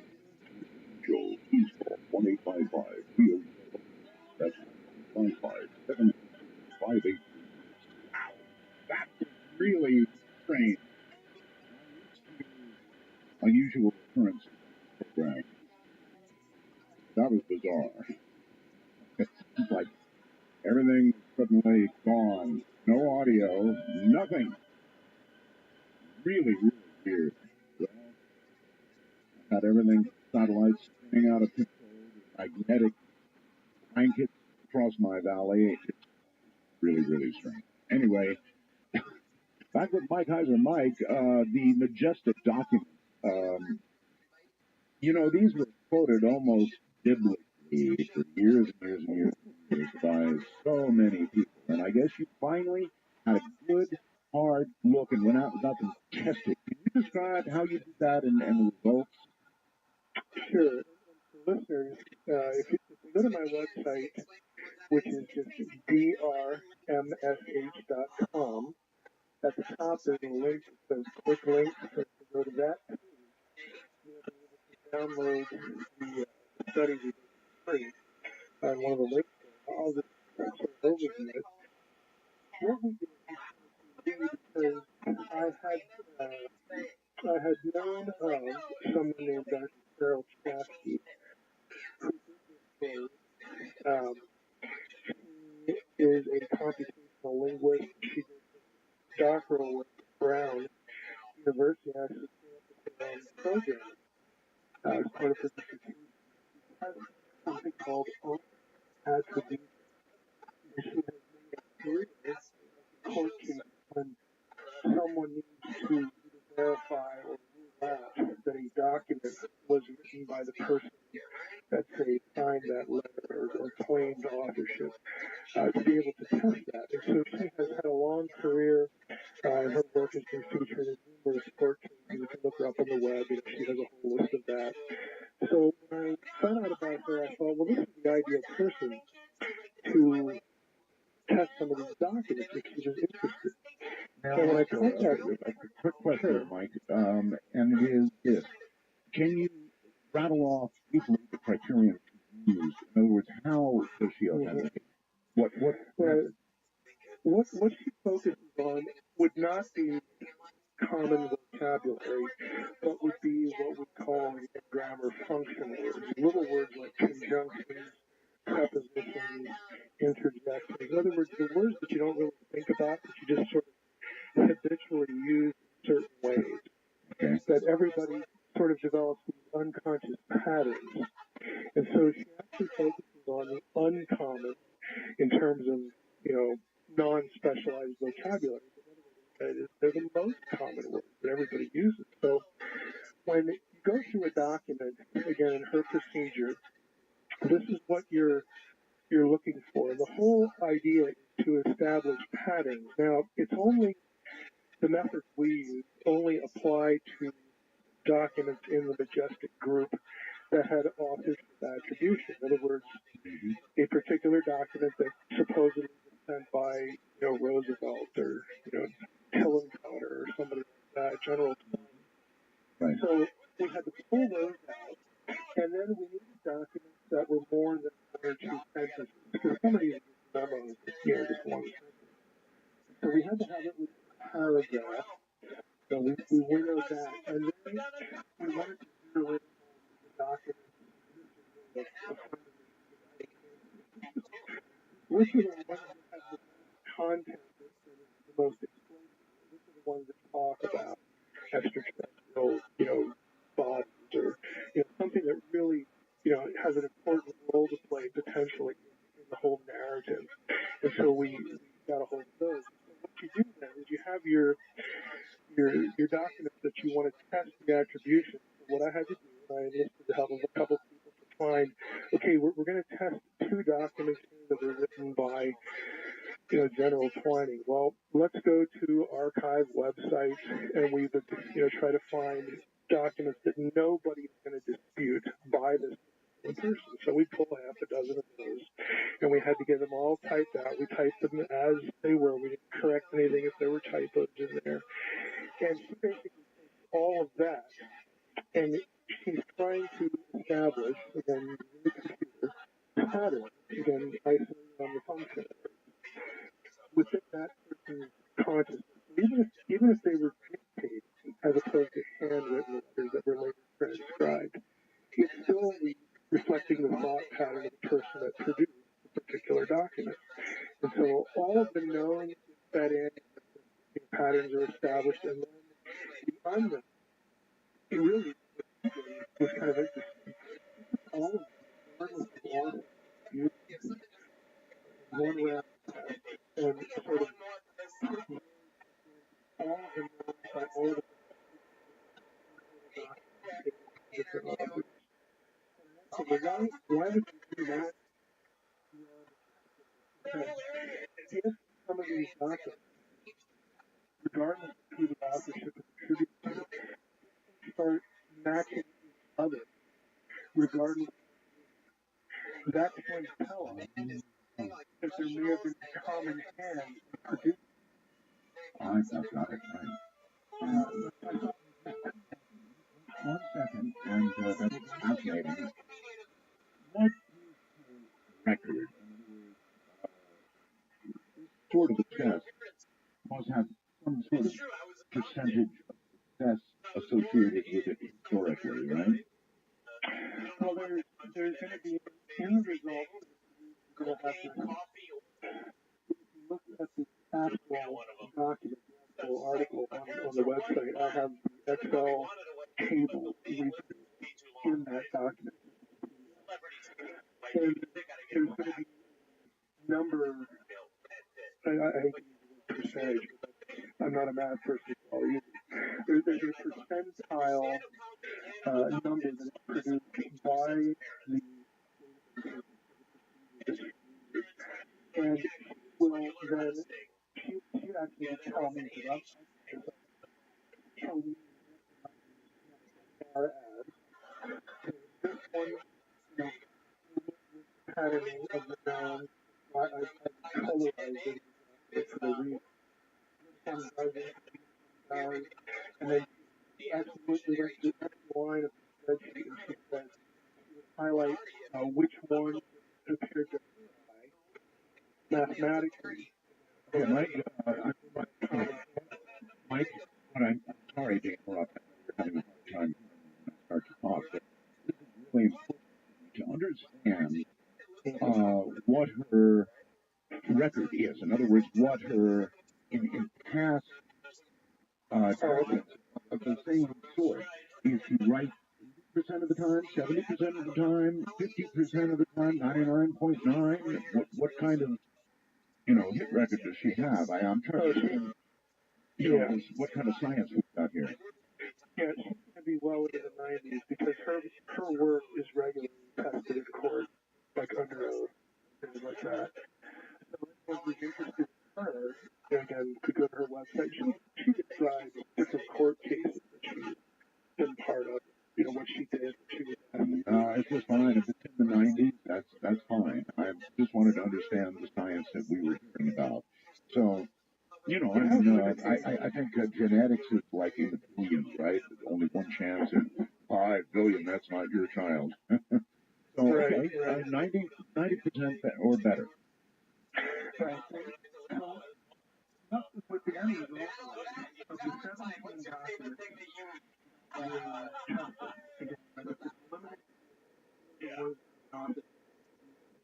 gonna be honest with you. I'm interested to find out any of the ladies that retired with them. and that was the swearing memo to General George Shulgin in the 1947 document. The other one is not aligned with the known by the author. And so, we could not draw conclusions. We could not say anything factual about this. We could say something factual on this particular document. One passage, the most interesting thing to me was that had authorial documents in the pool that was offered to someone else. He said, if it doesn't prove that the documents were produced by a common hand, but it does suggest that there's no picky about her terminology. And I reproduced her terminology in the documents. It doesn't prove that they were all, manufactured by the same hand, but right. Quick question, Mike. The planning document, one that she authenticated. Could you give all of us an idea of what the essence of the planning? Mm-hmm. It would probably be looked at as neutral by you and UFO enthusiasts. There's no extraterrestrial speculation in that one. It's the one where Twining says that, within present U.S. knowledge, we can reproduce kind of craft that he was talking about. If any of your listeners are going to look at the document, it's point F in the document for that language. Talks about 7,000 miles of subsonic.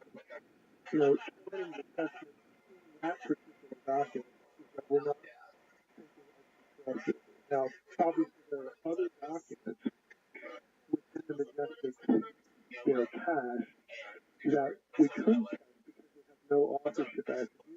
So the study itself is limited, but I should mention this one other thing to give Stan treatment to kudos here.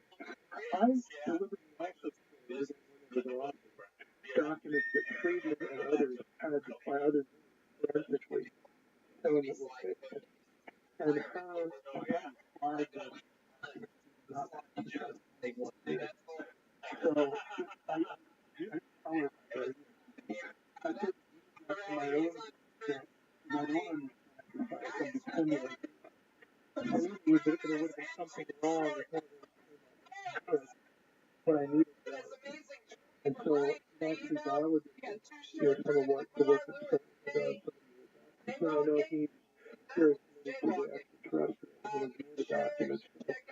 It doesn't prove that. It does show, though, that there's a lot in this that really looks suspicious. And that shouldn't be earth-shattering because anybody can look about the history of how we got the Majestic documents. It's a very serious issue. For your listeners, I think one of the best things you can read on is the 2007 MUFON Symposium document, I have a link to that on my Facebook. So I can tell I'm a majestic doctor. There's a lot that's I'm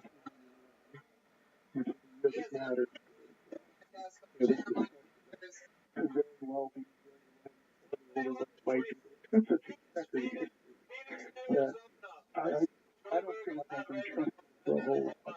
Okay, so other than the funding document, the others showed basically attributes say look, the same person wrote all of these.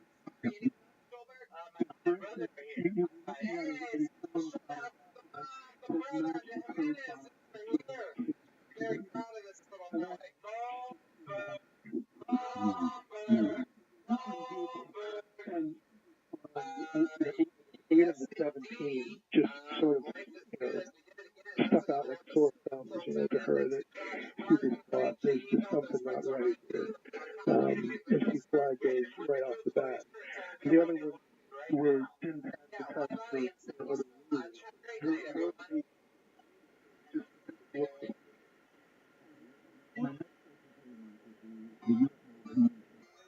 Words.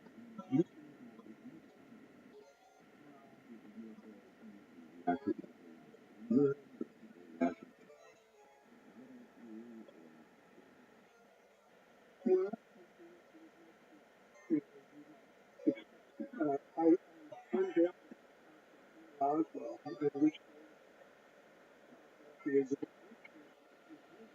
about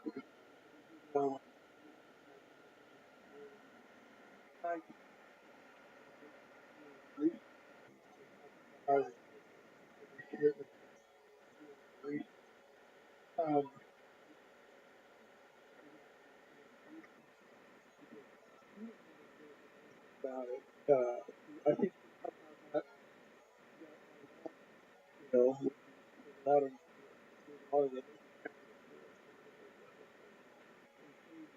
support. I was on the you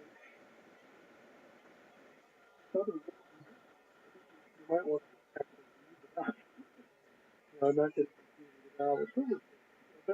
that wasn't a surprise. It's okay. I just wanted to. Is it unfair, Mike, to suggest as sentencing to that your religious background influenced you in some way? I mean, I think it's a fair question.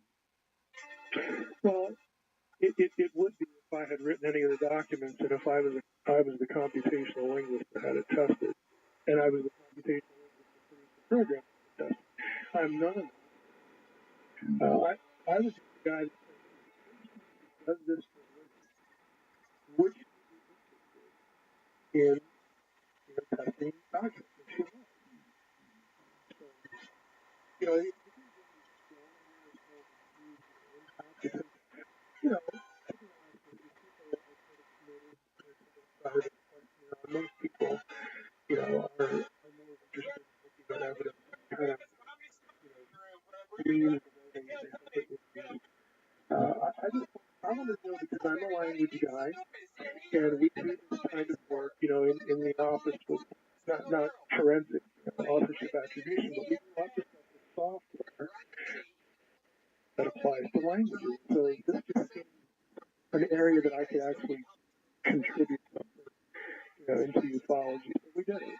Okay, well, it certainly wouldn't surprise you, Mike, that a lot of people would perhaps accept Stanton's notion that you are committed to a particular point of view, and this fits that point of view. And I'm not suggesting that there's anything wrong with the findings or the testing or anything else, but I can see why people, might say you're married to a certain point of view as well. Well, I don't really care one way or the other. I mean, if there are aliens out there, then great. I just like to know, and I'd like there to be real evidence. But I don't want cloak and dagger anecdotes. I don't want, accusations going from this ufologist back to that ufologist where I have to pick which one I like. And that is not and if that irritates people, well, I'm not responsible. Okay. All right. No, that's entirely fair. You've also debunked the ancient astronaut idea, right? I mean, what about the long runways down south and all of that? All the rocks that have been decorated, seeming to show aliens with space helmets, and all of it, Mike. Why? In what way do you feel? In other words, do you have something, I don't know, equivalent to what you did with the majestic documents when it comes to ancient alien theory? Well, I don't, in my mind, I distinguish everything we've talked about up to this point. The question of are there extraterrestrials? Are these documents real or not? So on and so forth. I distinguish all of that. To me, that's serious ufology. The ancient alien stuff, I don't take seriously at all because I do know ancient texts. I do know ancient history. I know where to get to information in archaeology and anthropology and all this stuff. And that part, and I know they get lumped together, and I understand why they get lumped together, but I treat one seriously and I treat the other not seriously because, frankly, the work is extraordinarily poor and in many cases just literally made up. And I don't think it really deserves the amount of attention that the other part of ufology gets. Well, there is some hard evidence in forms of pictograms, in the form of what appear to be runways, that kind of thing. How do you handle that? So we have a pictogram from a foreign culture. We have no text that tells us what it is. Very true. So what we have, and this is just the blunt reality, okay? This is realville here. We have a picture that I'm going to use my 21st century mind, part of which is influenced by this narrative, and now I'm going to interpret that picture. I could be miles and miles and miles and miles and miles away from anything accurate, and in most cases, people have been able to produce the same picture in other provenance objects where it's clear as to what the purpose of this thing was, or what there might be a text that goes with it. That's when you really get lucky, when there's actually text and material that goes with it. And enough bad work has been demonstrated in that area, and it's inherently subjective. Again, to me, it's the badness of the work that's out there that I will admit colors my opinion of the enterprise, of the whole thing. I'll give you an example. You have these quote unquote reptilian figurines that are circulating on the web, and people are referring to them as Anunnaki figurines. Well, guess what? Yeah, they come from Iraq, but they come from a civilization that predated writing period. They predate the Sumerian text, but they don't have any text on them. Why? Because writing hadn't been invented yet. There is nothing about the object that tells you anything about it, that identifies it in any way, but people will take it and just run with it. All right, hold it right there for a second, Mike. We're going to take a break, and we're going to be right back. Fascinating stuff. So, we'll get to the pictures on the rocks, the runway, how it all isn't. I don't think it's life.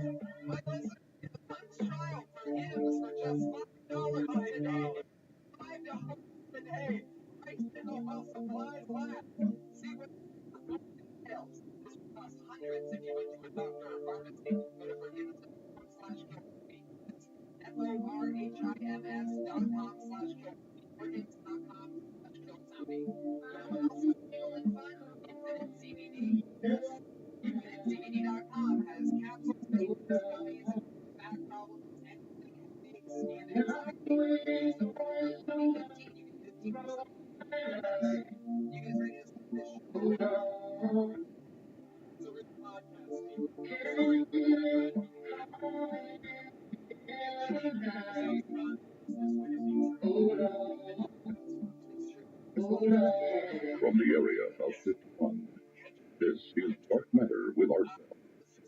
Show. Please call 1-855-REAL-UFO.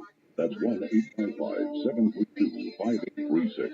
And we'll get back to Mike Kaiser in just 1 second. One other duty and a train company has this amazing thing called Senta Ally Bluetooth stereo speaker.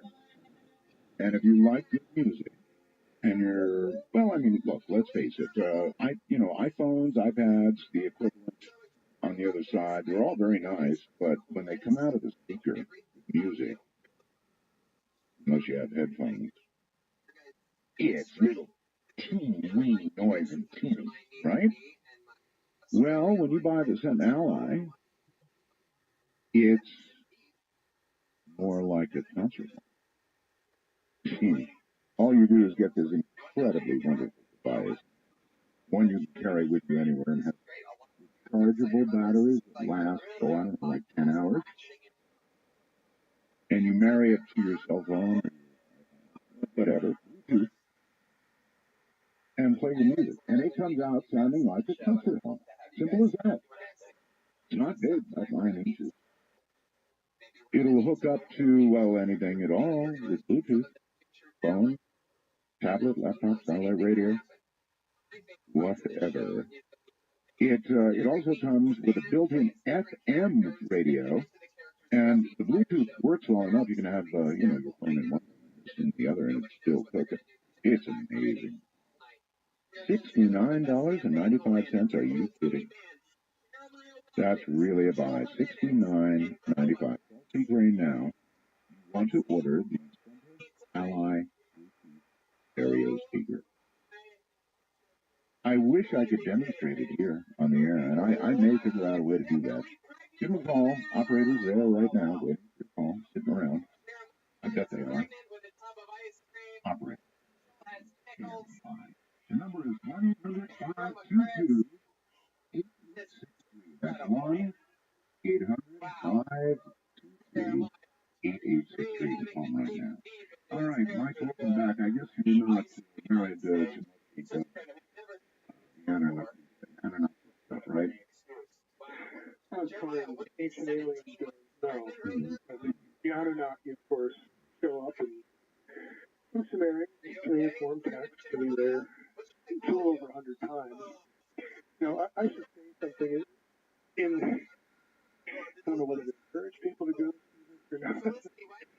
One of the things on my website devoted to Zechariah astronaut stuff was, I figured, well, I don't want people to just take my word for it. When I say insane things like, look, the fundamental idea of what Zechariah is saying, that the Anunnaki come from Nibiru, that they were here to mine gold, that the planet beyond Saturn, all the fundamental tenets of the system. Rather than take my word, what I did is I created a screen capture video going to a website called the Electronic Text Corpus of Sumerian Literature. And I know it doesn't sound exciting. Talk about things that do not really well made, or really for that matter. I put in a search for the term Anunnaki, and the video is me putting the search term in, clicking the button, and all of the occurrences of the term Anunnaki, where they appear in the tablet, putting them back in the search, showing people, now look, if you truly are here, that takes you to the English translation. There are 107 facilities on my website. the website. You did this why? So that people could watch it and do it themselves. Because I don't like arguments from authority. Yeah, there's Mike with the PhD and there's Semitic languages and all this stuff. Big deal. Okay, you should not have to depend on what Mike says about this. Go to the site, run the search, click the translation, and you will see that I'm correct here. Okay, none of these ideas about the Anunnaki that Sitchin really depends on to roll out his extraterrestrial narrative, the texts don't say anything about the Anunnaki in regard to guidance at all. It literally doesn't even exist. It's not a question of, well, Mike would translate it this way, but someone else would translate it that way. I'm saying the material doesn't even exist. Now, if I make a crazy claim like that without knowing that it was real, I mean, I'd have to have my head examined, okay? But I got so tired of trying to explain to people this is not a translation issue in regard to Anunnaki. Are you suggesting the implication that Zechariah needs his head examined? No, the late Zechariah Sitchin did not need his head examined. What I think, and I've heard people say really nasty things about Sitchin that I just think are nutty. Okay, I do not think Zechariah Sitchin is a reptilian. Okay, I do not think he was an Illuminati agent. No, but you think everything pretty much that he thought was wrong. I think his narrative, his explanation of the Sumerian text is completely wrong. What I think he actually did is, he reads the text in translation, using Kramer or some other known translation at the time, and I think he essentially created what you could loosely call an allegory. I think he tried to marry what he was reading with the characters and the mythologies, and then he would get into cosmological text. And he married that somewhat to Velikovsky, the whole world collision thing. Right. Well, I interviewed him. I interviewed him many times, and he, believe me, was very, very married to it. There's no question about it. Oh, I know. He was absolutely committed to it. Like an article of faith. Yep. And I'm just saying, look, there's just nothing here. I mean, it's not the same in other issues, that where you do, there are issues of this is a good translation, that's a bad translation. It's not anything you can put in one category. As far as I should mention this, one of the other things I did besides creating an exciting video for people was I looked up all of the scholarly academic articles on the Anunnaki I could find. 3 of them, unfortunately, were all in German. There's nothing more recent than the mid-20th century, and I hired someone, a specialist in German, to translate the documents. You can get those translations as they are. It's a lot of pages. There's 50, 60 pages, but you can actually have the best research on the Anunnaki, Sumerian scholars. And I try to do this because I don't want people depending on Mike. I don't like arguments from authority. I like to direct people back to primary text and say, go read them. Don't take somebody's opinion. Just go read the thing. And you'll see. All right. Here's Linda, who sends me a message. Art, he does not believe the scientists who carbon date things.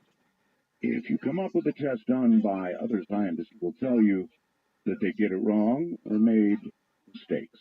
Unfair? Yeah. What's wrong with carbon dating? I don't know. Linda apparently heard you reference something. It was carbon dating. If I got one of these today, let's use this here. Here's a good teaching point here. This is what Mike will do. Yeah. I got an email from somebody that sent me a picture of an object and said, what do you think of this object that I discovered? And, start telling me what it is. I need to know where it was provenance. I need to know website to redirect me to the publication, to the archaeological publication. I have access to lots of databases as a faculty. I can get to a lot of things that other people can't. Can you give me the archaeologist's name? I'll find you. And I'll go. I'll blog if you like. 99% of the time, I don't get anything back. What I want is if you give me a target date for something, my first question will be, who dated it? Show me the report. All this stuff gets published. This is not, secret. There are millions and millions and millions of pages put out in the social sciences, archaeology, anthropology, every blasted year. And I can get that stuff. I want to go read it so that I know, sort of where to start. Who did this? Who discovered it? I'll email those people and say, hey, Professor so-and-so, I read your article and this and that, and I have a question. I'll do stuff like that. I don't think that's unreasonable. I really don't. No, it's not unreasonable. But again, when people look at you, they well, perhaps a little. I call myself the equal opportunity offender because I'll do this with Christians that email me too about some point of, well, you're a heretic out there because you don't believe in a global flood, or you don't believe in this, or you don't believe in that. And whether I do or not, or most of the time they're just repeating something they heard.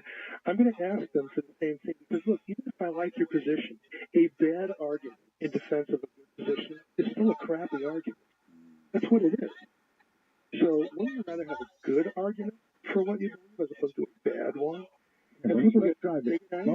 Okay, let's try this. Look, the world has been around for a very, very long time. I don't know if you saw the series on TV about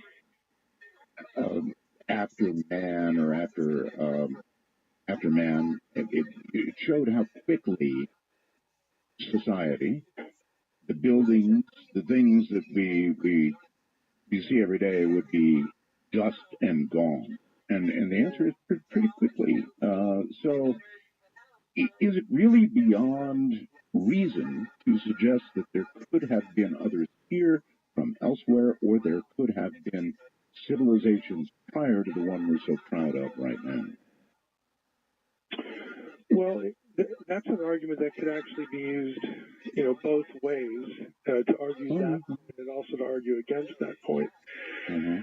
The other problem is it's an argument from silence. Well, I don't see a whole lot of buildings in this place, but boy, the Earth's been around here so long, so they must have been here. That's kind of really not argument, a sound argument. I mean, we have evidence of writing, which is a mark of a high civilization. People don't stop to think about how important writing is that you need, to preserve thought for the next generation and practical things, how to build things, how to make things, so on and so forth. So I would expect, if there were like these long ago civilizations, like let's say Blavatsky talks about, millions and millions of years, well, it's really convenient to attach that number to it because then you think that exempts you from having any evidence. Well, it really does, because if you're going to make the claim, I need to know that the claim is reasonable. And I don't think that is an unreasonable thing to ask for. I can sit here and say, well, it's possible. Sure, Art, it's possible. Sure, whatever, the question you're saying was that's possible. It's possible maybe in the sense that I could be the next American Idol. Okay, that's possible too. I could wake up tomorrow with a bump on the head, and I wake up and I have a great voice. I audition for the show, and I win the American Idol. Yeah, that's possible. Really? Well, not based on what I've heard so far tonight. I mean, it's a great conversation, but you're not saying you're not doing anything. It's possible. Stranger things. I mean, you see where the conversation goes. So, on the one hand, I don't have any problem saying, oh, yeah, that could be. But I'm not going to base what I think or believe on a could be. I think it's more reasonable just to ask, is there one thing that, makes this a little more concrete, that takes it out of the realm of complete speculation into the realm of, hey, look at this thing we have here. We need to think about this object in this text. I just don't think it's unreasonable. And I know All right, Mike. you're my wife, and I'm like that too. Would you apply the same standards of truth, Mike, to the concept of intelligent design? Yeah, I've said for a long time that I think intelligent design really doesn't prove it. To be really blunt about it. I mean, intelligent design is not really a theory about who the designer or designers are. You can take all the arguments for intelligent design and put an S on the end, and you can make the same argument. And again, a Christian audience, that just irritates the heck out of them, because they're going to assume that the designer must be the God of the Bible. And it's like, well, sure, I want to think that too, but if we're actually looking at the argument, intelligent design, all it argues for is that the best explanation for some natural phenomena is some sort of intelligent cause. And it's a reason by analogy. Here's a thing that looks like it has design, therefore it probably maybe had a designer. Okay, that's wonderful if you can test it, but ultimately, at the end of the day, even if you're right, you're still okay. So it's extremely limited. I don't want to say it's not useful, because I think it is. I want to see God divorced from the conversation about creation and things like that. But the other side of it's quite limited. It's more limited than the average person excited about it, really thinks about it. Do you believe in intelligent design, one way or the other? Whether you say God did it, or it was a natural process with somebody's hand in it, or an extraterrestrial hand, or whatever. Do you believe in intelligent design, or is it all random? I do believe that there is a creator. A creator. Right. Okay. And what I mean by that is I see a philosophical necessity to have a distinction between creation and the causation, some causation, whether that's an impersonal thing like Big Bang or whatever. That's you're at a different level of questioning there. But I don't see all as one. I'm not a monist. I would be a dualist. There's a distinction between creation and then its causes. And so because I hold that position, yeah, I think that there are some things that do speak to intelligent design. Honest philosophical argument, that particular argument does not root that argument to a person. That's just being honest. Philosophical argument. And most intelligent design is well. We'll see. I'm just going to down into here's a weekend and the internet, then it starts to become more of a religious argument. So you do believe, to boil it down, in intelligent design, that there was a creator. Is that creator the one of the Bible? I think that any creator would have to be a creator like is described in the Bible, and that is totally different from creation and characteristics of that sort of thing. I don't believe, however, that creation has been perfect. In fact, I actually this gets me in trouble again with the Christian camp. I don't think that the Bible describes a perfect creation. That opens all kind of worms for that audience. But when you start to say things, well, the Creator would have done that, or would not have done this, and evolution is working material. You're atheist. All the time. Well, you can't have intelligent design because God wouldn't have done it. Well, you're making a theological argument. I hope you realize that because you're scientists. That's a theological argument. You're telling me what the deity that you don't believe in would or would not a science-based argument, that is a theological argument. So, again, just to get that off the table, I don't believe that imperfection argues against intelligence. Let's put it that way. You think that the process of evolution is ongoing as it's still? Yeah, I don't. The idea of evolution would be one way to coherently demonstrate this whole stuff. I don't demonstrate that. How long have you been in America? 28 years. 28 years. How old are you? Where do you think we're going, Mike, with quantum physics? A real mystery, spooky action at a distance, or whatever it was that Einstein said about it. It is pretty weird stuff to try and wrap your mind around. What do you think? I'm fascinated with it. I'm not a physicist. I don't have the mechanical mind to really grasp a lot of this stuff, but I think that stuff is just fascinating. I also think it's the friend of theology. And again, many trouble that part of the love.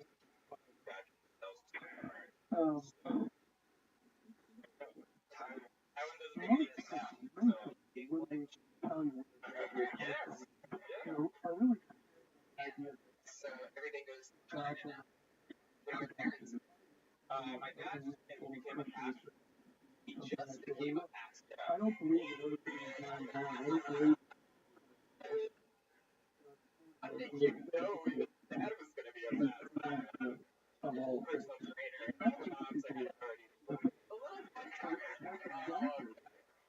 Quantum physics has demonstrated a certain random quality to it. And I can tell you passages in the New Testament that talk about how creation mirrors the character of the Creator. I can tell you passages that very clearly show that God foreknows do not come to pass. And that tells you, point blank, that God knew something that didn't come to pass, therefore that thing is not predestination. But I hate to say it this way, a lot of Christians are not very familiar with their Bible. They aren't aware of a lot of these things in it. Again, the academics, this stuff gets thrown around all the time. But when you try to, do stuff on the internet, when you try to do stuff on the radio, you try to get people interested in the discussion. People don't like it. I don't know how else to put it. I mean, wouldn't it be interesting to actually give the Bible to that same lady who looked at the Majestic document? We have actually talked to her about that. This is an interesting rabbit trail. Oh, really? Her undergraduate degree, Carol's undergraduate degree is in Greek. So I'll just describe what we have asked her in the past. There are certain books of the New Testament that are what are called disputed authorship books. The pastoral epistles, for instance, that would be 1st and 2nd Timothy and Titus, are sort of notorious in the academic realm for scholars fighting about, did Paul really write this or not? So we've asked her, hey, are you interested in this because we can give you the digital form of the Greek New Testament and check out authorship attribution? And of course she brings up the obvious problem. Well, you have to also hand me documents to create a profile that you know for certain were written by this particular individual. And frankly, we wonder, could we do that? Because most of Paul's letters, we'll just use Paul for an example, most of Paul's letters are disputed in some way at some point in the letters, even the ones that are sort of, everybody accepts as genuine Pauline. So is there a way we could actually construct this test? There have been whole books on something called stylometry, trying to test this. Now, Kara's methods are a little different, and there are computational linguists in our field who are applying this to certain, books, usually in the New Testament because it's shorter. It takes less work to produce the raw data. And the results are mixed, but she'd have her own unique approach. So that might happen. We might be able to to do this, you have to be, worthwhile, and we want to get something publishable out of it. But there are scholars who You wouldn't be afraid of that. oh no, I think it'd be very interesting. Again, my view of inspiration is Christian Thor and conservative throw it around too. Scripture comes from God. Well, I believe that. I think that God, if I embrace the idea of a creator, and influence somebody to write something, it seems like a pretty short jump. I mean, I can do that. I can influence somebody to write something down for posterity. So I don't view inspiration as this paranormal event, like the prophet wakes up and starts making breakfast, and then God zaps him, his mind leaves his body, and then he wakes up an hour later and looks down at his head. Oh wow, look at that! I do a great job of that. This isn't the way it's described either in the Bible. It's a very human process where specific literary genres are used, specific forms of literature, about you don't conform to community patterns and emotions. Law will conform. Writers would do this because if they didn't do it, they think they were hacked. They think they wouldn't know what they're doing. Doesn't this guy know how to write a treaty? I mean, what a bonehead. Okay, the writers were people, and they used the tools, the knowledge, the vocabulary at their time to produce what, I would say God wanted them all to produce. I have a very providential view of inspiration. It doesn't, God plays an open role, preparing them in their lives for that moment to produce that thing. Sorry, hold tight right there. Mike Heiser is my guest. And my guest and when we get to that, challenge away. That's what it's all about. It's interesting, isn't it? What he does not believe in and what he does.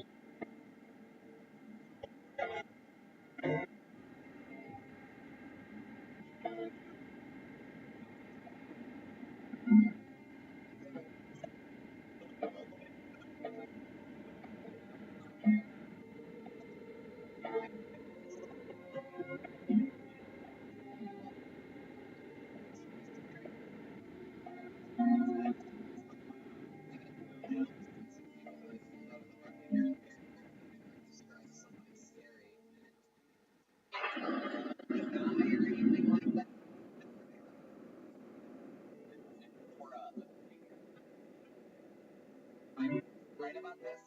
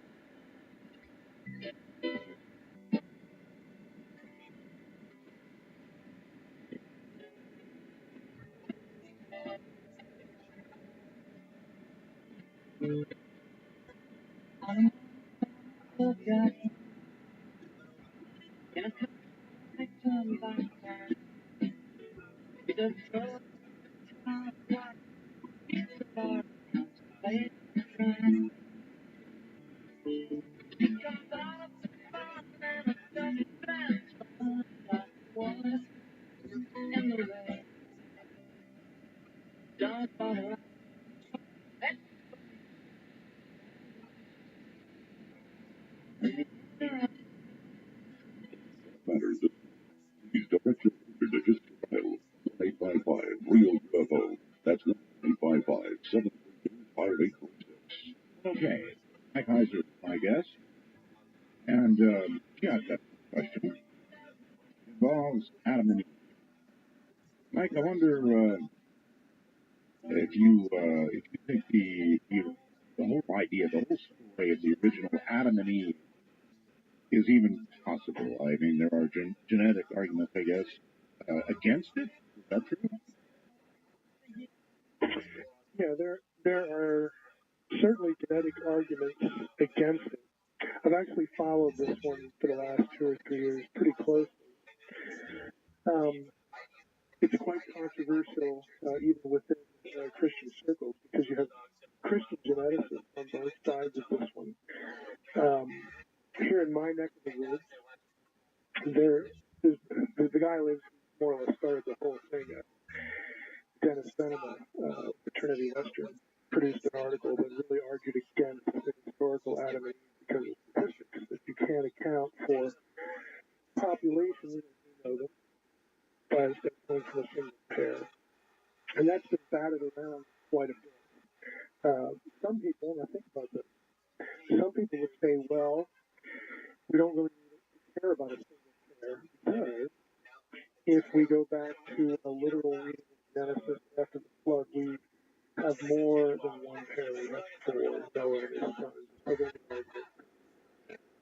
My view is that theologically, we have to affirm the historical Adam, although I'm not convinced divided on the 5, 10, 20 years, we may, statistical genetics might be an area that really gets a lot of attention. More work's put into it. We might have something more conclusive now, but sound pretty unsure. But I don't know where to put that. Yeah, but I have noticed that arguments go either way. Like somebody who's a little married to what he believes, or you have been pulled down in your direction. No, I don't have any red. I think one of that is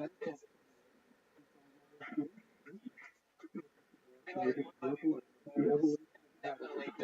He was an Old Testament scholar like I am. He got in trouble for actually favored the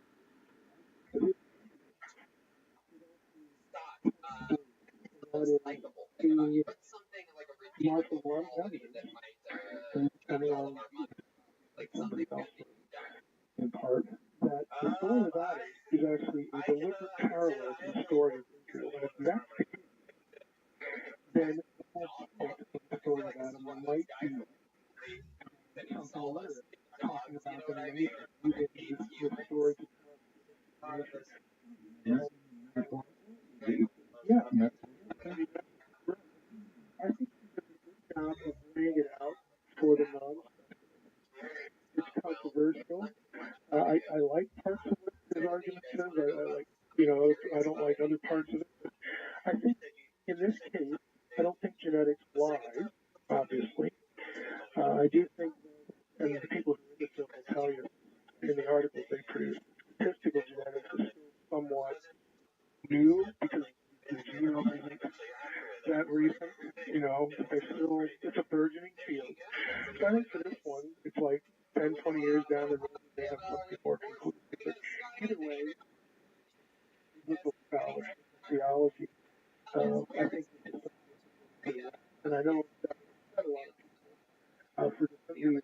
And for those Christians out there listening, I can say this because I do not think Romans 5 is most of you do. So we'll just leave it there. Well, I mean, so when you get to the genetics,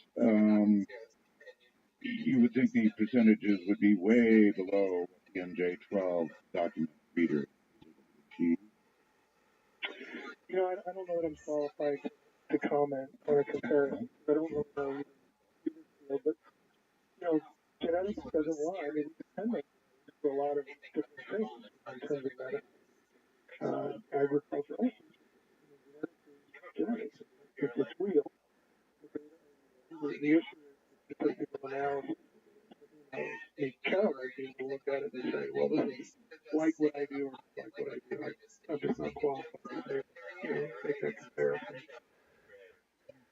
Well, I would think that it is weight on one versus the other. If people want to go, I was interested in this question for you. Click on it.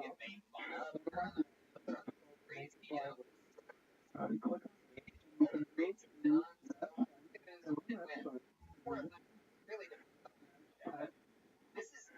anthropology. Anthropology, which includes the Adam question, and there's one Roman. Been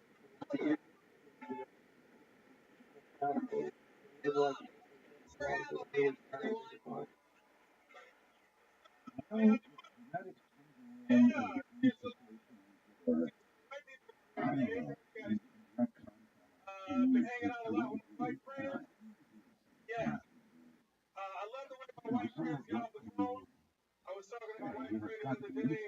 White people got the best excuse to get off the phone. I was talking to my wife Fran the other day. He's like, bro, it's freaking out. I have to walk my cat.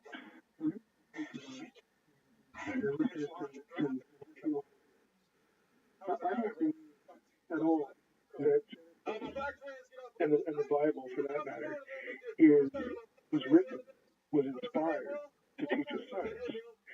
Okay, we talk a lot about the need to interpret the Bible in context. Especially again, you metaphorical. Really? No, I think the context for the Bible is the context that produced it. In other words, it's not the Reformation, it's not the early church, it's not the Catholic Church, it's not this creed or that creed. The context that produced the Bible is one that was around when the biblical writers were living and writing. And as a scholar, and as a close reader of the text in the original languages, what you have in Genesis is really, really close, very similar because of the common worldview to other ancient Near Eastern cosmologies. You know, they're not trying to teach us science. They're trying to teach us theological messages. That we have a creator. Here's who the creator is. It's Yahweh, the God of Israel. Humanity's here because he wants them here. We are his imagers. We're his representatives. That should work its way out into our lives in certain ways. They're not scientists. They're in a pre-scientific world. So the messaging is about science. Now, I don't think the theological message contradicts itself. I am a theist. I am someone who believes in the creator. And I could, stack PhDs all night long of people in the hard sciences I personally know who would stand with me in belief in a creator. I don't think it turns that apple cart at all. Now, what's problematic about that, with a lot of hearers and people that hear me, is that they're used to having their Bible filtered to them through a creed or a tradition. And I'm not antagonistic to creeds and traditions. I'm more apathetic toward them. And I'll grant you, I can say that because I've had the training, I know all the languages and all that stuff, but I have to be honest with people and say, look, this is the way I look at things. I take the Bible for what it is. I do believe it's God. I believe in a creator. I believe that God is behind this thing we call the Bible. But we have to put it in its own context and ask ourselves, I think, a reasonable question. Why would God choose this time and place to do this? What's the point of it? What is he trying to message to us? What is peripheral?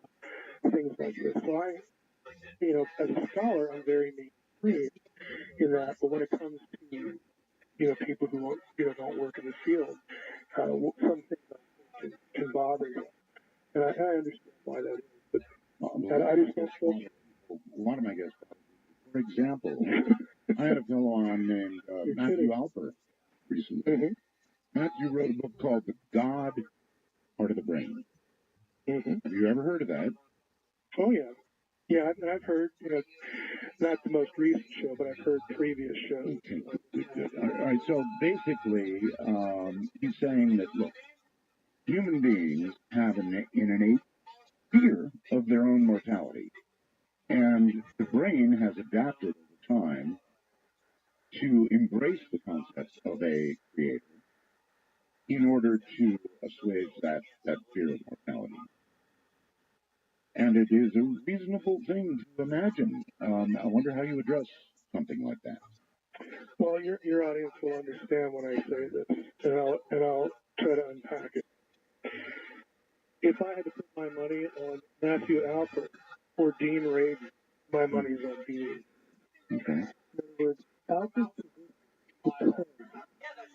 on philosophical materials is all that biologically finished. I don't believe lots of people don't believe that there's nothing logic is invested in it, unless it's neuroscience is still believe it. The question comes down to, is all this stuff something the brain produces or something the brain receives or mediates or filters? You have the radio, you have radio waves. Okay, one of Alper's things is, well, if you took this gene out or you took this drug, it would sort of shut the thing off. Well, if I took the battery out of a radio that I've been listening to, I cannot conclude that the radio waves are not still there. Well, one of the things he did say, I want you to address this, is that, look, if you take somebody who is very religious and they have an accident, they hit their head, many times they're suddenly not religious anymore. Exactly what I would expect. That phenomenon works just fine with the idea that the brain is a receiver or filter of consciousness. You do not need to have the idea that the brain produces consciousness or is consciousness to explain that. Both paradigms explain that very same thing. Again, I think on one hand, what Alfred's saying is I think more intelligent and weird stuff like the God helmet guy, which I think is ridiculous. So I'm going to give Alfred credit for coming up with a more thoughtful idea. Anybody who studies, this is something else I'm interested in, the whole problem, quote unquote, of consciousness, gets into the mind-body problem, the mind-body issue. And neuroscientists are divided on this issue. I mean, I would want to know things like, well, why doesn't everyone believe in God then? Why do some people who believe in God later embrace atheism? Well, the numbers why are conceptions of God so different? Right, let me repeat, the percentages are very, very high. I mean, even islands. Percentages for which? Those who believe either in God or a God, those who worship, it's almost universal. You can go to islands that have been barely I would touched by. expect that. Okay. Well, I mean, again, if we're going to, let's just throw the Bible in here again. Romans 1, Ecclesiastes, teach the idea that since we are made by God, we are designed to want to seek Him. We have this innate sense, and if we don't have that relationship, we have this gap or this empty space. Well, I guess it's a very first century or more ancient way of saying just what you said.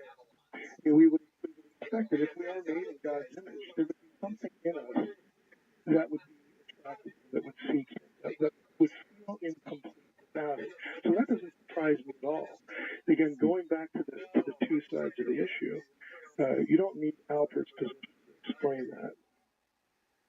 Alpert would agree with a lot of what you just said. Oh, I know, and neuroscientists who would disagree with his explanation of it would also agree with him. There's a lot of agreement here. It comes down again to that sort of radio analogy. Is it the thing that produces sound waves receives from somewhere else? So ultimately, it comes down to the issue of, are you a materialist or are you not? What about, let's go back for a second to intelligent design. What about the argument that notice every day? Everything is as it's supposed to be. Now, you attribute that to, or you can attribute that to, and we be as it must be. We need, we came up in a world where we need this kind of oxygen mix, the right gases, the right, water, there's everything that we need. Well, you can attribute that to a designer, if you wish, or you can attribute it to the fact that it couldn't be any other way. And how you that's true. And someone who, you've interviewed Hugh Ross before. This is exactly what Hugh Ross is at. The so-called entropic principle. The second option is, I would say, well, isn't that less of an explanation than the first option? actually were designed as at some point ask that question. So that's a long way of saying, yeah, both right, both people, both options are held by different people. And that's kind of where these arguments stall, which becomes a philosophical argument rather than which one is more comfortable. That's what that place. I think Over the phone, I won't go out with you. Would you think that if you were I thought about it because you said it, right? So it wasn't in text. would you basically tell them they're wasting their time? no. If it's engineering stuff, I would say yes, you're wasting time. Again, what I define as serious ecology, again, I think most people who written these things are being very forthright. They're telling the truth. I'm honest to that. So I don't think this is a field that is full of, we have husbands, but I don't think it's full of them people who want publicity. Again, we know those people are out there, but for the most part, I think people really are serious about it and want to know. And I'm in that bunch that would like to know.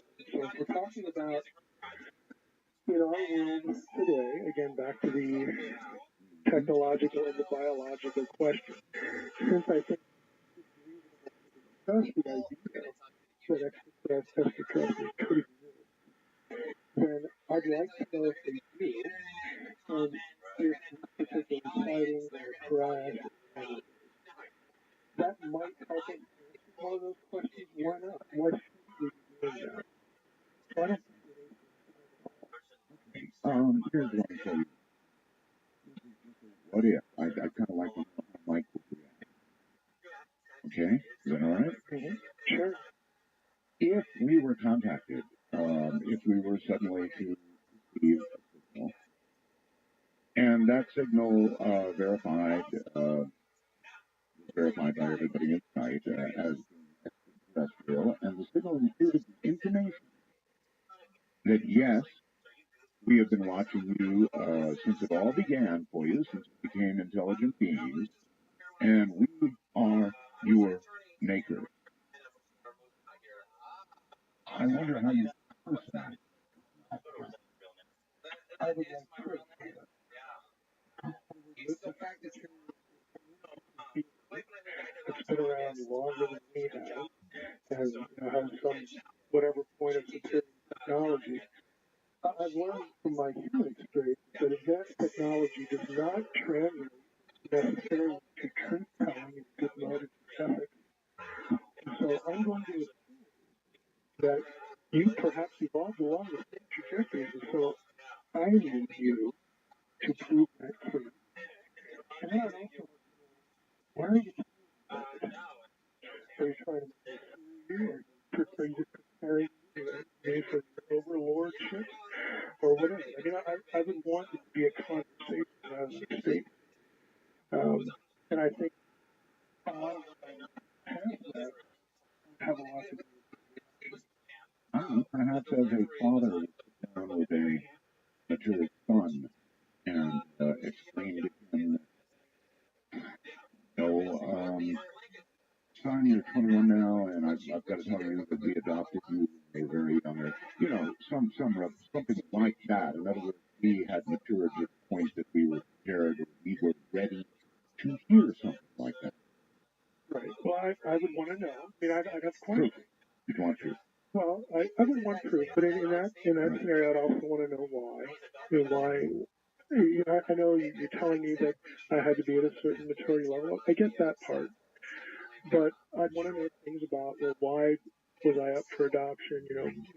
What about my biological parent? I would want to know what the history is behind that a little bit. So I think my own reflex, given the first scenario with the extraterrestrial question, is I think it'd be very natural to have, questions that relate to validity. I think as human beings, that's I don't think we're hiding at that point.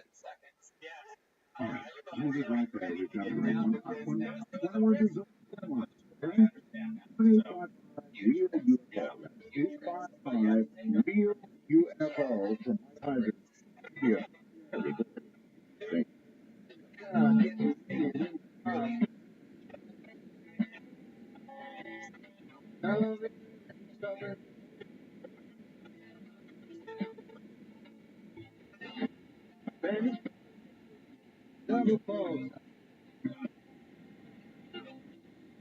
Right.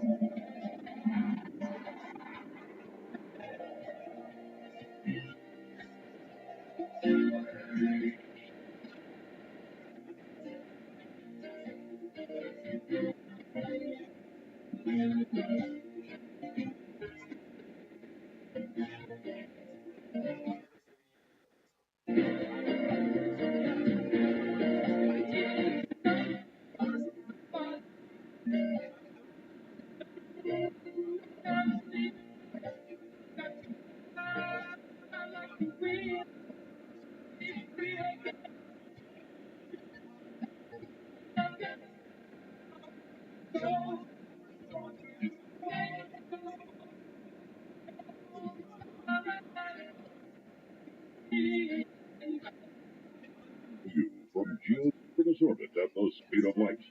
This is Dark Matter with Art Bell.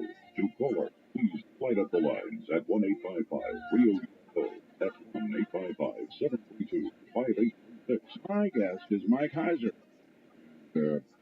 I'd love to have you get into it with him if you would like to.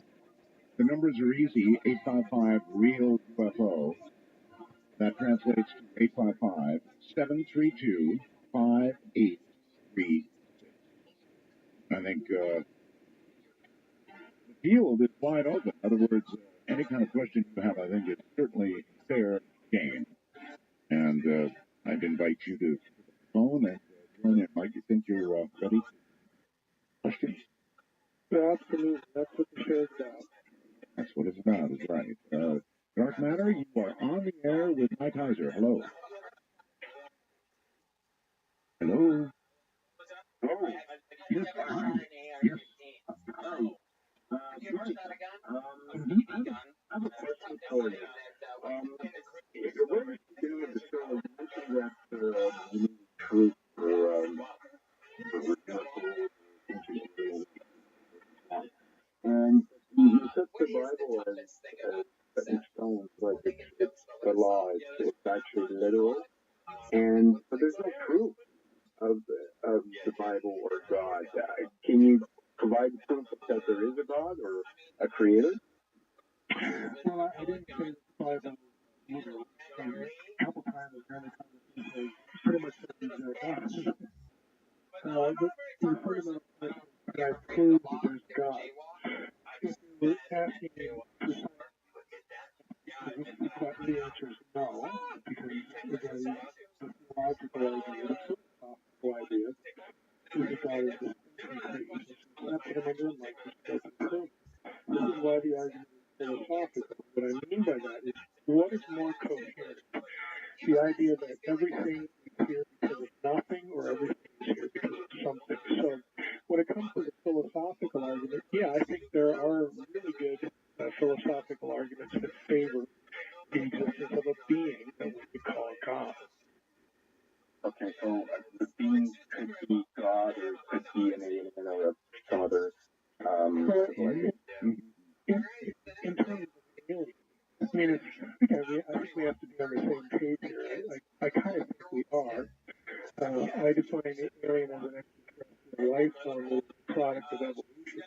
And so that's quite different than God. So I'd have to hear what you thought about that. Okay, because in terms of other civilizations or God or Adam and Eve, I mean, I look at the Bible and it depends. Some passages as literal, some as metaphoric, and you went back to the author, the writer of the Bible, prove that what's written in the Bible itself is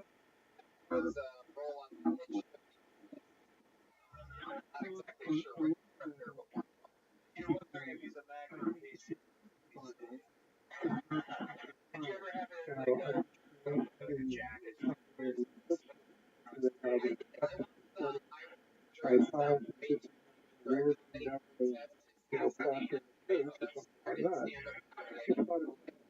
And I think the ideas, not just with the Bible, but other ancient texts are coherent. We didn't create the creation. We're not responsible for it. Somebody else must be. So that puts you in this idea of creation. And I think that's a reasonable assumption. If you're making Mike, I think that a lot of ideas that talk about previous civilizations and or creatures from elsewhere, there's a lot of these ideas are coherent. And it does seem to me like that when it comes to those sorts of things, you demand a very great level of truth. But when it comes, you know where I'm going, right? Yeah. Oh, yeah. Maybe That's kind of what the caller's saying here. Well, when it comes to the demand for proof for a biological entity, I would like biology.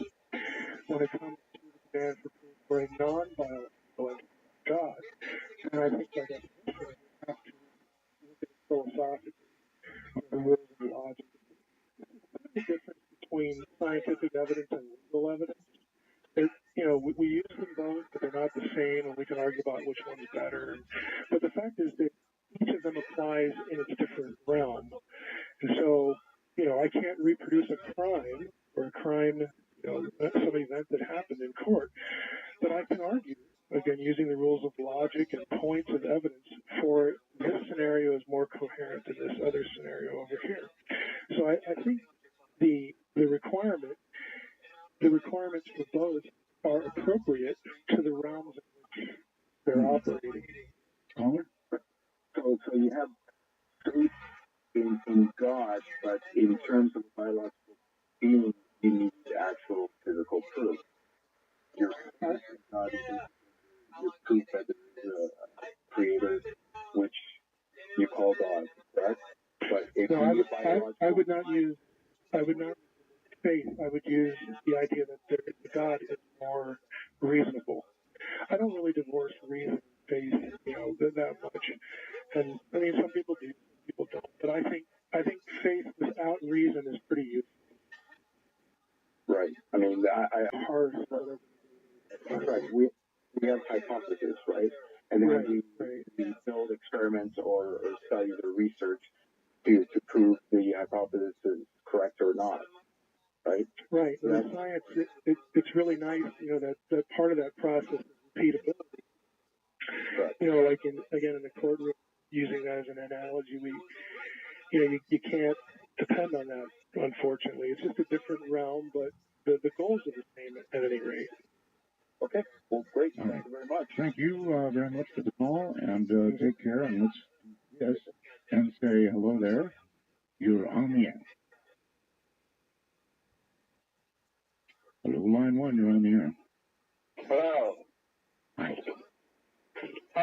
My question is, he says he doesn't believe in ancient aliens, but what about the drawings on the Mayan pyramids where they got, a spaceman and a spacesuit and a spaceship? Ancient aliens. I would suggest that you go to either YouTube or directly the URL, Ancient Aliens Debunked. It's a 3-hour video. It's free. It's got almost 2.5 million views. And one of the segments is about just that, the so-called Palenque astronaut. And I'd invite you to watch it. You can also go to the website and get a transcript of the actual video, resources, basically what's been interpreted as, hardware known motifs from other pieces of Mayan art that are about the underworld. So it's not about ancient astronauts at all. And I know for the ancient astronaut view, they're not really going to swallow that. Okay, but what I would say is, look, go back. This is, again, a teaching moment here. We want to understand the culture on their terms. They didn't make just one object. They made lots of objects. Okay, and some of these objects have text in them where you get the objects explained. Okay, underworld text. So if you compare all of the data collectively, the ancient astronaut view of that particular artifact is going to disappear. Again, my argument is primary fair space. Okay, when I was 10, I lived in Culver City, California. And there was a giant cigar-shaped, craft that flew between my yard and the neighbor's yard. And so many people saw it because it was on a weekend that it was on the news, and they called it a runaway missile. And it was probably back in 1968. But missiles don't have windows. Yeah. It's ridiculous. Yeah. So it was only I would miles an hour. I believe you entirely. I believe you saw what you saw, and you're not making it up. My only question is, why would you conclude it's extraterrestrial? And again, because it's different. It's not what you'd normally see. But again, lots of people who know more about ufology than I do have gone through and cataloged all these sorts of objects and technology. I really recommend for this triangle. Again, to go to my website, drmsh.com, click on the quick links, and then look for my review of Marler's book on triangular UFOs. I pull out a lot of images, again, from patents and other technologies back into the turn of the century, the 90s, all the way up to today, for all the different shapes. And that doesn't mean that what you saw is not extraterrestrial. It just means that what you saw has a really good explanation that might compete with that. And that's why I'm really need more. I need a biological entity. Well, I saw a triangle, in his hometown. I wish I would see one. I mean, true confession. Every time I go out and walk the dog, I look up at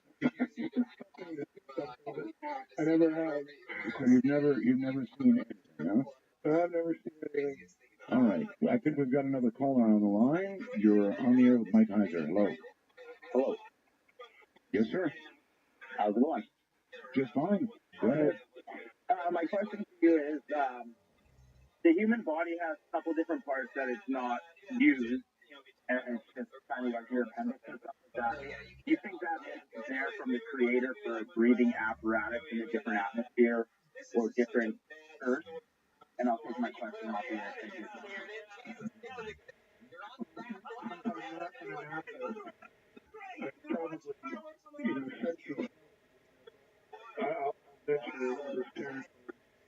My thought is going to be that about vestigial organs like that. I have done a little reading about vestigial organs, but nothing. I don't know how you would get a breathing apparatus out of your appendix. Maybe if it was connected to the lung or something, some sort of argument there. But other than that, I'm not going to venture that much further into what that is. All right. Let's see. You're on the air with Mike Heiser. Hello. Well, I can see origin. Hello there. Hey, how you doing? Okay, so where are you? I'm in Philly. Philadelphia. Okay. All right, Philadelphia. Okay, my question is, when I listen to you, with your theories and all and your beliefs, biblical times and the Bible, it kills me that black people have been just excluded from everything. And then your source, which you probably would admit, is mostly lies and deception and things that have been taken out and added to it. So where are you coming up with all this? Well, I am really glad you called.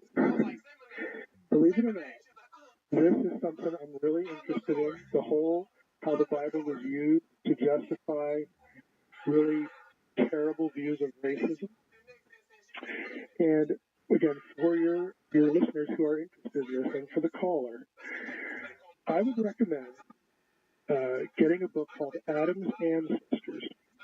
Okay, it's a scholarly book, dense, but you're going to love it because it shows where essentially how this happened. And it's not an issue of what's in the Bible, it's an issue of how badly, how poorly people thought about the Bible in the wake of the 1500s, discovering new people, new continents, discovering a new world. I mean, I agree with you. I think there's been horrific Bible interpretation that has been foisted on not just the Christian community, but on the African American community. That's just ridiculous and shameful, and it's abominable. The Bible itself doesn't teach a lot of what people say it teaches, and this is one of the best examples in the world. Well, okay, and I understand where you're coming from. My point is also, like you said, when the Bible was put together in the 14th and 15th century, they excluded my people from almost everything. Well, everything. And so when you do something like that, how can, now in the 21st century, a person like you could speak, with such authority about who the creator is and what took place during biblical time? I feel like you probably got a white Jesus hanging at your house. And until you get rid of that, how can you sit up here and talk about the creator? I mean, it kills me. I mean, when I hear white people talk about religion and I'm black and they exclude my whole, everything. And they talk with such authority and I think almost arrogance. I mean, it just kills me. Well, I don't have a white Jesus. I have a Middle Eastern Jesus because that is the context for Jesus. The Bible doesn't talk about white Europeans. It knows nothing of Nordic races and white European races, right? I'd agree. Okay, it's just really crappy Bible interpretation. I don't know how else to put it, but these kinds of ideas that you're reacting against have come basically because people handled the Bible really, really badly. Now, I'll correct you on one point. It wasn't put together in the 14th and 15th centuries. I was referring to the Reformation. That's a Christian tradition. It's nothing to do with when the Bible was produced. It's much older than that. But it's a Mediterranean-centered document. It's an ancient Near Eastern-centered document. You can say blacks are excluded. There's actually more African American material in the Bible than there is white European material. There's no white European material. It's a totally foreign world. Mike, hold it right there. I've got to stand by. Early break. We'll be right back with Mike Osborne.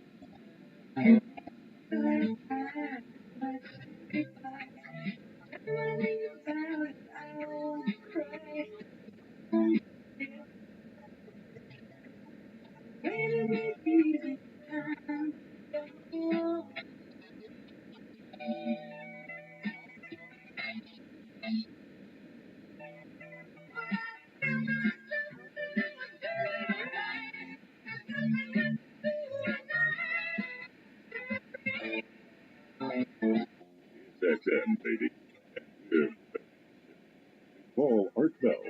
Manipulate your solution. Then call 1-855-FIELD USA. That's 1-855-58. I guess, Kaiser, anything you'd like to ask is absolutely fair game. Not be afraid to ask hard questions or make challenging statements. That's what we're here for. Kind of one of those anything goes things. Mike, welcome back. If you're ready, we're going to go back to the lines. We've got full of people. On the air with Mike Heiser. Hello. Hello. Hello. Yes, hi. Hi. This is a very interesting subject that I think that everybody contemplates at some point. My question is, and it's something that I see when I was younger, I see a creature that was obviously not human, but that did possess obvious technology that was not introduced to us until much later years. Exactly what you saw. It was Weird type person I was in Philadelphia. I lived in the Midwest in the 1970s. We had no air conditioning units. You left your windows open in the summertime. Being a kid, the storm windows that you have, to keep the bugs out, mine was busted out from basketball, so it was just basically an open window. I was sitting in bed. I've always been a very light sleeper, and I saw myself sitting up, and I was watching the back of a creature that was obviously lizard-type creature. This creature, I was fascinated, but as a kid, I don't think being a kid, you get scared at just observing things. I observed this thing in fascination. This thing turned around and looked at me. I looked right at its eyes, and I didn't see eyes. What I seen were what looked like glass balls that had a red tinge around the very edge of it, such as what you would see maybe as nighttime vision. That's hypothetical to me because I don't have that in my possession. Never had that in my possession. It's not evidence other than what I look back on and review it. All right. You said you were a kid. How old were you? I was 11 years old. 11 years old, and you were not asleep. I was not asleep. I was sitting up in my bed observing this as it was going through the items that I had on my dresser. And when this thing turned around and looked at me, it probably looked at me for what seemed like a long time, but in reality was probably 2 to 3 seconds. Now, this is where people think that, and they laugh at me, that it's hokey pokey. This thing took its hand, which did have fingers. I don't recall how many fingers it had, and they weren't like dexterous, like human fingers. It was actually like animal-type fingers, and it touched a yellow belt that it was wearing, and I watched this thing disappear. Okay? Now, I don't know how much time had passed, but I then, regained a consciousness. My closet door was open, and this same creature was rummaging around in my closet. I was still not panicked because it was moving slow. This thing did turn, and observe me. It was observing my condition as much as me observing it. Once I observed that I had seen it again, this thing moved so fast that it was like a strobe light, and it leaped right out that open window. And that's when I panicked. As a kid, I panicked when it moved fast. When it didn't move fast, I was able to observe it with fascination. I then screamed, ran to my parents' room. My parents came, opened, turned on the light, looked around. My closet door was obviously open. Things had been thrown out of it. Whatever. I slept in my parents' room. They didn't believe me. The next morning, I checked on everything that I could find, that might be disturbed in my room. Earlier that day, in the 1970s, the elderly people that lived next door to me, they had a yard sale, and I bought a huge Rand McNally dictionary for $1. That's the only thing I I could find that was missing from my room. Besides, there was a mess that I hadn't made. All right. Well, what do you think you encountered? Do you think you encountered something demonic or something scary? No. I don't think I encountered something demonic, and I don't necessarily think I experienced anything extraterrestrial because I didn't see any kind of a flying object or anything, but I did see. Rephrase it. What do you think? What do you think you did encounter? I think I encountered that some sort of secretive subculture that has technology that observed or was trying to learn more about us and gathering information.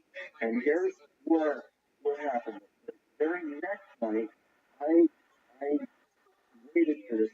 I sat up all night waiting for this thing in my living room with a baseball bat. I know it's crazy. We're short on time here. No, first night I was getting a drink of and I seen my mother had a plant that had toothpicks in it. It was a potato plant sitting in the windowsill in the kitchen. I was drinking Kool-Aid, and I seen the hand come up and lift that thing up out of that. And I looked out, I peeked out, and I got scared because of the previous experience. Yes. And I seen this thing packing this thing into a cardboard box. This thing then picked that cardboard box up, looked at me now for the second time that it had seen me. Our garage was detached. This thing took about 4 steps and leaped up on the top of our garage and walked off towards the back where I couldn't see it. I couldn't wait until the next morning to get out there and climb up on top of the garage to see if there was some sort of fort, a nest, or anything. There was no evidence. There was nothing. Okay, well, it sounds to me like you drank it Kool-Aid, all right. Mike, yeah, I know, but people have these encounters. Absolutely. He described a creature that was lizard-like. Into what category, pray tell, would you put that? Well, the not shocking answer is I don't know what the guy saw. I mean, I could take up the time and go through the 4 or 5 different categories. People who studied abduction research and the so-called old hag, the light players, all this stuff, and come up with categories. But also, I don't know what the guy saw. Mike, does your philosophy allow for humans? Demonic energy? Yeah, I believe in a non-materialist. I'm a theist. I'm not a materialist. I believe in the so-called, for lack of a better term, spiritual world. Non-human intelligences that are disembodied and all that kind of stuff. I'm going to say something. This might be a little controversial. Well, you're a little controversial. I mean, in what you believe and demand evidence for versus what you have faith in and don't. Okay, go ahead. If this happened to somebody that I knew personally, we had a good relationship, the first thing I would want to know was, were you living near a military installation, or do you have near relatives in the military? Now, the reason it's controversial is, as I will confess, I have been by the work of people who live in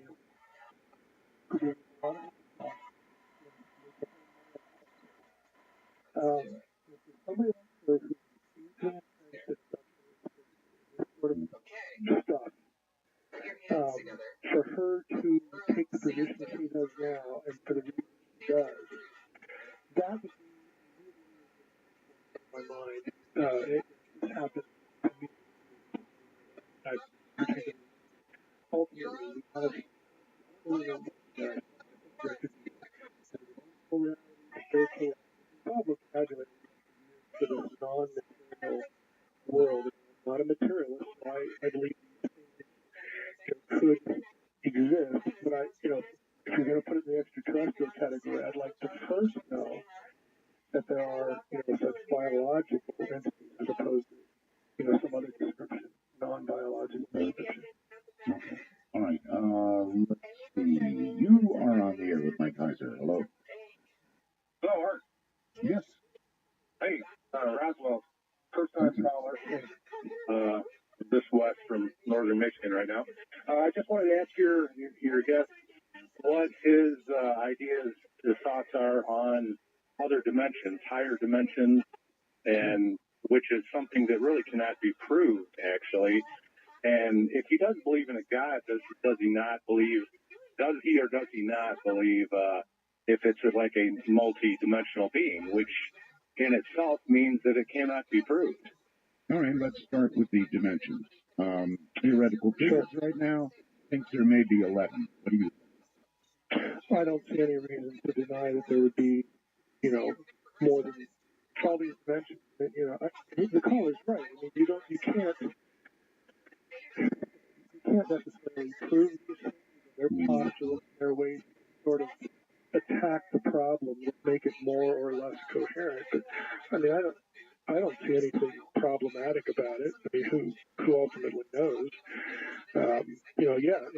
If there is a God, that deity could by definition exist outside our time and space and intrude upon our time and space, come and go, all that sort of thing. I don't have any problem with those suggestions by the world of physics, theoretical physics.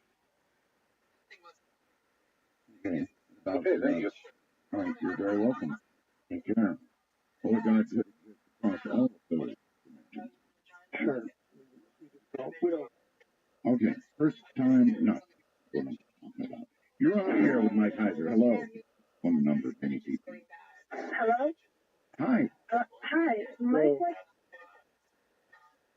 Yeah, go ahead.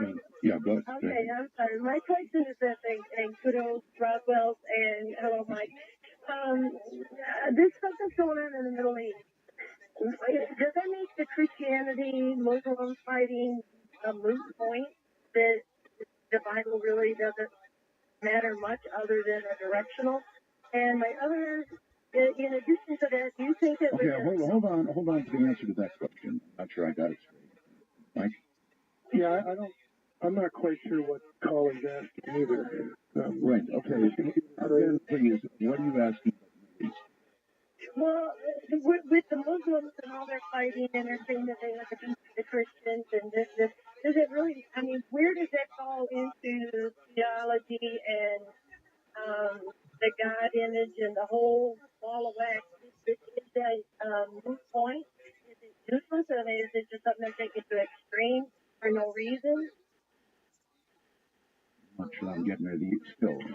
Well, I'll take a stab at it. Again, I'm not quite sure either. If the question is all this stuff now about Bible prophecy, I'm one that would say no. I don't really see a real one-to-one connection there. If it's something bigger than that, then, there's fighting and there's wars. Jesus did talk about that it's going to go on and on and on. Then there's that connection. But I'm not quite sure what you're asking. It's more or less in that ball right there, what you had just said, the answer. My other thing was to do with creation. And do you think that with our higher intellect that is basically not to be rude, but you could take a redneck and try to explain something to them, and they're not getting it.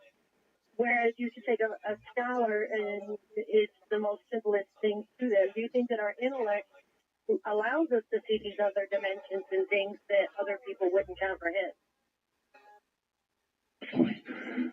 Yeah, I don't see how someone's grasp of this or that piece of content, in other words, their intelligence, I don't see any correlation to that being some sort of gateway to seeing other dimensions. So I guess that's the best way I can answer that. Okay, very good. You are on the air with Mike Heiser. Now you're on the air, I think. Hello. Hey, this is Dunphy. Hi there. I had a question about the UFOs. Well, 1/3 of the angels fell with Satan. Could the UFOs be manifestations of the angels? Because they're not leaving sonic boom, they're not leaving paper trails or anything. So could it be just manifestation?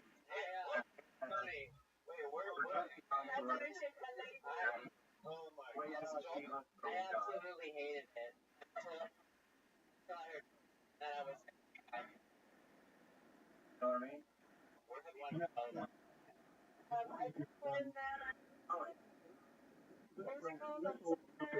First, I don't actually believe that a passage in the Bible that says 1/3 of the angels fell. That comes in Revelation 12. But the comment about the third of the stars is actually in connection with the first coming of Jesus. So it's not the whole idea of an angelic rebellion, as far as the Bible goes, I think is something of a myth. So you can tell I'll get some good email out of that one. I mean, I do believe that demons and all this kind of stuff. I just don't believe that particular. But let's just set that to the side. The whole thing about UFOs. To me, when we talk about UFOs, we're talking about craft. Talking about entities that are human. Angels in the Bible are always depicted in human appearance, which is quite different than craft. They don't need craft. Again, it's a dimensional reality. You don't need nuts and bolts technology to carry you from one place to another. If you command over dimensional passage, you don't need to get into anything that's going to burn fuel to get you there. He's either Mexican or Sri Lankan. All right. I'm here with my cards. I love them. Looks like a tough guy. Full beard, t-shirt. Yeah, son, dude. He's lying. Wow. Look at you. Pretty fast. Who's that kid was that? I got a point tonight. And, Rachel, you're all over the page here. First we got a creator, which the Lord, right? Okay. So you need a biological point. Let's just say here, if they alien have that here, you put in a biological point too. Everything is made up by mind. And if you have a creator plus made the molecular for it. You know what I'm saying? Okay, Mike, you're breathing into the phone. Okay. Okay, here you go. Go ahead, Mike. This is why I'm a dualist.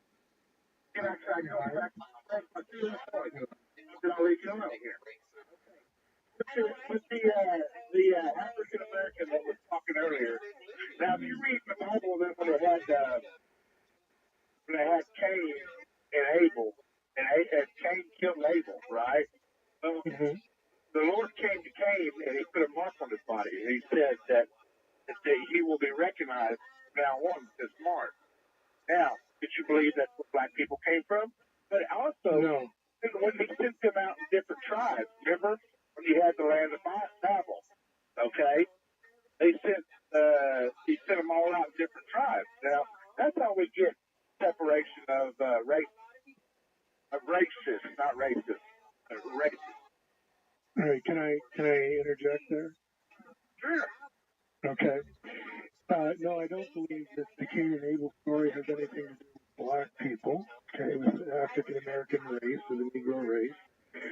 There are no physical characteristics attached to any of these tribes. Up until the 20th century, okay, late 19th century, race was defined in terms of language and religion. And that's the way it always goes in the Bible. You find a person's race by what language they spoke and what God they worshiped. That was separated. Okay, those things were severed to make a biological argument by, believe it or not, the Nazis. Okay, early Nazi thinking because of their wish to identify a particular biological set of characteristics with what they perceive to be an original race. So again, the Bible doesn't doesn't reason that way because they didn't know anything about science. They're not doing biology. Nowadays we go by genetic lineage and differentiation. We're more sophisticated than they were in the 19th century and certainly in real primitive times, second millennium BC or something like that. So I think a lot of this racial theory, this racial talk that takes place in the Bible, African American color is really misguided. And it's really contrary to the world. Yes, whatever. But where he put it left it to the different tribes. When the Muslims walked around and put them all left different tribes. Then they brought, then they had the land of Babel, which was, against the Lord. Look, if you go back and look at the table of nations, they're not all those names are not actually people.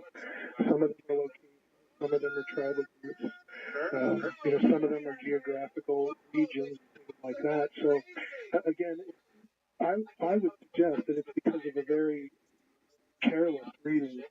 Again, this goes back to the late 19th century. Passages like Babel. Yet, a lot of the racism that we've been living through in the 20th century and still in the 21st century. And the Bible doesn't think on those terms because it wasn't about physical characteristics. It was about language and about which part of the divine turf are you on and what God do you worship and that sort of thing. So my view of these passages is really linked to the biblical world itself and not what Christians or Jews or whoever, Europeans. And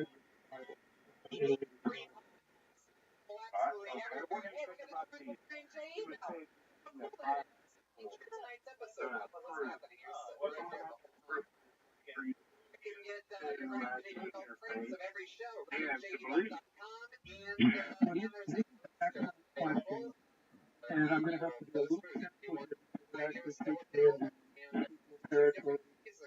I'm almost done with the sequence of the fraud, which is called the portent. I'll try not to dance too badly here.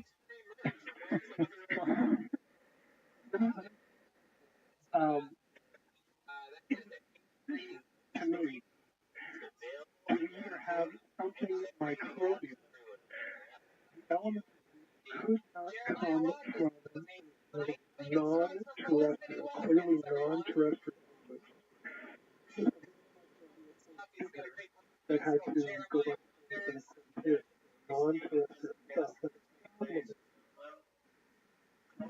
those synthetic biology, and if you look for kids and want to find out about it, look at by the guy who teaches genetics. Synthetic biology means not only can we read DNA, but we can write it. If you have some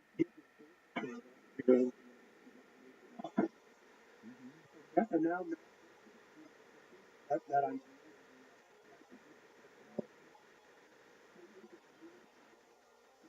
honest that someone kind of move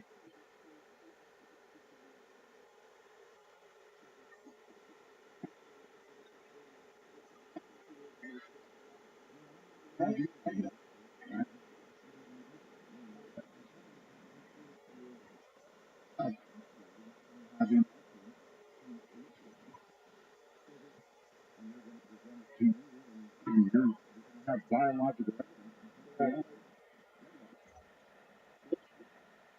I want to confront myself with that problem. The honest answer is I don't know. I would okay, probably I'm probably paranoid. Someone would have this kind of to wield what not only knowledge I just have this if I can see these thoughts, people do a lot. Thank you. You know, and it's kind of a All right. Hello there. You're on the right now. Hello. Hi. Hello. How you doing? I love you. You're so wonderful and inspiring. I have a real great question for Mike Heiser. Mike Heiser. Yes. You have just explained a whole lot of things that would basically a belief in God. I get to the first part when I started holding here is you were saying that there was a DNA struggle between science and theology created from Adam and Eve. It couldn't be done with just a couple, and then it went to Moses, and they had four sets. But it doesn't explain the fact that we have discovered in the past cavemen, Cro-Magnons, Neanderthals that pre-existed Adam and Eve with their DNA. why would we assume that they pre-existed Adam and Eve? Because they are going back millions of years ago. And why would we presume that Adam and Eve couldn't as well? Well, that's where I'm not a theologist or a PhD or anything like that. You don't need to be. And I'm just listening to you, and you're saying just now here recently of someone being able to write a DNA. I keep listening to the show, and I look up in the stars and all the vast universe and all the stars and seeing upon trillions. And like Anthony up there, you got have to be pretty naive to think that he was the only little speck in the infinite world that there's life exists as we know it. You know, I would assume that there was something somewhere in some faraway galaxy or whatever. How come they haven't reached that technology that they can write DNA and say, oops, maybe we'll throw it over here on this rock, let it grow, you know, and see what happens. So in the way you're describing it to me is there's not God. He just created us. So who is he? Who created him? Someone did the same thing to him and put them on a rock and let them grow? You know, I don't understand. What you're doing, you're taking points of data, you're taking specific ideas, and you are connecting, again, which is a normal impulse. But the question is that connection coherent? Is it compelling? Is the only connection that can be the answer for all three of them is no. So I wouldn't be too disturbed over the fact that you can think connection. That doesn't agree. I certainly do not think that we can do something now that somebody did before back in Adam and Eve. I have no basis to make that sort of statement. And nobody either. And all we're describing is to be about it. And I think, based on other guests that Art has had now and in the past, we're going to get ourselves in a whole lot of trouble because we seem to be hurtling toward this, fulfilling this impulse, which isn't a good one, that is to be as gods. And, that's what frightens me. It's not the idea that we can do this and now I'm going to project that back into the past. That must be why we're here. And my concern is now that we are at this point where we're entertaining some of these thoughts. And again, I am not predisposed to thinking that people in power who have these technologies are only thinking about wonderful ways to use them. Mike, does it scare you to hear what people embrace and believe in? Boy, that's probably your most loaded question of the night. Yeah. It does. And the part of the reason it does is not necessarily the conclusion. I mean, this person would see us, this person does not, this person is Christian, this person is not. What really frightens me, and the way you ask that question, like people often believe things, and the path that they take to get there makes absolutely no sense at all. In other words, they don't check for evidence. They don't test, they don't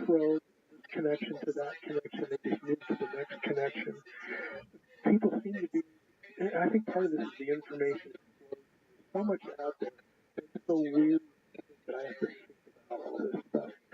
So that there's this propensity to take a narrative and I like it and I'm going to go with it and that's where I'm at. So it's this unexamined, unprobed sets of ideas that just sort of get jumbled together and people come out somewhere on the other end. Because if that's the way you're thinking, you'd be led to believe almost anything. All right, stay right where you are and we'll be right back. Dark Matter. Mike Heiser is my guest. I'm Markel. Great evening. What's the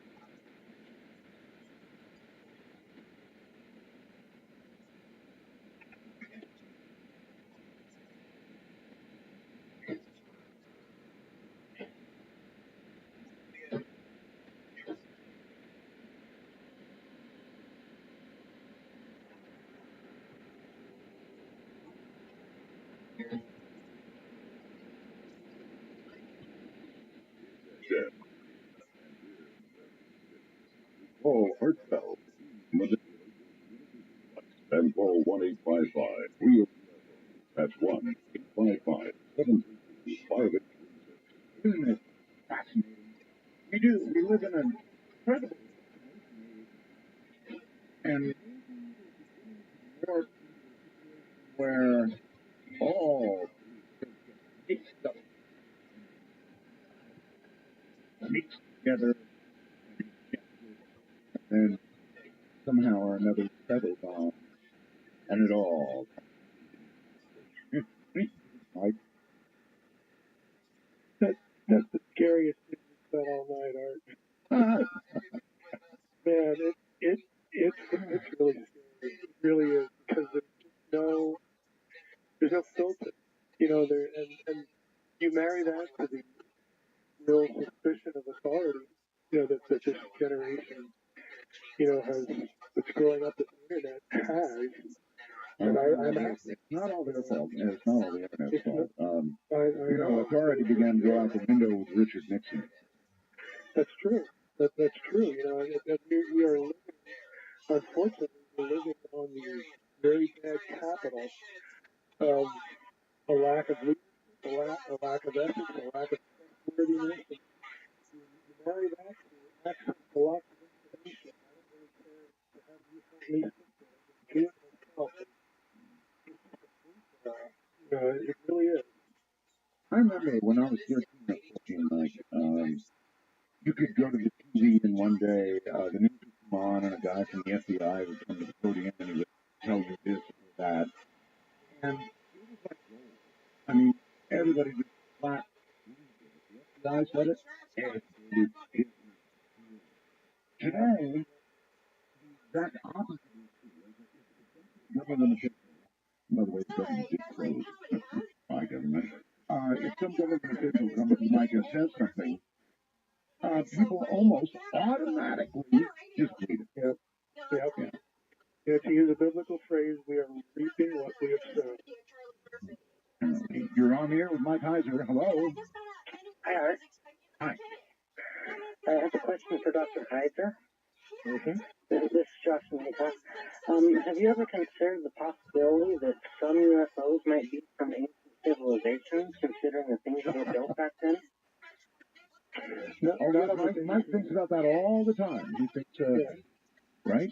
Yeah, I would say not on the basis of things that are a lot of people really don't. Again, I know it's boring, okay, I'll admit that, but a lot of people don't really spend the time to read the high level, dense, detailed stuff by specialists like in ancient engineering and technology that are put out in what we call in academia the fugitive literature that only people in the guild. I do read a lot of stuff, and I don't think we need aliens to explain the pyramids and mailback and all these sorts of things. But having said that, I think we were trying to and again, time travel might be possible, but there's other things. Yeah, I mean, let's say that science, physicists at some point were able to really nail this down. It is possible, not only possible, but we know it can be done. And then the question comes, will somebody else figure this out and do it?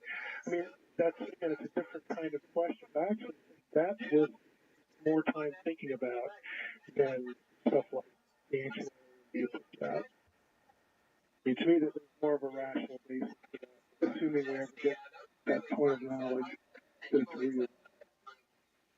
The only thing that bothers me about you, Mike, is that you seem to have one standard of truth for anything alien, whether contemporary or ancient, and another standard of truth for anything that is biblical or involves creation or creator.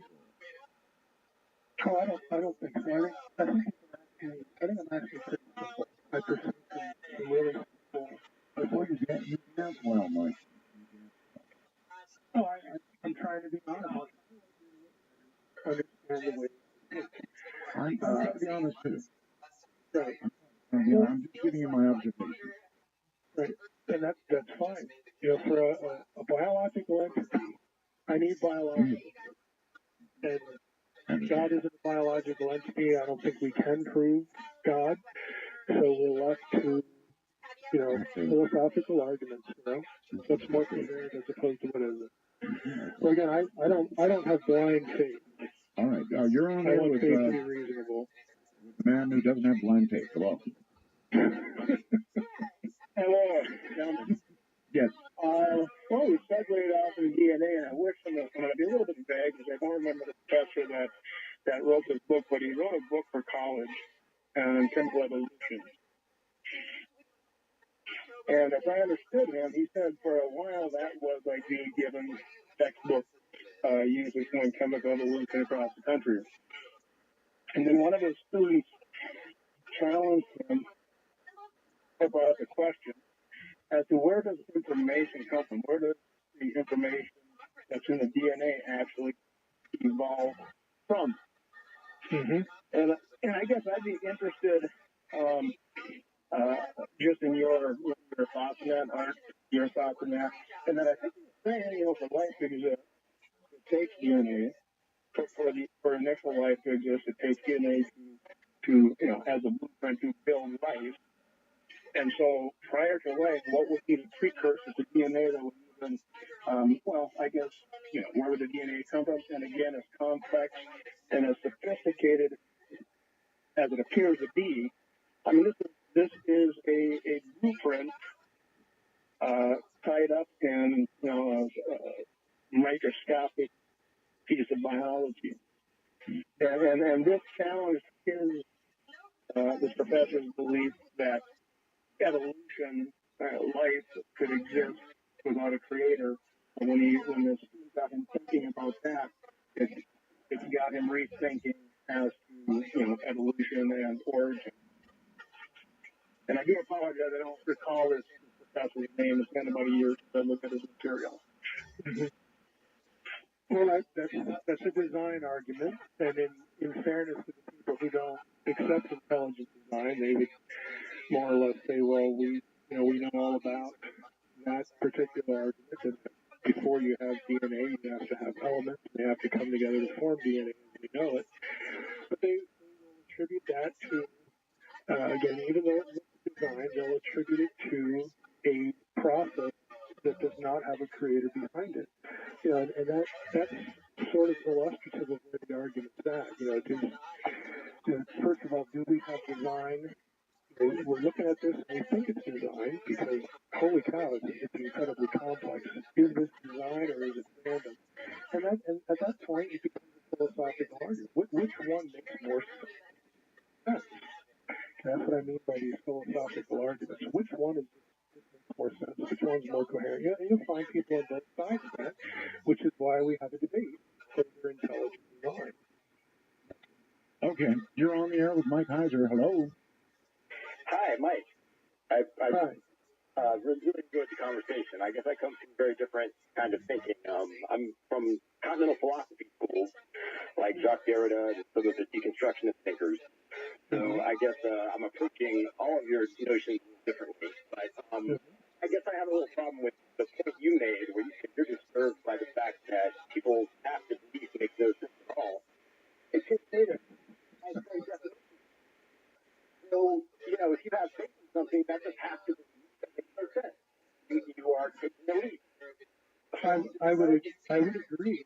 I would agree if the path is full of unreasonable conclusions and arguments. Well, let me look at an argument about time then. From some of the thinkers that I read, the notion of time itself requires a kind of relational thinking, where the present moment is a relation of past to future. So the now is never available to us immediately, which means that presence itself is a problem. The sovereign subject, the person that's in control of, thinking itself. If you're a dualist thinker, you're holding on to the idea that there is a sovereign subject present in the now, and I would argue that that's a kind of irrational thinking. Well, I would think that the fact that we cannot come to grips or cannot explain that now is one thing, as far as that taking that inability to draw a conclusion from it like we just drawn. I don't know that that's necessarily coherent. It seems like an argument from our inability. But, I mean, someone who, and I'm not saying I take this position, this whole God outside of time, which has some significant problems that you're probably already aware of. But he also had, within cosmology and theology, that the arguments aren't really relevant to a being such as that. And so the path that you've taken to demonstrate that this being, this moment that doesn't exist, that moment would exist in our dimension, we can use that term, whereas it would not be relevant in a different dimension. I mean, there's any number of, again, I'm not saying I'm married in positions, but I'm trying to illustrate to the audience that there are other ways to take the same set of ideas and wind up. I guess I would argue that thinking itself occurring within this kind of time, outside of that, arguing for like a God that exists outside of time, unthinkable, and in some sense nihilistic, because it's opposed to life, which occurs within time, and that's the way we experience it. So wanting something outside of time is a kind of nihilism. I